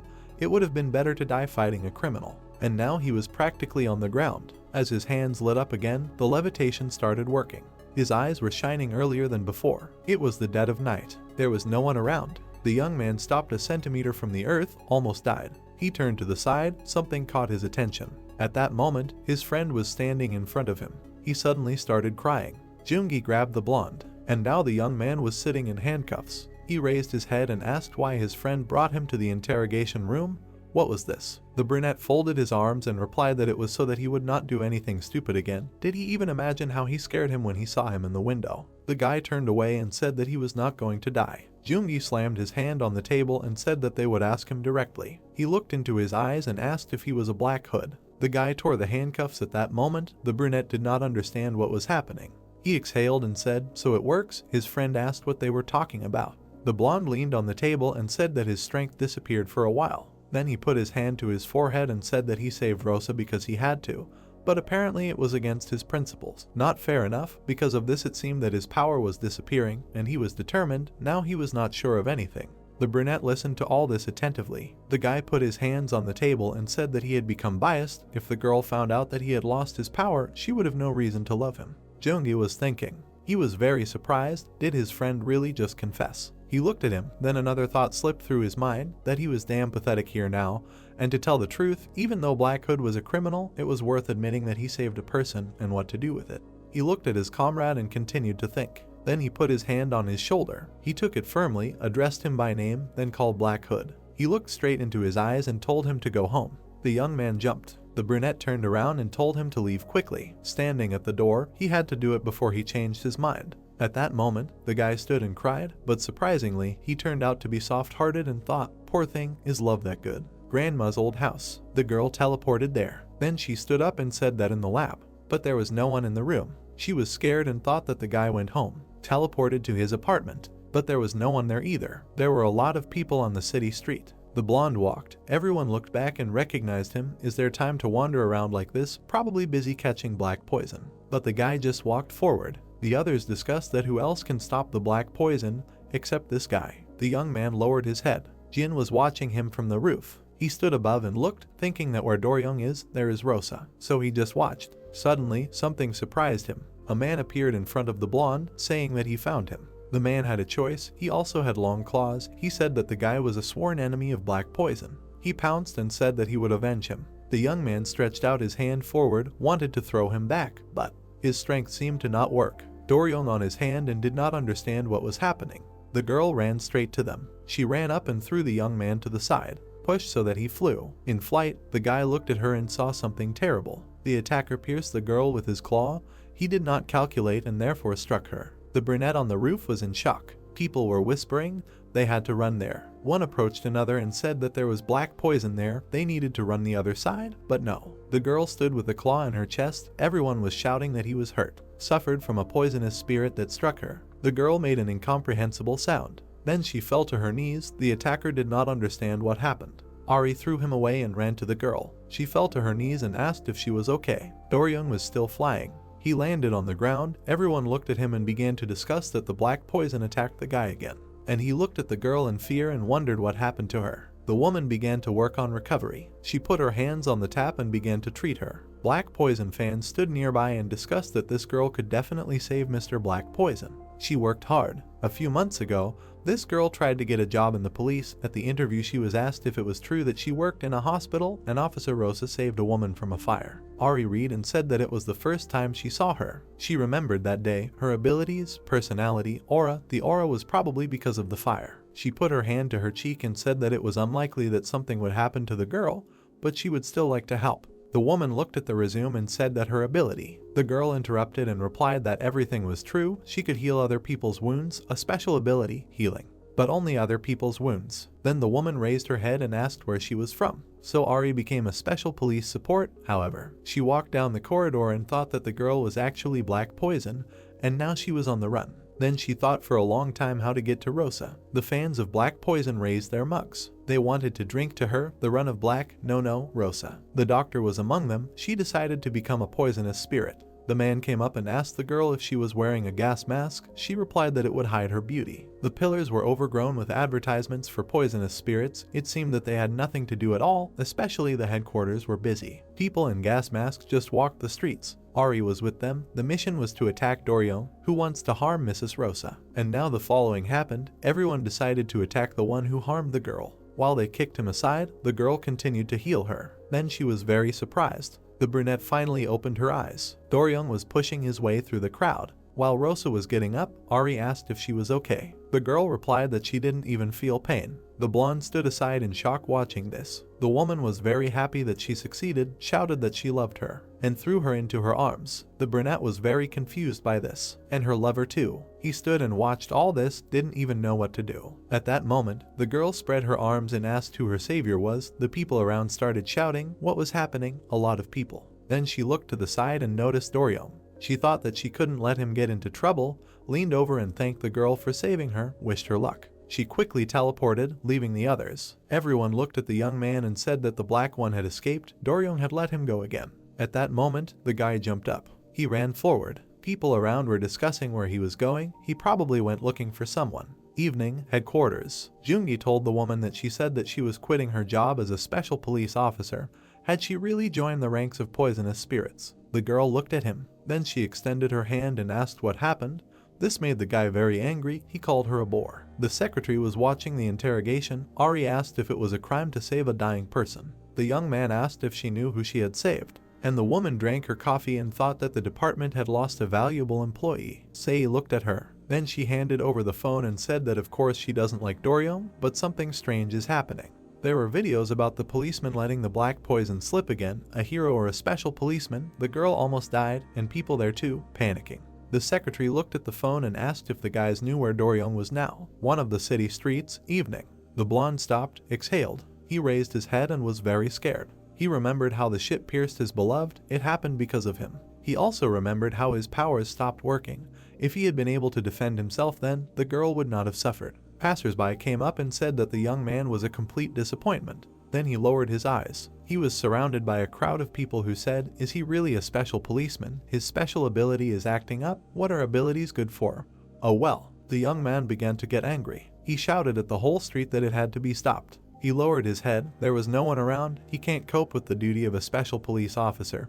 He can't protect his loved one. He's terrible both as a special police officer and as a person. He raised his hand and looked at it. He frowned. If the abilities really were decided, then what good would he be? He stood in the middle of the street and didn't know what to do next. Suddenly, someone appeared nearby. The young man turned around. A brunette was flying at him. One blow, the blonde was already lying on the ground. Before he could get up, Jin said that it was all because of him. He grabbed the guy by the neck. He looked into his eyes, swung. Because of him, Rosa suffered. He extended his hand, and the abilities began to manifest. Suddenly something happened. The guys were thrown aside. The brunette looked at him and asked who he was. He took a step forward. He came closer and started shouting who this guy was so that the girl would protect him. But something really surprised him. There was no one there anymore. The blonde had disappeared. High-rise building, evening. Empty apartment. The girl exhaled, said that something bad almost happened. Then she raised her head. It's good that Do-young was safe. But then she noticed something was wrong. The blonde was looking at her. He was all beaten up.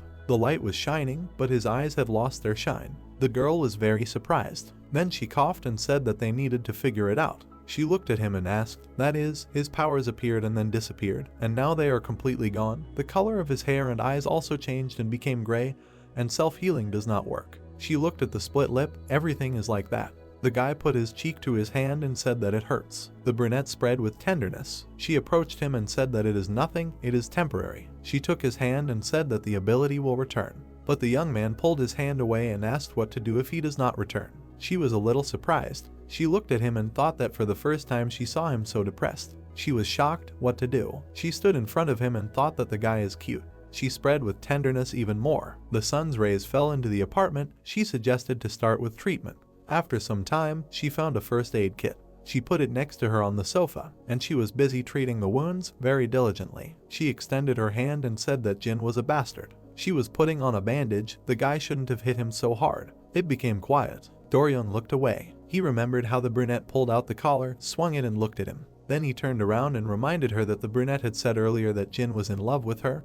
He imagined the girl talking on the phone. He looked into her eyes and said that he probably, if we go back to the past events, the guy was looking at emptiness. He lowered his eyes and thought. Literally a moment before that, I looked at the blonde, was about to hit him. But suddenly the brunette appeared. She looked at him very furiously. Jin was surprised that she was saving him again. Then he lowered his eyes and cried, why is that? Rosa is sweet and did not understand what they were talking about. She looked at Do-young, thought that the guy had gone sour. She took his hand. She looked the guy in the eyes and suggested that they have some fun. The young man only had time to look at her and ask where. How did they end up in another place? On top of a huge Ferris wheel, a guy shouted for action. They were sitting at the very top. The guy turned around and said that he would break if he fell. The brunette replied that he should not worry. She looked at him and said that she would always be with him. The blonde was embarrassed. Then the girl pointed her finger forward and said that it was better to look there. In front of them was a beautiful sunset. Do-young watched while the girl said that she had been watching him for 2 years. She also looked forward and added that the young man was always busy saving people. Then she scratched the back of her head, never admired the views, right.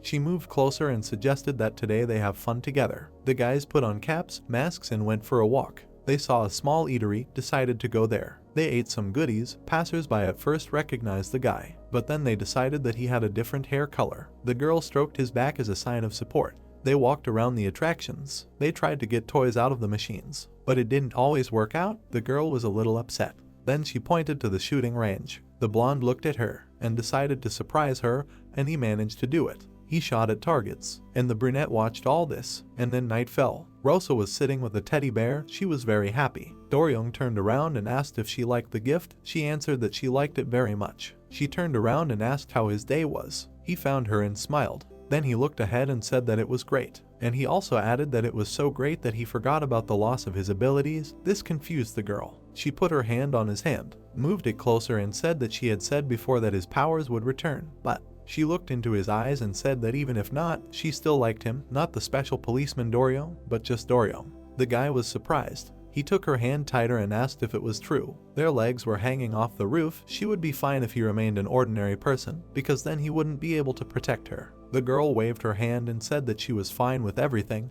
It was even better this way, because now she could protect him. Do-young looked at her and listened attentively. Then he turned away. The brunette didn't understand what was going on. The blonde put his hand to his chin and said that he was used to always being a protector, but this wasn't bad either. Then he looked at her with a smile. He asked what was going on, because her cheeks were very red. Suddenly the girl turned away and said that she knew it was him, but it was like a different person. The young man didn't understand what they were talking about. He grabbed his hair and said that it was probably because of its color. Then he lowered his eyes and thought. The guy moved as close to her as possible and asked if it felt unusual, and they kissed. They were sitting on the roof. It was very romantic. The girl was very embarrassed. Then she opened her eyes and looked at the guy. He was also looking straight into her eyes. That was the moment Rosa realized what was happening. She tried to say something, but the young man did not understand what. She closed her eyes, pushed him and told him to go home.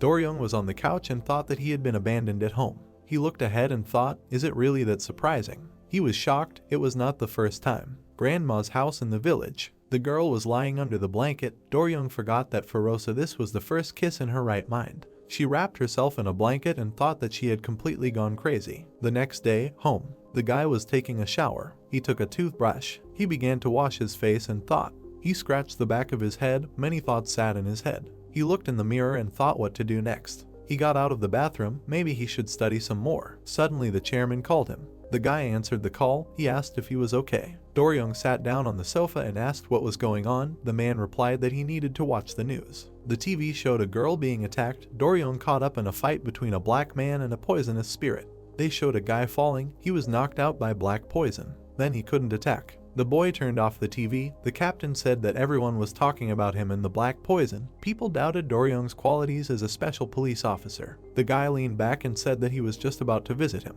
After a while, headquarters. Gilby was shocked. A young man with gray hair stood in front. The man came closer. The guy said that he should put on a mask. No one would recognize him at all. It's good in its own way. The old man looked at him and said, how is that possible? He put a mug of tea on the table and said that the guy had lost his abilities. He folded his hands, looked at him and asked if everything was okay. Doryung took the mug and said that everything was fine, but the captain said that everything couldn't be fine. Then the guy raised his head and said that he wanted to leave and especially the police. To say that this shocked the man is to say nothing. He turned to the officers and asked if it was because he had lost his abilities or the real reason. The young man thought about it. He remembered how he saved the brunette. He took the mug and said that it was because he no longer served justice. They looked at each other. People were walking along the street. Doryung in a mask was heading home. Suddenly, something distracted him. The ground began to shake. He turned around. In front of his eyes was a criminal who was throwing cars in different directions with his hair. The blonde looked at him and was surprised. And the hairy one was approaching and smiling, saying that he could not hold back. He was finally reborn. Then the monster saw the guy. He struck with his hair. They wrapped around the officer's neck. The bandit lifted him up and said, is this really Doryung? He took off his mask and realized that he was right. He smiled and asked what kind of look. They were left alone on the street. The monster was no longer the same as before. After meeting him, he changed. He looked at the guy with wild eyes. The doctor helped him. The officer looked and did not understand what kind of doctor. The criminal remembered his past incarnation.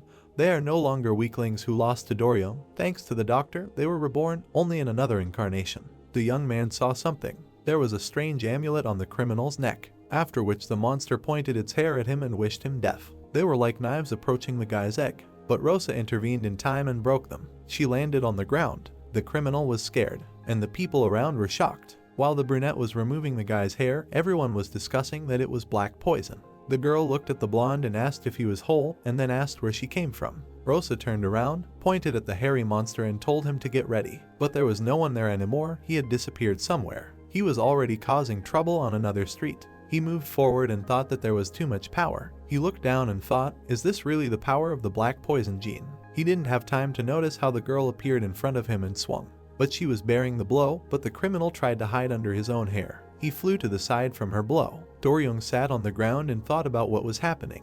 He looked forward and thought who was Dr. V. Suddenly it dawned on him. He imagined the monster, the watch, Dr. V, who created the necklace that strengthened the monsters, and Director Joke, who developed the black watch that made him both zoom. Could it really be the same person? He lowered his head and continued to think. This thought surprised the young man. I remembered the conversation with the brunette when she said that the doctor was involved in her grandmother's problems, when she stood up and said that she would destroy the Special Abilities Center. Doryung looked up. Everything was destroyed. He sat and thought that the girl was right. At that moment, her battle with the monster continued. He tried to strike, but the brunette skillfully dodged. So the criminal decided to take an entire bus and throw it at her. While the bus was flying, the man threw insults. The girl was not surprised. She just moved away and it flew past. Then she turned around and realized that she should not have dodged, but blocked. And as a result, the bus was flying at a little boy. He raised his head and got scared. Doryung saw all this and ran to him. The girl was scared. The guy covered the child with his body. She did not have time to do anything. The bus fell right on them.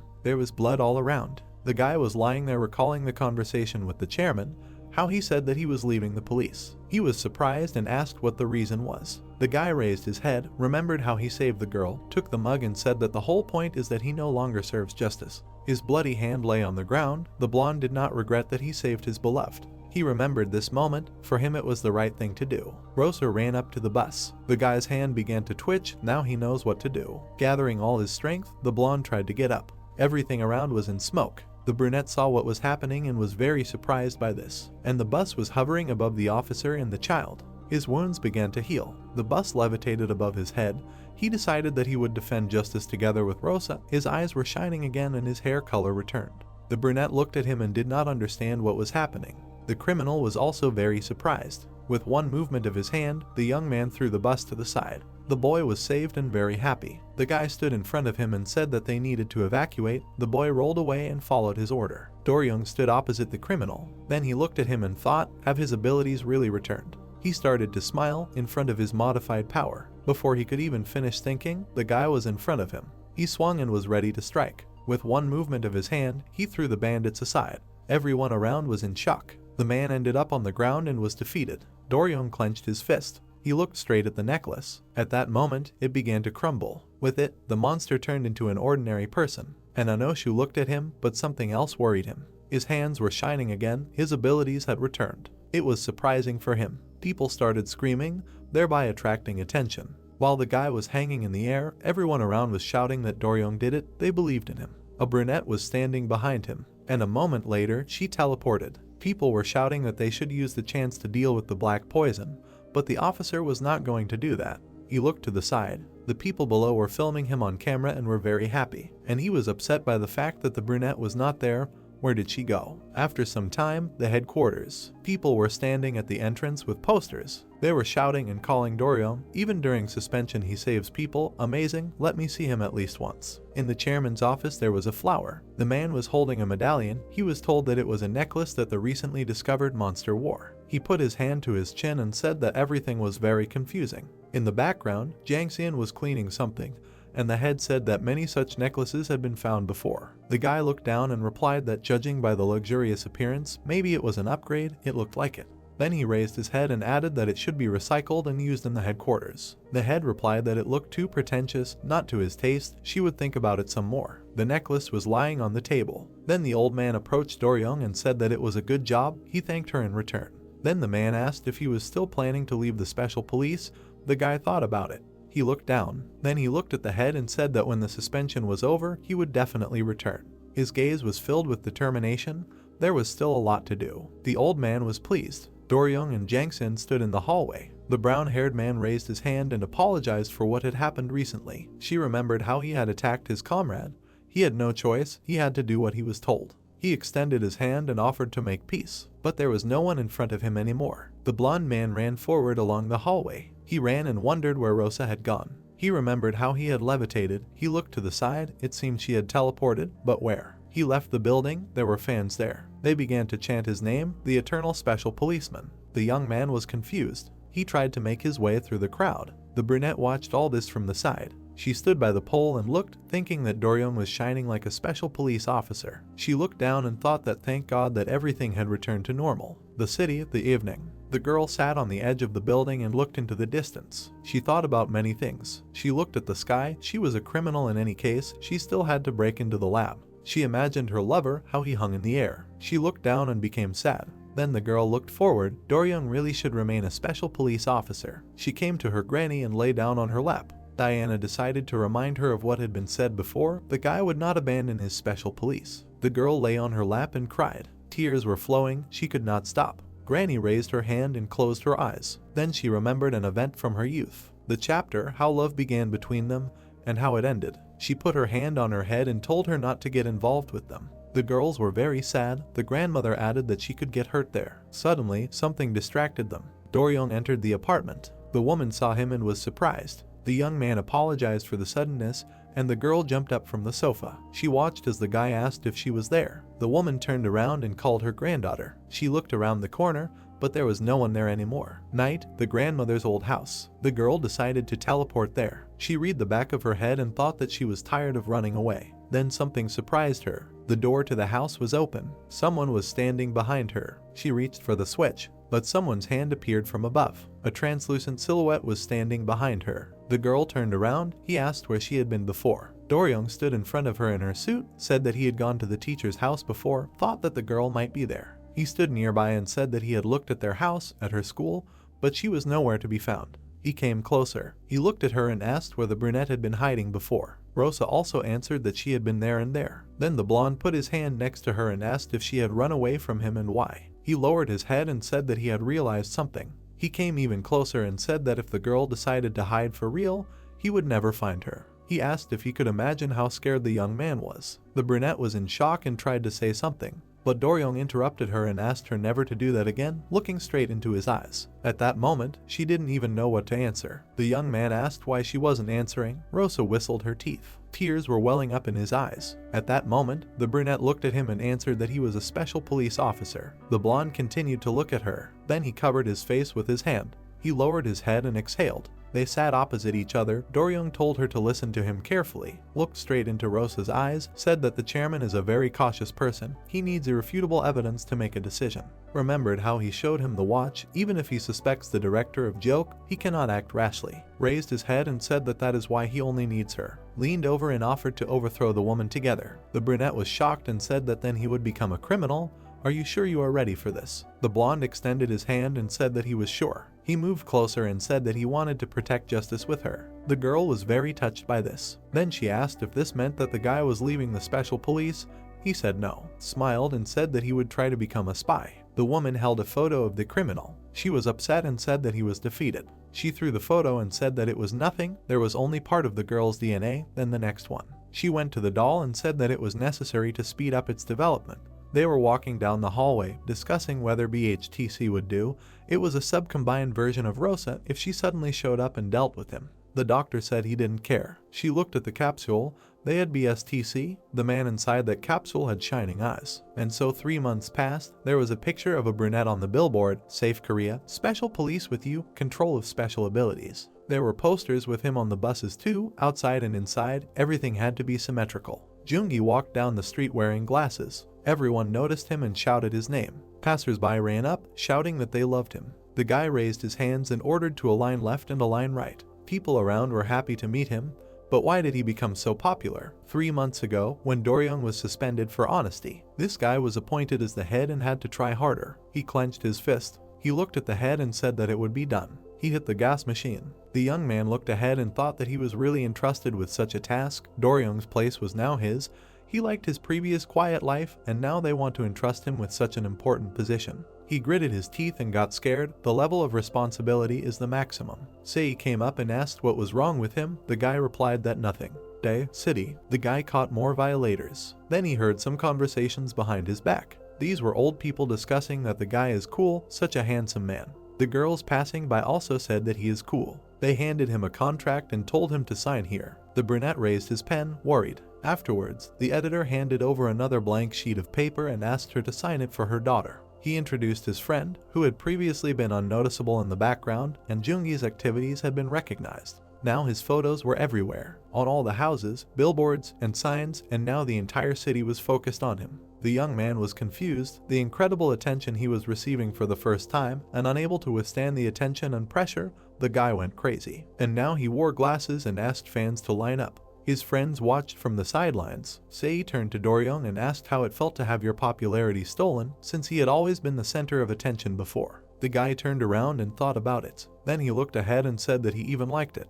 He smiled and continued to watch. The girl said that she didn't like it. She looked at her boyfriend with envy. The blonde looked at her and asked why he didn't like it. Then he realized his head and thought about it, imagining his beloved bathing in applause. It suddenly dawned on him. He turned around and asked if the girl wanted to monopolize him. She looked at him in surprise and asked if he really thought she looked like his senior. She lowered her head and said that the young man, as a popular senior, might not know, well, such attention to Joongi is an innovation. Then she looked at how the guy was happy with the fans. If people's interest faded, he would definitely deflate. She raised her head and said that, unlike her, the young man had a weak psyche, the status of a million-strong YouTuber. Doryong asked again if the interest would fall. The girl answered that 100%.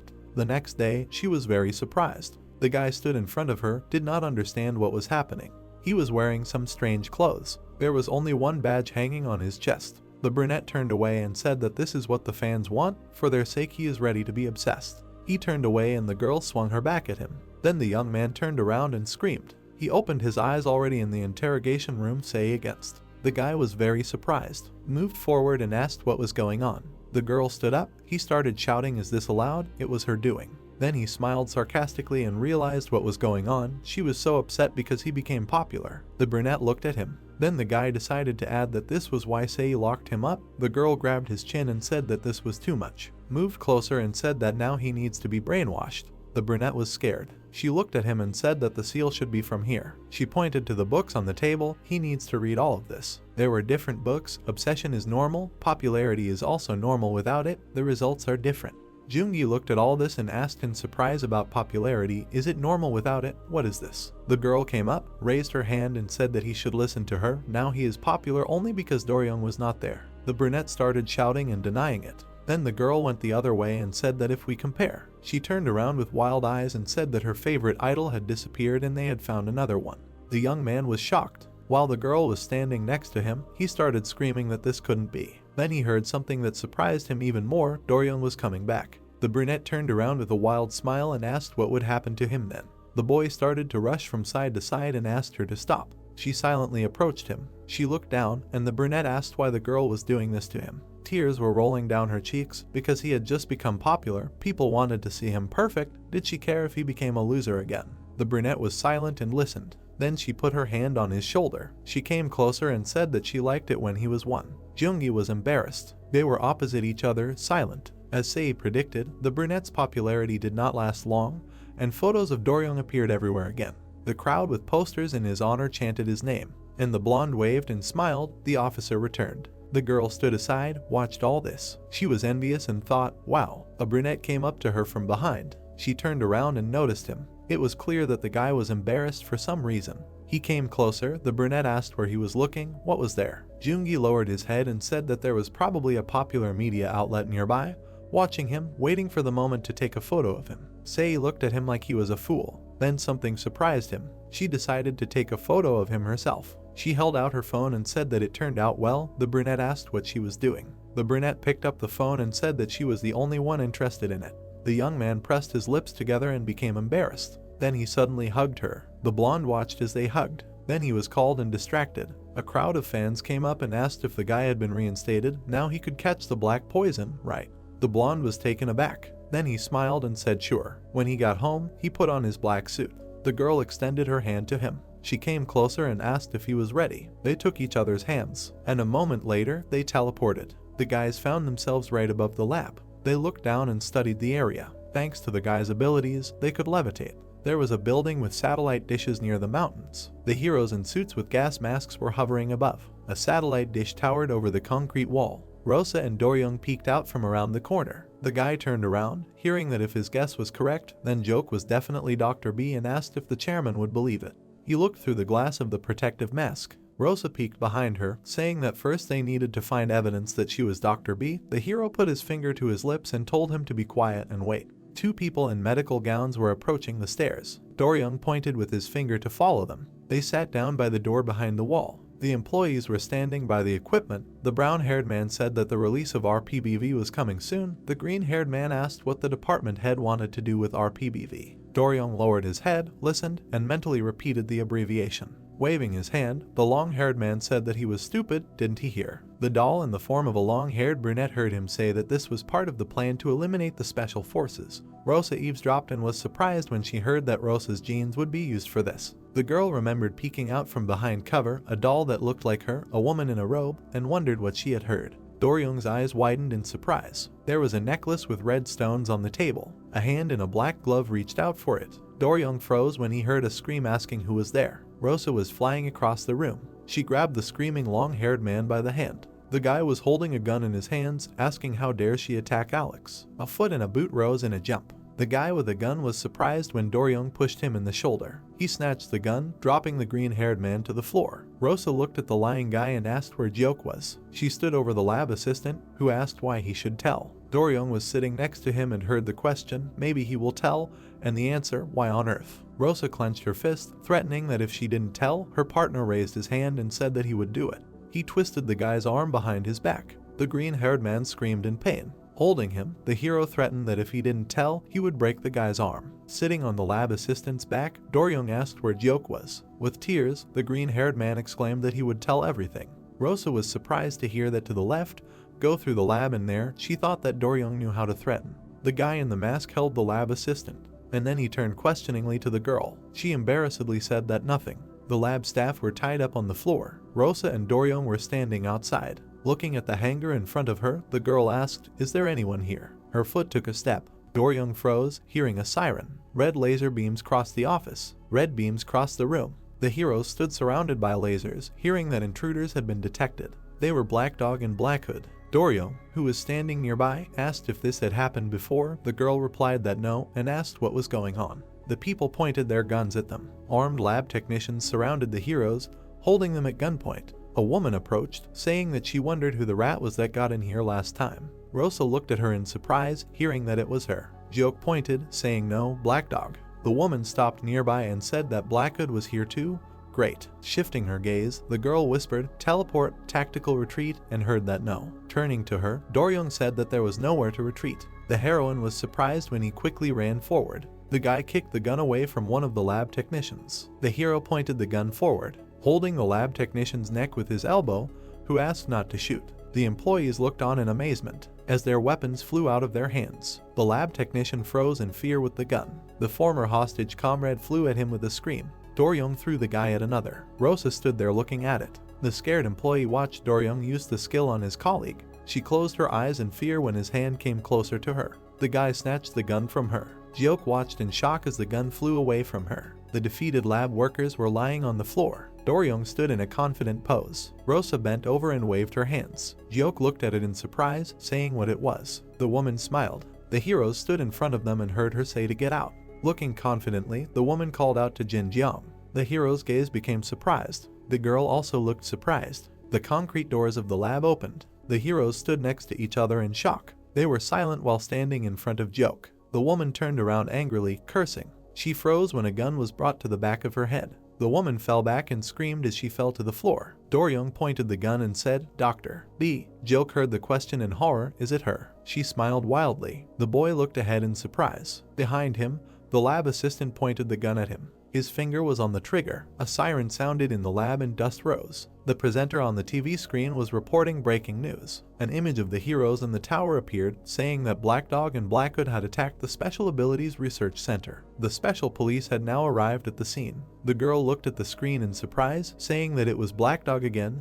How horrible. The boy clutched his pillow in fear. Because of Black Dog, the symbol of horror, there was not a moment of peace in the city. The boy was eating in the cafeteria. The students stared at their phones in surprise. On the screen was an emergency message from the Special Abilities Department. Black Dog was spotted in the zero area, asking citizens to evacuate immediately. The students ran through the cafeteria in a panic. The cashier and the customer were reading the message in surprise. The smartphone screen showed the same text asking to evacuate. They ran away in fear. The phone screen showed a message from the special police about evacuation. The guy jumped over the fence. The man read this message. The guy jumped out the window, protecting himself from the shrapnel. People were running down the street in panic, shouting that enough was enough. Black Dog had become a real disaster. The presenter showed the number 3 on the screen, saying that the Black Dog crime index for today was 3 and wished citizens a successful survival. The girl stood by the TV and told her mother that today the Black Dog index was 3, and she told her to take the stun gun lying on the table with her.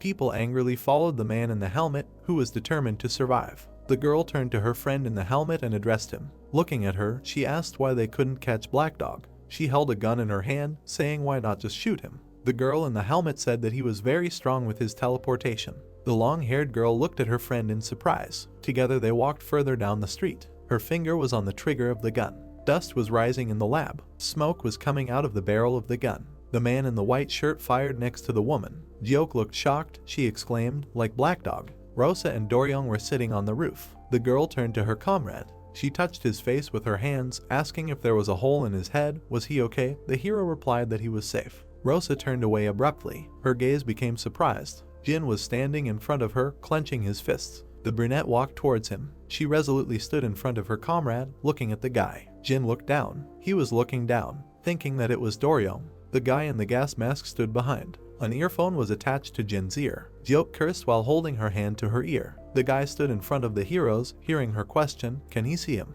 The brunette took a step forward, and then turned around, telling the woman that he was not here. The guy in the gas mask looked at him. A request was heard to stop. Doryung stepped towards the guy, asking why he lied. Jin turned around, hearing the question, "What is the meaning of this?" He opened his mouth. Rosa was surprised to hear that it was because he loved her. A memory of the girl covering the blonde appeared. Walking away, the brunette said that now he wanted to protect her. The girl looked after him in surprise. She turned around, looking at Doryung. The man opened his mouth, saying that he was wondering why they were sent to the research center. Turning, Rosa turned around when she heard her name being called Black Dog. Doryung turned around when someone called Blackhood. Jungi pointed his finger at them, shouting that it was them. The girl looked at the police officers in surprise. Doryung thought excitedly, "Jangsen, Jungi." He hit the guy, mentally apologizing, "The one who attacks first wins." Doryung looked at it in shock. Jungi fell on his back. He touched his cheek, exclaiming in displeasure. Sitting up, he pointed his finger and asked indignantly, "How can he do this to him?"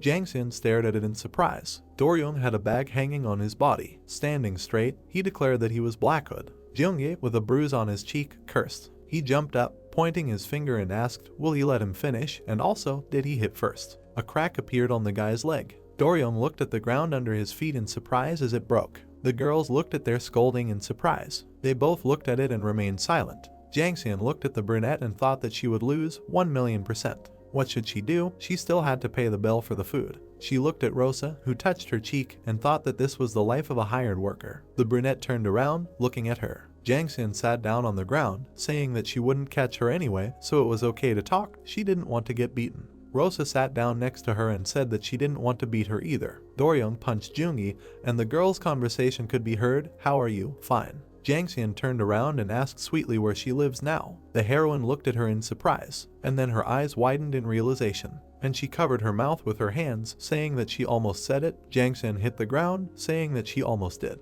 The brunette looked at her and said indignantly that she believed her. How could this be? The policewoman stood up, saying that she was sorry, but she had to arrest her. Rosa looked away in fear. Doryung was grabbed by a gray cloth. The brunette looked at him worriedly, calling out. Advice was heard to calmly surrender. Jungi looked forward, saying that since the signal was received, nothing can be done. He pointed his finger at the blonde, shouting that he was a special policeman and he was a criminal. What would happen to Doryung? The guy looked down and thought, was Jungi always this strong? Apologies were heard. The officer turned around when he heard his name being called. Rosa hit him on the back of the head with her elbow. The stunned guy coughed. Jungi fell to the ground. Doryung screamed, calling out to him. Jangsen looked at the fallen guy and repeated questioningly. Words were heard not to relax and leave. The girl stood next to the policeman lying in the crack. With her back turned, she looked forward, saying that she saw nothing. Joke threw the sheets of paper with her hand, screaming. Behind her stood 3 employees in lab coats. With their hands folded in front of them, they heard the woman angrily order to speed up the plan. Turning to her subordinates, Joke ordered them to be released. Gray monsters were walking through the city. Words were heard that the world would change tomorrow. The brunette doll's eye was red. Under the clear sky stood the building of an educational institution. Another meaning of autumn is the exam season. Yuziep sat over a notebook. Chunyang was burning, writing something down. Tears were flowing from Mongryong's eyes. A question was heard, is he crying? The heroes were sadly sitting over the exams. Everyone was indignant and thought that the school would collapse. A monster with a mohawk hit the table. An explosion was seen in the school building. People were running away. The heroes looked at this in surprise. Then they clenched their fists in glee. Jangsan and Jungi looked at their watches. Sei also looked at her watch, hugging a pillow. A signal was heard at the closed doors. The watch was glowing red, lying on the table. The man took it.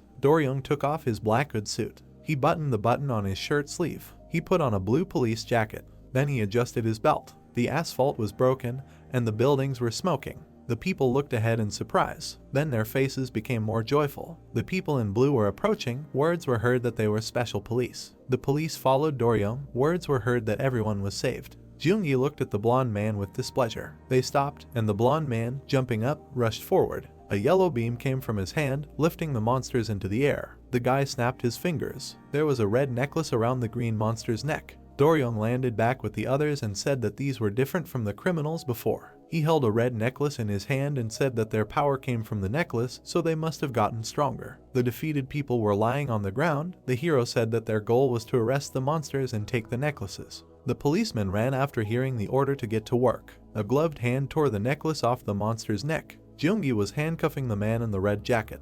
He looked down, saying stop. Standing over the man, he said that he had seen him somewhere. The criminal said that yes, he and Sei arrested him. He remembered. The man chuckled, saying that although he did not get revenge, the man turned around and said that Jenny was coming for Sei. Jungi looked at her in surprise when he heard this and asked what. The girl with the pigtails looked ahead in surprise when she heard that it was their second time meeting. She stood in front of the girl in pink and asked if she knew her. She replied that of course she had arrested her. Sei was excited to hear that it was amazing that they were still in the special police. Jenny chuckled, saying that this was the end. She clutched the chains in her hands, saying that she was Jenny with the chain sickle. Her opponent, her ability was a chain man. Sei looked at her in amazement. She jumped to the side when two blades on a chain flew at her. The girl managed to dodge. The monster said that she was as fast as a rat. The blade of the sickle was approaching from behind. Sei fell while her opponent laughed. The girl frowned angrily, wondering what to do. The monster in the pink dress was spinning the chains, telling her to disappear. Someone's legs were approaching.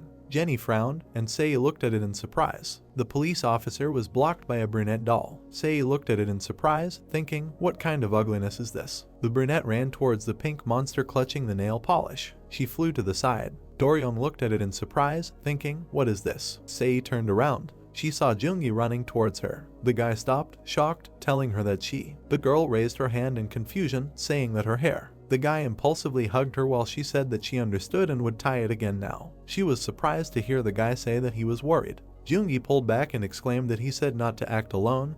Why didn't she bring a partner? Sei looked at him with a confused look, asking, was he scolding her now? The guy jumped back in fear and said no, he didn't mean that. He turned around when he heard the question, what is this? RPBV was standing in front of the girl who was squeezing the chain. Jenny smiled, saying that such ugliness is not an obstacle. A hand flew at her nose. The force of the blow threw the blonde back. The brunette doll hit the man. Doryong saw her kick another one. The man ran. Rosa stopped, looking at this. Her gaze was surprised. She thought, RPBV. The dark-haired doll flew at him from above. The green monster was running after the man. Doryong stretched out his hand, pushing him away with his ability. A golden glow appeared in his palm. The red monster crashed into the wall, breaking it. The stones of the red necklace broke. The man fell backwards with the broken necklace. Doryong looked at the monsters in surprise. His gaze was worried. He thought that there was no end to them. He turned around to look at the sitting people, thinking that these were monsters. The captured people were smiling. The blonde thought that they were all criminals that he arrested before. Jangxian ran up to the guy, asking if he saw it too. Name looked at the girl who said that the criminals who were supposed to be in a special prison, why did they turn into monsters? Turning her head, she said that besides, many monsters ran after the people. Jangxian said that this was not the number they could handle. A quadcopter was flying in the sky. Joke stood by the screens, looking at the camera footage. Looking at the assistant, she asked about the situation. The assistant said that it seemed like the special police were exhausted. The woman said that this was a good moment and ordered to release RPBV. The dolls attacked Rosa from above. The girl turned around, looking at her. She punched her, saying that she scared her. The guy looked forward in fear. A monster opened a huge mouth in front of him. He turned around, looking at the approaching RPBV. The doll waved its hand, attacking. The blue monster fell to the ground. The guy thanked her for saving him with a smile. The police doll stood in front of him. The monsters were approaching the man lying on the ground, who asked them not to come closer. RPBV waved her hand and pushed them aside. She confidently looked with her doll eyes. People gathered, looking at the dark-haired robot. The passersby looked at the doll, saying that it teleported, something like Rosa destroyed the monster. Is it on their side? A shadow fell on RPBV's face when words were heard that he was ugly, ugly. The guy pointed at the doll, shouting that it was the same. There was a symbol drawn on the chest. Words were heard that it was the sign of the special police. The doll opened its mouth, saying that it was. Standing in front of the people, it said RPBV, distributed by the Institute of Special Abilities. The people standing opposite were surprised to hear the order for everyone to evacuate. Doryong looked at it in surprise. The man pointed his finger upward, shouting, what is this? A huge spider was sitting on the building behind. RPBV turned around abruptly, and then flew, approaching him. Doryong looked up in surprise, thinking that it was teleportation. A powerful blow left a bright mark. The people opened their mouths wide, looking at this. A huge black spider fell next to the doll that landed. The man looked at it in admiration. The people rejoiced, shouting that RPBV was the best, and long live the Institute of Special Abilities. Now they were all saved. Rosa kicked the doll copy with her foot. The people froze in amazement, looking at it. The girl landed next to the torn doll. Attempts to call the girl's name were heard from the torn head. Rosa stepped on the torso with her foot. The people looked at her in shock as she trampled the doll. The brunette swung her leg, thinking that Joke would not just protect people, he needed to be destroyed. The people looked at her actions in surprise. The guy in the gas mask asked Ori, is this Black Dog? The girl said that this strange thing needed to be eliminated. They looked at each other, saying that then, and they ran forward with a scream. They, together with Rosa, were doll RPBVs. Doryong grabbed his head in shock. The 9 o'clock news announcer appeared on the screen. A squad of identical dolls appeared on the screen. The presenter said that in order to suppress the unknown monsters, the Special Abilities Institute developed the police robot RPBV. Footage appeared of Rosa and a guy in a gas mask beating the dolls, and words were heard that Black Dog and his followers were randomly smashing them. The next frame showed the heroes running away. The announcer said that they were unable to cope with the number, they were running away. The audience happily rejoiced. Words were heard that the townspeople were inspired by the victory of RPBV. A gray-haired male figure appeared on the screen. The presenter wished strength to the team for restoring the damage to the Special Abilities Control. The man at the table asked the second if he watched yesterday's news and said that he was afraid to go outside. People were riding on the bus, discussing that RPBV protected everyone. The Institute of Special Abilities is cool. Rosa ran forward, hearing that she would soon die too, replied that she would watch again. The policemen stood opposite each other, asking in surprise what kind of RPBV. Weren't they supposed to stop criminals with special abilities? The policemen opened their mouths in surprise, hearing that if robots replaced them, what would happen to them then? Clouds were floating in the sky outside the window. Gilby, sitting at the table, asked, "Is this true?" Dorium, standing in front of him, heard the question, "Is it true that all the monsters were already familiar to them?" Looking at him, the blonde man answered that yes, they were criminals who should have been in a special prison. The man raised his head, hearing what else. The woman with the cane walked forward. She told the lab technicians with a smile that RPBV were doing better than expected. She remembered Rosa fighting with the dolls, saying that the losses due to Black Dog were great, but okay. The woman turned around when she heard her name being called. A guy in a lab coat was running, saying that there was an emergency. Gilby was standing near the lab. A shout was heard that the chairman was coming to the institute now. The man looked forward seriously. Jiok's mouth was open in horror. Gilby, sitting at the table, asked, "Is this true?" The guy heard that all the monsters were familiar faces. He replied that they were criminals who should have been in a prison for people with special abilities. The chairman looked at the guy carefully. Doryong decisively stated that Director Joke was Dr. B. The man was standing in front of the lab towers. A red light was flashing on the wall, and they were shouting an alarm. The man ran forward, shouting Gilby's name. The lab workers ran away in panic and heard Gilby coming. Joke held her cheeks with her hands, like in the film The Scream. The guy in the robe called out with a smile, meeting the chairman. The man looked at the lab technician who offered to give him a tour. The chairman headed for the stairs, saying he would start with Building A. The guy whispered into the walkie-talkie that he was going to Building A. The staff were running around the office with boxes and books. Gilby stood in the shining office, commenting on how clean it was. He turned around and said he would look at Building B then. The guy shouted into the walkie-talkie that he was going to Building B. The lab technicians were throwing around bottles and folders. As the man went to the door, the guy repeated Building C. The girl in the lab coat knocked over a table. The girl ran after Joke, calling out to her. She leaned over, pointing, asking what they should do if this continued. The disgruntled woman in glasses heard that they would find out that they had taken out criminals. The employee looked up, hearing that a decision had to be made. Joke looked at her with a smile, saying that there was always a way out. She hoped this day would never come. The guy pointed, telling the chairman to come here. Gilby asked where they were going. The lab technician pointed to the chair, saying they had arrived. The man looked around, examining the office, and asked where they were. Feet and slippers appeared. The gray-haired man looked away, felt gas. The guy in the gas mask turned to him. Gilby looked at him in surprise. He looked at the employees in gas masks in fear and asked what they were doing. The man covered his mouth with his hand. The lab technicians were approaching intimidatingly. The man felt his vision go blurry. He opened his eyes, handcuffed by his arms and legs. Lying on the couch, he shouted, "What is this? Let them untie him immediately." His eyes widened in surprise. The woman in glasses looked at him, hearing him call her. She walked up to the device with the lying man and told him to listen. He turned his head to Joke, hearing that she didn't like these people with special abilities. With her hands behind her back, the woman heard the question. What was she talking about? She remembered how the strong woman squeezed her throat and said that they made her tremble. The brunette angrily clenched her teeth. The question was heard, weren't they like-minded? They wanted to create a world where people with special abilities could live together. Joke answered that he knew how dangerous special abilities were. The lab assistant stood behind the woman. She said that this is why they needed time to prepare, which is why she tolerated him until now. The chain man asked what she meant. The director answered that since he would soon forget it anyway, she would tell him. Leaning her hands on the glass, Joke said that she was going to conquer the world. The woman imagined dark-haired dolls and said that she would do it with the help of Rosa's genes. She turned away from the device, saying that she had originally planned to use Diana's genes. She remembered the woman and how she had destroyed the building, and while the lab technicians were running around getting papers, the woman said that she hadn't been able to get enough genetic information back then. He couldn't imagine how upset she was. Gritting her teeth, she continued that because of this, the plan had to be postponed for 50 years. Turning around, Joke asked if he knew what Rosa had done for her. She remembered the doll and how it had attacked the spider, and told him that RPBV was created from Rosa's genes. The silhouette of Arpita appeared in her memory. With a crazy smile, she exclaimed that they would help her make her dream come true. Standing next to the couch, she shouted about world domination. Gilby stared at her, listening to her laugh and asking if he could imagine it. The woman smiled widely. With a wild smile, she looked at the chairman and asked what his last words were. The man clenched his fist. Joke was surprised to hear that her plans would not come true. Looking at her, the man said that among people with special abilities, he was not the only one. The woman turned away. As she walked away, she ordered the assistant to erase. The old man with glasses held a paper. The ability of this employee of the Institute for Research on Special Abilities is partial memory erasure. He touched the man's head. Gilby, who closed his eyes, heard him apologize. The man knocked on the door. Opening the door, the girl entered the office and called the chairman.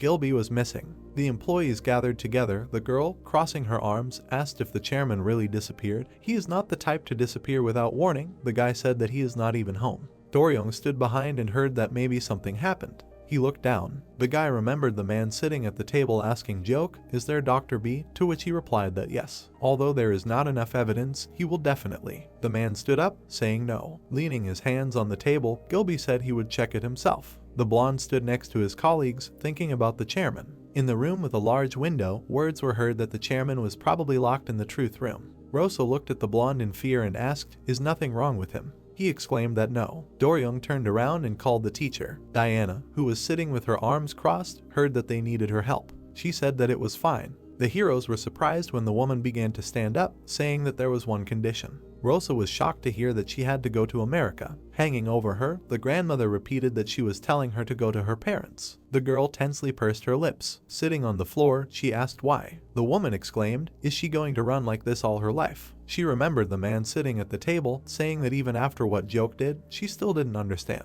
There was a collar around the girl's neck. Diana said that she had turned everyone against her. Doryong looked away tensely, and then turned around in surprise, hearing Rosa's indignant cry that she should run away. Jumping up, the brunette told her grandmother that she was also hiding. Doryong held the girl's wrist with his hands, trying to stop her, but she screamed that in the end, her grandmother had also run away. The tall woman heard her granddaughter's words that she was not going to hide like her and would fix everything with her own hands. Grabbing the blonde by the hand, the heroine headed for the exit. The heroes stopped, hearing Diana say that she thought she had run away. Without turning around, the woman said that she didn't respect her and then told her to walk her away. The heroes looked at her in surprise. With a determined look, Diana declared that she would save Gilby herself. Diana moves out. Behind the fence were the buildings of the research center. Men in lab coats held weapons in their hands. The heroes stood on a hill nearby with Diana. They were in suits, and the woman had a gas mask on her face, which was too small for her. Rosa turned to her grandmother, hearing that if she destroyed everything,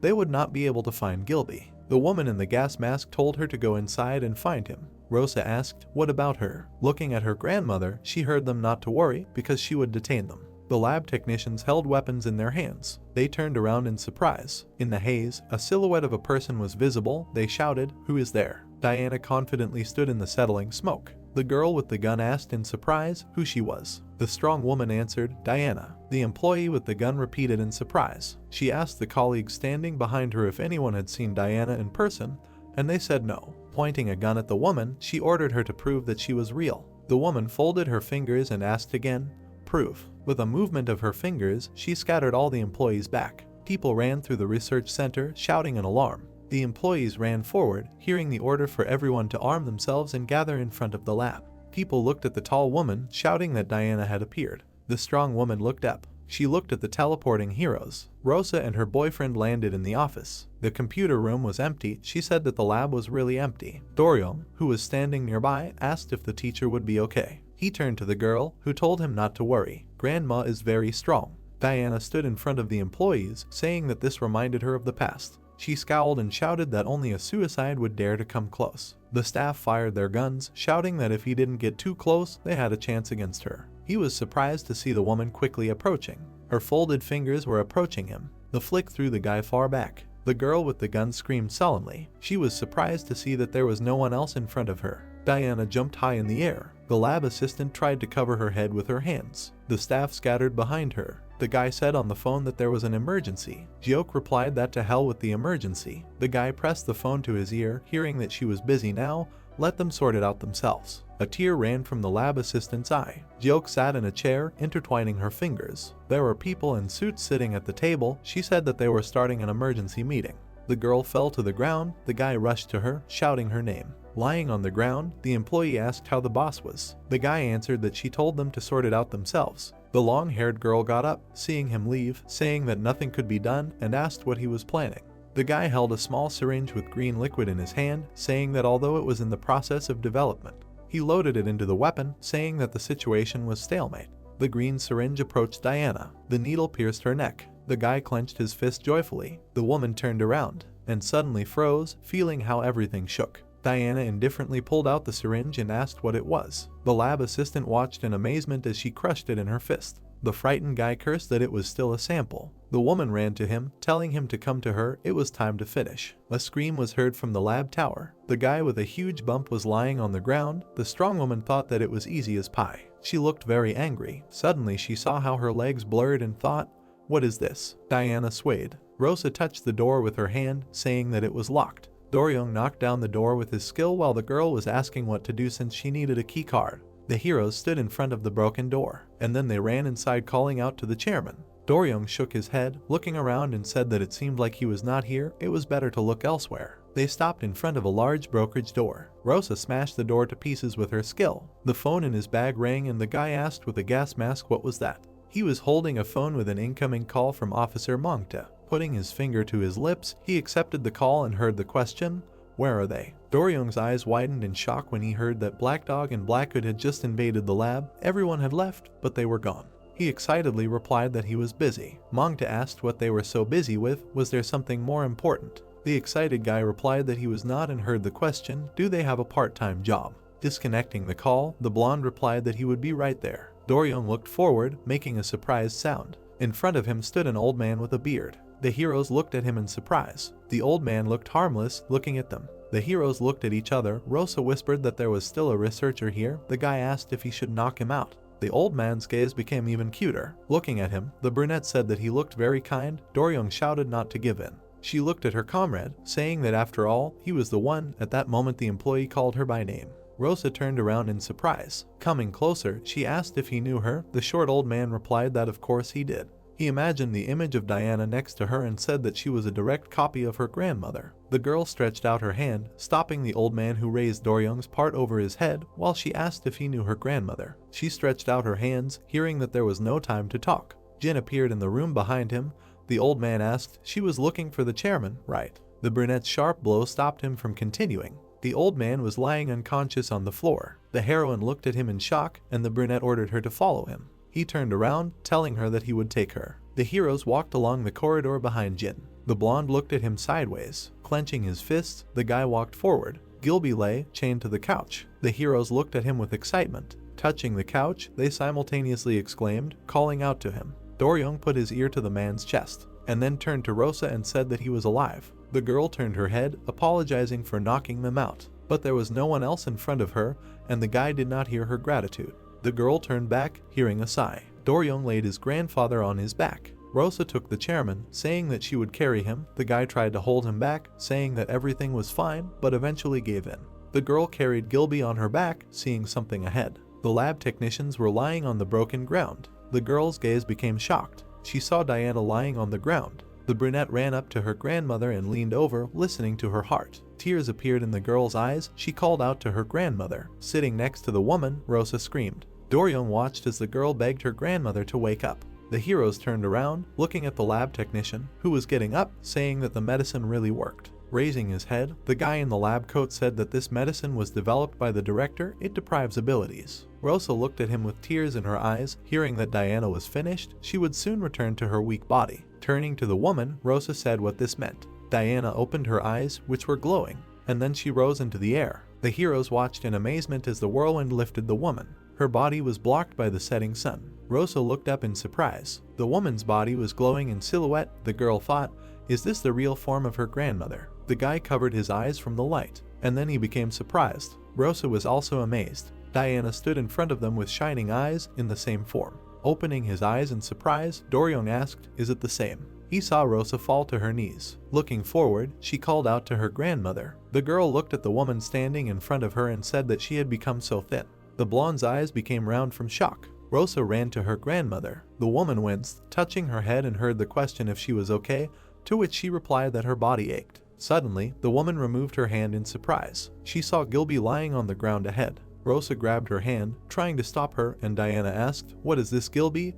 What happened? Did he die? The woman walked towards him, saying that she would check if he was alive or not. Rosa grabbed her across the back and screamed that it was impossible. The woman froze in surprise. She froze, feeling her granddaughter holding her. With tears in her eyes, Rosa said that it was true. Did she lose her abilities? The white-haired woman turned to her. Under the sunset sky, a question was heard.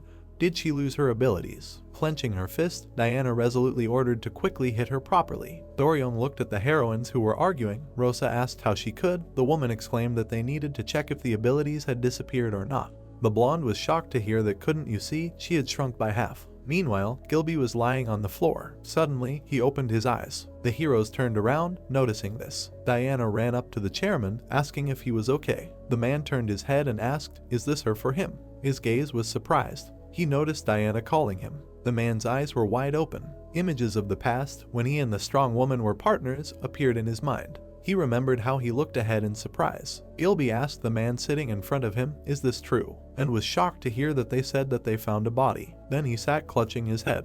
The man cried, saying that it was his fault. He made her die and asked Diana for forgiveness. In the present, Gilby had tears streaming from his eyes. The woman looked at him in surprise and exclaimed. She came closer, saying that he was alive. She said that he was alive. Diana held the man by the shoulders, asking, is he injured? What did Joke do to him? The chairman looked at the surprised woman, saying that she was alive. Gilby hugged Diana impulsively. Tears were streaming down his cheeks as he apologized. The woman looked ahead in surprise and heard him sincerely repenting. Rosa and Doryong stood watching this and heard him apologize. They were standing not far from the hugging elders. In the evening twilight, there was a small house. Gilby stood next to a woman and looked at a framed photograph. Diana shook her head and said that this was the place where Grandma used to live. The man was looking somewhere, while the woman standing behind him asked if he was hiding here. In front of him was a photograph of Diana with a young man. The woman frowned and told him not to touch anything. The chairman held the frame with trembling hands and asked who this was. He turned and exclaimed emotionally, did she have a boyfriend?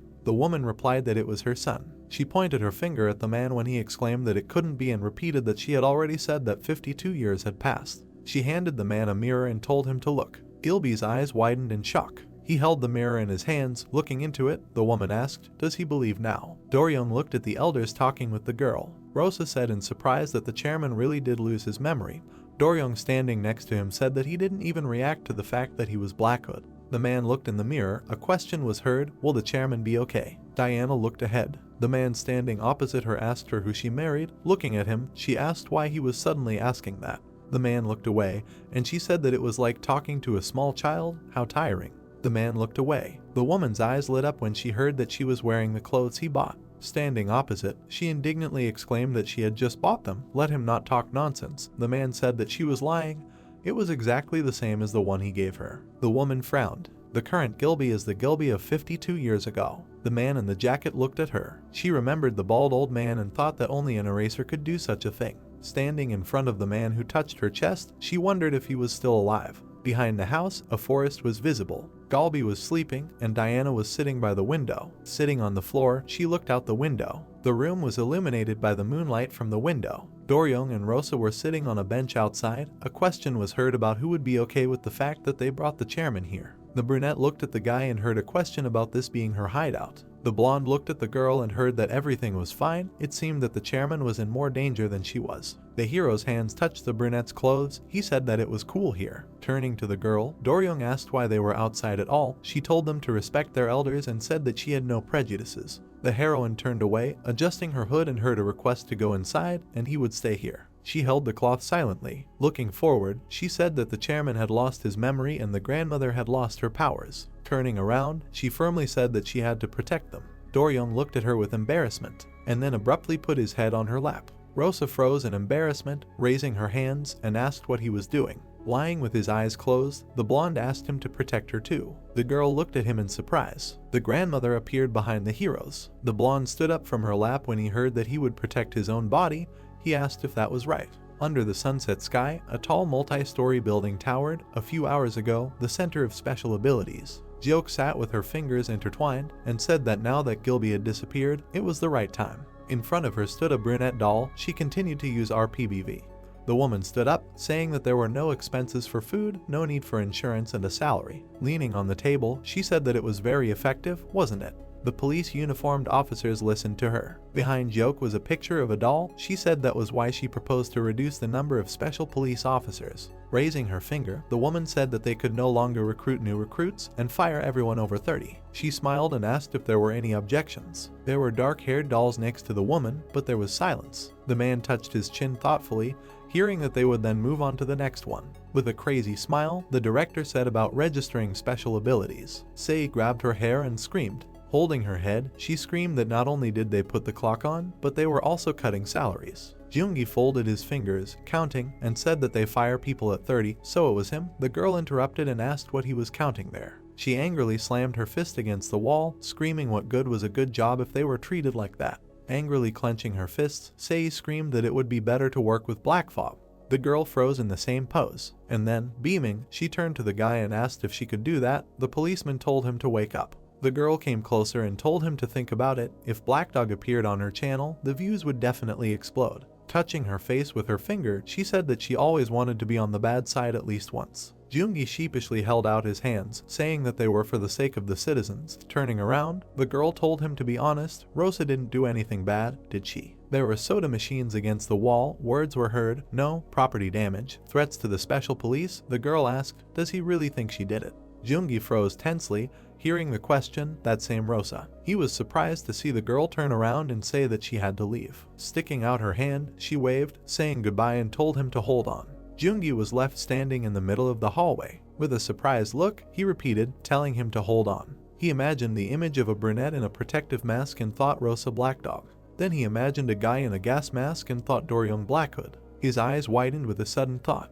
Jungi stood in the middle of the hallway and thought, it seems that black is in trend. Many changes have occurred since the emergency meeting of Joke. People were standing holding colorful signs. The poster had the slogan RPBV is the future written on it. People were chanting RPBV.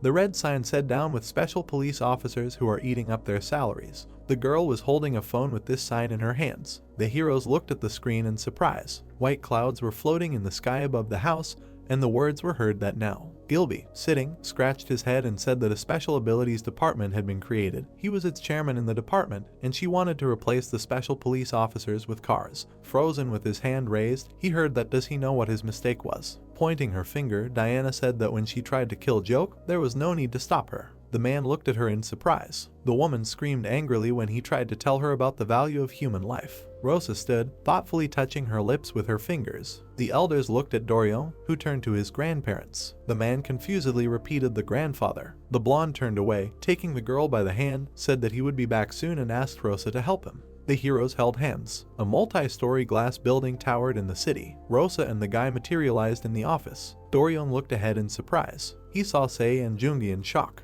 The girl opened her eyes in amazement. The multi-story building shook from a loud scream. Sei fell to the floor, while the blonde asked, didn't she know, and indignantly answered, how would she know? She jumped to her feet when the guy suggested that it was foresight, angrily asked, is it omnipotent?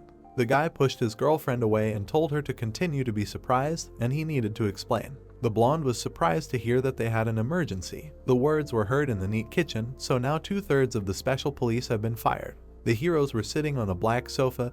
Jungi replied that most were fired, the rest left on their own. He thoughtfully looked down, repeating that the chairman losing his memory was serious. The brunette turned to Doryong and asked if he was sure that Joke was the cause. The blonde replied that he was sure. He held a necklace with red stones, saying that the recent cases of monsters and collars were Joke's work. Holding the necklace, the hero asked again in surprise. The blonde looked at his comrade and asked if he could help him. The brunette silently looked at him. They looked at Sei, who, crossing her arms, replied that she was still going to join them in the case. Jungi asked if she had come to her senses. Doryong lowered his gaze, hearing that if Blackhood was Doryong, everything would be resolved quickly. He turned to the girl and said that she would join after graduation. She exclaimed what he was talking about. Looking at her, the blonde said that they need to finish school. Sei angrily clenched her fist and asked if school was more important now. The blonde replied that it was more important. No one knows what will happen later. The girl turned to Rosa and asked if she liked such a bore. The slightly blushing brunette said that yes, she did. While the girls behind were waving their hands, Jungi asked if he was going to fight the management. Doryong touched his chin, hearing that they were at a disadvantage numerically. The brunette looked at him and heard that he was not. Doryong turned around, looking at the girl. He looked at the girl waving her fists with a smile. He said that it was not that disadvantageous. In the basement, the heroes were sitting in gas masks. They turned around when they heard the door open. Grabbing a fire extinguisher and a bat, they jumped up, shouting, "Who dared to appear in the sacred lair?" Ari's gaze became surprised. Rosa appeared in front and the girl called out to her. The minions rolled out a red carpet for her, saying that such an important person was in their humble abode. The brunette stood in front of the guys and said that she had something to tell them. Ari exclaimed that she could say whatever she wanted. The heroes in gas masks heard that they were bad people. Standing in front of them, Rosa exclaimed that they were committing crimes in the name of Black Dog and worshipping her without permission. Pointing her finger, Rosa said that they should pass this on to all the followers. Frowning angrily, the brunette pointed her finger and exclaimed that they needed to destroy the RPBV of the Special Abilities Research Institute. The heroes heard this in shock. Ari covered the guy's mouth with her hand, who asked if this was a bad deed. Rosa smiled and said that everything was fine. Touching her chest with her palm, she said that she was also a bad person. The followers looked at her lovingly. The guys rushed to the exit, shouting, "Long live Mrs. Black Dog." They ran down the street. The guy turned to the others and told them to contact the guys from other areas. On the screen was a video recording of running people in gas masks. Words were heard that the seemingly quiet poisonous spirits, as if united, again came out onto the streets. Dark-haired dolls were running from the lab. The announcer said that the acting chairman of the Special Abilities Department, Joke, declared war on crime. People in gas masks were fighting RPBV. Joke stood in the red-lit lab. She turned around and asked, "Did you come?" Jin was walking behind her and asked what was the matter. He stopped nearby and said that if she called for nothing, the woman asked to allow her to introduce. Legs in white boots walked forward. Jin looked ahead in surprise. Opening her mouth, Joke continued, his partner, Arpita. Ahead appeared a blonde robot girl in a white uniform.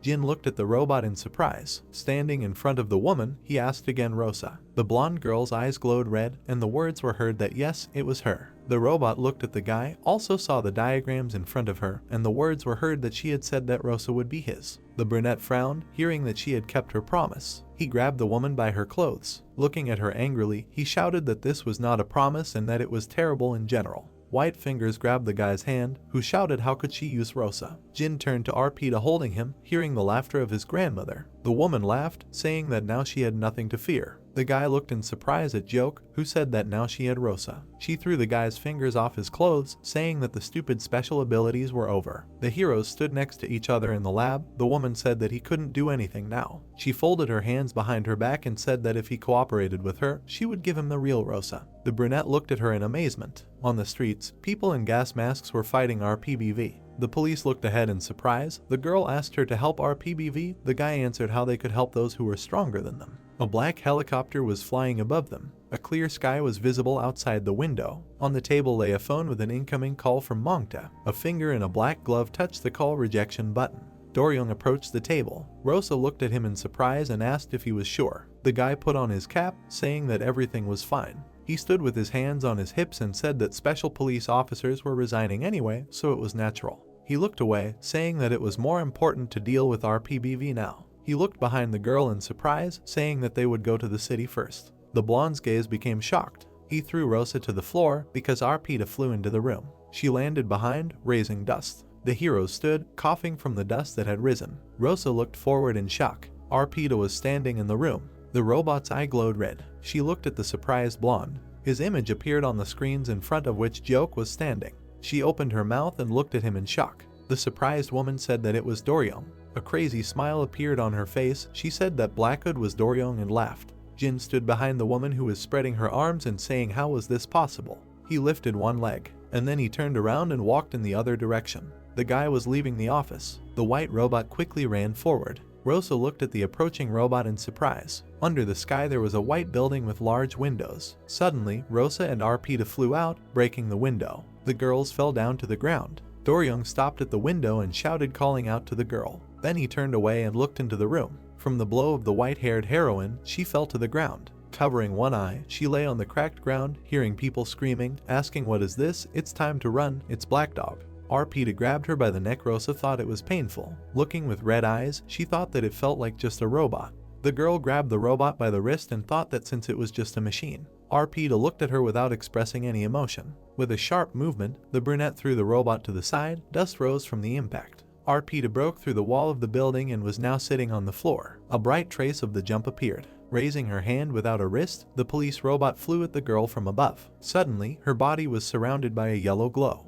Doryung, stretching out his hand, used his skill on it. The hovering white-haired girl approached him. She swung her fist, throwing the guy to the side. The man stood with his legs apart. Jin watched this in surprise. The robot threw the guy onto the road. A yellow glow appeared in Doryung's palm. He called out to Rosa. With the power of his skill, he held the building falling on him. The brunette teleported on top of the robot. Clenching his fist, she approached her. From the powerful impact, dust rose up. There were black cracks on the white face of the robot. From the force of the impact, the ground cracked. Rosa looked at the guy and asked if he was okay. Looking at her, Doryung answered that everything was fine. Suddenly, his eyes became amazed. The robot was approaching the girl from behind. Rosa turned around abruptly. There were letters written on the robot's jacket. The girl looked forward in shock. The robot's white palm was covered in blood. She pierced Jin's body with her hand. The brunette stood in front of Rosa, protecting her from the blow. The guy looked surprised. Jin looked into space. Rosa's eyes widened. The guy took the robot's hand and broke it. The girl looked at him in shock. He fell. The brunette looked at him. The robot jumped back. She approached the heroine. She pushed her away. Her copy crashed into the building. Rosa fell to her knees and called for her friend. Jin was lying with his eyes dull. She was screaming for him to hold on. The girl turned around. Her eyes widened. She remembered how the pink-haired girl healed her. The brunette was sitting on her knees. Her followers were fighting with robots. The heroine teleported and asked to wait for him a little. She appeared in one place. She looked around and disappeared. The robot was lying on the floor. Ari looked at it and asked if she died. Rosa appeared next to her. She looked at the pink-haired girl. The woman looked at her in surprise when she asked her to help her again. After a while, Jin was lying on the floor. He remembered how he asked Diana to teach him as a little boy. He remembered how he watched the heroine. The guy covered his eyes. Rosa appeared next to him and screamed for him to hold on. Ari sat down next to her. She said that everything was okay now. The pink-haired girl looked at him in shock. She extended her hand. The heroine looked at her in shock when she said that he died. Doryung looked at them. Jeok winced. The robot walked forward when she told it to find it. A copy of Rosa appeared next to Jin. She looked forward in shock. She ran forward. Special police were moving towards them. Ari and Doryung looked at them when they shouted at them to stop. They surrounded them. The boy said that they had to go. The heroine looked forward in shock. She remembered her childhood with Jin. A tear rolled down her cheek. The brunette looked forward and said that her memory came back to her. There was a cake on the table. The girl looked at it. The boy did too. He looked at Rosa when she told him to eat it. The girl smiled and said that she would be patient. Diana picked up her school bag and said that she had to go to school. The brunette stood up and agreed. Jin asked again. He looked forward when she asked him if he didn't go to school. The boy said that there were a lot of people at school and he shouldn't go there. The girl replied that her grandmother said he had to go. She looked at him when he asked her to promise. He smiled and said that he was her closest friend and she should only play with him. Diana looked at them. After a while, the old lady looked at Rosa's grandmother and said that this was a sign of affection. She raised her finger and said that it must be hard for him. She shouldn't turn a blind eye to it and treat it with love and care. Jin was playing with the sand when Diana said that she was saying this because she was worried. She said that she was afraid that Rosa's love would gradually fade away. The old lady looked ahead and said that this was a bit rude and Rosa should be more careful. She shouldn't be so frivolous. The boy frowned. He remembered how easily he was offended. Diana came up to him and offered to go. Jin looked at her and said that he also wanted to become strong like her. The old lady looked at him in surprise. After a while, Grandma looked ahead and said that if he tried hard enough, he could do anything. She looked at a rock and told him to break it. He hit it and ended up in the hospital. He asked why he was born without any special abilities. She said that everything would work out with hard work. Jin looked at her when she said that he had strength. Diana took his hand and said that his bones were stronger than others. He cried when she said that maybe that was his ability. The boy looked away. Rosa was peeking out from behind the door. The boy smiled. The wind was blowing through the window. The girl was sitting by the bed. She said that it must have hurt a lot. Jin looked at her and said that it didn't hurt at all. Grandma said that he was lying. She asked how she was doing at school. She said that it was interesting. Rosa dropped her head on the bed and said that however, school made her angry. The boy asked why. She looked away and said that the kids were making fun of her. She raised her head. Jin got out of bed and asked who. He raised his eyebrows and asked again who was bullying her. After a while, the boy looked ahead. He was walking with a brick in his hands. There were shouts that all her hair would be pulled out. Rosa was crying and said that she would tell her grandmother everything. The boys were laughing. Suddenly they froze. Jin swung a brick at them. The heroine looked ahead in shock. Her pupils narrowed and she screamed no. The boy was holding a bloody brick in his hands. The girl got to her feet. There was a pool of blood on the floor. Jin looked ahead in shock. Rosa held her head. The guy came up to her. He held out his hand. She told him not to come closer. The heroine started crying and asked why he was doing this. The offenders were lying on the ground. Jin looked at her in shock. He smiled and said that it was because he loved her. Rosa looked at him in shock. Diana ran towards them. She pushed through the people and asked them to let her pass. She looked ahead in shock. The students were lying on the ground. Rosa was lying on the ground. Jin looked ahead in shock. He looked at his grandmother. It was raining. The boy was sitting alone. Someone's hand touched the heroine's head. The police special abilities department erased her memory. The old man looked at the girl and said that everything was ready. She most likely did not remember the boy. Rosa was sleeping. He said that with a strong shock, the memory might return. The old lady looked at the policeman. He looked ahead and said that this was the last time he would secretly help her. She frowned when he said that he had also erased the memories of Yudai from the people around her. His work was finished here. The grandmother nodded and thanked him. The old man looked at her when she asked what he was planning. Diana raised one eyebrow when he said that he was going to the Special Abilities Research Center. She clenched her fists. He asked her not to say anything. The old man lowered his head and said that he also needed something to live on. The old woman left the house. Jin looked at her and asked for forgiveness. She looked at him as he asked for forgiveness. She turned to him. The boy looked at her in shock when she told him not to come here anymore. Diana looked at him and said that she would continue to take care of him, but he was not allowed to appear in front of Rosa. She frowned when he asked why. Jin's eyes widened when she said that until he himself understood why, he was not allowed. She asked because he wanted to become stronger, she would fulfill her promise. The boy lowered his hands when she said that he should use his strength to protect himself. The students were leaving classes. They said goodbye. Rosa walked ahead. She turned along the sidewalk. The older Jin watched her. He looked down. A man was walking behind the girl. He extended his hand to her. Someone grabbed him by the throat. The heroine turned around. She looked ahead when someone called her. The girl ran to her grandmother. She stroked her head and said that she had tried hard today. The old woman looked ahead. There were sounds coming from the alley. Jin was hitting a man. He stopped and turned around. Diana was looking at him. They were silent. The guy looked away when she asked him if he was following Rosa again. He lowered his head and said that it happened by accident today. She asked her not to lie. Jin frowned when she asked him what he was doing. The guy raised his hand and said that Rosa was in danger. He said that she was still in middle school and he had to protect her. The grandmother asked who asked him to do that. She raised her eyebrows and said that she would protect her granddaughter herself. The brunette looked at her in shock. The old lady said that he was already an adult and she taught him everything she could. Jin raised his eyebrows when she told him to go somewhere far away. He objected that he was for Rosa's sake. But Diana frowned and interrupted him, that for her he was the most dangerous. The guy looked at her in shock when she said that the best thing for her was for him not to appear in front of her. After a while, the heroine was studying. She looked down. The girl remembered the incident after school. She wondered what it was. After a while, the guy was writing. He was crying. On the paper was written a request to recognize him. A tear fell on her. Morning came. Diana went into the house and asked if Jin was here. She looked ahead and said that she brought his favorite stewed radish. The old lady saw the letter. It said that the guy would prove that he was not dangerous. The grandmother was holding a bag in her hands. The building was smoking. The stone man walked forward. Everyone was running from a particularly dangerous criminal. Jin looked at him. He smiled. The guy thought that if he became a hero, the grandmother would recognize him. He swung to strike. He broke the rock man's arm. The criminal looked at him. The brunette tore off the pin from the grenade and threw it at the enemy. He shattered into pieces. Jin turned around.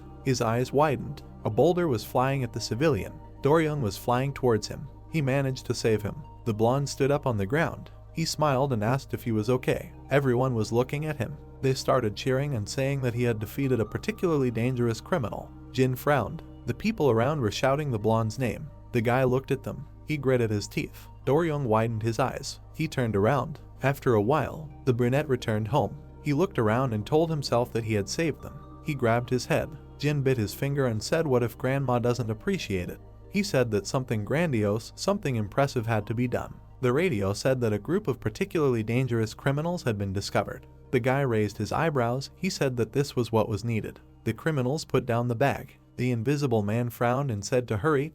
The special police would arrive soon. Jin clenched his fists. The criminals turned around. The brunette looked at them. He closed the door. They asked who he was, if he was the special police. The tree man attacked him. The guy caught his branch. The criminal looked at him in shock. He broke his branch. Jin rushed at them. The transparent man threw glass at him. The brunette covered himself. He swung and broke the glass man. The other criminal stretched out his hand. He threw the ball towards the guy. There was an explosion. Jin covered his face with his hands. The criminals rushed at him and shouted to grab him. The brunette opened his eye. He thought that he would get his grandmother to confess. The guy swung. He pierced the paper man. There was an explosion. He frowned and thought that he would definitely get it and return to Rosa. He remembered the girl. He grabbed the criminal. His accomplices looked at him and asked what he was doing there. The brunette lit the lighter. There was an explosion. Jin looked ahead. He dropped the lighter. He fell out of the building and thought, what was he trying so hard for? The guy closed his eyes. Rosa turned around. There was no one around. Lights were shining from the windows. There was a fire inside the building.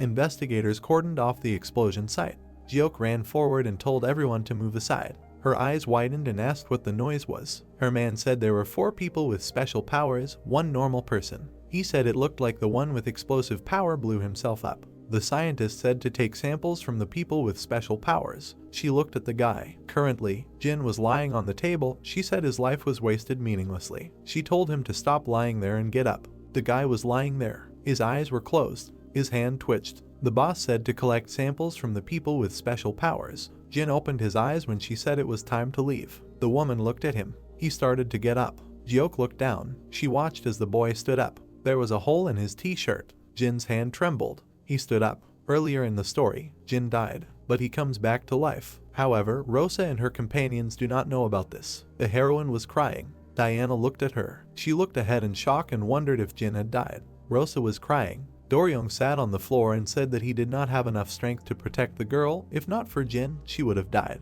Gilby looked at him. He scratched behind his ear. After a while, Diana looked ahead. She was sitting alone. She turned around. Doryong came up to her. He looked at her and spoke to her. He sat down next to her and said that it was his fault. He frowned and said that he could not protect Rosa, that is why this happened. Grandma looked ahead and said that that car was too strong, nothing can be done. The boy was silent. He looked at her and said that he wanted to become stronger to protect her. Diana looked at him. She remembered Jin. She smiled and said okay. The next day, Doryong looked ahead. The old lady looked at the rock and told him to break that rock. The blonde started to use force. Diana put her hand on his head and said wrong. She darkened and said that it should be done by force. The guy pointed to the side and asked how. She answered that he could, the chairman could do it. At sunset, the blonde grabbed the rock with his hand. He fell and said that he was going to die. The grandmother looked at him and told him to get up. That night, Doryong did push-ups. Sweat was pouring off him. He thought that he couldn't defeat that robot. He did push-ups and thought that the robot probably had strength like Rosa if it came to close combat. The guy turned around. There was no one behind. He went home.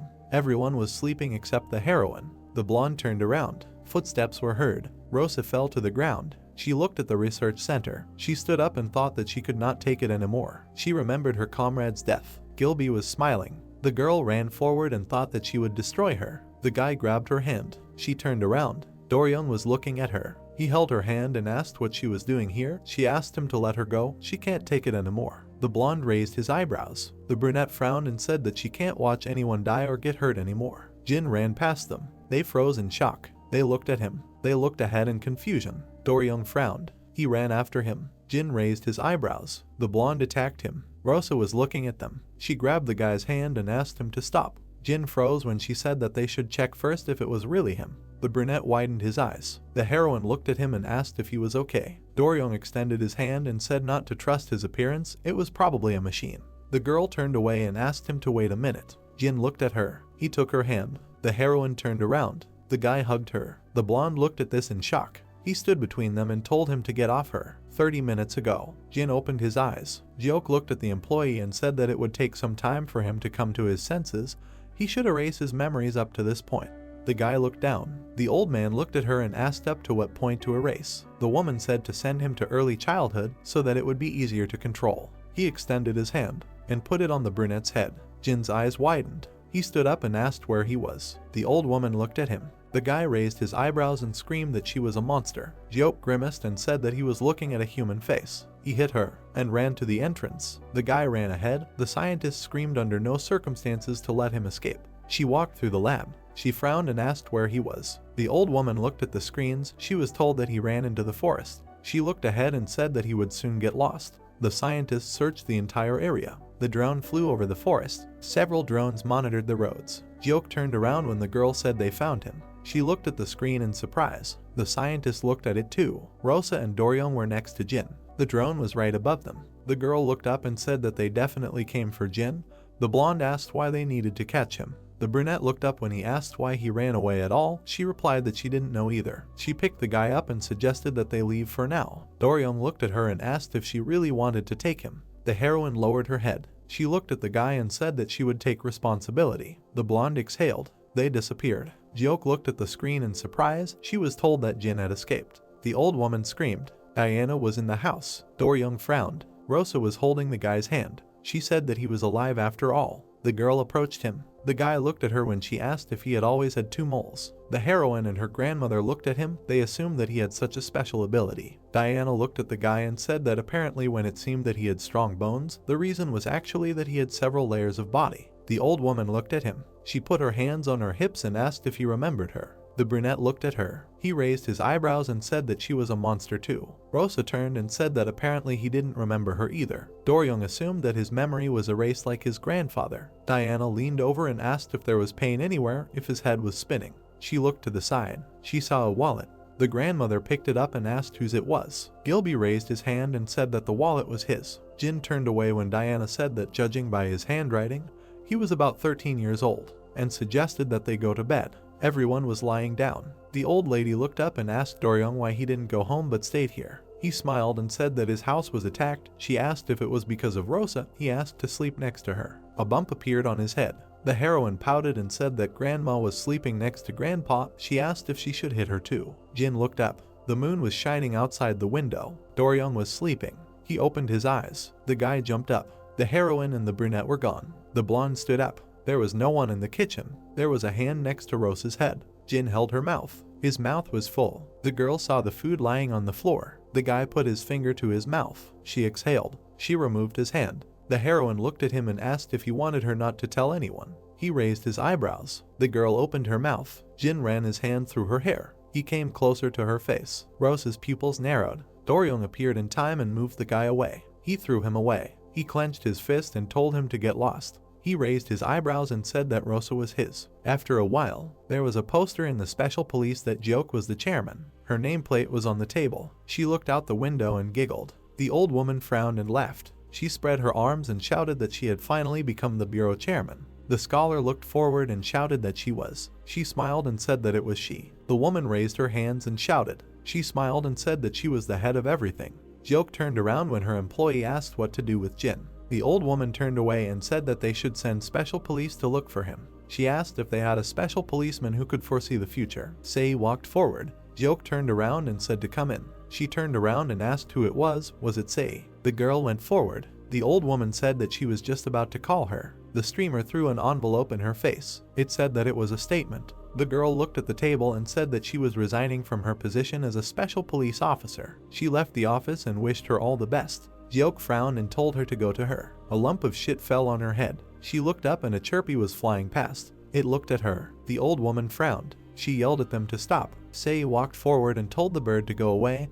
It agreed. The girl saw the poster. Thus, a villain was born. Rosa and Doryong walked forward. The blonde asked if something strange had happened. She said that Jin was afraid of being caught while eating at night. The guy frowned and asked why she was so protective of him. The girl said that her memory had returned. She raised her eyebrows when he asked her if Jin was really such a dear friend. His expression darkened when she said that he was her only friend. The blonde grabbed her shoulders. He looked at her and asked what about him. The girl looked away. Doryong raised his eyebrows when she said that he was her closest friend. He thought that he didn't know whether to be happy that he was the closest or angry that he was just a friend.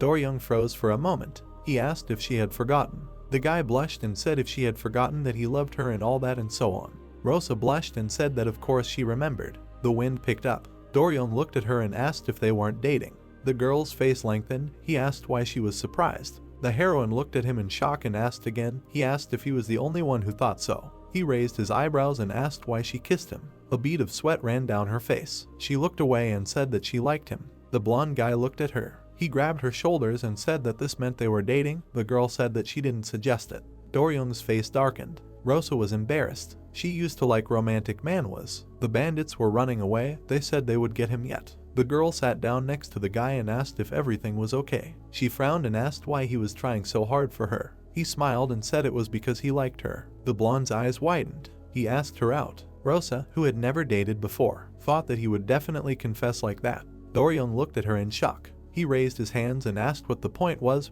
it really necessary? He froze and wondered if this could be a polite refusal. The brunette looked down and said she would try harder. The guy raised his eyebrows when she said she would become a worthy person for him. She smiled and said she would confess then. She looked at him and asked him to wait a bit. Dorian blushed. He hugged her and said he would wait, but thought that she was already worthy. Jungi looked away. He looked forward. Sei was sitting in front of him. She held out her phone. It showed the news that BHTC was causing chaos in the city. The guy raised his eyebrows and said that they do that too. The girl said how about that? The news on the screen was that a robot cop was a killer. Sei frowned and asked how he could be a special cop after that. The guy grabbed his head and said that he understood what she was talking about, but he couldn't just quit if his father found out. The man looked at him. Jungi froze when his father said that he was glad that he had stopped rebelling and was living like a normal person. He bent a spoon and said that if he made a mistake again. The man's expression darkened and asked if he understood. The guy raised his head when the girl told him to choose. She frowned and said that she was a special cop. Jungi looked at her and said that that was different. The girl's expression darkened when he asked who they were to each other. The guy froze. He stood up and said that he didn't mean that, she was just a minor. Sei left and told him not to write to her. The brunette scratched his head. Later, the girl frowned. Jungi looked at her. He raised his eyebrows and said what was wrong. She herself told him not to write. Suddenly the guy darkened. Sei looked at him. She rushed at him. She tore off his badge. The brunette screamed. He raised his fist and ordered her to come to him. The policeman approached him and said that the chairman was calling him. Jungi raised his eyebrows. He opened his mouth in shock and asked again. Jiok was sitting in front of him. He thought that the chairman had changed. The woman asked him if he had changed his mind and torn off one badge. He said that it had been torn off. The old woman frowned and said that she had finally finished it. Sei frowned and asked if he was going too far. How could he say that? She asked the audience if they were also on Jungi's side. A man appeared behind her. She turned around and asked if he had come to apologize. The broadcast was interrupted. Jiok smiled and said GSTC. The guy asked what it meant. She said Jungi, a special tactical robot. The brunette raised his eyebrows and remembered the news about STC. The old woman extended her hand and told them to greet each other. In front of Jungi stood a robot, his copy. He looked at it in shock. They walked down the corridor. The guy frowned and thought that he didn't like it. It looked exactly like him. The brunette looked around. He hit the robot in the back. He held his hand. The robot was not hurt. After a while, they were standing on the sidewalk. Jungi frowned. He looked at the robot and thought that he would have to spend the whole day with it. The guy heard someone talking about him. The girl turned away and asked which one was real. The brunette thought that it was obvious that it was him. The guy was crossing the road on a red light. Jungi shouted at him not to do it. He turned around. The robot was gone. He exhaled and thought that it was a car. How would he know where he was? The guy looked ahead. He saw the girl. He remembered that she asked him not to call her. The brunette took out his phone and wondered if the broadcast was on now. He looked at the phone in shock. Jungi rushed across the crosswalk on red. Sei was broadcasting. A robot appeared behind her. She saw it. The girl turned around and asked if he had come to apologize. The robot knocked the phone out of her hands. The phone broke. The broadcast was interrupted. Sei turned around and asked what he was doing. She frowned and realized that it was STC, which the scientist created based on Jungi. The robot took the car. The streamer opened her eyes. He shot at her. The girl flew back. He broke off a piece of metal and ran with it at her. The brunette opened her eyes wide. The robot was approaching. She thought that it was too late to dodge. Jungi came. He stopped the robot. He looked at him. The guy leaned over and asked if she was okay. The smoke cleared. He asked why he attacked her. The girl widened her eyes and thought that he perceived her as a criminal. The brunette looked at her in shock when she told him to leave. She grabbed his jacket and said that if he helped her now, he would also become a criminal and he would not be able to work in the special police. Joongi remembered his father. He stood up. Sei looked at him and asked what he was going to do. He answered that he was going to fight. He took off his jacket. The robot destroyed the wall. He raised his head up. The guy attacked him. He jumped back. The brunette frowned and thought that this was a robot with his DNA, which meant it had the ability to transform. The robot was transforming the asphalt. Sei looked at him in shock. The guy turned around when she said left. He looked at her and asked left if you look in front or left of him. He was hit in the side. He fell. Joongi grabbed his side and thought how he could defeat him. What was the difference between him and this guy? He looked at the robot. The brunette raised his eyebrows. He remembered how he hit him. He ran forward. Sei frowned and said that to the left of his left hand. He managed to dodge. The guy jumped onto the asphalt. He flew up to the robot. He smiled and said that he was caught. STC was gone. Joongi smiled and thought that as he thought, transformation works on all inanimate objects. Water started falling on him. He jumped back and said that he was all wet. He turned around. Sei turned away and thanked him. Joongi blushed and asked if he could call her now. She frowned. A tear started to flow. She turned away and told him to do whatever he wanted. The guy ran after her and offered to go together. Joongi became a villain. After a while, the students were talking. The girl was walking down the hallway. The guy came up to her and asked where she was. She said that she was going to the library to return the books. She said goodbye to him. In the library, the class monitor was looking at the books and wondering what she should read this time. She turned around and said that it smelled really nice. There was a guy standing by the balcony. The girl blushed. She grabbed her chin and thought that he was cute. The guy looked up at her. He closed the book. Then he turned around and left. After a while, the blonde was walking through the school and wondering what class he was in. She sat and thought maybe he was that honorary special policeman. She ran and thought wasn't he short. Memories of Manga. She thought that the hair color was different. The class monitor walked down the street and thought that apparently it was a different person. She looked up. That guy was walking in front of her. A girl was running towards him. They were talking. The blonde looked away and thought that of course he had a girlfriend. Chunyang clenched her fist and asked if he had eaten her yogurt. He replied that it was in the fridge. She said that the flat peach flavored one was hers. He replied that she hadn't signed it. She asked if he wanted to die. Everyone in the class was talking. The girl exhaled. A brunette came up to her from behind and asked what she was thinking about. She stood next to her and asked if it was really hard for her to study. She replied that it wasn't that. The class monitor looked up and asked if she knew the special police officer from her year. She said that everyone knew the twins. The girl closed her eyes and said that in the summer they had water games and in the winter they kept everyone warm. Another noted that she probably only thought about studying since she didn't know the twins. The girls looked at her when she asked why she was speaking in the past tense. They looked at each other and asked if she didn't know. The class monitor looked at them questioningly. Mandatory registration of special abilities. As soon as Joke became the head of the special abilities department, this was the first measure she introduced. All those with special abilities must register them, and they must wear a bracelet that controls their powers. And one more thing. Chunyang's hair began to darken. Mongryong looked at her and asked if she was okay. The girl began to shake. She began to scream. They froze. The guy looked at his hand. He said that the ability was gone. Joke abolished the honorary special police system. The blonde looked down in surprise. She thought, so that guy really is Mongryong.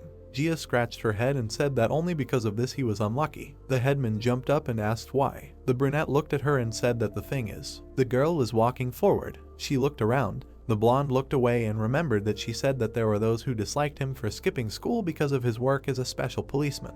The brunette said that they were those strange guys who did not like those who stood out, even found fault with the color of their hair. Chunyang at least has a fiery character. She is fine. The blonde was breathing heavily. That girl said that Mongryong is very soft. The girl looked away. The young man was kicked. The guy frowned and said that they were afraid of his abilities, not him. Without powers he is nothing. He swung his arm and said that if he didn't dye his hair black tomorrow, he was dead. The dark-haired guy looked back. The class monitor was filming him. He turned to her and asked if she had really taken a picture of him. The guy frowned and told her to come over. She came over. He looked at her in shock and asked if she had really come over. He bowed his head and told her to delete what she had filmed. The girl said she would show it to the police. The dark-haired guy swung his arm and said she was crazy. He turned away and said he didn't hit girls. Chunyang looked at her. The blonde looked ahead and said she had told the gym teacher there were cigarette butts. The boys looked at her in shock when she said he would be home soon. The boys ran away and said they didn't smoke. They pointed at the girl and told her to delete the pictures if she wanted to live.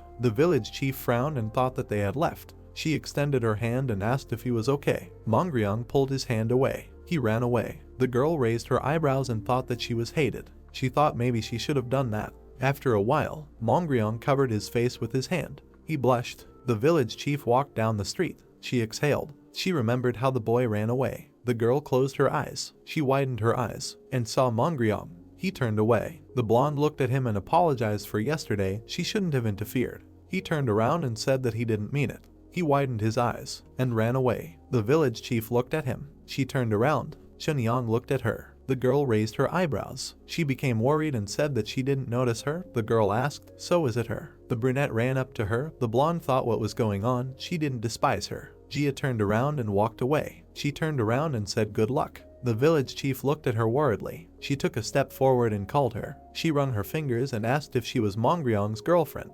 The brunette looked at her in shock. She laughed. Her face twisted and she said not to piss her off. The girl turned away. The blonde looked away and thought that this meant no. She put her hand to her chest. In the evening, the twins were walking home. Chunyang rolled her eyes and said that she had seen her recently. Mongryong blushed when she said that she had seen the girl he liked. He raised his eyebrows and said that he didn't like her. He asked if she had said anything strange. The blonde appeared behind them and called him. The guy turned around. The village chief frowned. Chunyang ran away. Jia walked forward. The guy walked towards her. They looked embarrassed and looked at each other. Mongryong raised his eyebrows. They walked forward and she asked if he ran away because he didn't like her. He confirmed. The blonde turned around and asked why. He turned away and said he was ashamed. Jia frowned and said he had nothing to be ashamed of. It was the fault of those who bullied him. He looked at her in surprise. She said that such people should be punished for school bullying. The girl looked at him when he thanked her for these words. She turned away. The blonde asked if he was a special honorary policeman. He said yes, the system was abolished. Mongryong looked at her in surprise when she asked why. He looked away and said that special abilities are dangerous. The guy showed a bracelet and said that if he does not wear this bracelet, he will be arrested. Jia looked at him. She leaned over and asked if he wanted to go get something to eat. After a while, the blonde laughed. Mongryong looked at her. She looked at him. The blonde smiled and removed a crumb from her face. He smiled and said that it was stuck. The girl blushed. A flower grew out of the ground. Flowers grew around. She turned around and asked what it was. A robot appeared. He looked at her. Unregistered carrier of special abilities detected. The robot attacked the girl. Mongryong looked at it. He took her hand. The guy frowned and said, "Let's run." The robot blocked their way. The guy frowned. Jia looked at him. She walked up to the robot and said she was cute. She looked at her and asked how old she was. The guy saved her from being hit. The blonde raised her fist and said she was rude. The robot was entangled in flowers. The girl screamed that she was cute. Mongryong turned around. On the street, in the store, the customers were whispering. The guys were standing. Jia looked ahead and asked what was going on. What kind of flower was that? Mongryong lowered his head and said that he thought she seemed to have special powers too. She looked at him in shock. The girl was embarrassed. The guy said that now was not the time to be happy. Mongryong looked away and said that they needed to report special abilities urgently. He froze when she said no. The girl frowned and said that this was oppression of people with special abilities. The guy looked at her in shock when she said that she always wanted to break the rules at least once. He thought that now was not the time for that. They ran away. The guys ran forward. The guy appeared and shouted. He smiled and said that they finally found them. He pointed back and asked if they knew who he brought. The girl cracked her fist. He said that he brought the main bully of their school. The guy pointed and said that she beats up girls too. She confirmed. The girl looked at them and told them to get ready. Something was flying towards them. It landed between them. Jia looked ahead in shock. The bully was lying on the floor. The robot was standing with its back to them. Mongryong widened his eyes. The girl got up. The guy was lying on the floor. She hit him and told him to wake up. He got up and asked what it was. There was a robot in front of them. Jia looked ahead and asked if it was a person or a machine. She looked at Mongryong and asked what it was. He looked ahead in shock. There was Chunyang in front of them. The guy thought why she became a robot. The bully came up to her. He took her by the shoulder and asked if she hit him. The robot's eyes lit up. The screen showed that aggression was detected. The robot opened its mouth. Mongryong ran forward and told her to stay here. The guy looked ahead in shock. The blonde guy saved him. The dark-haired guy pointed his finger and asked if it shoots fire. The white-haired guy looked at the robot and thought that he couldn't use force now. He looked to the side and thought what to do. Chunyang attacked Jia. Mongryong looked at them in shock. He broke the bracelet. The robot prepared to attack. Chunyang opened her mouth and screamed. The girl stood with the scissors and told the man to hold his head tighter. The girl frowned and told her mother that this was too much. The hair fell. The girl screamed. She looked at herself in the mirror. Chunyong cried and said that this was ugly. She turned around and saw a column of water. The hooligans looked in shock. Jia closed her eyes. She opened one eye. Mongryong was standing in front of her. He was looking at the robot. That's how this video ends. If you have sat through to the end, please don't forget to press the subscribe button and leave feedback. See you in the next video.